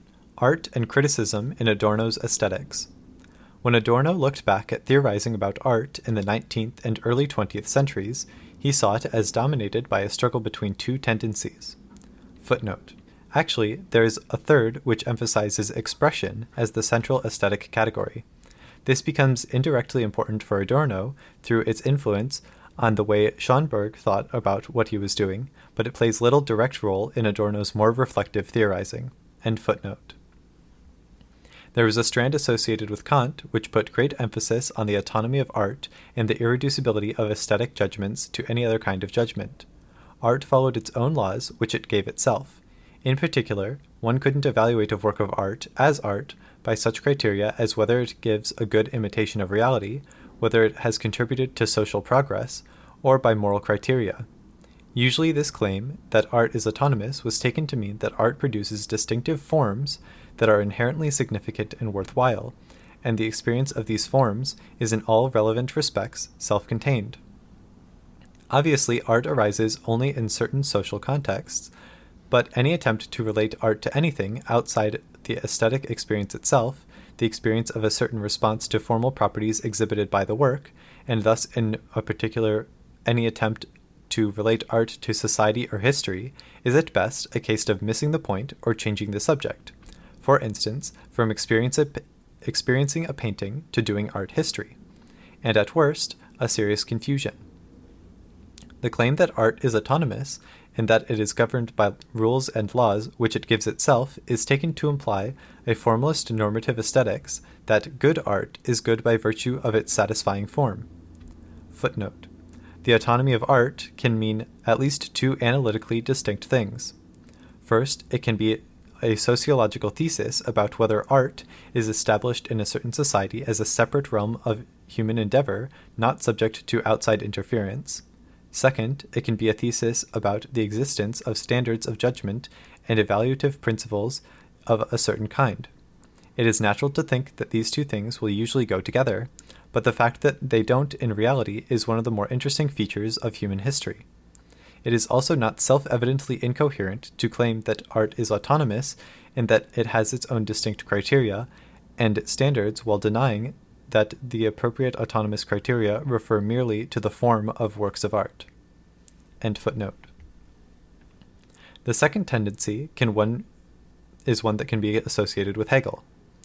One can see this line of argument as distinguishing between art in the common everyday sense and what Hegel calls art in its highest human vocation. Everyday art is the skillful production of sensible appearances that engage humans' attention in various ways, give them pleasure, perhaps serve various utilitarian goals, etc. Art in its highest vocation, however, must be seen as a competitor to philosophy and religion in their respective highest vocations. That is, art is to be seen as a potential way of reconciling humans to their society as a whole by telling them the truth about that society and causing them to see the world and their lives they are able to lead within it as worthwhile and good. To be more precise, art in its highest vocation must, according to Hegel, do two things at the same time. 1. It must tell us the truth or bring us to a correct awareness of our natural, historical, social, and political world. 2. By telling us this truth, it must bring us to affirm our world as a fundamentally worthwhile place in which to live. Only when these two elements come together successfully does one have art in the full sense. This isn't a return to the form of moralizing art criticisms contrajected, because the task of exhibiting the world to people as worthwhile is one that is in some sense beyond the realm of ethics altogether. To use Hegel's technical terminology, art belongs to the realm of absolute spirit, while law, ethics, and politics are matters of objective spirit. Art doesn't directly tell us what to do in the way a legal code or set of moral precepts or guides to successful living do. It doesn't issue specific or general positive injunctions or imperatives, nor does it dissuade us from possible courses of action, nor even, finally, does it, like Socrates' inner voice, issue determinate warnings in particular cases without citing grounds. Since none of these things is part of art's essential vocation, moral criticism of art is adventitious. Art's essential task is to make clear to us how to understand the general, natural, and social framework within which we must act and live, and to help us adopt the correct general attitude toward that framework. This general attitude, Hegel thinks, should be one of affirmation. That art is, by its very nature, something socially affirmative is, for Hegel, no reason to be suspicious of it, because, after all, he thought that the world and the life humans could lead in it were, at any rate in Europe at the early 19th century, essentially and demonstrably good. This part of Hegel's philosophy, however, created difficulties when his general scheme was taken over by the young Hegelians who did not share Hegel's thoroughgoing optimism.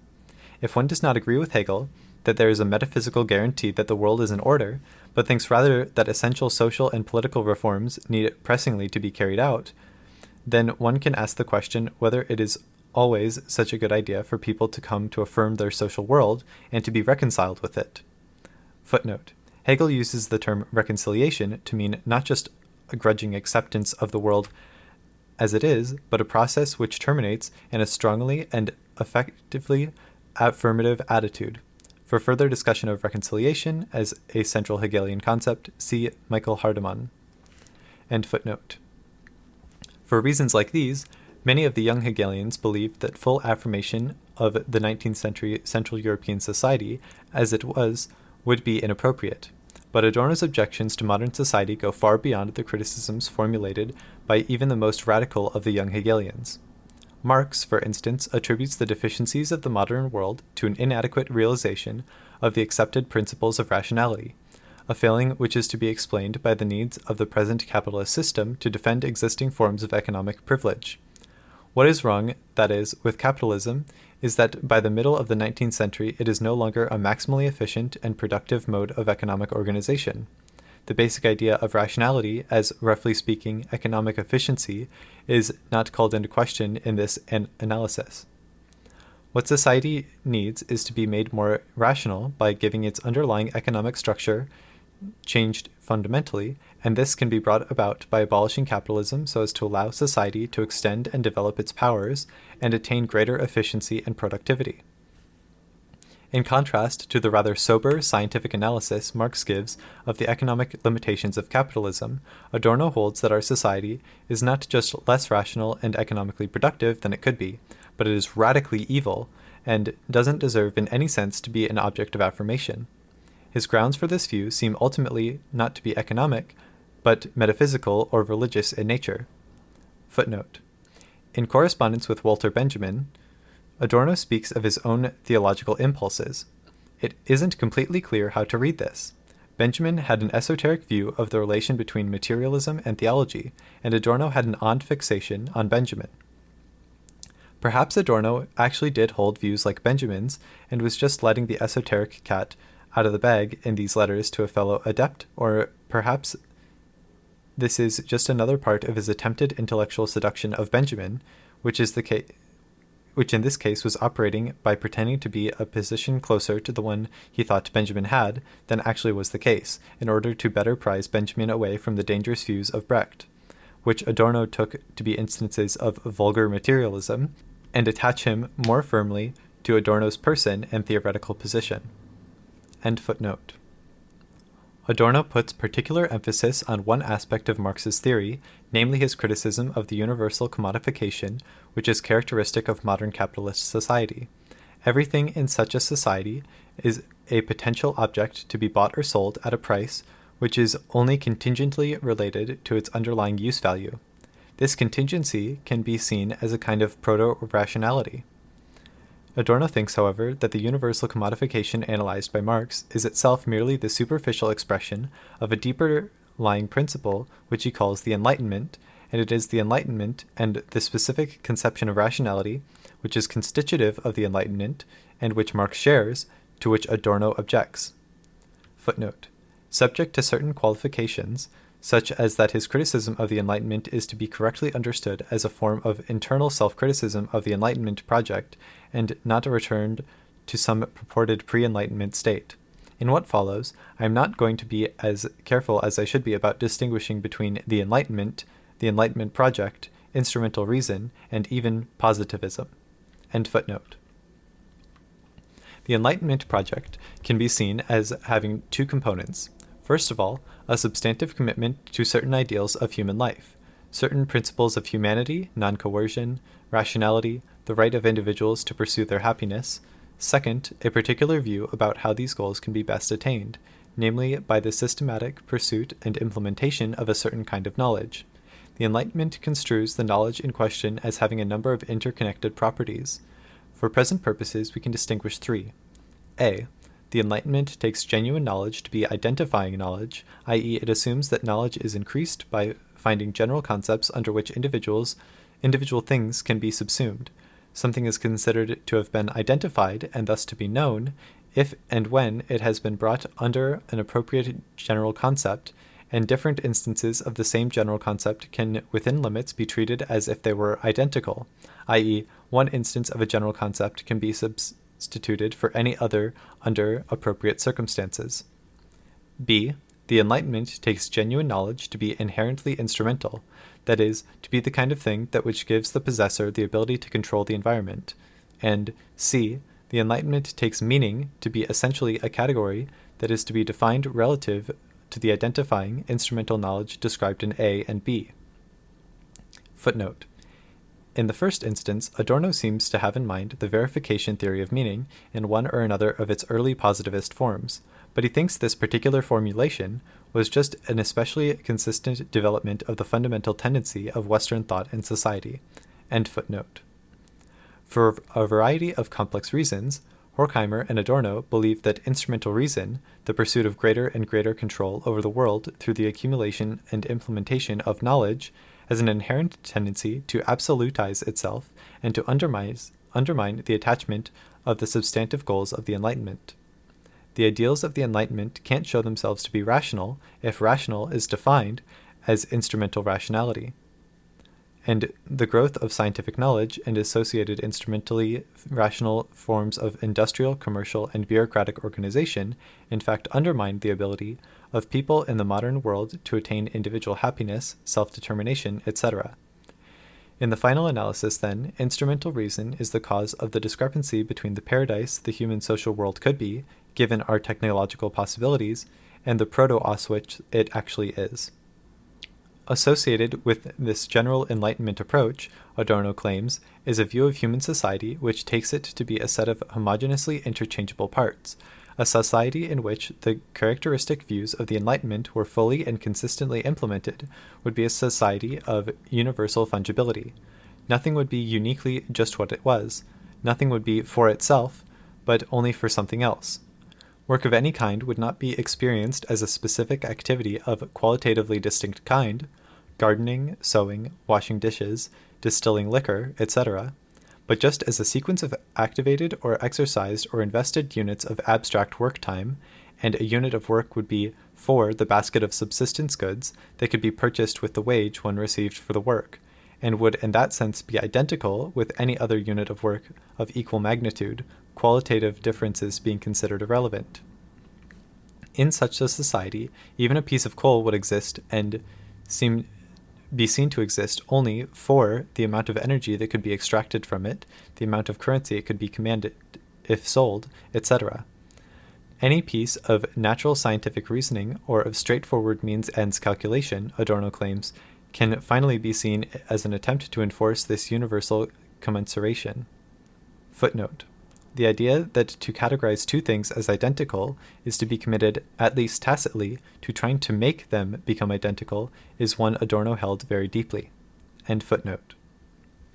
The ills of modern society result from the unreflective institutionalization of Enlightenment conceptions of rationality. Marx, because he still accepted the Enlightenment concept of reason and its associated baggage, including a productivist ethos, without question, in one sense, made the problem worse rather than solving it. If we accept for the sake of argument that our social world is evil, and that evil has something to do with the dominance of instrumental reason, a number of immediate consequences follow for art.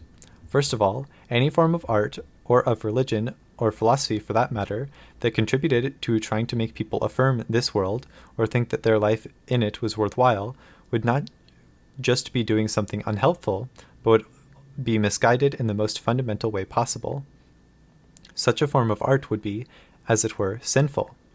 Just as in Christian doctrine original sin did not designate the individual trespass some particular person had committed, but referred to the basic corruption of the will that infected any natural form of human willing, so to live in a modern society is to live in a state of social corruption that is tantamount to sin. Any art which made us comfortable in the fallen and sinful state of our world as a whole would be at least a quasi-moral failing. In a radically evil society, one task of art must be to make people more consciously unhappy and dissatisfied with their lives, especially to make them as keenly aware as possible of the dangers of instrumental rationality and of the discrepancy between their world as potential paradise and their world as actual catastrophe. Hegel, according to Adorno, was right to think that art had a higher vocation than just to provide entertainment, moral improvement, or even low-level criticism of specific social evils, a la Dickens, but in Adorno's view, that vocation is to be radically critical, negative, not affirmative. Hegel, however, was also right to think that art has an inherent tendency to be affirmative, that being affirmative was a part of the concept of art. Even the most critical art gives us some pleasure, and to take pleasure in art is to be close to being open to the possibility of affirming the society in which this pleasurable experience is possible. The implication Adorno draws from this is that for art to be socially critical in the appropriate way, it must be aesthetically radical, i.e. it must radically and to some extent successfully struggle against its own tendency to affirmation. It can do this, Adorno thinks, only if it is formally negative or critical. Eventually this notion of being formally negative will be explicated to mean that the work of art in question must internally subvert traditional aesthetic forms. In addition to sharing a sense of the high vocation of art, Adorno is also deeply committed to another Hegelian doctrine, namely the view that philosophically serious criticism must be internal criticism. If I am a utilitarian and Joan a fundamentalist Christian, and we disagree on some policy issue, I may well criticize Joan on the grounds that her position on this particular issue is not one which will lead to the greatest happiness of the greatest number. This sort of thing is the bread and butter of everyday life in politics, but in a certain sense it is philosophically superficial, which doesn't, of course, mean that it might not be terribly important in some practical contexts. It is a form of what Hegel calls external criticism. I bring the principle of utility to bear on Joan's position from outside that position. We have no reason to expect Joan to be impressed by what I say, because as a Christian, I assume, she doesn't share the utilitarian principle on which my central critical evaluation is based. If I take a strongly and explicitly utilitarian tact with her, I won't just be making a mistake in rhetoric and thus failing to convince her, but I will have made a serious lapse of rationality by failing to be philosophically critical in the full sense. Joan will be right not to be impressed if all I can give her is an argument from premises she doesn't accept. The internal criticism at which philosophy should aim must take the form of arguing against Joan's policy by appealing to principles which are extracted from her own position, i.e. by appeal to principles to which she herself can give in some sense be shown to be committed. Usually this will mean engaging in some complex reconstructive work to extract from the fundamentalist position some principles implied by it, but which the fundamentalist may not antecedently be aware of holding. All social criticism for Adorno, and thus also the social criticism implicit in art, should have the form of taking such an internal critique. I have spoken rather blithely up to now of a work of art as being critical or telling a truth of correct forms of consciousness in art, of art as producing correct awareness of society, and of the meaning of a work of art. This suggests some very strong claims about the cognitivity of art. However, Adorno also believes that this kind of meaning and the truth that are at issue in art are not the kind of thing that can be grasped by the categories of instrumental reason. Given that instrumental reason is construed in a very all-encompassing way so as to include most of what we would usually think of as paradigmatic cases of knowledge, it isn't at all obvious what this non-instrumental kind of cognition that art is supposed to give us might exactly be.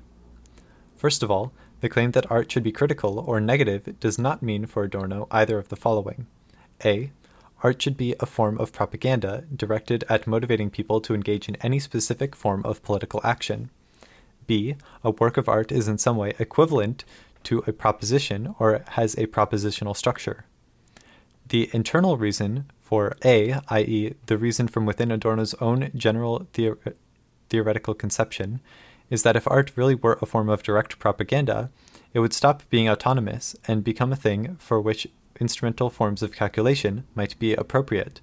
That is, one could then judge what is a good work of art by reference to its effectiveness as an instrument for social change. If art just was propaganda, one might even try to investigate in the usual empirical ways just how effective various different artistic forms were in producing whatever political action was deemed desirable, and the one that worked best would be the best form. This would reduce or eliminate art's autonomy and subject it to the categories of instrumental thinking. If instrumental thinking, though, is the root of evil in the modern world, extending it in this way to one of the few spheres that still escapes its grasp is not a plausible strategy for helping art attain its highest vocation. This is the source of Adorno's criticism of some of Brecht's views. Footnote: Brecht's views, but not necessarily his actual theatrical practice, which Adorno admits was more sophisticated. End footnote. Just as Brecht would have thought that someone like Dickens was insufficiently radical by criticizing individual social evils while leaving the general capitalist framework of society unquestioned, Dickens could be thought tacitly to have contributed to the solidification of capitalist society. So Adorno thinks Brecht insufficiently radical because by putting art in the service of revolutionary propaganda, he construes it as essentially instrumental. Art that conformed to the Brechtian canons would not give us sufficient distance from the main structural source of evil in our world and thus would not be genuinely progressive. As far as B is concerned, to think that a literary work of art is equivalent to a propositional statement is one of the more widely canvassed forms of Philistinism, as when the Duchess in Alice in Wonderland says that everything has a moral, and it seems difficult even to imagine what could be meant by claiming that a work of purely instrumental music could be equivalent to a proposition. Works of art for Adorno are inherently useless objects which present an image of the kind of meaningfulness and freedom which society promises its members but does not provide. The fact that art is both something many people find meaningful, even if it isn't clear what meaningful means, and yet something that which by most of the standards of everyday life is useless, is already for Adorno a good sign, because it violates the Enlightenment principle of universal functionalism, that is, the principle that everything must be useful for something, and that the meaningful and functional are inherently connected. Adorno's most detailed account of the way in which a work of art can be said to present an image of freedom is to be found in his discussion of the freedom of the compositional subject in music. He takes over from Hegel as his basic model that of a subject, a composer, who in trying to compose something confronts what Adorno calls alternatively an object, or the musical material. The composer will have certain skills, aesthetic predilections, and spontaneous reactions to musical configurations. The material the composer faces is, as Adorno repeatedly states, not to be understood as a physical magnitude or a pure acoustic phenomenon, but rather as comprising everything composers in the historical period in question have before them, including pre-given forms, inherited from previous compositional activity. Then there's a quote here in German that roughly translates to, quote, the tonality, the tempered scale, the possibility of modulation in perfect circle of fifths, and innumerable idiomatic components of musical language, end quote. The basic claim now is that this material itself can be seen to have an inherent structure, exhibit tensions or tendencies, or even make demands. In the late 19th century, there is a certain tendency towards expressive use of chromaticism. One can use this vocabulary of tensions, demands, etc. precisely because the material is not just neutral acoustic data, but the sedimented result of previous compositional activity, including, as it were, the unfulfilled aspirations of previous composers, in the face of what they were able to accomplish with the historical material which they had at their disposal. Now, if the composers in question have fully developed compositional powers, this will be partly because they have fully internalized the traditional material and associated practices, expectations, aesthetic preferences, etc., and this means that their own spontaneous reactions to the material will themselves naturally run in the direction of the tendency of the material itself. Footnote. Although, of course, in another sense, there will be nothing natural about this at all. It will be an instance of what Hegel sometimes calls second nature. End footnote. In this happy state, there will be a conformity between the inherent tendencies of the material, what the material requires or demands, roughly objective necessity, and what composers spontaneously want and like, roughly subjective freedom. Doing what the material demands will not be experienced as conforming to external coercion or pressure, but as acting on one's own utmost spontaneous impulses. In this state, then, the composing subject will attain Hegelian freedom, finding itself at home in its other, the material. This sounds very conformist, and so it is important to add that Adorno assumes that the part of the demands the material makes, the corresponding part of the spontaneous need a composer who was well brought up in the traditions will have acquired, is precisely a need for originality, the producing something new.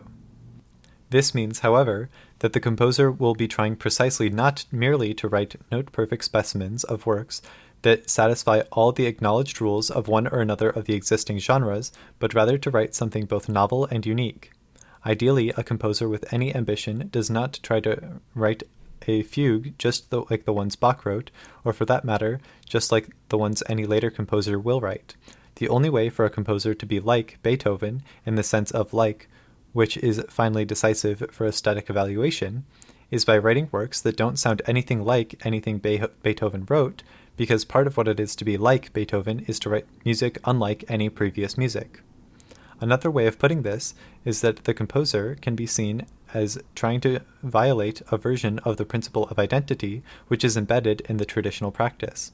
This aspiration to uniqueness will at some level have to fail because absolute uniqueness, uncomparability with any other works of music, is not, I think, conceivable. But Adorno is unmoved by the necessity of failure. In a way, everything that is most important in life is a necessary failure, after all, and he seems quite clearly to think that the aspiration itself is more important than the successful execution of it, and even perhaps in some self-sufficient. As he remarks in an off-cited passage, the new is the desire for the new. Obviously, it will be a contingent but tremendously important fact about a certain artistic tradition that it does inculcate a taste for the unexpected, the novel, and the original. Now, Adorno adds, this coinstantiation of what the material demands and what individuals would spontaneously want is, or at any rate can be interpreted to be, an image of a utopian state of human society, where the demands of material life, in the form of what we all need to do to live, coincide with what we would spontaneously want to do. Furthermore, in some sense, every human society, or at any rate any modern society, where modern means roughly any European society between 1750 and 1950, tacitly appeals to the coincidence of these two in order to justify itself.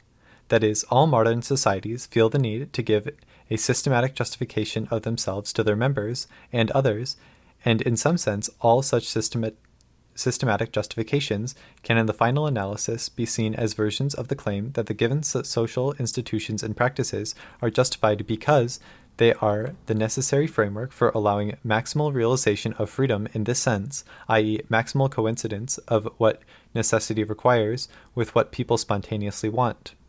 If a given modern society can't quite summon up the self-confidence to claim that it has fully realized the coincidence of human wishes and material necessity, it will at least claim that it is striving as best as it can, under unpropitious conditions, to obtain a state in which such freedom is maximally realized.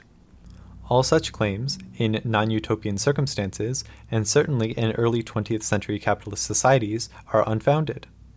Obviously, it is a very strong quasi-empirical claim that an important part of the self-legitimation of societies, or at least of 19th and early 20th century Western capitalist societies, has taken this form, and it is equally strong quasi-empirical claim that such self-legitimation fails.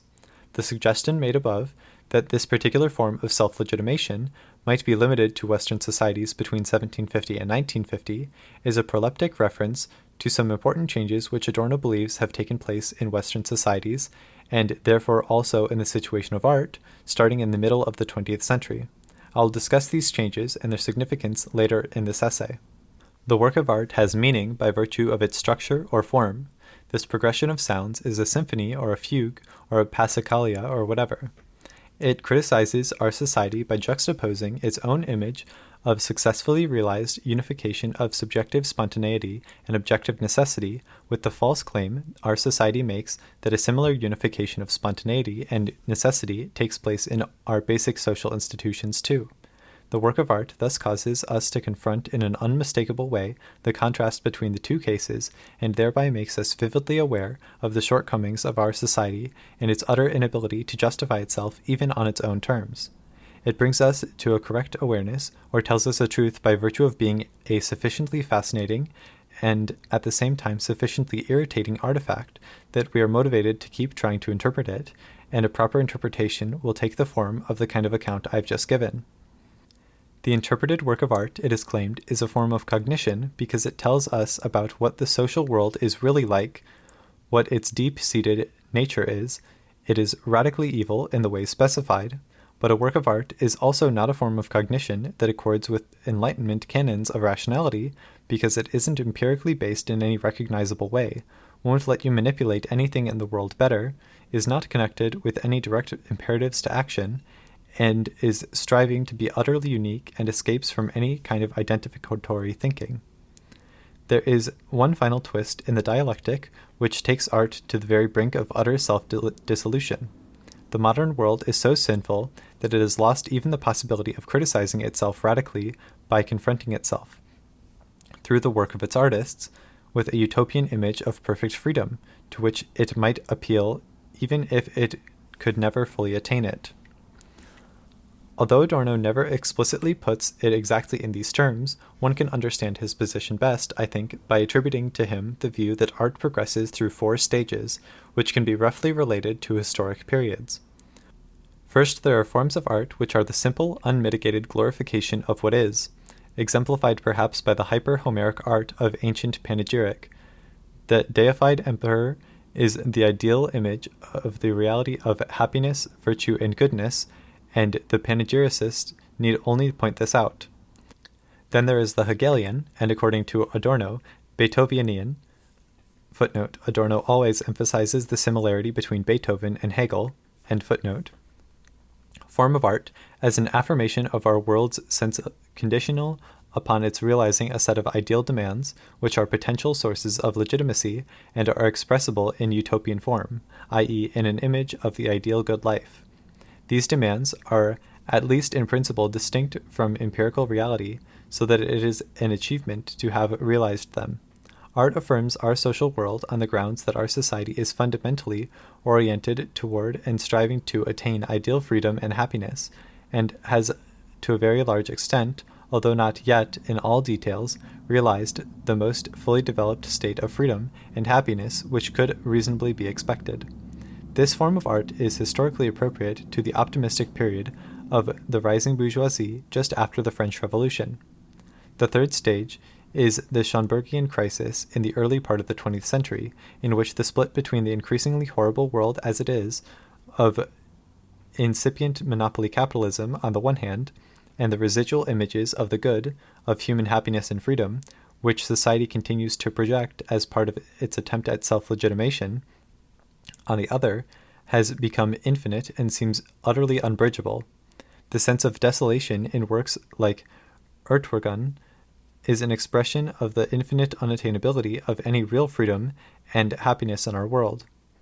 To experience our state as one of desolation, however, implies that we still have some grasp of what a qualitatively better world would be like, even if the image we have of it is only negative.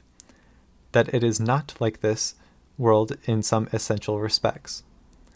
The freely atonal music of the final movement of Schönberg's second string quartet was originally experienced as especially disorienting precisely because the people in 1908 still had a very clear sense of what it would be like to live in the unproblematic world of permanent C major.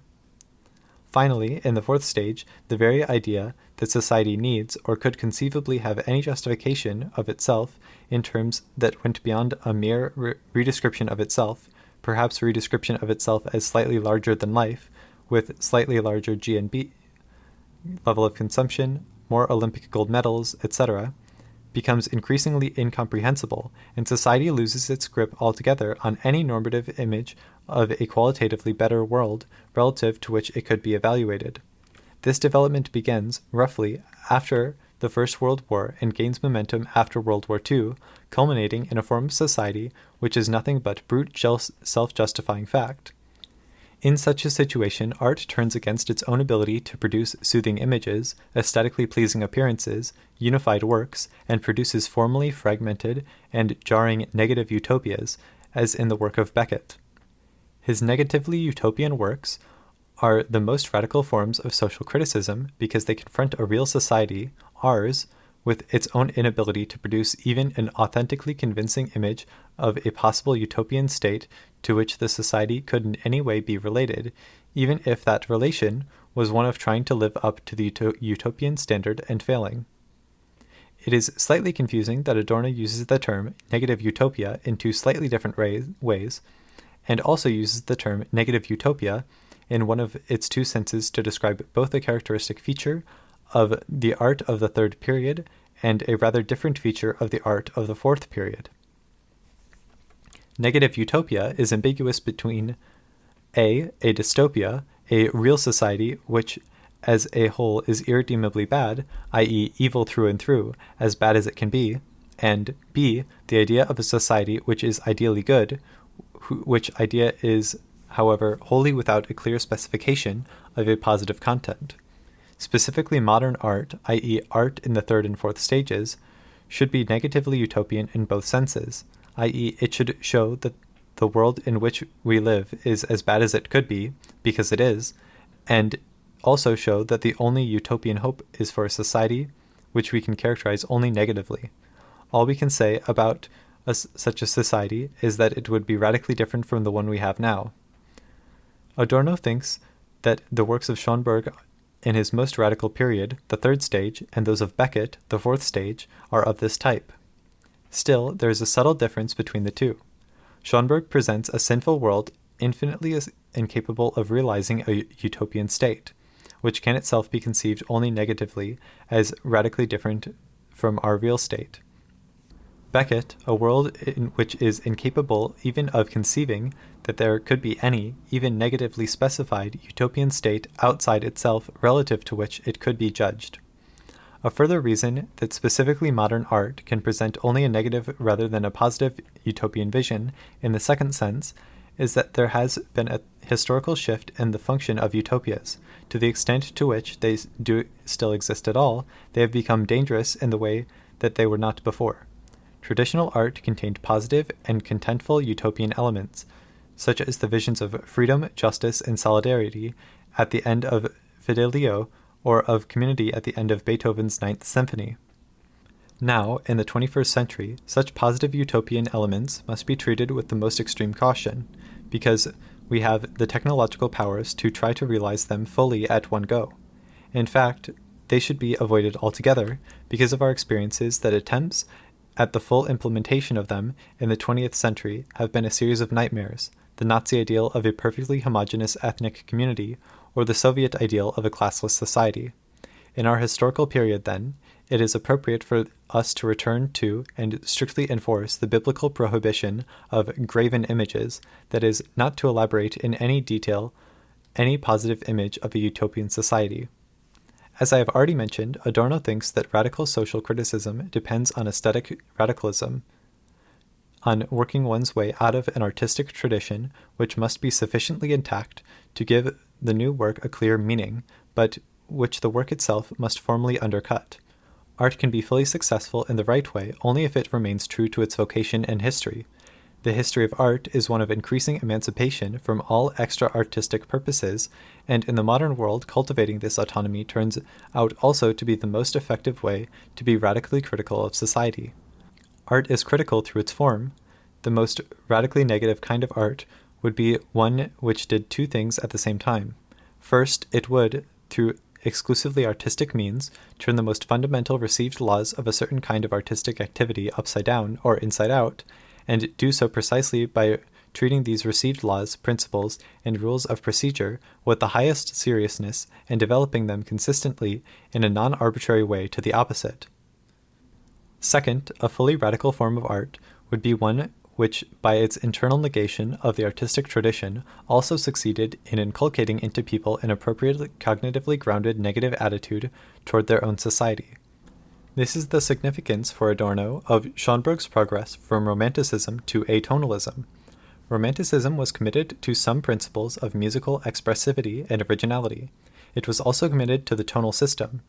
Schönberg's development shows that this is an inconsistent set of demands, and by showing this, tacitly criticizes Romanticism, and also indirectly the bourgeois society of which Romanticism is an expression. The tonal system had by the end of the 19th century become so exhausted that the expressivity, and in particular the originality Romanticism demanded of music, couldn't be attained by using tonal means. Taking the extreme chromaticism of late Romanticism further, as earlier Romantics had taken existing earlier forms of chromaticism further, eventually meant loss of the sense of tonal center altogether, and then abandoning the tonal system itself.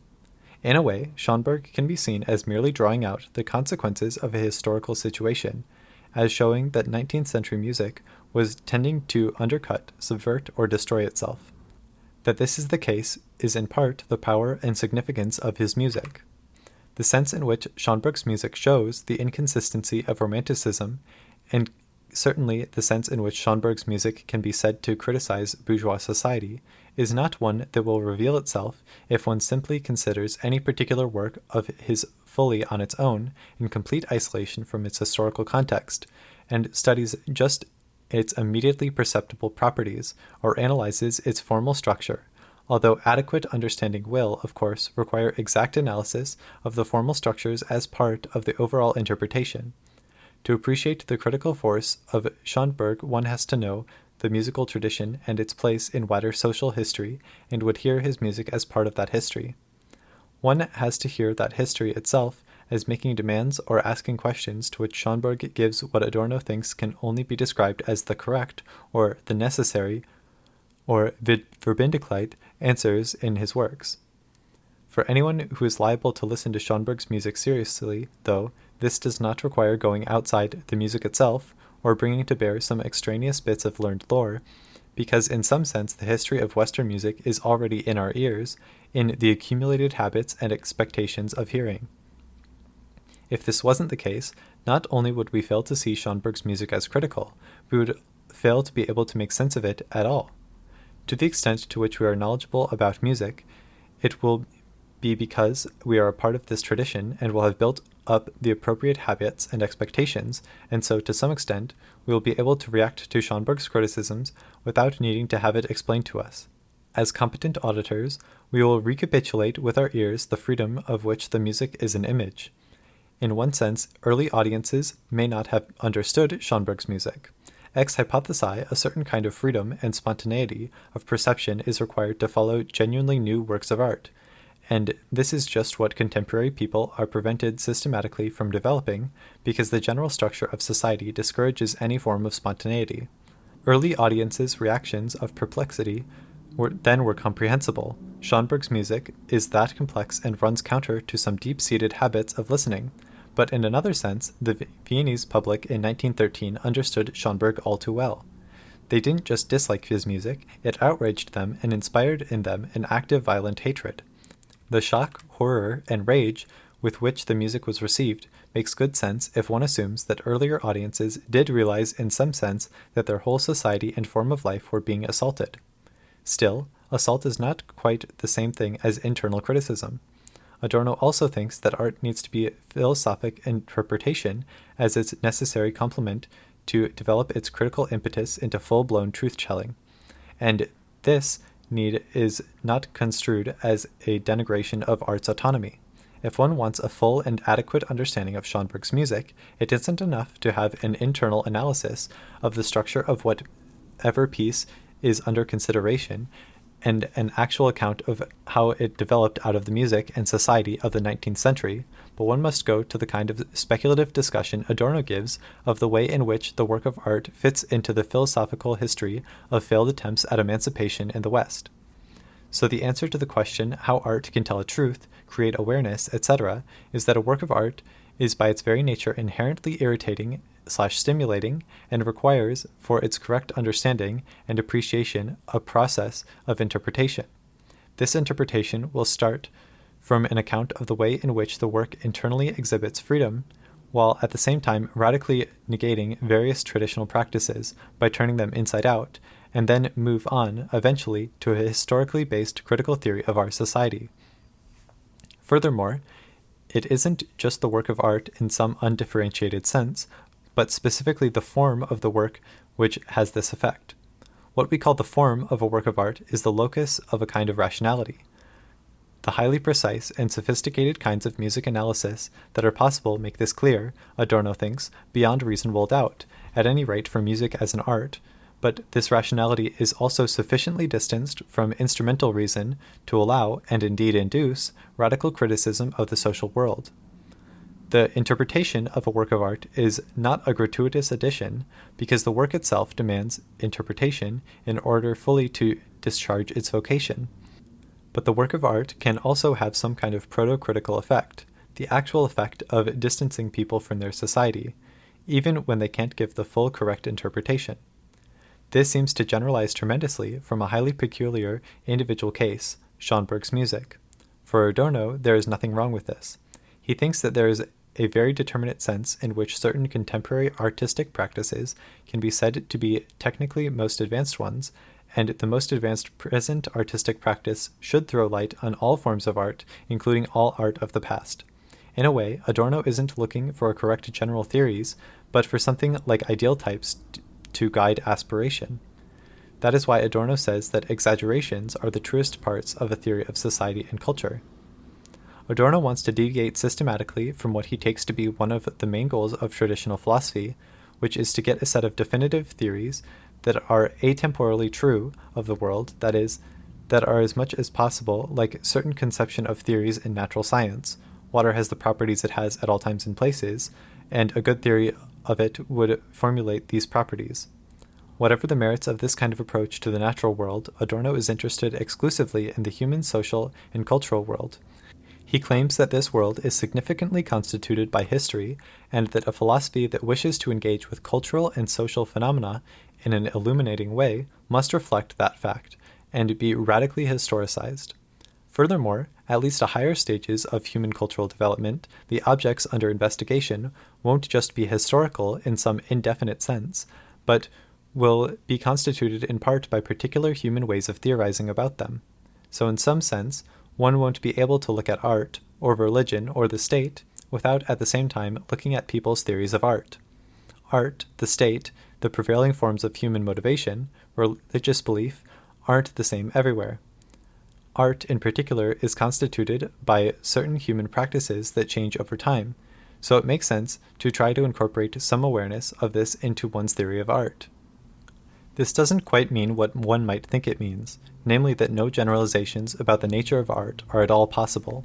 Adorno makes general assertions himself all the time, and indeed it is hard to see how one could systematically eschew making them. But it does mean that purportedly general statements about art should be made with an appropriate reflective awareness of their limitations. They should be seen as arising in a particular historical context, and as referring primarily to an intended specific historical situation, usually the present. When Adorno speaks of art, he really means, and he knows he means, Central European music and literature in the period between 1770 and 1955, and he knows he is interpreting that body of art in the light of his experiences in a Europe under the shadow of fascism. That is the art that is most directly relevant to Adorno, and it is both appropriate and unavoidable for him to have it primarily in mind. When we make generalizations about art, including art from as long ago as the Neolithic period, we are seeing these generalizations to some extent through the lens of what art has become for us. If art had had a different history, and presumably it could have had, we would see that Neolithic art differently. Neolithic cave painters couldn't have been expected to be trying either to affirm their society or to criticize it, though we, looking back at them and their activity through our own concerns, may have no alternative but to look for those aspects in their practice which eventually led to the development of the possibility and necessity of criticism. Part of Adorno's reason for rejecting the Enlightenment and its notion of rationality was fear of the repressive homogenization of the world which he felt to be implicit in the Enlightenment project, a fear that motivated him to try to defend what he called the non-identical, the unique, the qualitatively specific, the unrepeatable, the other, that which cannot simply be seen as just one more indistinguishable specimen of a general category, interchangeable ad libitum with any other specimen. This other is that which slips through the network of our concepts and theories. Art was to be a place where the unique and unrepeatable could be experienced, and the task of philosophy was to mobilize the otherness and non-identity of art for purposes of radical social criticism. This strand of Adorno's theory, however, stands in a certain tension with his commitment to Hegel's dialectic and the Hegelian principle of internal criticism. It isn't at all clear that Adorno was ever able to show effectively how experience of the other could coexist productively in a critical project that was structured by the Hegelian dialectic. The term dialectic is used by different philosophers in a variety of different ways, but the main characteristic of dialectic in Hegel's sense is that it is a speculative, retrospective ordering of the elements of a historically closed system, and tells a story which has an absolutely fixed and determinate end goal, us. Although any number of philosophers since Hegel have tried to reconfigure dialectics as an open-ended, directed toward the future, perhaps even practical, rather than speculative, it is at least an open question whether any of these attempts have been successful. Footnote. I can't even begin to deal adequately with this issue here, but I would like to point out that Adorno's complete disengagement from the world of praxis makes it especially difficult to see how he could get beyond Hegel's essentially speculative form of dialectics. End footnote. Concretely, the price Adorno pays for construing art as essentially a way in which a historically given society reflects on itself, either admiringly or critically, and for his commitment to the Hegelian principle of internal criticism, is a difficulty in giving any plausible account of the possibility of appreciating the art in other societies. It isn't perhaps an accident that Adorno not only exhibited no interest whatsoever in any art except for the recent art of Central Europe, but seemed to be as actively hostile to any attempt to engage with non-European forms of art as the Viennese public was to the original performances of the works of the Second Viennese School. If the Viennese couldn't tolerate the new, Adorno seems to have at least equal difficulty in accepting the other, anything outside the musical and literary tradition to which he has been introduced as a child. Footnote. Note that he was aware of this, and had theoretical reasons, which he thought were derived from Benjamin's theory of childhood as a source of privileged access to experiences of meaningfulness and happiness, for failing to try to outgrow this. Growing up, as Hegel knew, means distancing oneself from such experiences and learning to deal with things that don't fit into the categories derived from them. The emphasis on retrospectively justifying such immediate childhood impressions leads to some of the more implausible parts of Adorno's Beethoven. End footnote. He was particularly scathing in his rejection of jazz as a possibly significant form of music, and expressed nothing but contempt for what he called... Oof. That's a word. Oof.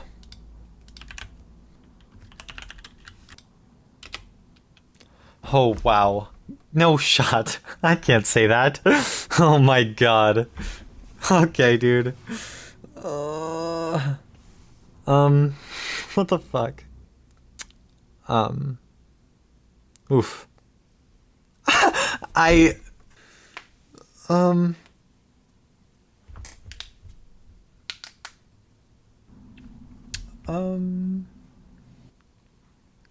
He was particularly scathing in his rejection of jazz as a possibly significant form of music, and expressed nothing but contempt for what he called Negerplastik.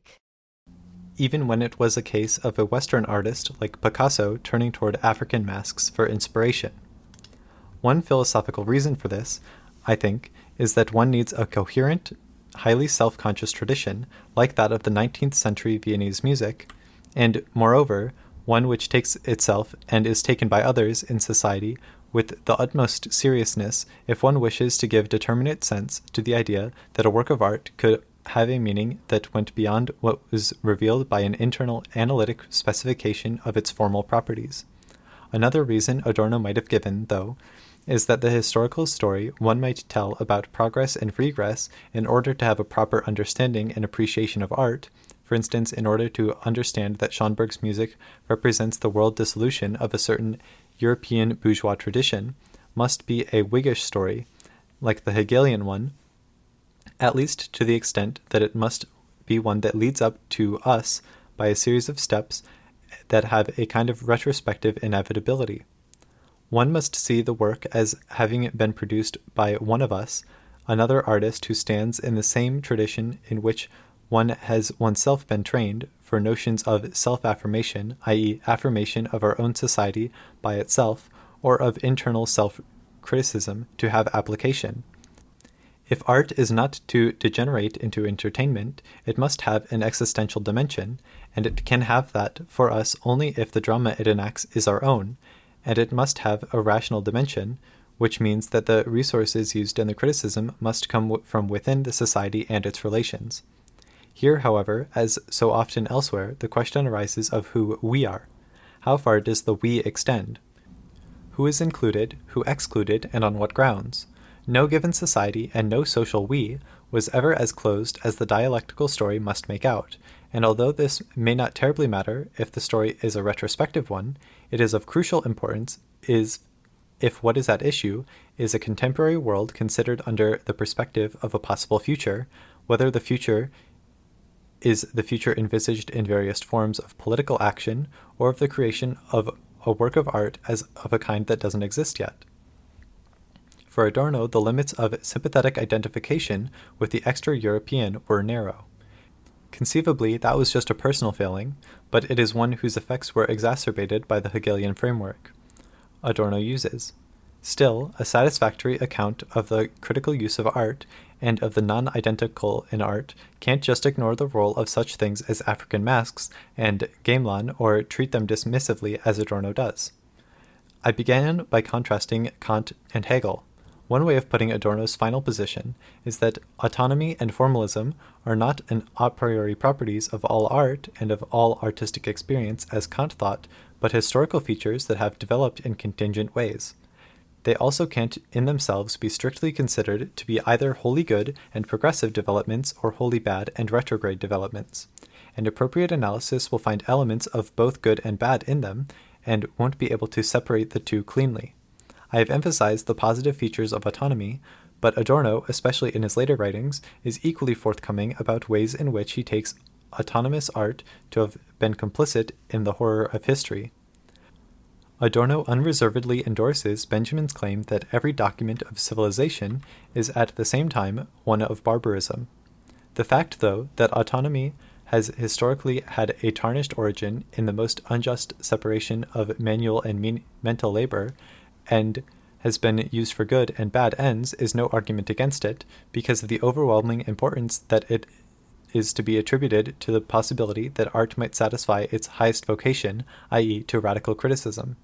Adorno believes that for art to serve its highest vocation, i.e., roughly to do what Hegel thought it was properly could and should do, at least at certain historical periods, it must retain its inherent autonomy and commitment to formalism, i.e., roughly, must hew close to the line centrally sketched out by Kant.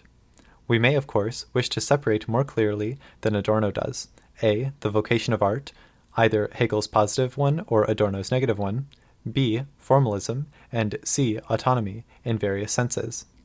Hegel did to some extent acknowledge this distinction between autonomy, formalism, and the vocation of art. He held the view that art, as far as its highest vocation is concerned, was for us, that is, Central Europeans at the beginning of the 19th century, a thing of the past, but he also believed that this was a historical advance in that it meant that art stopped trying to do something it really couldn't do adequately in the first place. Adorno thought that Hegel had reached this conclusion because of his inappropriate focus on the plastic arts, and thus on sensory appearance as an essential feature of art, rather than on a more abstract art of music. The end of art and its highest vocation didn't in any case for Hegel mean that there would be no more autonomous art, or that art would stop satisfying the highest formal canons, nor did he think that it meant that art would become just a form of entertainment. Nor, for that matter, would he have thought that good entertainment was inherently heinous. I have claimed that Adorno wanted to embed some Kantian themes about the importance and centrality of aesthetic form in a basically left-Hegelian philosophical view. A strictly formalist aesthetics isn't required by the inherent nature and invariant structures of the human cognitive apparatus, but it can be the most appropriate way for art to attain its highest vocation under certain historical circumstances. This doesn't, of course, mean that he wants to get a dialectical synthesis of Kant and Hegel. To think about it in that way is to revert to the Hegelian positive dialectics, where the synthesis overcomes in thought previous contradictions. Adorno assumes Marx was right to hold that contradictions often result from the real state of the world and can't be overcome through conceptual means alone. The best thing to do about some contradictions is to realize that they are rooted in the way the world is and observe them, rather than trying to resolve them. The tension between Kant's view about formal freedom in the aesthetic experience and Hegel's concern with the historical vocation of art is, I assume, one Adorno thinks reflects a real contradiction in our fallen world. The appropriate way to deal with it is not to try to get a resolution at some higher dialectical stage, but to recognize Kant and Hegel as the two poles between which reflective society must tack. Perhaps the use of the principle of internal criticism and the appeal to the other are similarly irreducible poles between which reflective criticism must move. Adorno accepts a version of the end of ideology thesis. This is one of the implications of the distinction between stages 3 and 4 above. That is, he recognizes that it is in fact correct that ideologies have lost their bite in the 20th century and become both implausible and ineffective.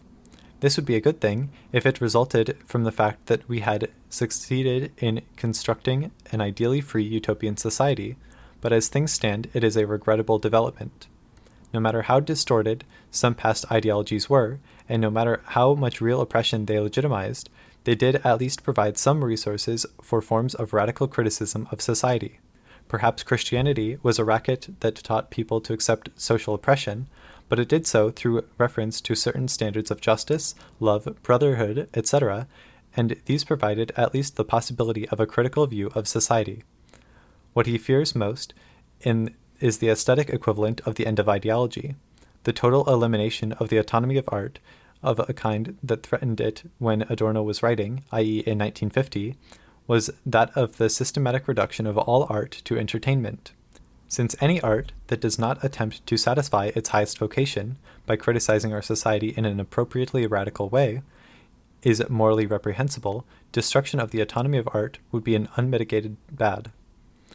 One might argue that it makes sense to think that entertainment is inherently reprehensible only if the position from which art could exercise its highest vocation is in some sense accessible. If it isn't, then the automatic devaluation of entertainment lapses. The question is what accessible means.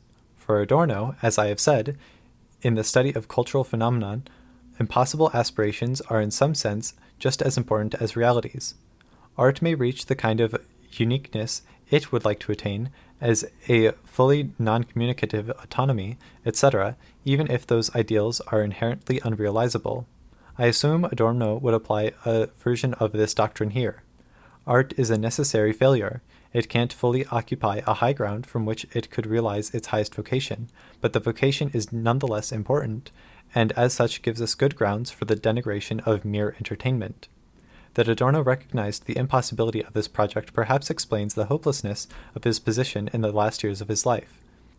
It has sometimes been said that the late Adorno retreated from the world of politics and action into the contemplation of art, but the situation for him was even more desperate than that would suggest, because there was no inherent aesthetic sphere into which he could really withdraw. Schopenhauer had the view that art was timeless, and so he could end his ethics with a call to engage in contemplation of this timeless world. For Adorno, as for Hegel, however, art is necessarily in time and related to an audience, and in contrast to Hegel, for Adorno, all art is new art. So if there is no avant-garde with the appropriate qualities, this affects all art. It isn't just that no new art is produced, but old art remains as it was, as a set of objects of loving but socially irrelevant contemplation. Rather, there is no art at all, in the emphatic sense, because part of what it is to be art in the emphatic sense was not to be socially irrelevant. So there is no coherent aesthetic sphere into which Adorno could retreat, but only the doomed attempt to recapture that wonderful avant-garde moment around the First World War, when art could be a metaphor for society, and Schönberg could speak of his compositions as emancipation of dissonance, and associate that with real political emancipation. Adorno's whole philosophical work is an attempt to think through the equivalence between aesthetic radicalism and political progressiveness. From the naive empirical point of view, the equivalence just doesn't seem to hold. To stay with composers of whose work Adorno was aware and adopt, as far as possible, the standards of aesthetic quality and political correctness Adorno would have used, the correlation between progressives in music and genuine opponents of instrumental reason seems no more than random. The politically most robust and heroic opponent of fascism was Bartók, for whose music Adorno can muster at best a kind of grudging acceptance as the work of an artistic, also-ran, but no enthusiasm. If recent research is correct, the most rigorously consistent student of Schönberg, and the man whose music in some way epitomized the modernist avant-garde, Webern, was, shall we say, a less than wholehearted opponent of the National Socialist regime. One might reply that Webern's music was banned in the Third Reich, and that it is the music rather than Webern's personal opinions that are at issue, and his music is an objective answer to an objective social constellation, even if he knew nothing about society and had reprehensible political opinions. Of course, Stravinsky's music, or for that matter jazz of any kind, was banned too. Ah, Adorno would reply, but jazz is lousy music. It seems to me that all this shows is that whether or not the Nazis banned a certain kind of music was no way to tell, positively or negatively, whether it was any good. Adorno, of course, at one level does take this point, and in fact makes it with all requisite definiteness. After all, it is just another way of expressing the autonomy of art. What is the point of insisting that objectively Webern's music isn't just as aesthetically revolutionary, but also politically progressive, if that political progressiveness has no actual empirical counterpart or embodiment, if we have no reason to expect it ever to have had such an embodiment, and if we don't even envisage a way of acting that would give it such an embodiment? The answer that it would or could have such an embodiment is a messianic future seems unhelpful, because it just admits the point that there is no empirical correlation while mystifying it, and no amount of repetition of the word objective will help here either. It is hard to avoid the conclusion that to say an aesthetically radical work of art is objectively politically progressive really just means A, that it is aesthetically to be very highly valued perhaps by specifiable objective criteria, and B, that we would very much wish and hope that people would interpret this work in a left Hegelian way, and that this would coincide in some way with appropriately progressive political beliefs. Given the strictures against reducing art to propaganda or connecting it too closely to instrumental forms of reasoning, we can't even say anything sufficiently non-metaphorical about what this connection is or how we would hope it to be realized. This doesn't in the end seem to me an aesthetic view, but a religious one. Chapter 11. Poetry and Knowledge. Over 2,000 years ago, Plato spoke of an old disagreement between poetry and philosophy. Footnote. The clear upshot of the discussion in Andrew Ford's marvelous Origin of Criticism is that this way of seeing the situation is anachronistic and misguided, but it has been the dominant mode of perception since the ancient world. End footnote. This was construed by Plato as a struggle about authority. One can reconstruct his argument as proceeding in 3 steps. 1. Authority by its very nature must be moral authority. 2. Moral authority must be able to give a self-warranting or self-validating account of itself. 3. The only such appropriately self-validating procedure is a process of philosophical argumentation which is essentially formed by correct representation of the real world, and which thereby grounds itself as a form of true knowledge. To this, Plato adds a 4th step that expresses his own radical anti-democratic belief. 4.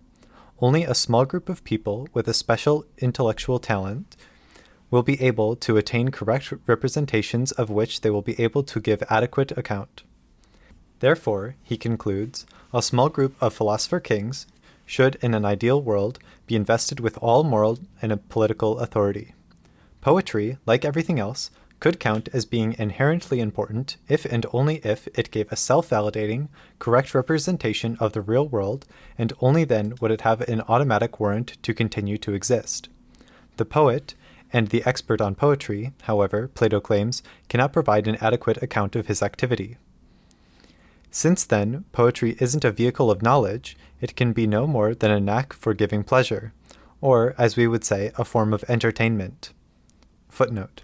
I am, of course, slightly running together here the analysis of art, in such works as Republic, with the criticism of rhetoric, in such works as Geuss. For the purposes of this paper, that seems to be legitimate. End footnote. Since pleasure is inherently dangerous, and giving way to it clearly a moral evil, poetry requires the continual tutelage of philosophy. Starting in the late 18th century, Romanticism tried to reverse this Platonic judgment. Friedrich Schlegel claimed that poetry was self-evidently a thing of self-sufficient and infinite value. The young Schlegel was an admirer of ancient democracy and of the egalitarian ideas of the French Revolution. Footnote. Throughout his early writings on ancient literature, he emphasizes the rootedness of the best of Attic literature in the democratic political constitution of Athens. End footnote. The rehabilitation of poetry should, he thought, go hand in hand with the removal of authoritarian moral and political structures to which Plato gave his unconditional approval. Fortunately, although the Romantics pursued the laudable goal of revising Plato's denigration of art, they tried to do this while still playing Plato's game by the rules that he had set up. If art is a thing of infinite value, they held, that must be because it really is a form of knowledge. If it were not knowledge, it would be, as Plato thought, no more than a harmless but useless game or promiscuous vehicle for purveying dangerous pleasure. The idea that poetry is a form of knowledge is, however, by no means self-evident, or one to which there is no alternative. It is not even the obvious default assumption to which one must automatically revert if one finds no other plausible view. Poetry might easily be considered a form, not of knowing, but of making, as indeed the word poetry itself indicates, or it could be seen as a kind of performance, a mode of expression, a type of action, etc. Footnote. Also, to take only 2 examples, Rilke sees poetry as a way of praising or celebrating. Heidegger obviously thinks that poetry is essentially a matter of not knowledge, but of human activity, which, following Hölderlin, he calls Stiften, establishing, founding, opening up, grounding, and which is prior to knowing. End footnote. In what sense, then, could poetry be supposed to be a form of knowledge? Philosophers have distinguished three kinds of knowledge: propositional knowledge, knowledge as skill, and knowledge as acquaintance. Propositional knowledge, or knowing that, takes its name from the usual grammatical form in which such a claim to knowledge is expressed. The use of the verb know plus that plus a propositional clause, as in I know that Edinburgh is north of Paris. I can also say I know how to ride a bicycle or to speak French. This is knowing how or skill, usually expressed by the name of know plus how plus an infinitive. Footnote. Thus, when one of the earliest lyric poets known to us, Archeologico, tells us that he knows how to do two things, wreak vengeance on his enemies, and strike up the dithyramb, both of these are instances of knowing how. The use of the direct object after these verbs of knowing is suggestive of a certain priority given to direct acquaintance and an attempt to model all knowing on this. See the discussion of the idea of the good below. End footnote. Finally, I can say I know Tony or Edinburgh or the poems of Sulpicia. This is knowledge in the sense of acquaintance with. Here, know usually takes a noun or pronoun as direct object, although in some cases this noun or pronoun can be replaced by an appropriate clause. Footnote. It is an accident, that is, a complete quirk of the English language, that we even use the same word know in all three of these contexts. Thus, French has two distinct words where we have one, and German uses three distinct words. End footnote. Thus, instead of I know the smell of a rose, or I know the sound of an oboe, I could also say I know how a rose smells, or I know how an oboe sounds. Footnote. There is a slight complication here, in that the second form is used particularly in contexts in which what is at issue is the exercise of discriminating skills based on direct acquaintance. Thus, I will be likely to say, I know how an oboe sounds, if you question my claim that the instrument now playing is an oboe, rather than, for instance, a clarinet. This means only that in many, probably most, cases, one kind of knowledge will be accompanied by others. If I am acquainted with the sound of an oboe, then I will also have a certain skill, that of being able in a wide range of cases of distinguishing the sound of the oboe from that of the clarinet. The fact that types or kinds of knowledge generally occur together is compatible with it being important to distinguish them analytically. End footnote. Is, then, poetry close enough to one of these three phenomena, the entertaining of a well-supported, propositionally structured belief, a skill, or an acquaintance, for us reasonably to call it a form of knowledge? The differences between most forms of poetry and forms of propositional knowledge seem prima facie much more striking than any similarities. Canonical instances of propositional knowledge have a detachable content. If I know that Edinburgh is north of Paris, the clause that Edinburgh is north of Paris can be extracted and re-identified when it occurs as a constituent part of propositions involving a different attitude toward it. Thus, I do not believe that Edinburgh is north of Paris, I hope that Edinburgh is north of Paris, I regret that Edinburgh is north of Paris, etc. It is hard to see anything parallel to propositional content in most forms of lyric poetry. One might think that a case could be made that some kinds of narrative poetry, perhaps including epic, do have a content because each poem has a plot, and this plot could be summarized, detached, identifiably reused. Furthermore, there is a genre of poetry, didactic poetry, which has as its acknowledged intention to expound various philosophical, medical, astronomical, or agricultural truths, and these truths could presumably have been extracted and reformulated in another poem or in prose. Lucretius, at the beginning of Book 4 of De Rerum Natura, is exceptionally clear about this feature of didactic poetry. Epicureanism is like the bitter medicine administered by doctors to children, hard to take at the moment, but beneficial in the long run.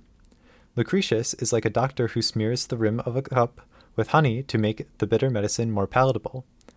The poetic mode of expression of the doctrine is the honey. Few, however, would wish to claim that the plot of an epic is the most important element in it, much less that it has the utterly overwhelming significance for the poem that the content has for propositional knowledge. In addition, at least one very strong aesthetic current in the West has held it to be absolutely central to a proper understanding of art that in a successful work of art, the form and matter, or treatment and content, are uniquely suited to each other. This would seem to imply that no detachable and repeatable content exists. Footnote. See Soren Kierkegaard, The Immediate Stages of the Erotic or the Musical Erotic, about why Don Giovanni is the perfect opera. This perfect unity of treatment and content is, of course, presented as a desideratum of art, not a minimal condition that anything must satisfy in order to be a work of art. This in itself might be a characteristic difference between art and some other things. Art might inherently contain a teleological orientation toward certain goals, so that one could not understand art except as something aspiring to be good/perfect art. A value judgment was built into the specification of what could, even minimally, be counted as art. Note the difficulty we have even today in distinguishing between the claim that this is not art at all and that this is bad/poor/revolting art. End footnote. As far as didactic poetry is concerned, even if one grants that it is possible to construe the relation of the poetic treatment and the content in the external way that Lucretius suggests, the content, a philosophical doctrine like Epicureanism that could be stated in discursive prose, and the poetic treatment, Latin dactylic hexameter, this does not seem to give much real comfort to those who wish to claim that poetry is a form of knowledge. They presumably wish to say that there are some truths to which access can be had only through poetry. Given, however, that Epicureanism existed as a body of prose propositions before its poetic expression by Lucretius, there is no sense in which his poem is a unique or even cognitively privileged mode of access to it.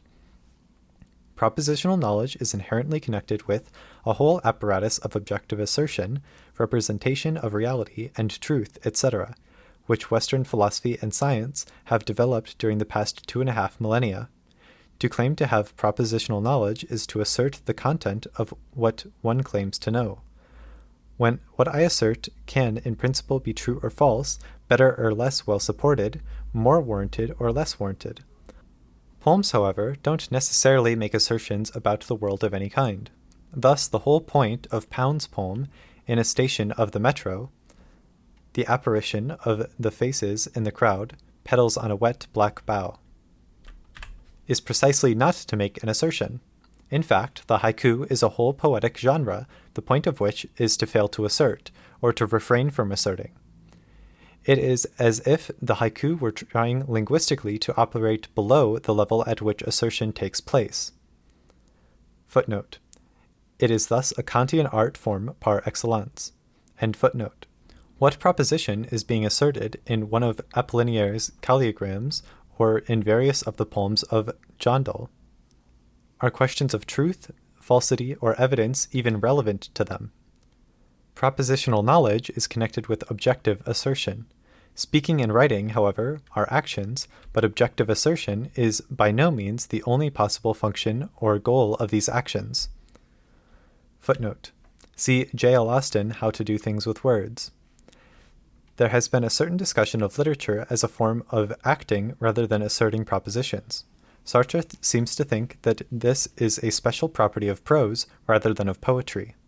Heidegger's discussion of poetry as an initiating act does not construe it as a speech act in the proper sense, but as an act which is prior to and constitutes the space within which speech acts can be performed. Poetry, that is not like the action of the priest in the Catholic Eucharist, who turns the water and wine into the body and blood of Christ, but like the action of Christ at the Last Supper, as construed by traditional Catholic theology, in founding or initiating the Eucharist. Furthermore, Heidegger thinks that this initiating act is one of naming the gods, etc., not, for instance, of asserting anything. End footnote. Asserting something about how the world is constituted is one kind of action I can perform in the world, and if I perform this action, then what I assert can be evaluated in various ways, including whether it is true or false.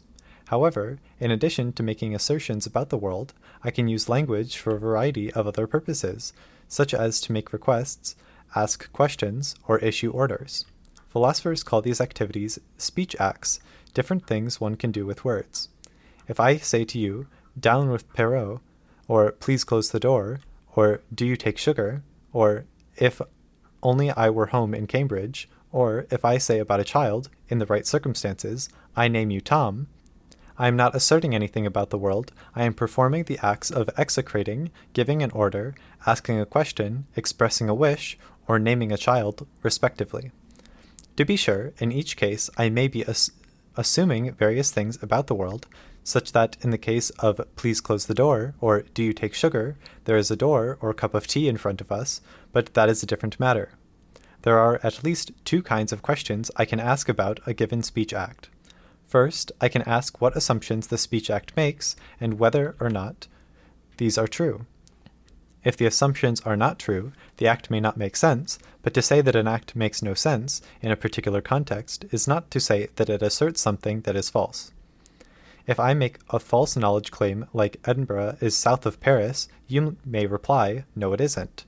On the other hand, if I were to ask you to open the door while we were standing in the middle of a desert, an appropriate response would be for you to ask me what the hell I meant, not to say, no it isn't. For you to say, no it isn't, in this context would be just as peculiar as was my asking you to close the door in the first place. The second kind of question I can ask about the performance of a speech act is an evaluative one.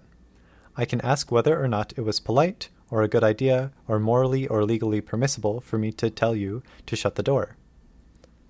Footnote. See Andrew Ford, Origin of Criticism, for discussion of non-cognitivist early Greek approaches.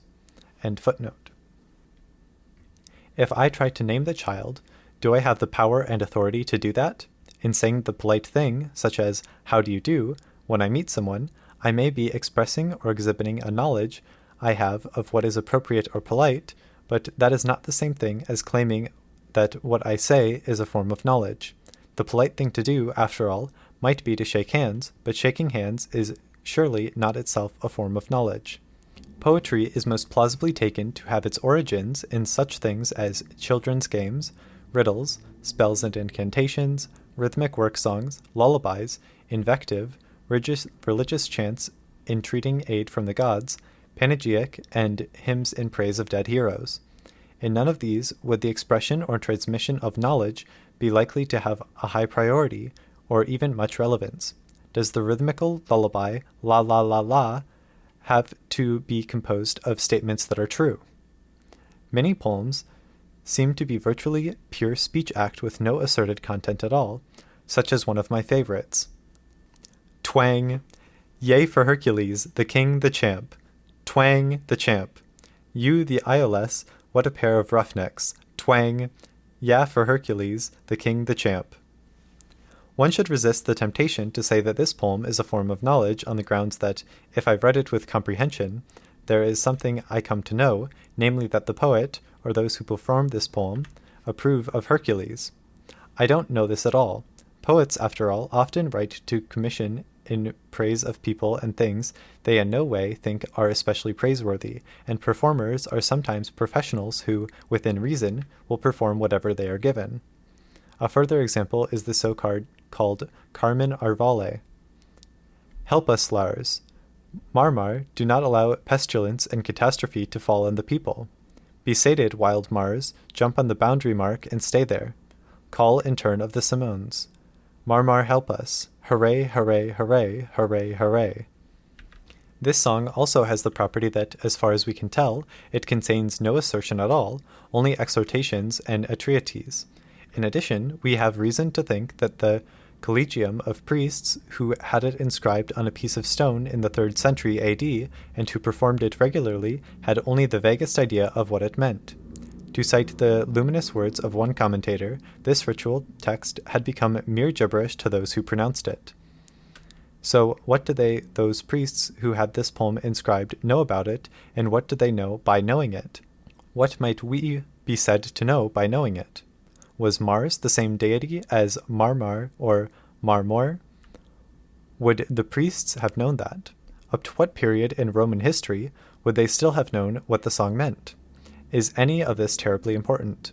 Anyone who has learned a foreign language will have noticed that many of the most powerful poetic effects do not depend even on a full or correct comprehension of the meaning of the text, much less on a recognition of whether the text transmits a cognitively correct representation of the world or indeed a truth of any kind. We nowadays don't even think that the god Mars exists, so how could my reading of this poem, even if I enjoy and appreciate it as performance or a work of literature, count as a form of knowledge? The frequency with which nonsense passages occur in ancient magical spells suggests that dissociation of comprehension of the meaning of the poem or the cognition it embodies from the effectiveness or power is a relatively old phenomenon. Clear understanding is thus a much overrated virtue that has limited application to poetry. Some of the best lyric poetry is characterized by irredeemable obscurity or systematic and deep ambiguity, and this gives it a density of texture that is an aesthetic virtue. Unclarity or ambiguities in meaning, however, are grave defects in propositional forms of investigation and argumentation, and most disciplines of knowing emphasize the need to adopt the most stringent measures to eliminate them as completely as possible. Is poetry, then, knowledge in the sense of a knowing how or a skill? In one sense, of course, it obviously is. Just as a swimmer knows how to do something non-swimmers cannot do, namely swim, so a poet knows how to do something non-poets do not, namely how to write a poem. At certain periods in the past, this aspect of poetry may have seemed even more salient and may in fact have been more important than it is now. The highly trained eidos, or vocalist, in an illiterate society was an oral performer whose ability to tell a coherent, engaging, longish story in correct dactylic hexameter would have marked him out a very noticeable from those who did not have this skill. In early literate societies, even the ability to read poetry aloud fluently from a text that had no punctuation or even word breaks would also have been a highly visible and highly distinctive skill. Although this is perfectly true, for two reasons I think it points us in the wrong direction if we wish to understand some particularly important things about poetry. First, we generally speak of a person having a skill only if he or she is able to be reliably successful in bringing about a certain result. The person who has the skill must be able to bring about something others can recognize as a successful outcome according to relatively clear socially recognized criteria. Thus, in the 19th century, you could lock schoolboys up in a room and ask them to write Latin hexameters. Some would be more skillful at this than others, and the difference would depend partially on the length of the experience the individual boy had, partly on his level of application, and partly on various more intangible gifts. The ones who were regularly most successful could be said to know how to write grammatically and metrically correct Latin. The existence of a clear set of rules and expectations gave firm meaning to the notion of having skill at writing poems, or perhaps we might prefer to say, in the case of the schoolboys, skill at versification. All of this means that the exercise of a skill has a kind of repeatability. The person who has the skill can deploy it again and again to get the same reliable success. This repeatability does not exclude certain kinds of innovation, especially in methods. However, even at their most extreme, innovations will be variations within an existing overall pattern. Poetry in the post-romantic world, however, is particularly committed to originality, and that means focusing on departure from expected patterns and non-repeatability. Ideally, a post-romantic work is not aspiring to be a success by pre-existing criteria, but to create new criteria by which works are to be judged. Footnote. Obviously, the very idea that there is or could be a strict and simple dichotomy between classic art, devoted to the repeated attempt to realize a fixed and pre-given canon of excellence on the one hand, and romantic art, committed to absolute originality on the other, does not make sense. Perhaps some forms of sub-artistic activities, like stenciling decorations on a wall, might approximate sheer repetition, although even in cases like that, there would be likely to be variations in the placement of the stencil on the wall. No art, however, certainly not Homer, or anything we would call classic art, could be simply a matter of repeating existing patterns. Equally, the idea of an absolutely original art owing nothing to pre-existing forms is incoherent. Repetition/deviation represents at best a kind of spectrum on which different works of art, ideals, and movements could be located, but the spectrum is like what mathematicians call an open interval, and that the two endpoints, complete repetition and absolute deviation, are not the points in the interval because they do not themselves designate positions that could be occupied by possible forms of art. End footnote. That does not mean that patterns and repeatable features do not play a crucial role in it, as they must do in any use of language, but construing poetry as essentially a matter of knowing how, or skill, would focus attention precisely on those aspects of it that most contemporary people who are interested in poetry would find least interesting. Furthermore, under contemporary conditions at any rate, one must distinguish two distinct groups of people. There are people who produce poetry and people who consume it, poets and readers of poetry, or listeners to poetry. Members of each of these two groups need to have certain skills in common, but it is by no means exactly obvious that the members of each group need exactly the same skills in all respects. It is not obviously the case that the ability to write a good poem is at the same time the ability to read or understand or appreciate it, or whatever word one wants to use for the consumption side of the poetry process. Not every good critic is a good poet, and vice versa. So if poetry is a form of knowing, and that is taken to mean a form of knowing how, which of the distinct skills is that of knowing? This specific problem does not arise with propositional knowledge. The person who discovers a new truth may need a different set of skills from the person who simply learns the truth, but in some sense, what it is they know, that Edinburgh is north of Paris, is the same thing. Perhaps poetry is a form of making us acquainted with something. This is pretty unspecific. Under the right circumstances, anything in the world can be said to make us acquainted with something, minimally with itself. If I stub my toe on a stone, this may be said to make me acquainted with the rough surface of that stone. Seeing a pink flamingo makes me acquainted with the color pink and with flamingos. The rumbling of my belly may be said to make you directly acquainted with the unpleasant sound. Reading or hearing the Iliad can, of course, be said to give one knowledge by acquaintance, in that if one has read the Iliad, one is acquainted with the Iliad, but for obvious reasons, this is a completely uninteresting connection between poetry and knowledge. Even if one says that poems do not merely happen to make us acquainted with various things, but are specifically designed to make us acquainted with things, this will not help. After all, the ability to give a good massage may be a matter of skill or know-how, and the massage itself may be designed to make me aware of certain muscles and acquainted with feelings of muscular tension and relaxation I have never felt before, but few would call the rumbling of my belly or a massage a poem or a form of knowledge. One tack a supporter of the view that poetry gives us knowledge, in the sense of acquaintance, might take would be to claim that the model of acquaintance that has been presupposed up to now is too narrow.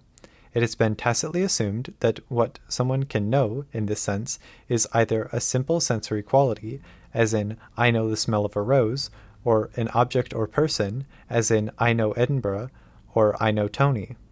However, the appropriate model, these theorists might claim, ought to be something like, I know what it is like to be poor, or I know what it is like to be a victorious Roman general celebrating a triumph, or I know what it is like to be in the grip of pantheistic exaltation. Footnote: the philosophical significance of questions like, what is it like to be, was a central concern of the classic paper by Thomas Nagel entitled, What is it like to be a bat?, originally published in 1974. End footnote. Knowing what it is, or what it would be like, to be a victorious Roman general is not at all a matter of acquaintance with any simple sensory property or with any particular individual human being. Still, it is not whimsical to say that this is a sort of knowing. If one is committed to defending the claim that poetry is a form of knowledge, this does seem to be one of the more promising lines to pursue, but it is still unconvincing. On the one hand, lots of works of prose may be just as capable of making me feel I know what would be like to be, say, poor, as a poem would. A novel by Dickens, or for that matter, prose reportage, may be more effective in transmitting this than any poem one might name. On the other hand, although some poems may be intended to show us what it would be like to be poor, and others may be interpreted in this way even if they were not originally so intended, it seems obvious that this is not a universal property of all poetry. To recur to previously mentioned examples, Apollinaires calligrams don't have this property, nor do various bits of didactic poetry. So giving us knowledge of what it would be like to be seems neither a necessary nor a sufficient condition for something to be poetry. It seems thus that poetry is not a form of knowledge in any of our normal senses of knowledge. There will then be a strong temptation for those who cannot give up the Platonic model to claim that poetry must therefore be a wholly new, as yet unclassified, fourth kind of knowledge of a metaphysical entity with its own distinctive mechanism of self-validation. Obviously, I cannot describe the metaphysical entity in question, quote, reality, quote, the absolute, quote, the truth, etc., in a clear, discursive way through a set of propositions. If I could, that in itself would refute at least the more extreme versions of the Romantic view which claim that the only mode of access to and expression of this entity are non-discursive or poetic. Footnote. Thus Hegel had a complex theory of what he called the speculative proposition, which was not at all like what we normally call a proposition, but had a kind of conceptual motion built into it. It could be understood only relative to its position within a much larger structure of contiguous argumentation, a perpetual argument during the course of which the meaning of all the terms involved was constantly changing in a structured but not independently specifiable way. For Adorno, this metaphysical entity can be named but not described. End footnote. The conception of a new, fourth form of knowledge is usually also conceived following Plato as a model.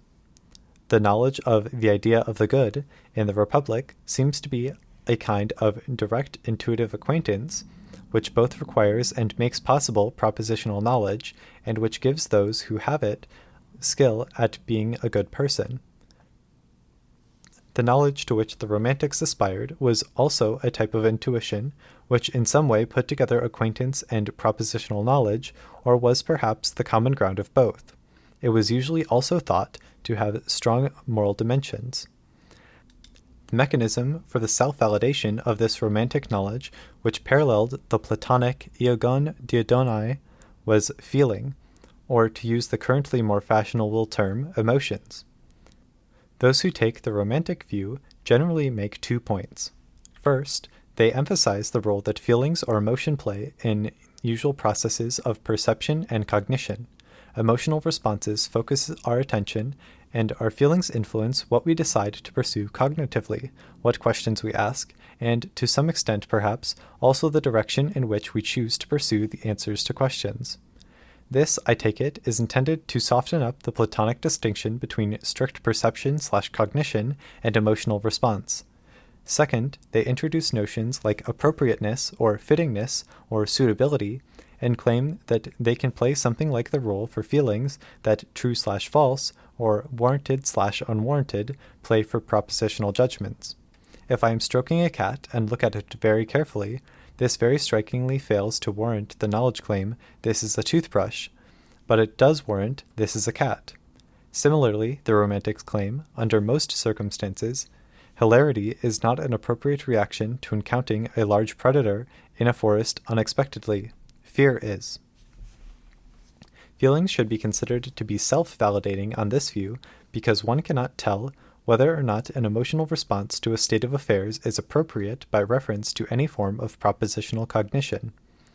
There are sciences that will tell you whether the substance in front of you is or is not gold, but there is no corresponding science which will tell you whether you ought to be disappointed by this result or pleased, or experience feelings of greed, elation, hatred, disgust, depression, or contempt.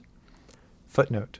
Perhaps in a very few extreme cases, biology will tell us that humans are physiologically constituted so as to experience fear or anger under certain specifiable conditions.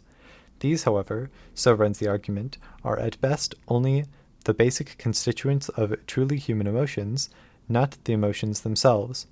This assertion is subject to the qualification that another part of the agenda of many early Romantics was to expand the concept of Wissenschaft, which, even in normal everyday usage, is wider than that of the English science, to include their new fourth kind of knowledge.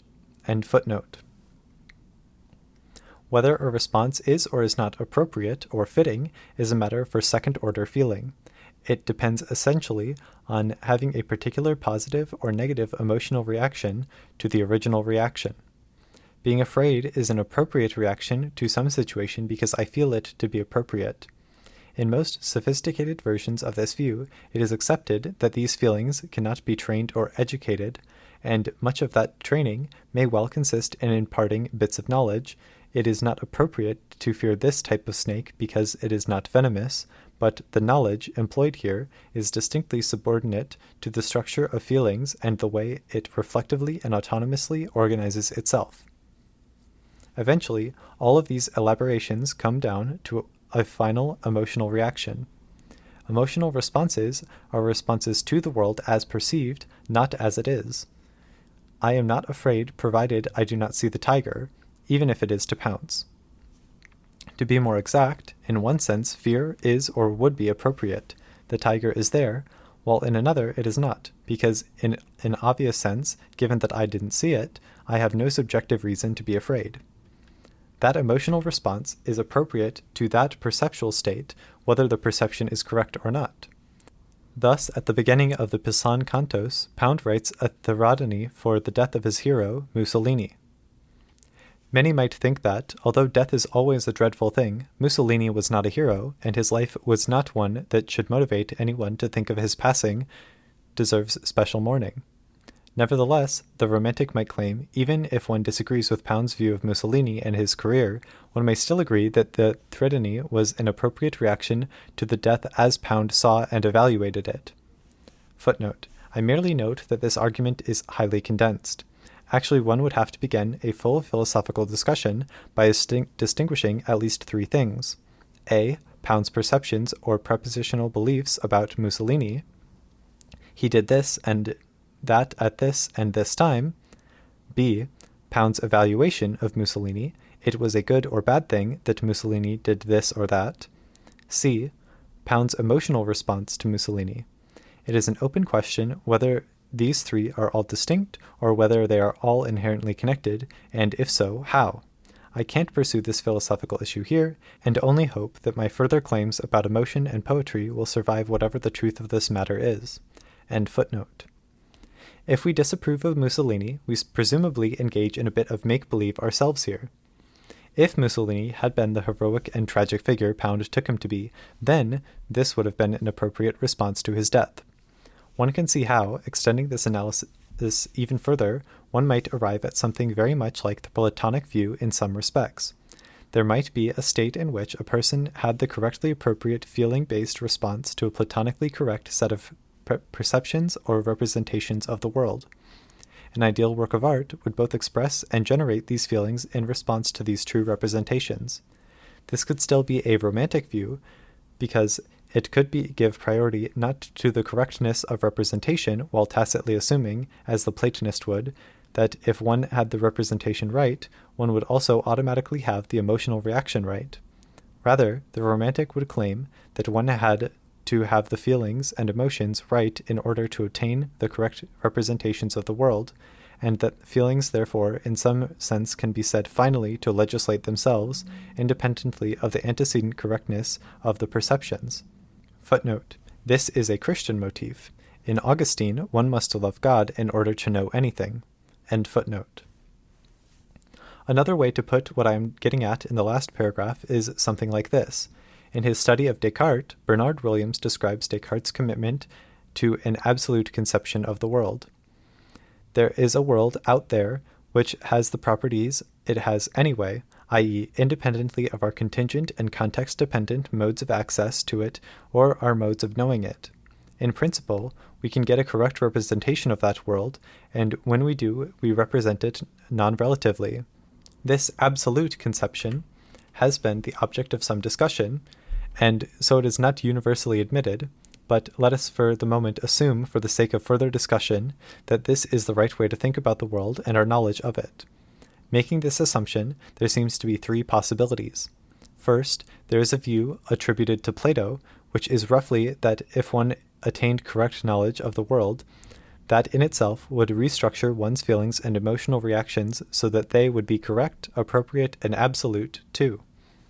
The second, which I have associated with early Romanticism, agrees with the Platonist that there is, finally, an absolute set of correct, suitable feelings and emotions that are appropriate responses to the world, but denies that these responses can be, as it were, simply read off the dispassionate results of our cognitive inquiry into the state of the world. When I know that iron is heavier than water, this does not in itself tell me at all what my response to this ought to be, and no further accumulation of knowledge about the world will finally help. Rather, to know the world, we need to be appropriately emotionally oriented toward it, and that means that emotion has at least independence, if not priority. Acquiring this emotional attitude might take the form of something like a relatively brief, intense transformation, a conversion like that of Saul/Paul on the road to Damascus, or it might be the result of a long training of the will, such that described by Foucault in various of his works. Furthermore, once I know the facts, there is an independent logic of informed feeling that dictates what response is suitable or proper or appropriate. Perhaps then, in the end, the process would look like a historically extended or dialectical series of steps, in each of which emotion played an independent part, and which ended in convergence on the set of fully and absolutely correct and appropriate feelings. A third possibility is that, even if one grants the assumption of an absolute conception of the world, there is no absolute system of feelings or emotions. There are only whatever various feelings people have. Perhaps in some cases one can say that some are fundamentally incoherent, or not humanly possible, not really livable, or not appropriate, but even when these are excluded, there is still just a great, virtually unsurveyable variety of different, unobjectionable configurations of human emotion that cannot be reduced to some organized set of acceptably suitable or correct ones. Even if, per impossible, we knew absolutely how the world was constituted, this would not tell us, in all cases, what state or set of states of feeling or emotional or voluntative reaction was uniquely appropriate as a response. It is this third position I support, and which I am suggesting is incompatible with traditional Romanticism. This whole discussion of feelings still leaves open the question of the relation between emotional appropriateness and such things as the specific form of expression, the use of language, rhythm, style, sound, and the literary properties, which many people think are central to all forms of literature. Curzio Malaparte was at least as devoted to Mussolini as Pound was, and could have written a Thridani on his death. It might have been just as suitable to Malaparte's perception, and we have no reason to think it would not have been just as genuinely felt, but given that Malaparte was a writer of prose, it is highly unlikely that any poem he might have written would have been as good, qua poem, as one of Pound's cantos. One can try to deal with this by discounting or even denying the difference between emotional appropriateness and form of expression, roughly speaking, by claiming that the emotion does not exist unless in some sense adequately expressed, but surely that is so implausible as to be a counsel of despair. Footnote. Crousset and Collingwood seem to have held a view like this. End footnote. Is it at all plausible to think I cannot cheer Hercules unless I know the pseudo-Archeologian tune, or that a better structured cheer necessarily means a truer emotion? Feelings have neither the determinacy nor, in most cases, the clear binary structure that assertions do, and their relations to the world seem infinitely looser than those a proposition has to its object. If I am stroking a cat, this is a cat will recommend itself to me as true, and this is a toothbrush as false, but there does not seem to be any analogy at all between this and any particular feeling I might have as a reaction to the Paysanne cantos or to Paul Celan's poem about the assassination of Rosa Luxemburg and Karl Liebknecht in 1919 and the execution of the conspirators involved in the plot against Hitler of 20 July 1944.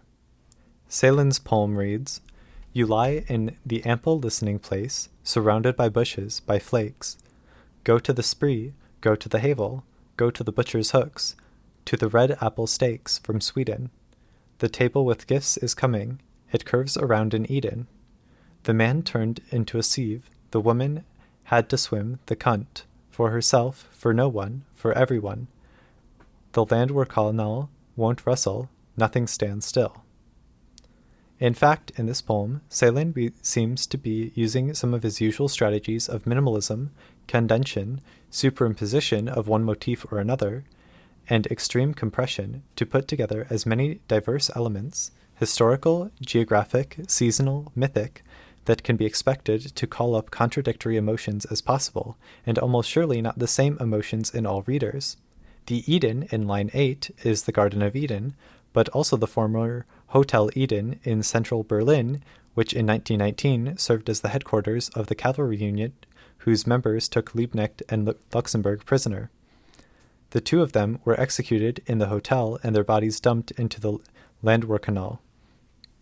Finally, Eden is the name of the modern luxury apartment building, which now stands on the same site as the old Hotel Eden. Luxemburg herself was well known for her view that revolutions were necessarily premature, but the unavoidable and even completely predictable short-term failure was essential to eventual success, and she saw the Spartacus uprising, which she led and in which she was killed, in this light. Even those with no sympathy whatever for her political views might admit that hers was a more complex form of failure than Mussolini's, and one that was more correctly designated a tragedy than his was.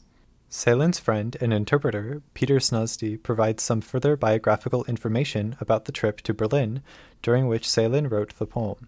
The red apple stakes are small wooden sticks for affixing apples to an Advent wreath that Celan saw during a visit to Berlin just after visiting the memorial to the executed conspirators against Hitler in Platense prison.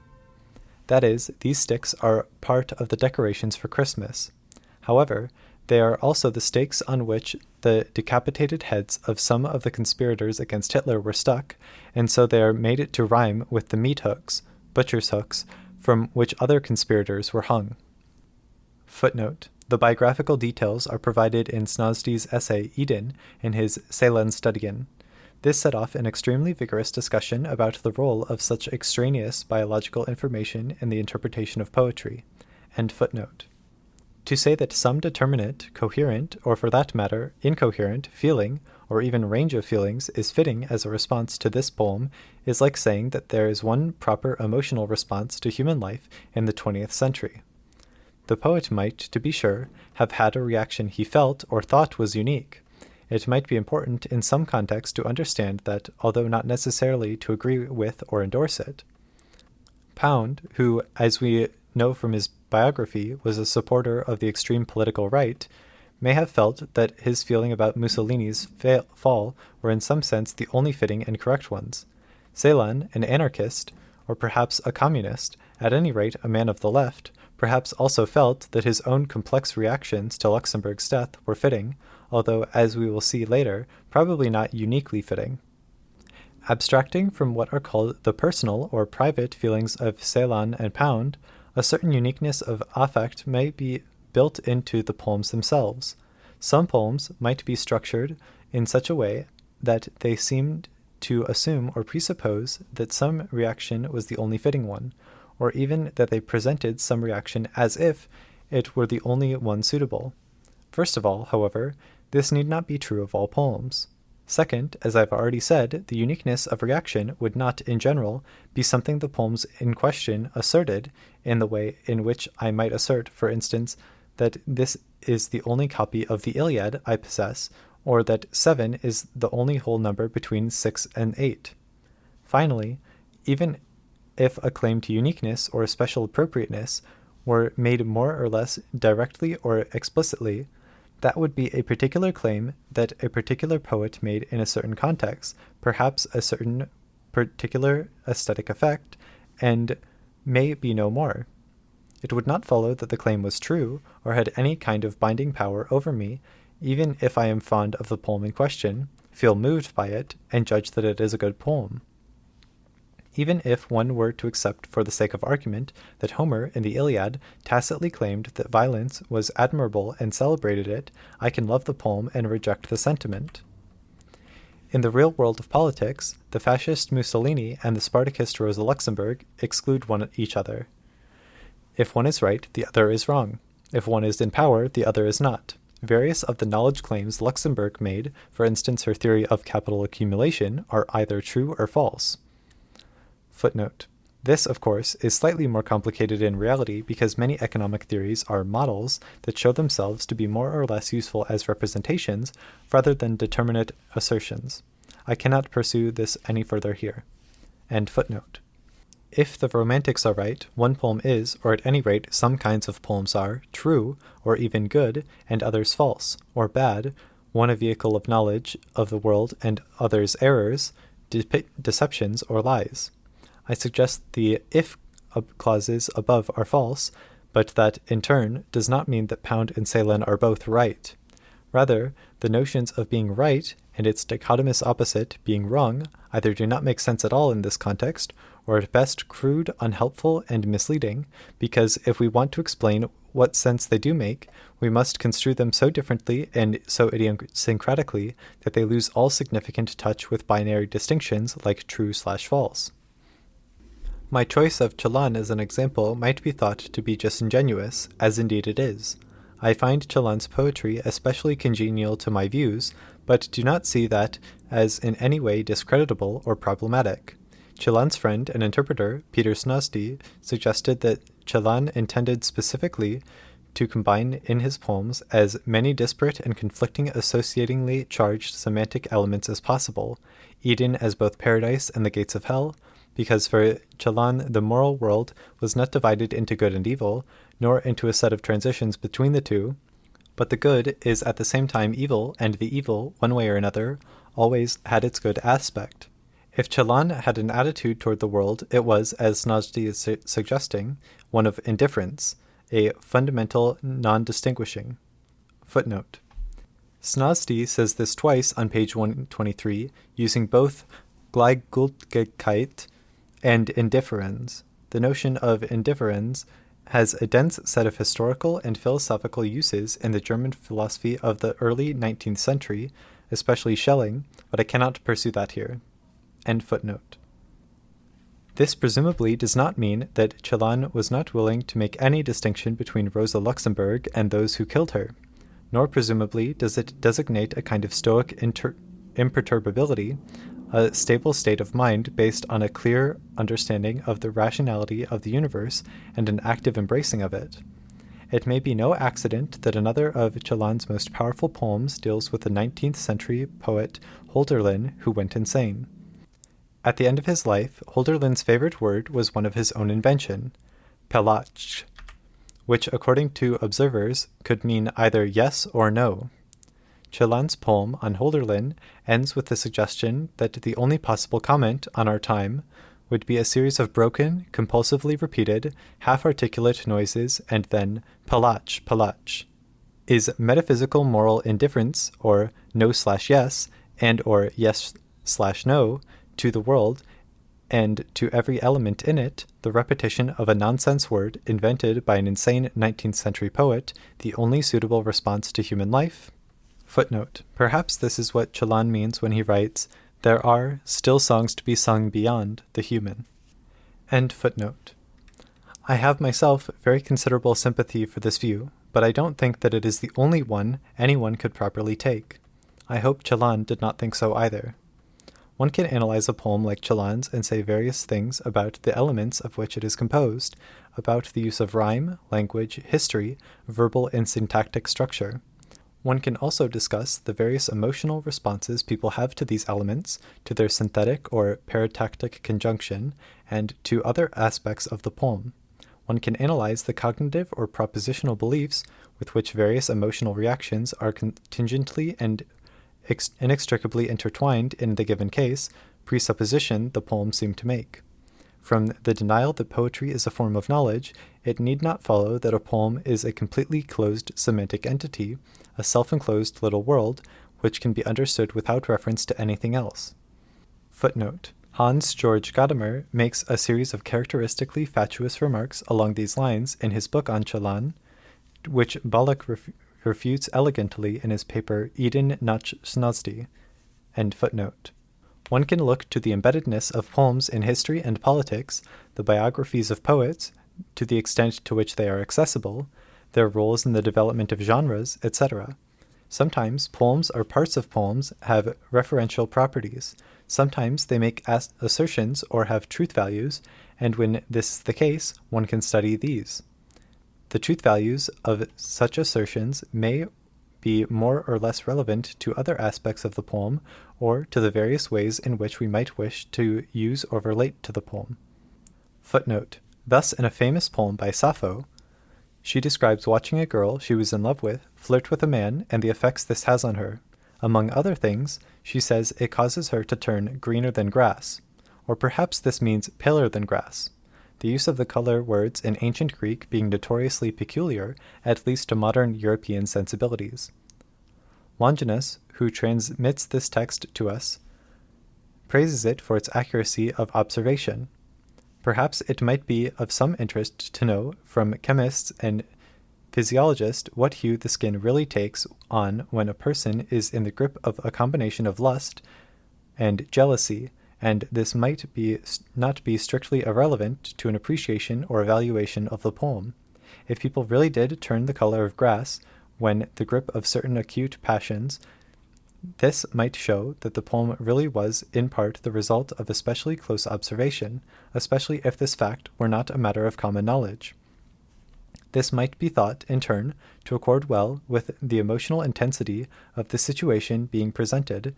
Jealousy does perhaps focus the attention and sharpen certain kinds of perception. Still, the fact that the poem might give us knowledge of certain phenomena of human coloration is of fairly subordinate significance if one is trying to evaluate this text as a poem. Longinus himself, for instance, does not praise it merely on the grounds that it is an accurate and truthful report of a set of symptoms, but also because of the way in which Sappho skillfully selects the most striking effects of passion and combines them. This may be an extremely rudimentary form of criticism.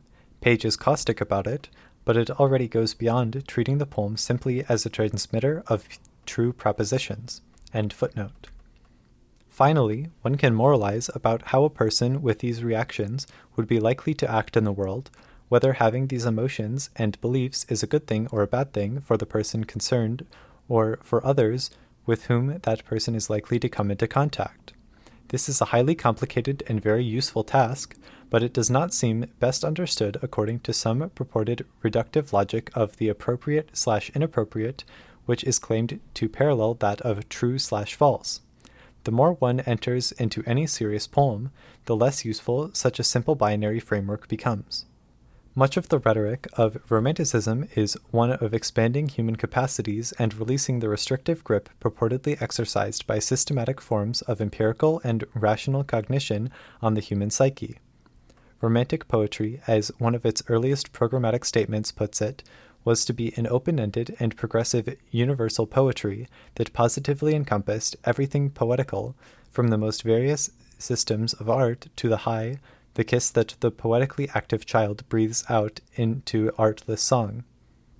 The inclusion of the poetically active child is part of the poetic, potentially democratic, anti-Platonist political strand of this early Romantic view. This kind of synoptic intent stands in stark contrast to another one that is more characteristic of one strand of modernism, and which finds its expression in Sartre's statement that every work of art wishes to destroy every other. I take this to designate a certain extreme aesthetic claim to uniqueness that modernist works make. Each one wants itself to be the final or canonical or indeed only work of art.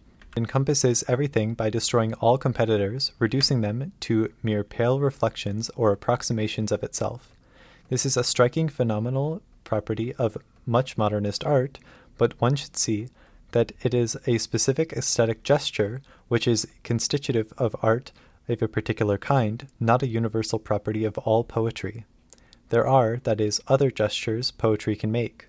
The same is true of the romantic aspiration to encompass everything in an uncoerced, continual process of organic appropriation. One would obviously have to have a rather excessively puritanical view to think that one and only one emotional reaction is fitting or suitable to every given state of the world, and accepting such a view would have very repressive and constrictive consequences. But even a more liberal view, that appropriateness marked out antecedently a wide but determinately delimited set of responses, would seem to get the structure wrong. Rather than relaxing restraints and expanding the realm of knowledge, this would seem rather to be a way of trying to introduce restraints on emotions, or regimenting them by enforcing on the realm of the emotions a dichotomist channeling, appropriate/inappropriate, which is parallel to the one that holds for knowledge claims, true/false, and is perfectly warranted there, but distinctly and unnecessarily repressive in the realm of feelings. All things considered, then, it seems hard to countenance feeling or emotion as the requisite kind of self-validating mechanism, and if this is the case, it is equally difficult to see the point of a new fourth notion of knowledge. I can't refute those who feel the metaphysical need and seek to satisfy it through reading or writing poetry, but I suggest that there is an alternative to Romanticism which would consist in rejecting the Platonic game and changing the rules entirely. No one can be prevented from using the word knowledge in a new way to refer to some purported amalgam of acquaintance with something and the sense for which it is appropriate, but the compulsion to speak in this way seems so peculiar that a disinterested observer is more likely to want to ask why people continue to feel impelled to cling to so ferociously the word knowledge. Nietzsche thought that the motive was partially weakness and evasion, but partly a residual asceticism. To say I know rather than I wish or I want is to pretend that matters are out of my hands. It is the world, not me, that is responsible for what is going on. I'm not pleasing myself here because knowledge is something completely impersonal. Footnote: Nietzsche does not hold, as he is sometimes taken to hold, that whenever I say I know, this is always a mere mask for something that ought really to be expressed as I want. To want to know is to want to get away from mere personal desire, and people are sometimes successful in that. The will to truth is not a mere generator of illusions, but is something that arises historically and psychologically from particular empirical sources that can be studied and understood. End footnote. If, however, there is nothing inherently wrong with pleasure, and certainly nothing wrong with feeling what I want to feel, there would be nothing inherently wrong with an art that was merely entertaining, and no one would need to claim that poetry is knowledge in order to defend it. Besides, why accept the dichotomy, either knowledge and therefore useful, or pleasure and therefore dangerous? Might there not be an indefinite number of further possibilities? What we call poetry is a complex, historically changing body of performances, institutions, and practices. To be sure, like everything else in the human world, this historical corpus is connected in different historical periods in a variety of ways with forms of propositional knowledge, with the exercise of various skills, and with modes of making humans acquainted with various aspects of their lives and their world.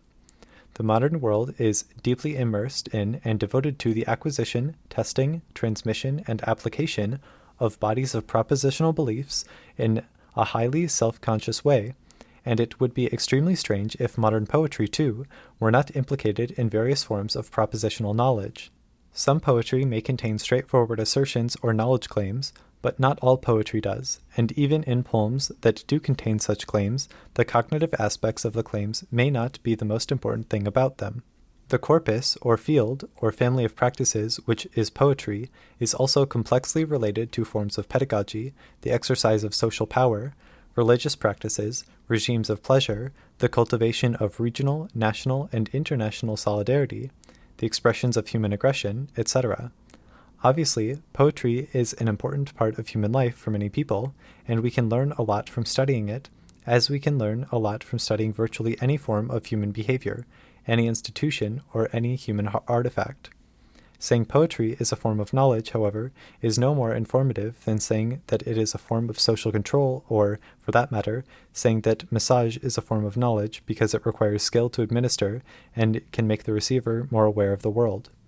We should follow Nietzsche's lead and give up the view that there is any such thing as the essence of poetry, thus a fortiori rejecting the whole question of whether poetry is or is not essentially a form of knowledge.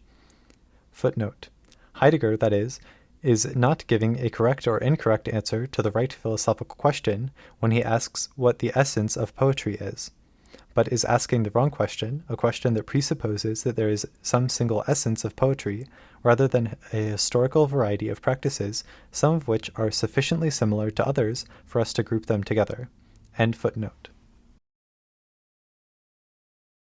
Chapter 12. Plato, Romanticism, and Thereafter. In the 1880s, a discovery was made that would have profound implications for the course of human thought in the second half of the 20th century.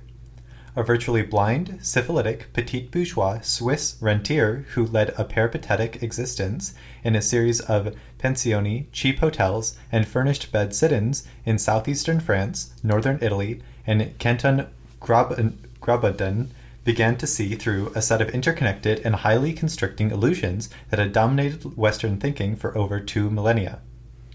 Friedrich Nietzsche, for he it was, gradually came to realize that Plato had made 2 mistaken assumptions about the world and our knowledge of it. These assumptions were taken over and developed by later philosophers, and thought through a gradual process of sedimentation eventually came to form the basis of Occidental common sense, and thus to be deeply embedded in most of our institutions and practices. Systematically rejecting these 2 errors thus would be extremely difficult and profoundly unsettling, requiring us to revise fundamental ways of thinking, feeling, and acting. These patterns of feeling and thinking were rooted in psychological habits that had become second nature to us and were reinforced by vivid social sanctions. Plato's first mistake, Nietzsche thought, was to hold that everything in the world had a fixed essence and that it could, and, as we will see later, in some sense should, be specified in a formal definition. Thus, the aspiration of the character Socrates in the Platonic dialogues is to find a definition of courage, temperance, justice, or whatever that would grasp the essence of each, and allow any person in possession of this definition reliably to distinguish instances of courage in the world from instances of temperance, of justice, of cowardice, etc. Human thought took place in language and was mirroring activity. In speaking, we were trying to get a grip on the essential structure of the world. When we succeeded, what we asserted was true. The existence of fixed essences in the world was a precondition of any even minimally coherent linguistic activity. Without them, language would have, as it were, nothing to latch onto. Plato's second erroneous assumption was to put knowledge in general, and a highly specific kind of propositional knowledge in particular, into the absolute center of human life, assigning it virtually unlimited value, and calling upon us to see the worth of everything else in relation to it. Living a good life, being a good person, was a question of having the right kind of knowledge of these essences. This knowledge was a propositional knowledge of the definitions of the most important features of the human world and human life, which would allow one to recognize each for what it was and distinguish it from everything else. To say that the knowledge in question is of a propositional kind is to say the definition can be expressed in a fixed form of words. Footnote. Some qualification of this might be needed to take account of the exact nature of knowledge of the idea of the good. End footnote. For a person with such knowledge, no confusion was possible. The morally serious person thus should make great efforts to acquire the knowledge embodied in these definitions. The application of this Platonic approach to poetry is clear.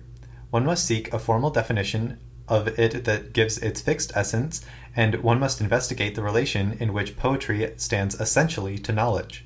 Plato, in fact, thought that poetry was not a reliable vehicle for correct knowledge, and hence that it had a highly fragile and dubious value status. This specific claim about the real essential nature of poetry is, in fact, less important than the 2 assumptions he made. Romantics tend to reverse Plato's specific account of poetry and its valuation, claiming that it is an important kind of knowledge, but they did this while taking over unquestioned Plato's 2 crucial assumptions. That is, they shifted the idea of what knowledge was supposed to be from something propositional to something more intuitive, and tried to construe poetry as knowledge in this new sense. However, they continued to think that poetry had an essence, and that the proper approach to it was through an exploration of its relation to knowledge, in some sense of knowledge. What Nietzsche realized in the mid-1880s was that this Platonic and then Romantic view of the relation between language and the world was a restrictive delusion. First of all, Nietzsche suggests that one look at language as a kind of human practice. Speaking is usually intervening, not mere mirroring. Speaking is doing something, expressing true propositions, transmitting knowledge. Mirroring the world was one of the things language could be used to try to do, but only one among many. In addition, even when what was at issue was mirroring, there were no fixed essences associated with language use. The distinction between literal and metaphorical usage was not fixed. Any fixation of terminology is an expression of an act of decision, or will, which Nietzsche had an unfortunate tendency to assimilate to an act of violence, a clear mistake this. Second, Nietzsche rejected the centrality of knowledge. If there is no essence or essential definition, then there is no knowledge of it that could be uniquely as important as Plato claimed. Nietzsche himself, for instance, thought instinct was much more important than propositional knowledge. Just as there is no essence of religion, just a historically changing set of institutions, practices, forms of linguistic use, etc., there is no essence of poetry. There is no reason to be especially interested in the relation of poetry to knowledge. Poetry stands in shifting relations to various kinds of knowledge and has value in itself independent of that relation. Nietzsche's potential revolution in philosophical thought had little immediate effect. Footnote: there are several reasons for this failure. First of all, this insight was one over which Nietzsche did not himself have full control. It breaks through fragmentarily in some of his writings, such as the early On Truth and Lies in a Non-Moral Sense, where, however, it is still mixed up in a confused way with the Kantian motifs with which it is actually not compatible, but is covered over in others. This is not unusual, especially in the case of genuinely novel and deeply unsettling insights. Second, the revolution went virtually unnoticed. Nietzsche became fantastically influential, but for other aspects of his doctrine, such as his misleading theory of the will to power. The potential significance of his mature approach went especially unnoticed in its application to poetry because his most influential work on the subject was taken to be The Birth of Tragedy, a juvenile work which he wrote in his 20s before making the revolutionary discovery just described. As he himself puts it later, in retrospective preface to the second edition of The Birth of Tragedy, this book was a work of Romanticism. The mature thought of Nietzsche is post-romantic precisely in breaking with Plato's two assumptions. End footnote. He had an inkling of this, predicting that in the medium term he would be greatly influential for the wrong things, and that his major insights would be accepted only gradually, with difficulty, and after much time. European thought continued to be dominated by the view that poetry had an essence, and that this was the attempt to give some kind of knowledge of the world. Usually it was the romantic rather than the more strictly Platonic form of this view that dominated. One might even speak here of the formation of a romantic common sense. Then, during the period of World War II, Ludwig Wittgenstein made the revolutionary discovery seemingly independently of Nietzsche. Footnote: it seems incredible that someone grew up as a member of the Viennese upper classes at the turn of the 19th and 20th centuries who was also an avid reader of Schopenhauer, will not have been very familiar with Nietzsche's work and ideas. On the other hand, I am unaware of any direct evidence that Nietzsche's views about language and history had any direct influence on Wittgenstein, who does seem to have developed a remarkably similar view quite independently. End footnote. Language, he claimed, as Nietzsche had, was best understood as a kind of action, a set of what he called language games. It could only be understood relative to its mode of embeddedness in a set of historically constituted and changing social practices. Only some kind of language acts, by no means all, were part of one of the language games that involved using concepts to subsume individual cases or make statements or assertions. Much of the use of language consisted in issuing orders, posing questions, expressing sympathy, asking for help, joking, and so forth. Even when assertions were being made, there was a looseness about the relation of language to reality because of the non-existence of essences, a non-existence that is intolerable to the Platonic sensibility. In place of Plato's theory of essence and definition, Wittgenstein presents his famous view about family resemblance as the model for the relation between the many instances of a single concept. Plato assumes that for a concept to refer at all, it must refer to a single essential property common to and shared by all the things to which it refers. Thus, for there to be a cognitive use of cat, there must be some essential features common to all cats, in virtue of which cat correctly applies. If I use cat correctly, I am picking these common features out. Wittgenstein, in contrast, holds that the various phenomena to which a single concept applies are more usually united not by a common feature, but by a family resemblance. A group of people who show a family resemblance to one another need not necessarily share a single common feature, but merely partial overlapping sets of different properties. Some may have the same kind of nose, others a characteristic configuration of eyes, eyebrows, and mouth. Others may have strikingly large bat-like ears with tiny lobes and Habsburg lips. Others, again, may have the ears and the nose, but not the lips. This theory depends, then, on notions of similarity, of likeness, of what is striking. Consistently, Wittgenstein gives these notions, too, a Platonic analysis. When I say that John, Jean, and Mary have a nose of the same kind, or a similar nose, the similarity or sameness involved is not an instantiation of a pure Platonic essence. There is no saying in general, or in abstract, how much similarity or likeness two noses must exhibit in order to count as of the same kind. I start by noticing very superficial similarities between three sisters: same blonde hair, same blue eyes, same general shape of face. I can then begin to notice more subtle facial similarities between one or the other of the sisters, and the mother who does not have blonde hair and blue eyes, or the brother. Finally, I may begin to see rather unobvious similarities among cousins. They can all begin to have traces of that look. How far can I move out from this? There is nothing like a determinate answer to that question. It is a bit like the question, how long is a piece of string? It depends on accidental features of my perceptual apparatus, how attentive I am able and motivated to be, what opportunities of observation I have, and a variety of further particular facts about the situation. Footnote: 2 further points. First, this example is only an example and cannot be pressed too hard. In many cases, I will know beforehand that X is the cousin of Y, independent of the observation of similarity, and will then be looking for a similarity I assume will likely to be existent. This is not a feature of some of the other examples Wittgenstein uses, e.g. the concept of game, and will not be a general feature of thinking about concepts to which they apply. Second, this is not a form of idealism, because the similarities exist prior to being recognized. End footnote. Again, if this line of argument is correct, both of the Platonic assumptions are rejected.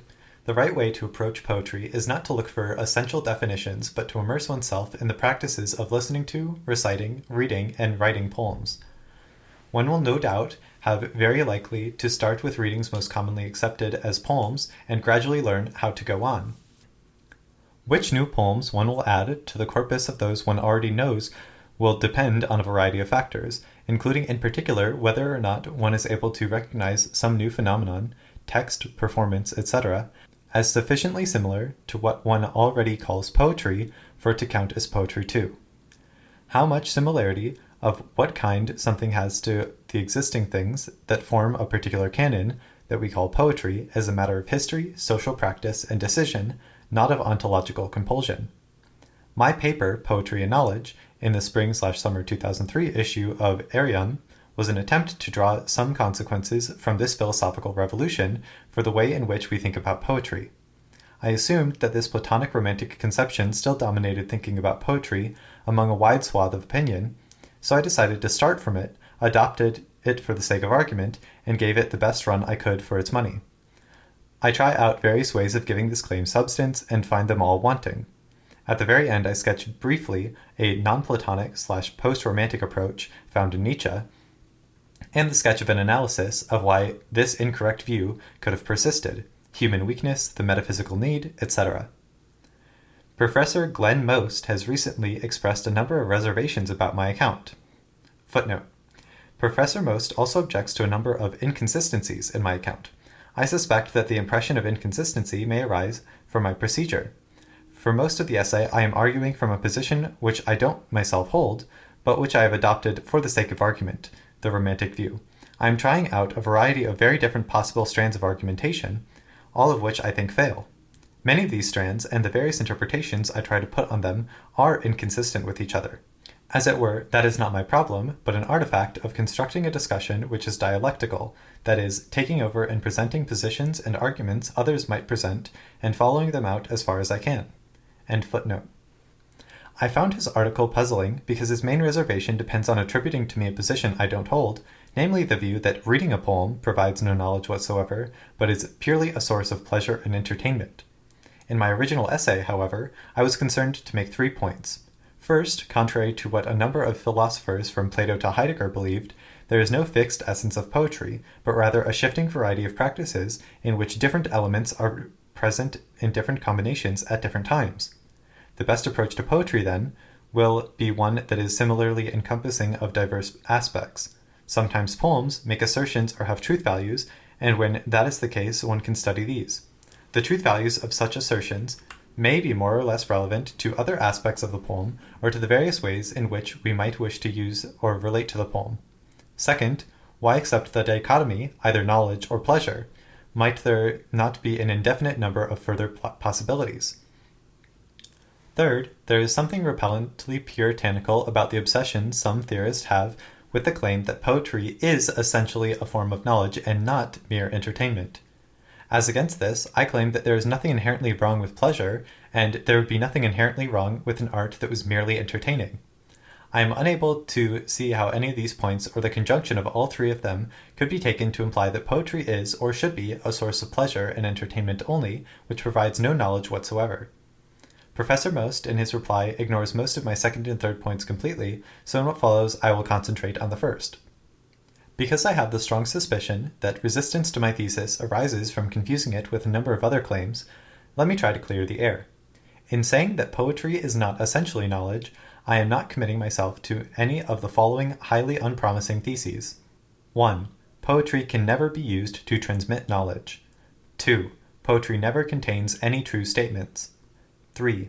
Poetry never expresses any general human truths. 4. Poetry never makes us acquainted with anything. 5. It makes no sense ever to say that one has understood a poem correctly or has understood it incorrectly. 6. Understanding or writing poetry is possible without the activation of any human cognitive capacities. 7. There can be no knowledge of poetry. 8. No one can ever learn anything from reading, studying, listening to poetry. Since my view is precisely that poetry at different times and different places has a variety of different functions, not a single one of being a vehicle for truth, it is easy for me to accept the negations of 1 through 4. Some poetry can, in some particular contexts, be used to transmit some forms of knowledge truths. E.g., if one assumes that Epicureanism gives one knowledge, I can transmit this to you by reading De Rerum Natura aloud to you. Some poetry contains true statements, etc. To see that 5 is not implied by my claim, just consider one of Wittgenstein's models of an elementary language game. One builder asks another to hand him a brick by saying brick, or please hand me a brick. If the second builder hands the first a nail instead of a brick, the second builder has made a mistake in understanding, or is perhaps expressing rebelliousness, etc. We know how we would go about determining whether this is a case of misunderstanding or rebelliousness. It does not follow from any of this that brick, or as we would say, please hand me a brick, is in any sense a knowledge claim or a speech act that has a truth value. Please hand me a brick is neither true nor false, and it is not a knowledge claim. To be sure, it may be an inappropriate thing to say, perhaps the first builder made a mistake, and ought to have asked for a nail, which is what is really required for the job at hand. Brick is embedded in a human network which is drenched through with various forms of human knowledge.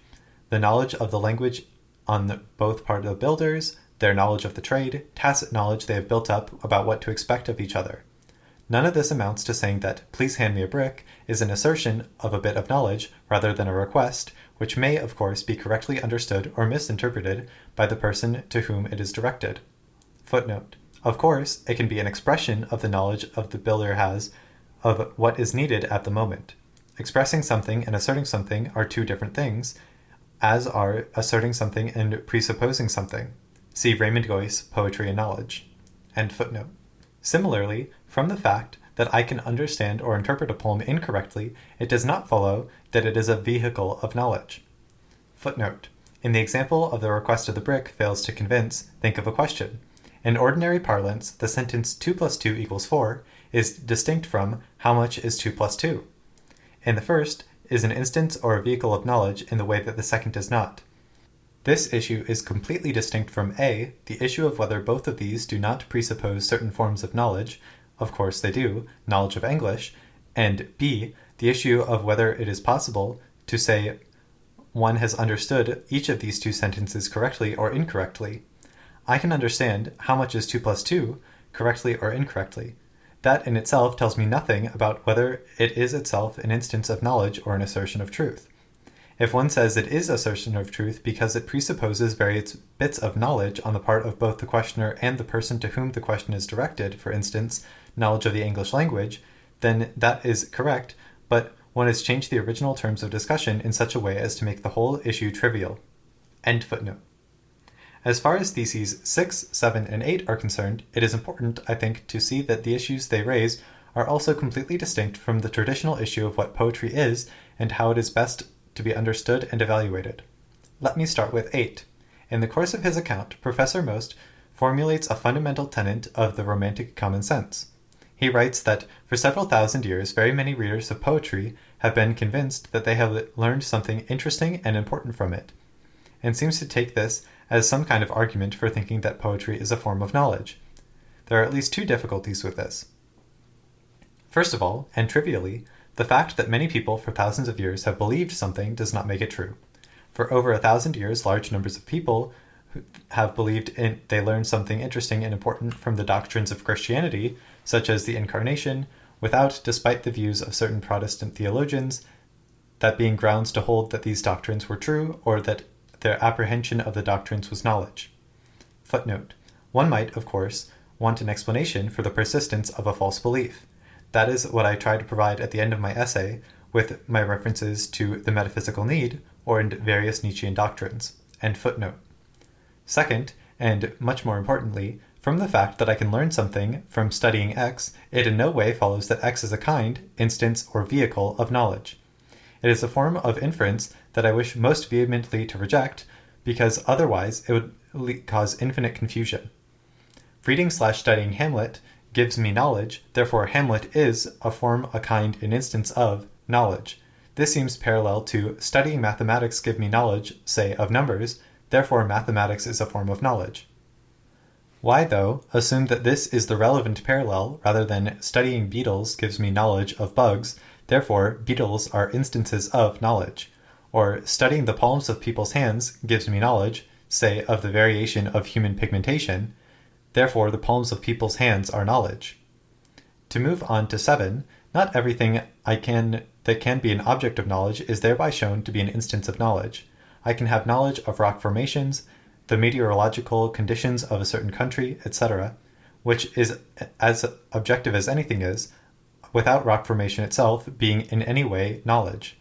Similarly, nothing in what I have claimed suggests that the study of literature is not in principle just as objective a form of knowledge as geology is. I may have other independent grounds for doubting that literature is an object of knowledge, but that is another issue. Still, this in no way supports the claim that poetry itself is knowledge. That leaves 6. Not everything which requires the activation of cognitive human capacities to understand is itself a form of cognition. In order to understand Hamlet, I must, of course, probably exercise various visual capacities. I must be able to watch the performance and some minimal linguistic skills. Even if I don't need to understand the language at a very high level, I must be able to do some minimal cognitive processing of the human language. Therefore, one might be tempted to conclude Hamlet gives us knowledge, but that would be a mistake. Again, to study geological stratification, I must perhaps exercise various visual and linguistic skills. This does not make a rock formation an instance of knowledge, but at best an object of knowledge. So in one sense, I can agree completely with Professor Most. We can learn various things, perhaps some of them interesting and important, from reading Hamlet, just as we can learn various things, some of them interesting and important, by studying cloud formations, allowing us perhaps to predict the weather, or by having a massage, which will make us acquainted with the muscles of which we were unaware. For me, the discussion only becomes interesting and important if it is claimed that for most poetry there is some form of knowledge or acquaintance that goes beyond these kinds of banal cases. This approach would become interesting only if it were possible to say in what specific way poetry gave us acquaintance with something, in what way that was distinctive of poetry and not shared by empirical observation, human empathy, and basic skills of language comprehension that are activated when we hear speech. One does not need to be a formalist in a very substantial sense to feel that how something is said is at least as significant as what is said. Failing any account of this, I find the claim that poetry gives us acquaintance empty. Footnote. There is in principle a further possibility, which is that poetry has a distinctive object. Most people will also hold that there is a distinctive form of access to this object or way of presenting that results in acquaintance with it. End footnote. Even if one accepts this clarification of my basic claim, one would surely and correctly point out that this cannot be the whole story, if what I am saying is to have any real interest for students and critics of literature. My claim is that the essence of poetry is not knowledge, is perfectly compatible with the view that some poems are instances or vehicles of knowledge. I neither asserted nor denied that. Surely, for my thesis to be of interest to people concerned with literature, rather than being of a merely technical interest to some philosophers, it must have some more distinctive first-order content. One might object with some justification that what looked like and was presented as potentially interesting, but unfortunately, for me, false thesis. Poetry is not knowledge equals no form of poetry has any relation to cognition, truth, knowledge at all, actually turns out to be a thesis, which may or may not be correct, but which in any case is not terribly interesting. Poetry is not knowledge equals there is no essence of poetry by virtue of which it must be a vehicle of truth. We are all familiar with philosophical claims that have this built-in disappointment. When Kant says that the world we know is appearance and not a reality in itself, the immediate impulse is overwhelmingly to read this as if it meant what Schopenhauer did mean when he said various similar things. The world we know is nothing but a tissue of insubstantial illusion.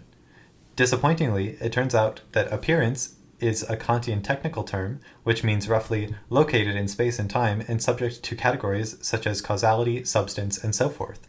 So, our world is appearance means our world is extended in space and time, subject to laws of causality, etc.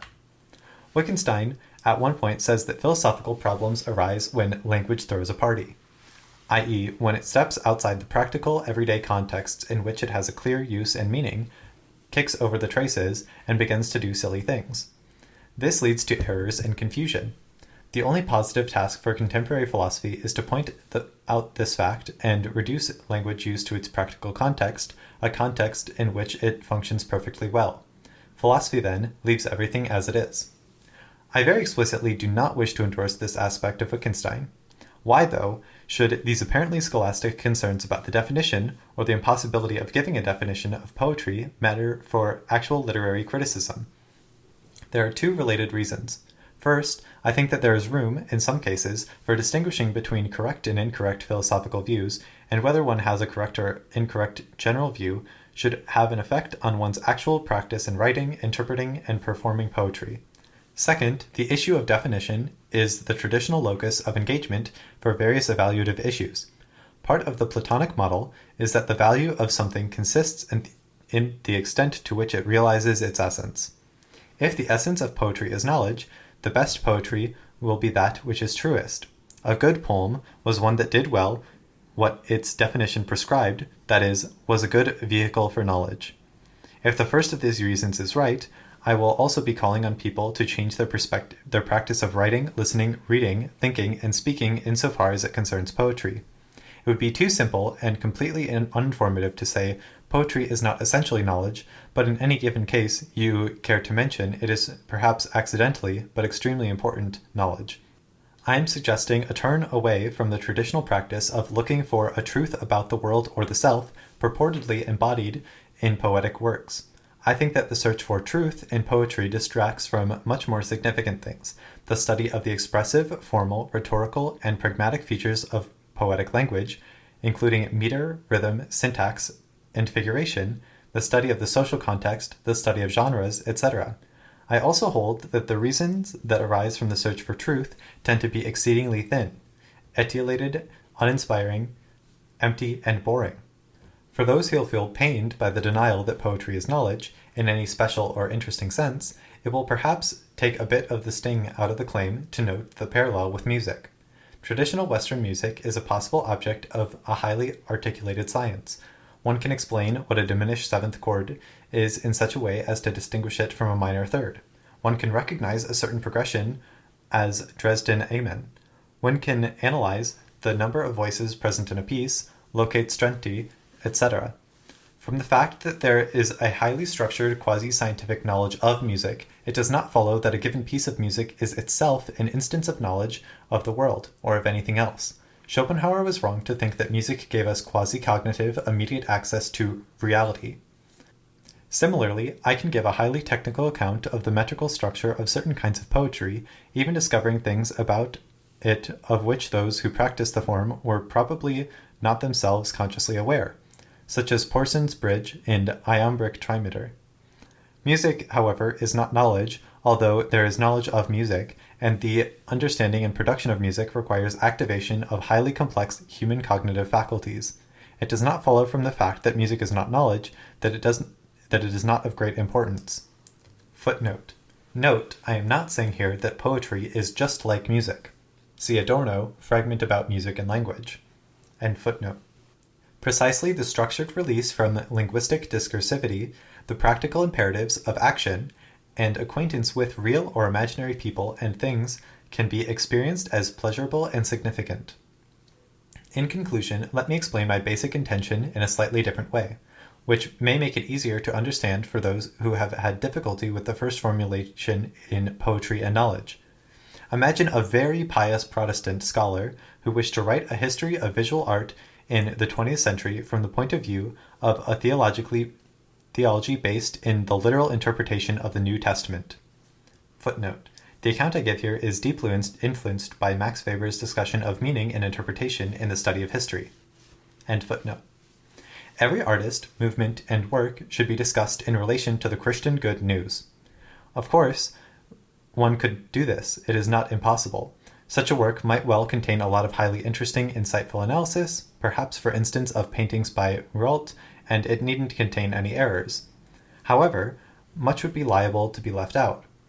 What exactly would the author have to say about Kandinsky, apart from some commonplace remarks about the discovery of the infinite wonders of pure color and pure shape in God's most marvelous creations, space itself, uncluttered by humanly recognizable objects? We would be likely to feel that the author was not treating the paintings as paintings, which is again an appeal to a different kind of common sense, the common sense of a secularist society. In addition, those of us who did not share this specific Protestant perspective would be likely to find the whole treatment highly peculiar and arbitrary. Why emphasize this point rather than that? Should we really be looking for the religious truth in every painting? Is it the most enlightening and useful way to proceed? The basic question, however, would be why start from the assumption that the doctrine of the New Testament is the final framework for interpreting everything? What I was trying to say in my original paper is that there is a similar cognitivist framework that was installed by Plato. Interpret everything in terms of its relation to possible cognition. Footnote. John Dewey speaks of an over-intellectualized conception of art, in art as experience. End footnote. Some poetry in some dimensions responds to such an analysis, but this is not true of all poetry in all its aspects, and why accept the cognitivist framework in any case? Of course, since human beings are creatures who, among other things, are trying to come to terms with their world by coming to know it, any human phenomenon one might name might be, as it were, swimming in a sea of various modes of knowing. If you were really looking, you will probably be able to force even lullabies and nonsense verse into some relation to knowing, just as the Protestant art historian will be able to force anything into his schema, although for those of us who do not share his religious commitments, the result will be likely to be grotesque, not false in any obvious sense, but radically deformed. Once you can begin to see poetry through the lens of its conformity or deviation from cognitive paradigms, the effect will be both constricting and distorting. Both the constriction and the distortion are unnecessary. Of course, one can try to extend the meaning of true/false, cognition, and knowledge so as to include all the phenomena that I described as grotesque, deformed, and distorted. Given the Nietzschean Wittgensteinian theory of knowledge I sketched earlier, no one can prevent anyone from trying out such an extension. Footnote. In fact, my own views are the result of having spent about 30 years of my life reading and rereading, off and on, the aesthetics writings of Hegel and Adorno, trying to make sense of their claim that art is essentially the presentation of truth. I was especially interested in the plausibility of this claim, particularly in the case of music.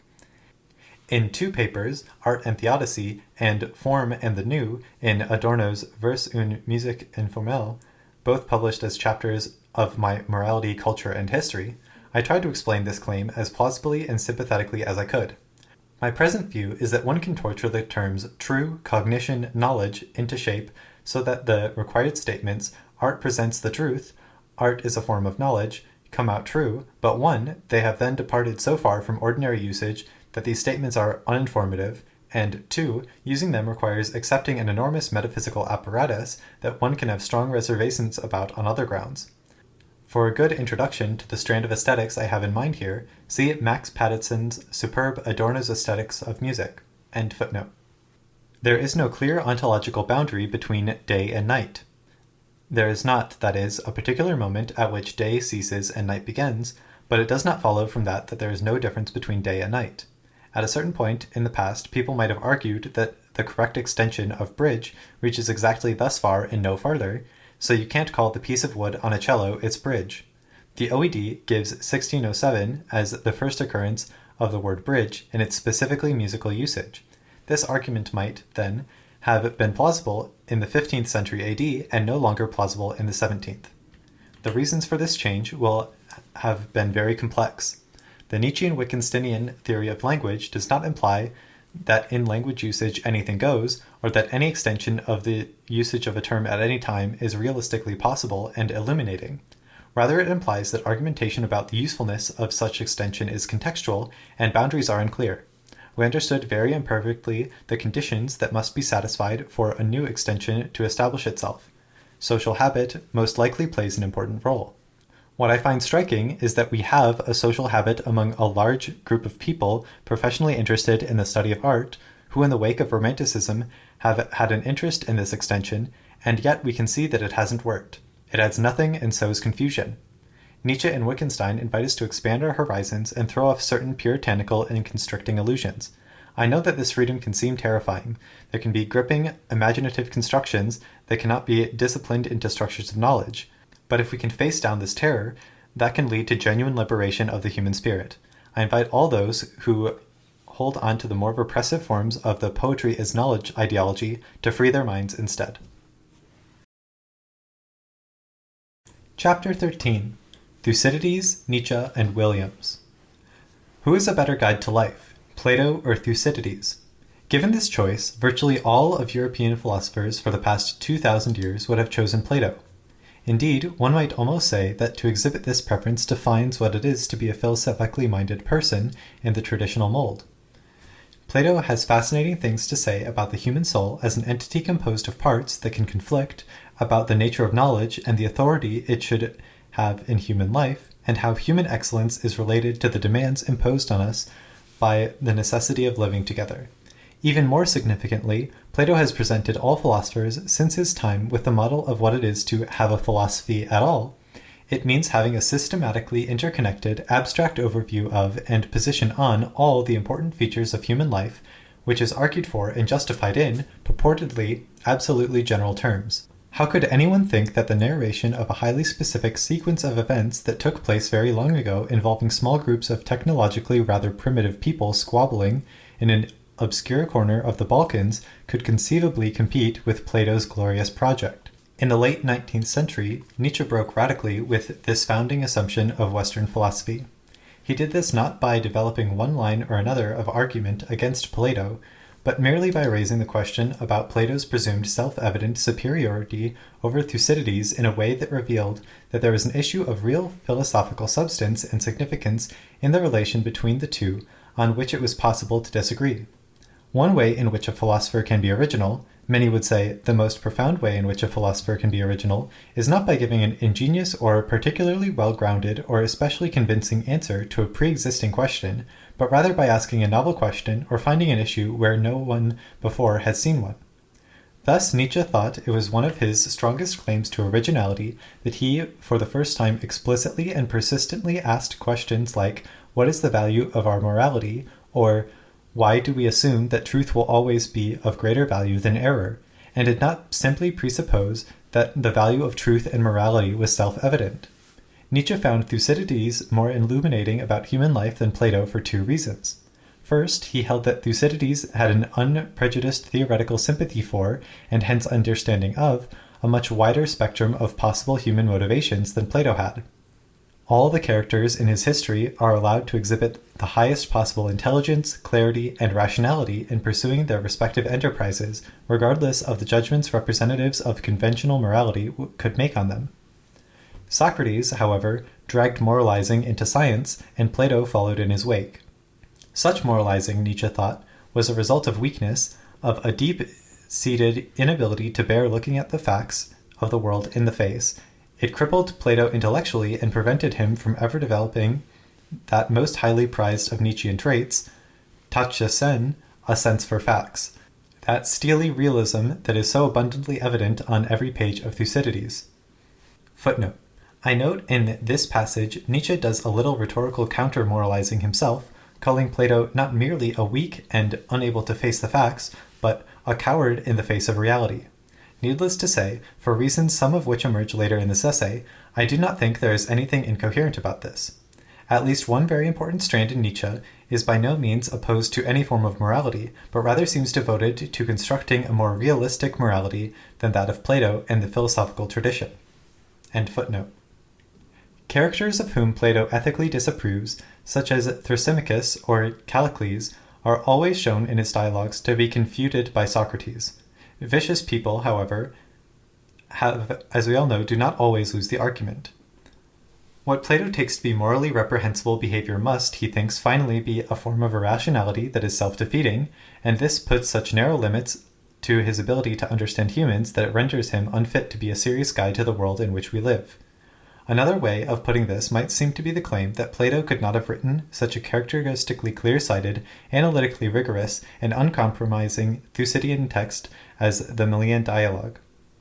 Bernard Williams quite rightly corrects the implication this might be naturally taken to have when he points out that what is really at issue is not the empathetic, literary, hermeneutic, expository, or other human capacities of the individual Plato, but what the explanatory motivational apparatus he recognizes and develops in his work would structurally require or admit. Thucydides' conception of an intelligible and typical human motivation is broader and less committed to a distinctive ethical outlook than Plato's. Or rather, the distinction is important, it is broader than the conception acknowledged in Plato's psychological theories. Nietzsche is, of course, keen to connect these two, the man Plato and the Platonic philosophy, as closely as possible. Williams proposes a more subtle account of a kind with which we are familiar in other contexts. Many have thought that Freud, the clinical practitioner, exhibited a higher, deeper, or fuller understanding of the human psyche than he was able to articulate in his theoretical constructs, so that the real Freud is the Freud of the case histories, not the Freud of the metapsychological writings. Hegel very clearly taught that any form of spirit, except his own, appealed to, used, and exhibited more complex structures than it could explicitly give account of.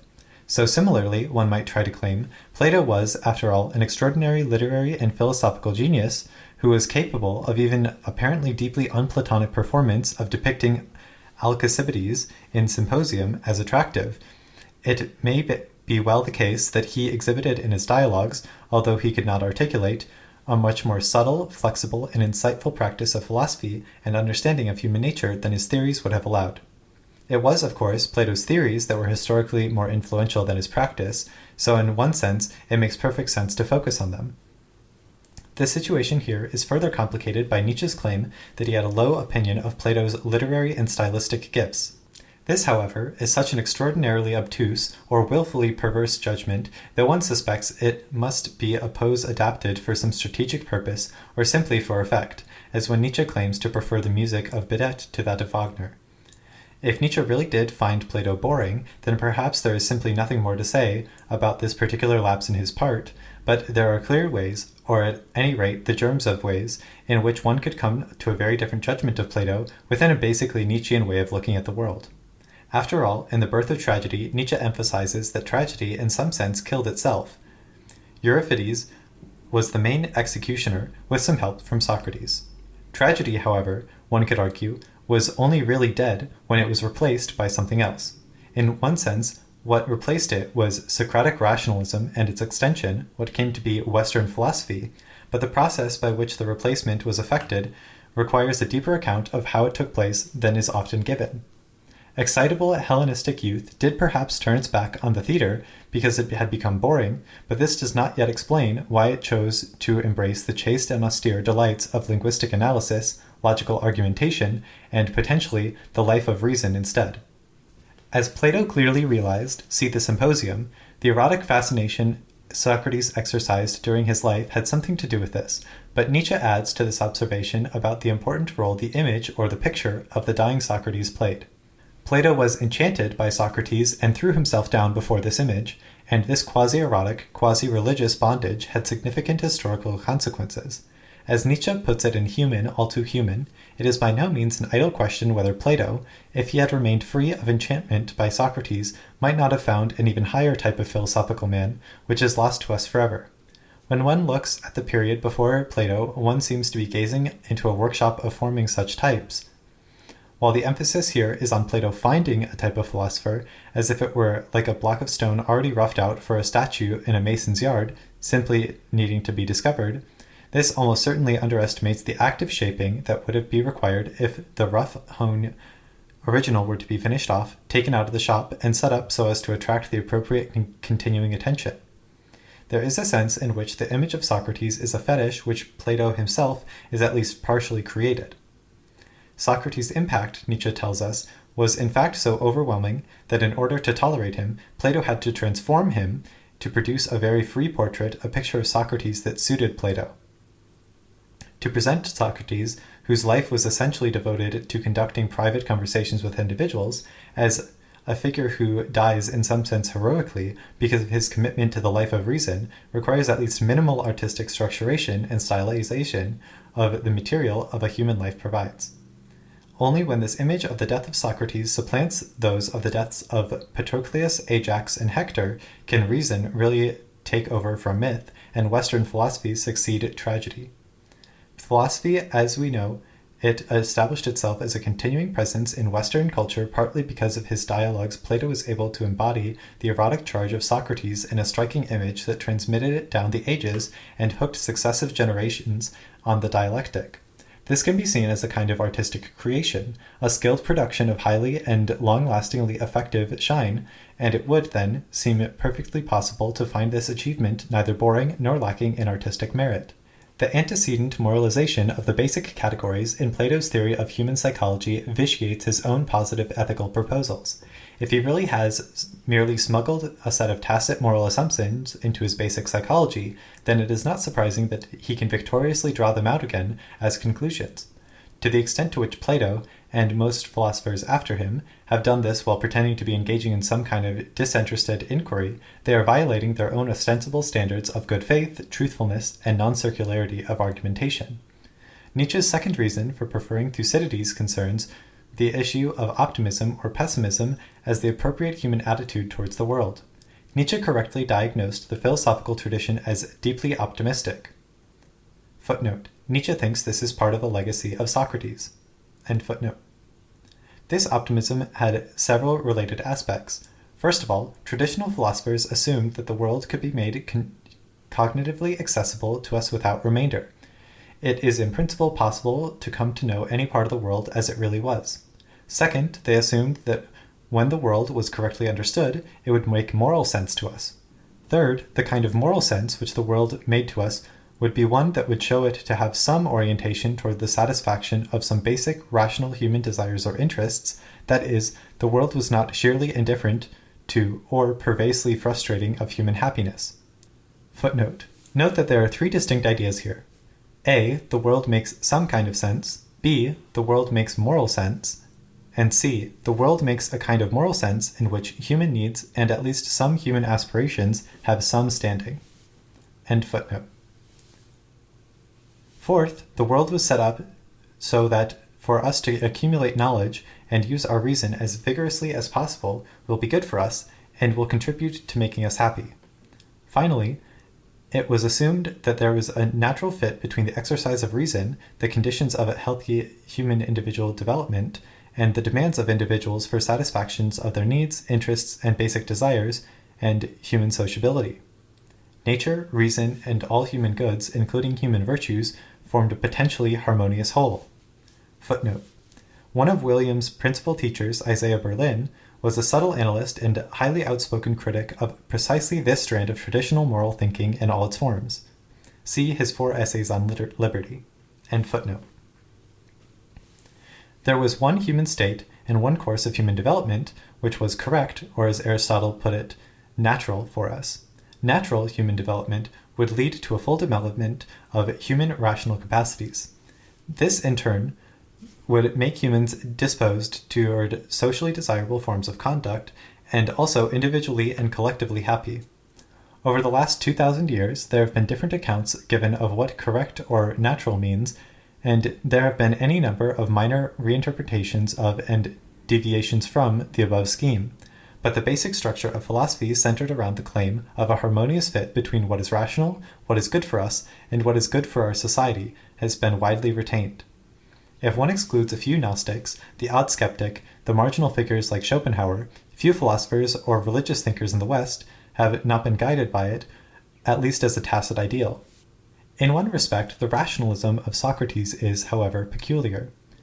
Plato's Socrates may be wiser than others in that he does not think he knows what he does not know, and he may strive constantly for greater knowledge and greater self-clarity, but his life is also fundamentally structured not around a form of well-grounded prepositional knowledge, but rather around what he calls himself a great hope, the almost ludicrously optimistic belief that nothing bad can befall a good man.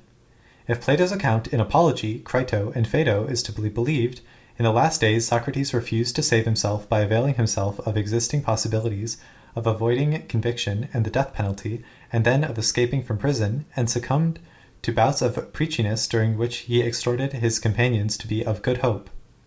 With regard to death, it cannot be an inherently bad thing because it befalls both good and bad people alike. It is striking how heavy a weight this hope is made to bear. The contrast with Thucydides could hardly be starker. The power of hope is a recurrent theme in his history, but hope for him is almost invariably deluding and its power is overwhelmingly destructive. Hope and desire, the latter leading the way, cleverly hatching the enterprise, the former following, suggesting that chance will make the circumstances propitious for success, between them cause the greatest destruction. This view of hope is also not simply an opinion expressed by various speakers in the history, but Thucydides himself seems to delight in demonstrating its validity through the juxtaposition of speech and narrative. Thus, when Nicesius in Sicily appeals to hope in addressing his troops, the reader can hardly avoid feeling sure that he and they are about to suffer complete destruction, as is fact they do, and it is hard to believe that Thucydides did not intend this sinister effect. Thucydides seems largely immune to any forms of wishful thinking associated with Platonic optimism. He knows that good men suffer undeserved, irredeemable, definitive, catastrophic failures. Nicias, unworthy men reap the benefit of others' achievements. Cleon in Pylos, men exhibit preeminent virtue in some contexts and fall into decadence in others. Pausanias, and there is no pre-existing meaning in the world, only what we humans can construct by our weak powers and flawed efforts. Human rationality is real, but its motivational power is extremely weak, particularly in the face of human hopes, loves, desires, and fears, and the success of even the most well-founded and rational plan is at the mercy of external chance. Donald Rumsfeld, regardless of what might think of the rest of his politics, is making a good Thucydidean point when he emphasizes the importance not just of known unknowns in war and politics, factors for which some rational provision can be made, even if only on the basis of educated estimates, but also of unknown unknowns, which cannot be subjected even to crude rational approximation because they cannot be envisaged at all, and in which thus lies strictly between the possibility of human rationalization. In what is in many ways his most impressive book, Shame and Necessity, Bernard Williams cites and endorses the above Nietzschean account. Thucydides should be seen as the strand, with Sophocles as the major representative of an attitude toward the world which is realistic, values truthfulness, and is tracking in the shallow optimism of later philosophy. This coupling of Thucydides and Sophocles might seem rather odd, and thus warrants some further attention. We are used to believing that there is an old quarrel between poetry and philosophy in pre-Socratic Greece, although, as Andrew Ford in a recent work has persuasively shown, there is no evidence that this was the case, and the claim is perhaps best understood as a bit of Platonic invention or disinformation.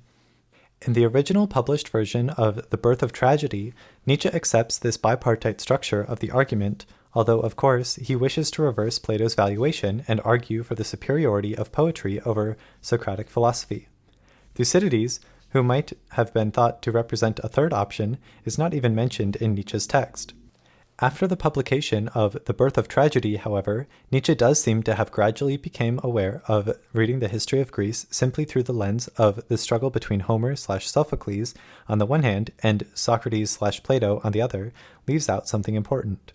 Thus, in a note from 1885, he calls the attitude exhibited by the philosopher Democritus, the physician Hippocrates, and Thucydides the high point of scientific mindfulness that was attained in Greece, and speaks of the opposition between the ethical philosophy of someone like Socrates and science. Science means careful, methodical attention to the real facts of the situation being investigated. As Williams points out, however, it does not necessarily imply commitment to the ideals of positivism to the extent to which these represent a code of restrictive practice. This negative canon would have it that a scientific account must restrict itself to a purportedly value-free registering of observable facts, to the formation of generalizations that have their full meaning by virtue of being connected to sets of observable facts, and to the use of conjunctions of fact and generalization for the purposes of causal explanation and prediction. Thucydides' way of approaching a subject is like that advocated by the positivists in that his treatment is radically non-mythic, non-theological, and non-literary. Although he uses the Homeric poems as material to be studied in the interest of forming plausible hypotheses about certain aspects of earlier societies, he shows disdain for their exaggerations, inventions, and factual insouciance of poets, and specifically disclaims any intention of trying to increase the appeal of his work by giving it a literary polish. His project is to exhibit what really moves people to act, and what then happens to them and to others as a consequence of how they act, not to write an edifying treatise or a partisan tract. Thucydides' account differs, however, from anything that positivists of the stricter observance could countenance in taking human beliefs, attitudes, emotions, valuations, even superstitions, very seriously indeed as things that need to be considered if one wishes to have a genuine understanding of what happens in the human world. His impartiality between the two warring sides in the conflict between the Athenians and the Peloponnesians should not also be confused with positivist commitment to an ideal of value freedom. He is in no way reluctant to express value judgments of his own when it suits him. These include not only low-level technical judgments such as praise of Hercules for his foresight, in that the Athenians would have won the war if they had consistently followed his initial strategy, but also overall moral evaluations such that Narcissus was a man who did not deserve the end he suffered. The work Thucydides wrote is not a history at all in the most usual sense that we use the term, that is, a work that is centrally or specifically concerned with a study of the past. Footnote. Although we use the term history in a wider sense in expressions like natural history, the Greek word from which ours is derived has a very broad extension, meaning any kind of investigation, inquiry, or research. Furthermore, we have no idea what, if anything, Thucydides himself would have called his work, had he finished it. In the text we have, he refers to it by using the word historia. In any case, the whole issue of the titles of works from antiquity is highly complex and obscure. In the late 5th century BC, the giving of titles to works seems to have been significantly more casual matter than it later became, and certainly not the object of sustained authorial concern. End footnote. Thucydides is specifically interested not in the past, but in understanding those forms of collective human behavior that are recurrent and thus comprehensible. He pursues this aim by giving a narrative account of what was for him the present, current affairs, in some of which he was himself an actor. Part of this narrative account is an analysis of the motives and reasons of various individual and social agents. One could then say he was trying to do something like we might call social and political theory, or even behavioral science, if the later term could be cleansed of all the associations it has acquired during the past century or so, but only provided one keeps clearly in mind that he does not think that there are laws of history or society which we can formulate abstractly and the mastery of which will allow us to control our fate. Footnote. On the non-instrumentalist nature of Thucydides' conception of understanding and explanation, see Hans-Peter Stahl. End footnote. One of the most important things one can learn from the study of human nature is that this kind of control is an illusion. Understanding human nature as exhibited in large-scale human action requires the correct sequencing of complex, spatially distant events, placing them in their proper order through time, and as Williams emphasizes in Chapter 7 of Truth and Truthfulness, this requires having a general notion of a single, measurable historical time within which events in different places can be located. This is not a triviality because the human beings can live without the idea of historical time, and in fact they do so in Europe until the 5th century BC. Thucydides is an extremely self-conscious and careful in introducing a single chronological scheme, which will allow clear and unambiguous coordination of the diverse local calendars used in the different Greek cities. Williams seems to go so far as to attribute to Thucydides the invention of the objective conception of time. Again, this invention might be an essential precondition for doing history, rather than narrating stories of indeterminate historical location, but to invent a very conception of objective time is not, by itself, to do history as we understand it. It is a commonplace to do the secondary literature on Thucydides that, in contrast, for instance, to Plato, he stands alone. There were plenty of followers of Plato, Platonists of one kind or another, in antiquity, but no Thucydians. In the strict sense, Thucydides had no successors in doing his specific kind of investigation. There were those who continued his narrative, telling the story of the war between the Athenians and the Peloponnesians from the point at which his unfinished account breaks off to the final destruction of Athens, but each of those continuators had his own very different agenda, different aims, different literary styles and modes of proceeding from Thucydides. It is often claimed that the reason for this lack of direct influence was the extreme success of the discipline that came in some sense to be a competitor to Thucydidean inquiry, rhetoric. Rhetoric was in some ways the most immediately advantageous practical skill a young man in a polis could learn, and thus came to be an increasingly powerful influence on the education of the young. For various reasons, Thucydides' work was not especially useful for those wishing to learn to speak well in public. For one thing, his style did not lend itself at all to emulation. It was too difficult and too obscure. Even Cicero, who is a fluent speaker of Greek and encountered it as a fully living language, calls the speeches in his work almost unintelligible. This was no model for clear, persuasive public discourse. There is perhaps also a second reason that is connected with a more deep-seated incompatibility between the spirit of Thucydides' work and the demands of rhetorical training. In Book 3, Thucydides describes the long-lasting internal unrest of Corcyra. One reason of this state of civil war is that the accustomed meaning of the word shifts. What used to be called senseless rashness now became to be called a manly spirit that looks out for its friends, and circumspection in every regard came to be considered to be, and was called, complete laziness. This shift in the application of customary evaluative terms was considered by Thucydides to be a clear sign of the seriously pathological state of society. Footnote. One might claim that modern political thought begins with Hobbes, who translated Thucydides, decides that the pathological state Thucydides describes in Corcyra is the natural state from which the study of politics must begin. On these issues, see the seminal paper by Quentin Skinner, Hobbes on Rhetoric and the Construction of Morality. End footnote. For the rhetorician, on the other hand, the fact that the same situation or character traits admits of a variety of different designations, each with a completely different moral and affective coloration, I am prudent, you are cautious, he is a coward, is a precondition of the exercise of his art, not a sign of degeneracy. Thucydides' final value judgments may be unconventional and hidden so deeply in his harsh and obscure prose as to require sustained attention and effort to comprehend them, but they are not, finally, slippery and ambiguous. He clearly did not think that by judicious redescription one could make the same course of action either good or bad, and surely one of the lessons one can hardly fail to learn from his work, if one studies it carefully and understands it correctly, is that it is, therefore, highly inadvisable in the long run to try to make actions seem good or bad ad libitum, even if one can succeed in producing an effective appearance. As long as rhetoric dominated public life and education, there was no room for Thucydides' unique combination of superficial, analytic detachment from the demands of immediate political partisanship, compressed and convoluted literary style, and deep-seated, if idiosyncratic, moral realism. In the final analysis, Nietzsche is closer to the mark when he connects Thucydides with incipient forms of Wissenschaftlichkeit than such as one finds in Hippocrates, than when he calls him a representative of the culture of the sophists. Nietzsche's Birth of Tragedy is equally about the death of tragedy.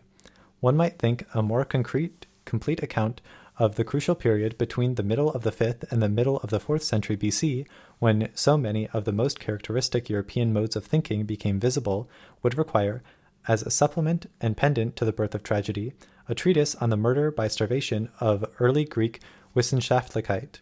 One might call it Uno Gratius, or the starvation of early Greek Wissenschaftlichkeit. Instead of Nietzsche's stark Aeschylean drama for two actors, tragedy and Socratic philosophy, there would have been a more Wagnerian drama with a fuller cast including two sets of infant victims, the potential unborn children of Sophocles and those of Thucydides, and two murderers, Socratic philosophy and rhetoric. That Socratics and rhetoricians were also enemies is true, but irrelevant to the larger story. Plato's unrelenting guerrilla war against rhetoric and the sophists must not divert attention completely from the role he played in doing in and supplanting both tragedy and Thucydidean inquiry. Thucydides' work instantiated and was clearly aimed at the cultivation of a certain kind of practical reasoning and political, and moral, if one wishes, judgment, which was supposed to have general scope. It was not positivist science. However, the nourishment his form of inquiry absolutely needed was a keen interest in understanding clearly and exactly the real causal details of human motivation, the contingencies of particular political situations, the historically and geographically specific structure of existing human institutions, topography, dialectology, etc. In a society in which a very large number of the most active political agents devote themselves to trying to learn how to put together words pleasingly and convincingly so as to persuade their hearers, with little regard for truth, and the most reflective members are committed to the search for abstract definitions, general principles, dialectically sustainable hypotheses, and perhaps, in some cases, a vision of the idea of the good, Thucydidean political thinking informed by a study of the reality of what actually happens will be likely to wither away. During the 1870s and early 1880s, Nietzsche kept a series of notebooks in which one can find a large number of sketches, drafts, and plans for a more comprehensive treatment of the Greeks than that given in The Birth of Tragedy. None of these ever materialized, but if one reads the notebooks, it seems clear that he became increasingly aware of the importance of the strand of realist and empiricist thinking that Thucydides represents, and of seeing the demise of tragedy and the Thucydidean inquiry synoptically. Footnote. These terms, like many of the others I am compelled to use, are philosophically loaded because of their later history. I must ask the reader to try to suspend as many of those later associations as possible. End footnote. Footnote. The parallel between the fate of tragedy and that of Thucydidean investigation is not exact.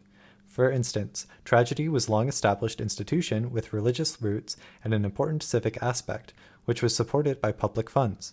Inquiry, on the other hand, was a socially and politically much more fragile construct of uncertain standing. End footnote. What I am suggesting is that Bernard's William later work can be seen as in some sense trying to do this. Williams agrees with Nietzsche that there can be no simple return to an ancient pre-Socratic conception. He knows as well as Nietzsche did that his own forms of consciousness is possible only because of developments about which he has serious reservations, and that this by itself would only make simple return impossible, even if it were desirable on other grounds, which for many other reasons it was not. We have no alternative but to use the techniques of reflective analysis, formal argumentation, and modern mathematically structured empirical science that have been developed by representatives of post-Platonic philosophy, but we can try to use them to break through the bad faith on which traditional ethics rests. To return to the two ways in which Nietzsche thinks Thucydides surpasses Plato, his more open-minded psychology and his resistance to unfounded optimism, each of them might contain a hint about how we could advance our own understanding. Although there can be no value-free psychology, not all values are moral values, and not all moral values are of the kind originally recognized by Plato, and then bequeathed to the rest of the main line of Western philosophy. We can also try to become aware of the extent to which we presuppose certain values and try to make our assumptions as realistic as possible. We can, that is, try to be as truthful and truth-loving as possible in development of an alternative to the deceitful, hyper-moralized views of Plato, Aristotle, Kant, and the other major figures of the history of Western ethics. There is a story inspired by Christianity and sharpened by Kant which makes us look down on the ancients, and especially ancient ethics, for its deficient concept of will, or failure to put volition in the center of human life.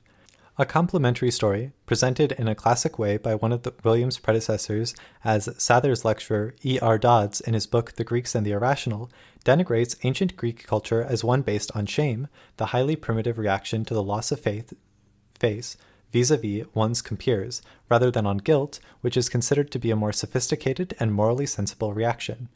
Contrary to this line of thought, Williams proposes that a psychology which is not based around notions of volition, the will, the distinction between the voluntary and the involuntary, or the idea of guilt, but is centered on an expanded and reflectively clarified concept of shame, will actually contribute to a more realistic, substantial, and socially enlightened form of ethical thinking. Williams then invites us to reflect on a possible historical path not taken, one from ancient shame, tragedy, and Thucydidean inquiry, rather than from Plato, Christianity, and guilt. Not, of course, with the intention of inviting us to try to turn the clock back or embark now on a path not taken 2,000 years ago. It was not taken, and history cannot be turned back, but in order to inform our imagination for positive transformations of our own moral thinking. On the question of optimism or pessimism, there are two different ways in which one could depart from the consensual optimism that characterizes most traditional philosophy.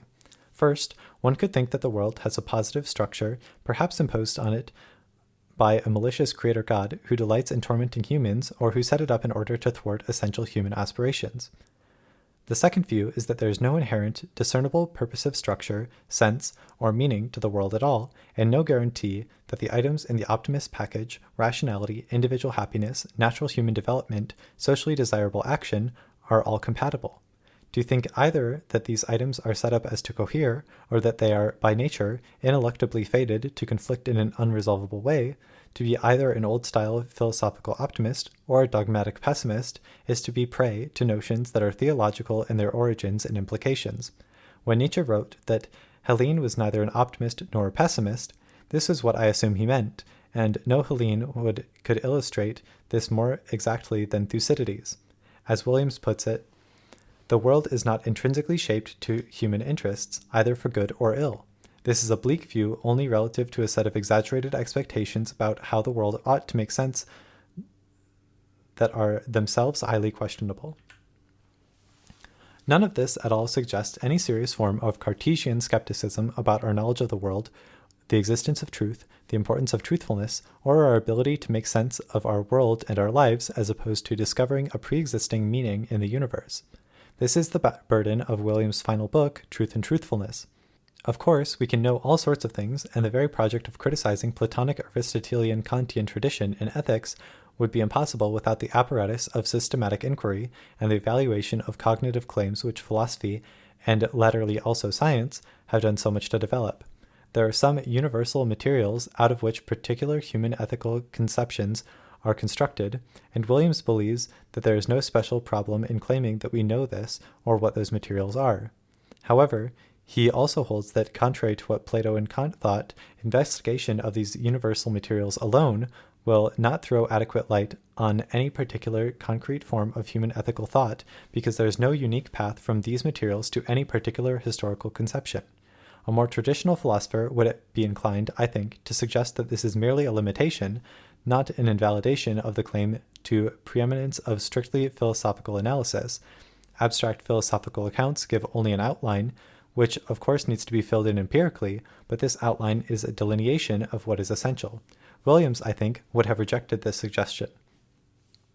Thus, to take one case he treats in some detail in Shame and Necessity, the concept of responsibility has been an extremely prominent part of much ethical thinking in the past few hundred years, especially in the Kantian tradition.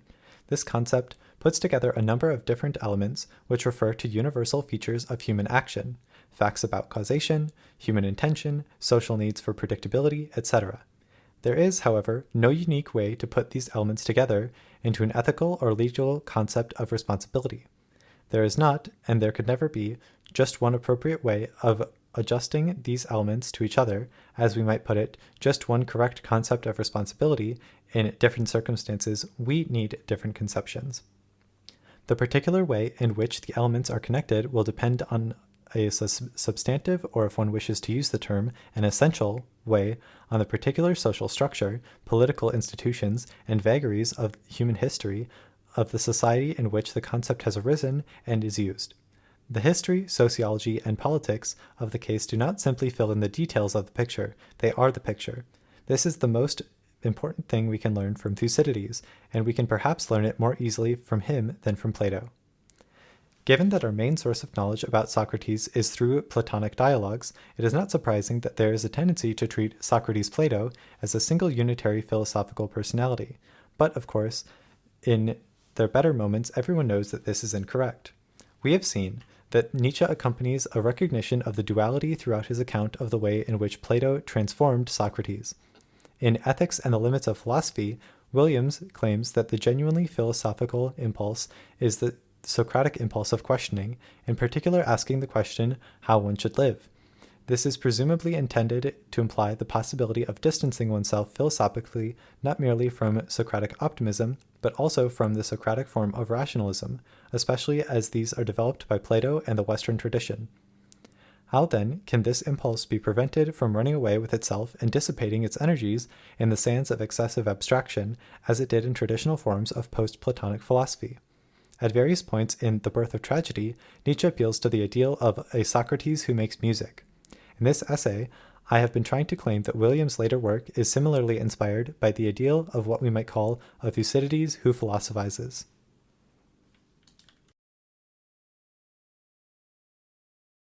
Chapter 14. Adorno's Gaps. While exiled in the United States during the 1940s, the German philosopher Adorno wrote the three books on which his lasting reputation rests.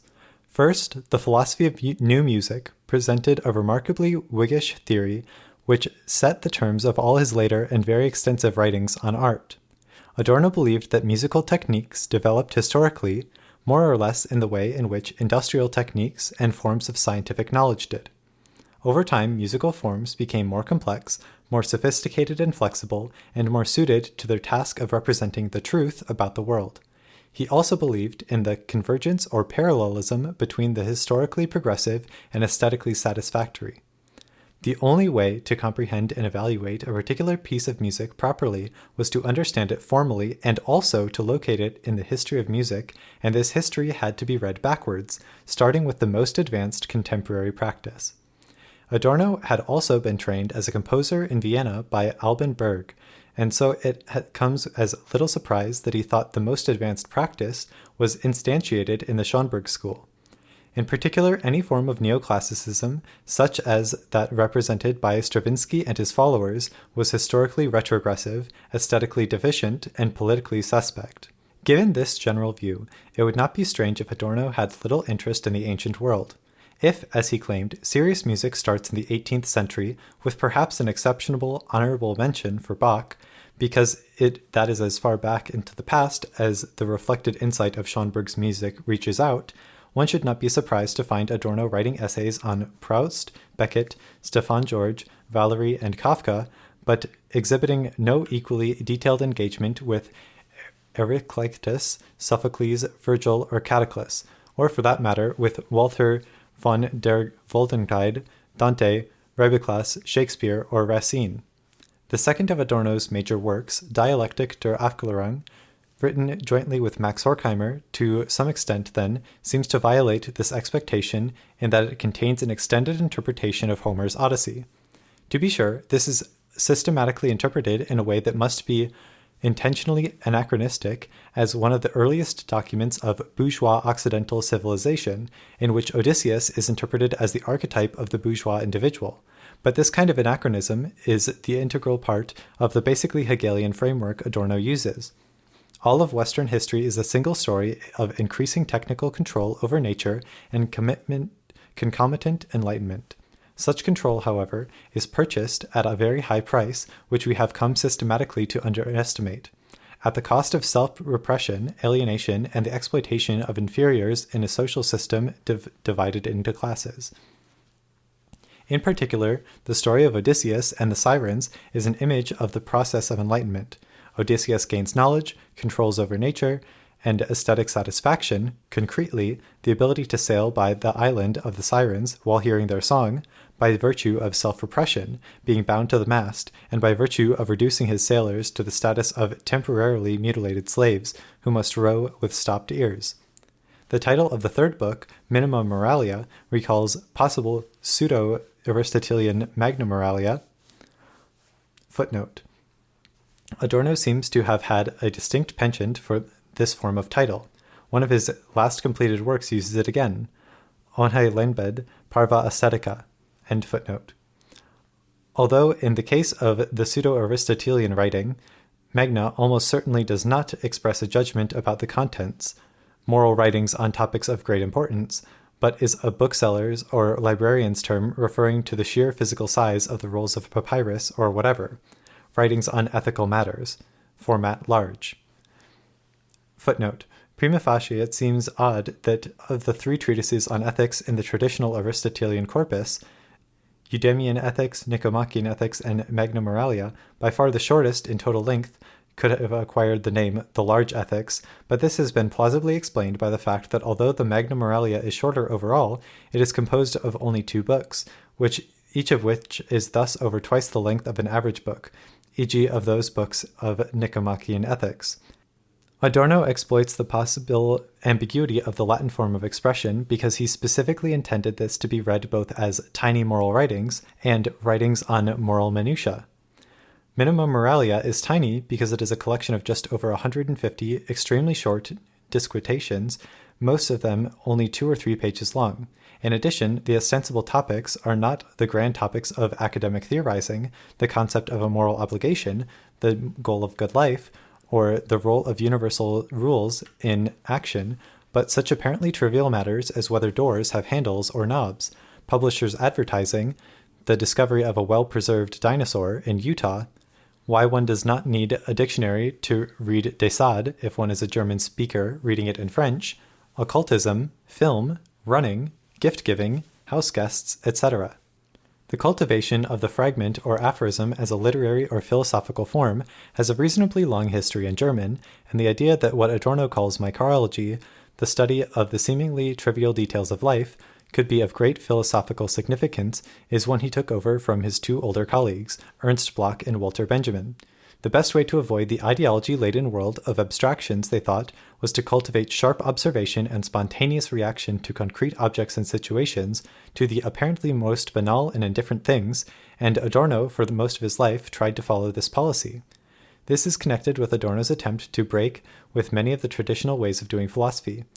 Traditional academic philosophers seek to convince others of the rightness of their views by presenting logically irrefutable arguments. The coerciveness of this project, even if it is a highly sublimated form of coerciveness, is part of the general obsession with control that is characteristic of the Enlightenment. Footnote. Habermas, who is widely seen as a representative of the second generation of the Frankfurt School, and thus as a kind of successor of Adorno, in fact holds views on 2 central issues diametrically opposed to those Adorno held. First, Habermas believes that argumentation exerts a characteristically non-coercive form of coercion on people, and that therefore it is an unequivocally good thing that society become more discursive. Adorno, on the other hand, thinks this kind of logically compelling argumentation is itself a part of the apparatus of self-preservation which the Enlightenment developed, and that it is both in some sense unavoidable and also distorting, alienating, and oppressive. It must be handled with great care. Second, consensus, especially when one reached on the basis of full communication and mutual understanding and rational argumentation, is for Habermas a kind of positive ideal. For Adorno, on the other hand, the complete communicability of thought is a liberal fiction, and consensus is more closely connected with conformism than with human freedom. In particular, Adorno thinks it a mistake to understand poetry as a form of communication. There is an irreconcilable contradiction between language that has poetic integrity and communicative language. End footnote. Adorno wished to practice a post-Socratic form of philosophizing, which would not be motivated by the compulsive need to be in the right and convince all possible opponents like a lawyer arguing a case. The micro-treatises that constitute Minima Moralia then are supposed to be a series of images, suppositions, insights, even arguments of a kind, etc., that do not demand agreement, but which have other kinds of plausibility. The section of Minima Moralia entitled Gaps is one of a series of meditations on the dichotomies between the successful and the failed, the adequate and the inadequate, the perfect and the imperfect, and the sound and the damaged, as they apply to art and thought, and also to a human life considered as a whole. These reflections from a damaged life, as the subtitle of Minima Moralia calls them, are also reflections on what it is for a life to be damaged, and thus also ex negativo on what it would be for it to be sound.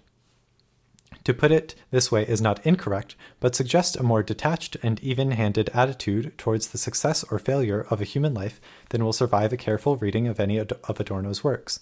Adorno was, after all, a philosopher whose ethical thinking revolved around the claims that nothing in the contemporary world is harmless, that it isn't really possible to live the right life in our society because it is so thoroughly evil, and that it is part of morality not to feel at home with oneself.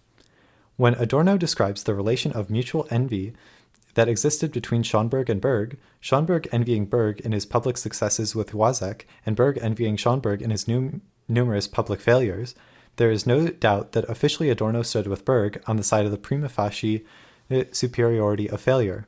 One's first reaction to public success, at any rate in a society like ours, should be that it is something too disgraceful to bear, and indeed apparent success of any kind is to be treated with great suspicion. Footnote. Adorno, who was involved in the preparation for the premiere of Wozzeck in Berlin, reports that after the performance Berg was very upset because it was so well received, thinking that if a piece of music nowadays won over the public so immediately, there must have been something wrong with it. That it pleased the public was an argument against the opera. End footnote. In various everyday comparative or context-dependent senses, we may distinguish relative success from relative failure, but in the emphatic sense no work of art can be a success, and the same is true of a life. To speak of the failure or the inadequacy of a human life is to measure it against something which it lives up to or fails to live up to. Footnote. Friedrich Nietzsche, in the Genealogy of Morality, says, man designated himself as the being who measures values, who values and measures, as the calculating animal as such. End footnote. Thus, a life can be imagined as potentially having a structure like that of a train of consecutive thoughts, and therefore potentially as exhibiting the same kind of coherence, closure, and validity that such a train of thought has. That is, since a human life evolves through time, it is tempting to look for some kind of analogy in the imagination to this temporal extension, and the consecutiveness of thought seems to provide that. This temporally extended aspect is identified if what I am thinking about is a sequence of ordered, practical steps to be taken to attain a goal, and if this ordered sequence is constructed in my mind before being realized, what I have is a plan of action. The ordered stages of my thinking through the plan are to be mirrored in the steps taken in the real world to execute the plan. My life is construed as the attempted execution of an imaginatively entertained plan. This attempt retains enough residual connection with the world of consecutive thought for it to be appropriate to evaluate it as if it were a deductive system. Adorno speaks of the line of life, like the line of argument, that may follow along or stray from the path indicated by its premises. Footnote. Leibniz takes this thought to the extreme. Everything that happens to me can be formulated in a sentence which could in principle be deduced from my concept, but only God grasps my concept and has the infinite intellect necessary to do the requisite deduction. everyone else must be satisfied with empirical approximations of my concept given through normal experience. End footnote. If I begin to think of my life in this way, then in addition to all the other ways in which I speak of it as a success or a failure, there are several highly specific kinds of failure I can envisage. I can fail to attain the goal, or I can deviate from the path marked out by the plan, whether or not I eventually attain the end. Or I can attain the goal, whether I followed the path or not, and discover that it was not at all what I thought it to be. This, in turn, can be because it has properties that I not expected, or because the properties I correctly thought it had turned out to not please me, perhaps because I have changed. Footnote. This last, that my life fails because I get what I always wanted, but have so changed during the process of getting it that it no longer satisfies me, is a staple of much modern literature. See Samuel Beckett, Proust. End footnote. I can change my mind about whether attaining the goal actually constituted success. Given the facts of temporal succession and the context dependency of much human judgment, it is not a foregone conclusion that my judgment when I have attained the goal will be the same as the prospective judgment I made about it when I began to plan. Adorno was, of course, far from the only one ever to be fascinated by deficiency, imperfection, and failure. Arguably, the same was true of the ancients. The ancients' obsession with failure, however, was based on extreme fear, certainly not anything like admiration. Partly this was perfectly realistic general fear on the part of the relatively weak animals in an unpredictable world. Sometimes it was a specific fear of a success or propensity that could be thought to be excessive.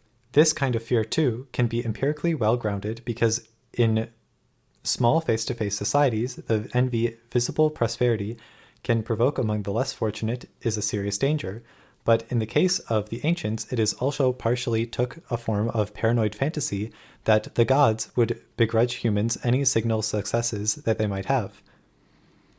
The ancients then in no sense glorified failure per se, nor indeed attributed any special positive value to it. Some ancient heroes were admired, though they finally failed, and heroes precisely because of their documented successes in many encounters, and the possible envy attached to that, were especially at risk of catastrophic failure, but no hero was glorious because he failed. Just as all political careers in a sense end in failure, so too all human life is radically deficient and a failure, if only because all humans in the end die, and thus fail to live up to the imaginary standard of continuing to last at least a bit longer. No matter how long it has lasted already, one can always imagine it lasting a little longer. This fantasy takes up its most concrete shape in the contrast between human life and that of the gods who live forever. In a famous passage of the Odyssey, Odysseus congratulates the shade of Achilles because of the superlatively blessed life he has had.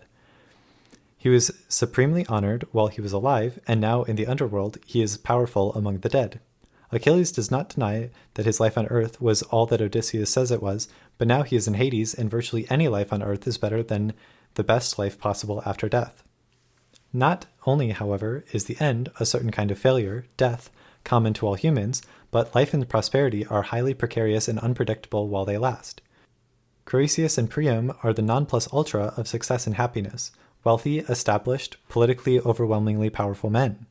The only question about Priam's good fortune is, how long will it last?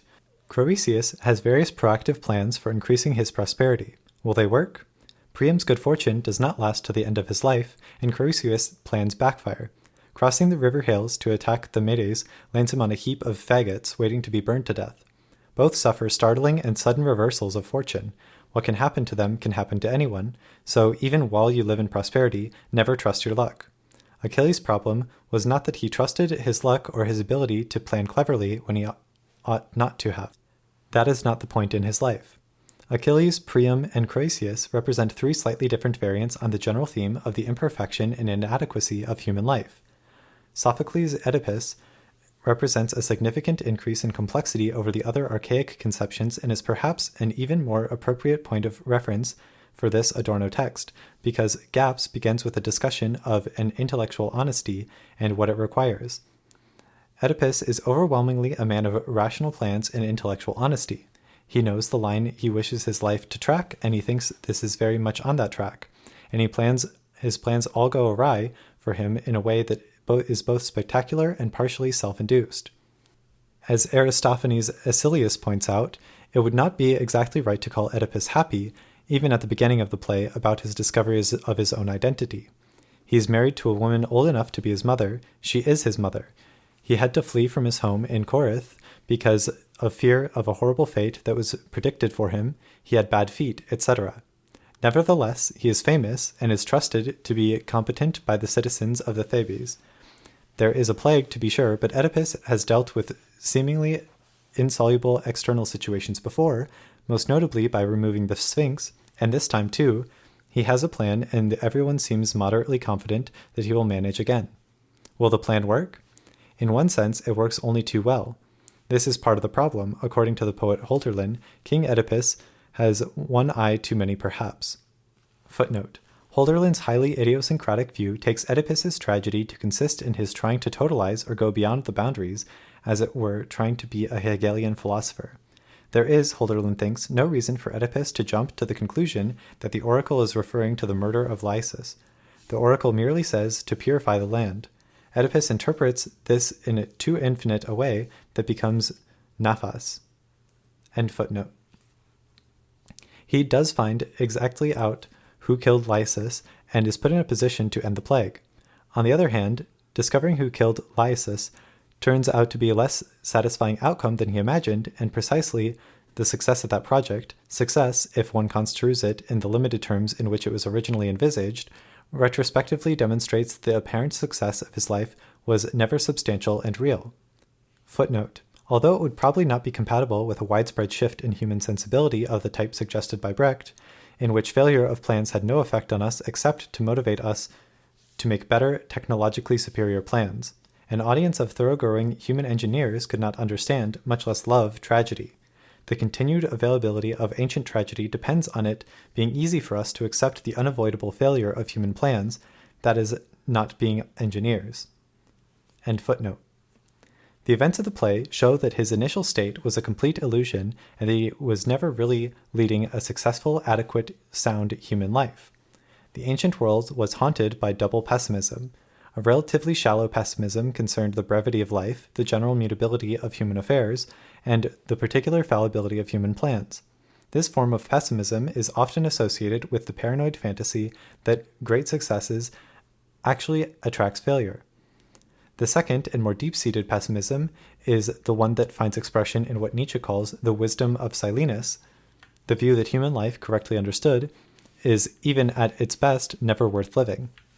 We know perfectly well what an adequate life would be, one like that of the gods, but no form of life is accessible to humans at all. Among other advantages, only the gods possess sufficient strength and longevity to be able to have coherent plans they can have any expectation of carrying out successfully in their own terms. Our inherent and painful inadequacy, as the creatures we are, means the only sensible human attitude toward the world and our lives is to be one of complete rejection. As Silenus tells us, the best thing for us would be to have never been born, and that is always already beyond our grasp. The second best thing for us is to die as soon as possible. It is the observation of this contrast between Silenus and Achilles, who thinks that any life is better than being dead, that motivates Nietzsche's claim in The Birth of Tragedy that there was not one pre-Socratic Greek worldview, but two diametrically opposed ones, the Dionysian wisdom of Silenus and the Apollinian view of Homer. Both of these views are deeply pessimistic, the Dionysian for obvious reasons, and the Apollinian because life, though good in itself, is, even at best, short and then gone forever.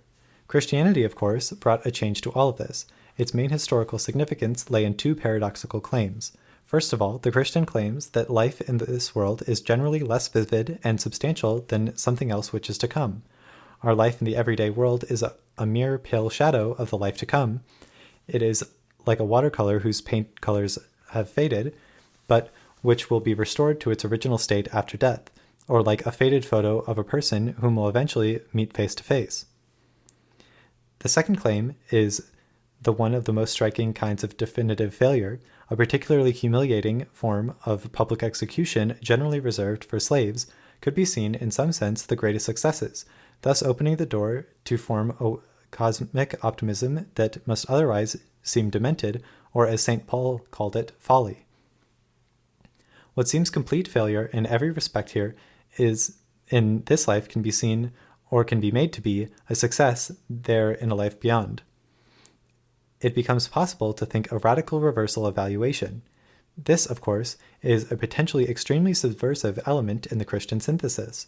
Repeatedly in history, groups have taken the view that the first shall be last and the last shall be first, and have drawn from this view political implications that were upsetting for those in positions of power and authority. Without it, the Christian prospect for a future life can be comfortable, if not, say, complacent. The Christian theme of this life as a vague approximation of one to come was one that found repeated expression in the poetry of German Romanticism, for instance, in the late poem which Hölderlin wrote after he had gone mad to the carpenter Zimmermann in whose house he lived. Quote, "The lines of life are various, they diverge and cease, like footpaths and the mountain's utmost ends. What here we are, elsewhere a God amends, with harmonies, eternal recompense and peace." End quote. Footnote. It will not, I hope, be taken as a sign of lack of appreciation for the extremely impressive translations of Michael Hamburger if I point out that he has slightly changed the meaning, making it slightly more Christian. What Hölderlin says the God does is supplement or make whole our gappy, fragmentary life. The possible moral overtones of amend equals correct in English are absent. End footnote. What is deficient about life is not its brevity or uncertainty, as is the case of Croesus or Priam, but its internal constitution, as in that of Oedipus or Silenus. The orthodox Christian view, to be sure, even in its more austere forms that emphasize that this life is a vale of tears, is distinct from that of Silenus. The Christian could never accept that it would have been better not to be born. If God has caused us to be born, that must be for the best. Footnote. This is not, of course, true of Gnostic versions of Christianity. End footnote. However, Hölderlin is here presenting the more comfortable version of Christianity. Life is not inherently horrible, rather it is simply not perfect enough, it is pale and disappointing, and needs supplementation. Footnote. Some of the Poetae Madit mythology associated with the likes of Baudelaire and Rimbaud can be seen as a development of the reversal topos. Lyric poetry as a genre becomes tremendously bourgeois in Germany in the 19th century. It comes as something of a shock to realize that Maurice is a contemporary of Baudelaire. The closest parallel to the French development in German art, as various French writers pointed out, was not a form of literature, but Wagner's music. End footnote. Our life is like a sketch that is incomplete and needs filling in. God will finish the job. Or rather, it is like a single line of music to which God adds the appropriate harmonies. Life is still structured as a plan, and as Oedipus discovers to his cost, it is finally someone else's plan. Furthermore, our inability to execute the plan fully here is in one sense absolute, as Silenus taught, but that it is no grounds for pessimism, because the Christian God is all-powerful and cares intensely for his children, so in the end all will be well. In Gaps, Adorno takes up this theme of the inadequacy of the lines of life, but moves it in a post-Christian direction. Our conception of a fully successful life is that of a life that is happy, although spontaneous and unregimented. To say that it is unregimented, however, is to say that it does not make itself conform to any pre-given standards of coherency, consistency, progression, or achievement. We want, that is, coherence without regimentation. Footnote. Kant tried to square the circle by claiming that for a life to be free, it had to be one in which the agent gave himself a law which would be identical with the law every other rational creature gave itself, the moral law, but this is ludicrous. Unless one presupposes Kant's Baroque metaphysics, this thought simply does not make any sense at all. End footnote. Logical inference, discursive argumentation, or fully transparent, consistent, self-grounding thought are thus bad models for understand an adequate human life from the very start, because they are supposed to be regimented in this way. Since art is a promise of happiness in life, discursive systems are also a poor model for art. The line of an adequate life does not run straight like a series of inferences from a set of premises. The very idea that a good life in this world would be one that went perfectly according to plan, to anyone's plan, even my own, is a mistake. that things do not go according to plan, that my life is deficient in various ways, may be the condition of my attaining the highest state of freedom from regimentation that is possible for me. A perfect life would not be a perfect life. In a final dialectical twist, Adorno adds that if human life is not structured like a formal argument, then neither is serious creative thought. Euclid and Descartes are just as bad models for actually thinking as they are for art or life. Real thinking, too, is never fully self-transparent, fully self-grounding, and never fully direct and coherent in its progress. It is at its best when not being perfect. Adorno ought then to have emphasized that optimism and pessimism, hope and despair, are equally inappropriate philosophical attitudes to life as a whole, because each depends on antecedently attributing to human life a kind of potential completeness which is drawn from logical inference, that is, from thought, and which is not true even of unformalized thought, much less of a human life. Footnote. There are some similar references in Heidegger's discussion of the incompleteness of human life, although Heidegger thinks that the inappropriate conception of wholeness comes from the idea of a whole object, rather than the idea of the completion of a deductive system. End footnote. This is related to the Nietzschean insight that without God, neither pessimism nor optimism as they were traditionally construed, namely as attitudes that are appropriate because grounded in a correct appreciation of the very nature of reality, makes much sense. Either optimism or pessimism, if they are able to be more than merely psychological categories, requires a theological framework which no longer exists. If there is no God, there is no reason, apart from the vagaries of one's own psychology and particular accidental details of one's situation, to be basically optimistic or pessimistic. Footnote. Accidental in one sense, not all. See Jonathan Lear's Love and Its Place in Nature. End footnote. Footnote. In one of the pieces in his collection, Dialogue der Trüffel-Liebert, Alexander Kluge tells the story of a Russian emigre to Berlin in the 1920s named Leschenko, who opened a studio for producing Russian versions of American silent films for distribution in the Soviet Union and American versions of Russian silent films for distribution in the United States. One major difficulty was that all the American films had happy endings that would be considered silly and superficial in Russia, while the Russian films had melancholy endings that were not appealing in the United States. My suggestion is that this difference is no more than a difference of national temperament, i.e., the sediment of particular differential historical experiences, not matters which one group or another got right. Optimism and pessimism are matters for the psychoanalyst and the historian, not the philosopher or theologian. The Russian émigré, thus, had the task of filming new happy endings for the Russian exports to the United States and new unhappy endings for the U.S. exports to Russia. This was a slightly tricky task, since the original actors were never available. How then could one film a new convincing final scene? He had to become very adept at using various dodges, illusions, and suggestive techniques. Fortunately, Leschenko discovered by the last scene a film has built up a certain momentum, which will carry audiences along and cause them to supplement what they actually see in the direction of the expected coherence.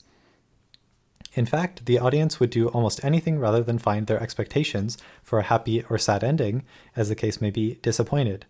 To be forced to confront an inappropriate ending, however, is something an audience would never forgive. End footnote. Adorno himself comes very close to making this point in his interpretation of the last scene in Goethe's Faust, when he observes that it is equally impossible to attribute any meaning to that which exists and deny such meaning. Having seen this Nietzschean truth, however, he seems at the final moment to pull back and suggests that the response to the loss of transcendence is to read profane texts as if they were sacred texts, and in general, as we will see, he continues to use patently religious vocabulary. There was a strong movement in Central Europe in the 19th and 20th century to split up the historical conjunction between religion and theology. Christianity, it was felt, had become a religion of abstract dogma, of scholastic arguments, speculative systems, and metaphysical beliefs. At the very latest, with Kant, these beliefs had all become rationally completely untenable. What was one to do? The Christian religion played a very significant part in social and, to some extent, even political life, and provided all sorts of services the society could ill afford to do without. Not merely hospitals, bureaus of vital statistics, schools, and medication services for minor disputes, but psychologically and social psychologically important services like provision of meaningful markers for human life, consolation in cases of bereavement, social forms in which to celebrate changes of status, ways for groups to express human solidarity, etc. Some theorists suggested discarding the theology altogether and retaining a purified and radically atheological religion, either a religion of pure rational morality, Kant, or a naturalized way of celebrating important anthropological features of human life on Earth, Feuerbach, or a return to the vivid immediacy of primitive Christian forms of faith, unspoilt and undistorted by the inappropriate theological categories of Greek philosophy and its descendants, young Heidegger. Adorno takes the opposite tack. He vociferously rejects religion. Beethoven's Missa Solemnis is a failure because religious belief became impossible in the 19th century, and it became impossible quite simply because it is a lie and had come to be seen as one. On the other hand, he does seem to have an appropriately dialectical, but in the final instance positive, attitude toward theology. Now, of course, there's nothing in any way inherently bizarre about a theology without religion. For millennia, people have speculated about a variety of subjects: rain, tides, the characteristic difference in tessitura of the male and female voices, the reproductive system of eels, the subject of special interest to Aristotle and Freud. But why not also gods? If one thinks of gods as simply large, powerful creatures in the world, that is a reason to come to know as much as one can about them. They might be dangerous. That is no reason to worship them, or even to have any particular respect for them. Philosophers over the centuries have discussed the idea of an unmoved mover, or a cause of itself, or a supreme being, without it being the least obvious that any particular human attitude should necessarily be appropriate to this entity if it were to exist. What, after all, would be so wonderful about being bigger or stronger than anything else, or the cause of oneself? Footnote. Frank Ramsey, the brilliant but overweight Cambridge professor who died in 1930 at the age of 27, notoriously wrote, "Where I seem to differ from some of my friends is in attaching little importance to physical size. I don't feel the least humble before the vastness of the heavens. I take no credit for weighing nearly 17 stone." End footnote. So it is perfectly possible to do theology as a purported study of postulated entity without being in any way committed to anything like a religious attitude toward it. Theology is then a form of pure speculation, a particular disembodied kind of metaphysics. This was, to be sure, a highly peculiar kind of metaphysics which ostensibly took on board Nietzsche's criticism of every form of appeal to Hinterwelt, a world beyond the sensible world in which we live, but retained a place for some metaphysical experiences that were not specifically religious. These experiences are supposed to be analogous to the childhood experiences described by Proust, experiences of the intense meaningfulness of certain concrete places, persons, or things, a meaningfulness that manifests itself with particular intensity when they are not actually present. These are to be interpreted neither as reflections of some objective meaningfulness, nor as a mere subjective addition to the world that can be simply dismissed, nor finally as mere illusions. Footnote. Beckett, too, describes this element in Proust, but he calls a spade, or in this case, a fetish. End footnote. Adorno's particular version of non-religious theology derives from his general anti-Kantian epistemology. Kant rejected theology because he believed that one had to have reasons for believing that things are true. In the case of cognitively contentful beliefs, these reasons had to be connected in an appropriate way with the possibility of human experience. Theological beliefs, Kant thinks, fail to have the appropriate structure, and thus are untenable as claims about the world. In contrast to this, Adorno holds that all thinking is exaggeration, and that fantasy, wishful thinking, irresponsible running ahead of the evidence, and desperate non sequiturs are all integral constituents of substantive cognitive processes. Theology, then, can be seen as one further imaginative extension of our normal forms of thinking, and is as such unobjectionable. It is no mistake to speculate. That is not only unavoidable in any case, but it is a good thing. The mistake would be to adore the object of such wishful thinking. That would be to give a fantasy the significance which it does not deserve.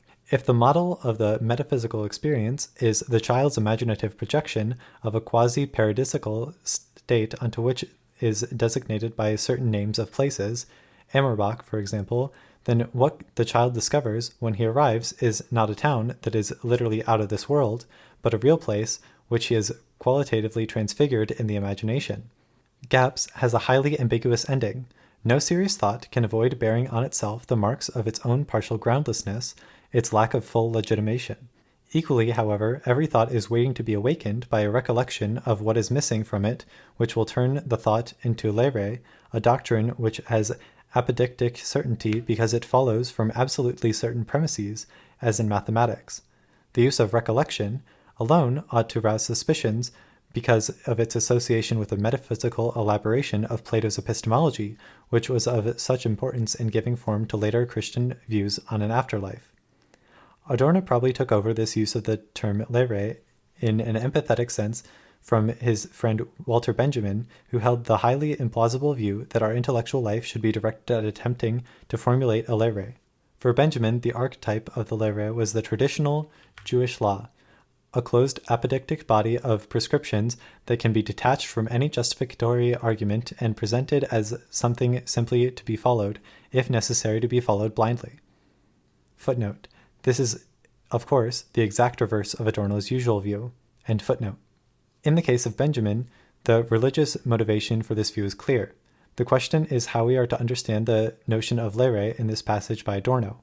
One would have thought that this Benjaminian doctrine was completely contrary to Adorno's own most deeply seated views as expressed in Minimoralia 43, that there is no thesis that can be extracted from a philosophical argument, no summary of philosophical thought that is possible because the process of thinking and the conclusion are too intimately intertwined. Perhaps it is the case that human nature in some sense requires us, or at least strongly induces us, fantastically to project ourselves an exaggerated, idealized conception of the perfect life, but it is also true that this can be seen through as a complete illusion. To begin to live seriously is to see both the psychic temptation, perhaps the psychic unavoidability of these fantasies, and also their thoroughly delusional nature. Romantics tend to use this as an argument to retain as much of the fantasy as possible, even the completely incredible parts, like religion. One can accept the general point about our inability fully to live without fantasies without thereby endorsing every particular one. Freud's life, one would have thought, was a sufficient proof that a long, highly productive, basically benevolent existence is perfectly possible without giving way to religious illusions. Life is not a matter of logic and mathematical certainty, of the executing or failing to execute a single life plan, of living up to or failing to live up to a fixed moral code, or indeed of successes and failures in any globally significant sense. To think it could be is just an archaic remnant. Adorno was fond of citing Rembrandt's famous injunction from A Season in Hell, one must be absolutely modern. He set out to be an absolutely modern philosopher. The next line of that Rembrandt text, however, runs, absolutely no more religious songs, maintain the advance that has been achieved. It would be a shame if it turned out to be the case that Adorno remained dependent on the tired, diffuse romantic religiosity from which it was one of the glories of the 20th century to have freed us.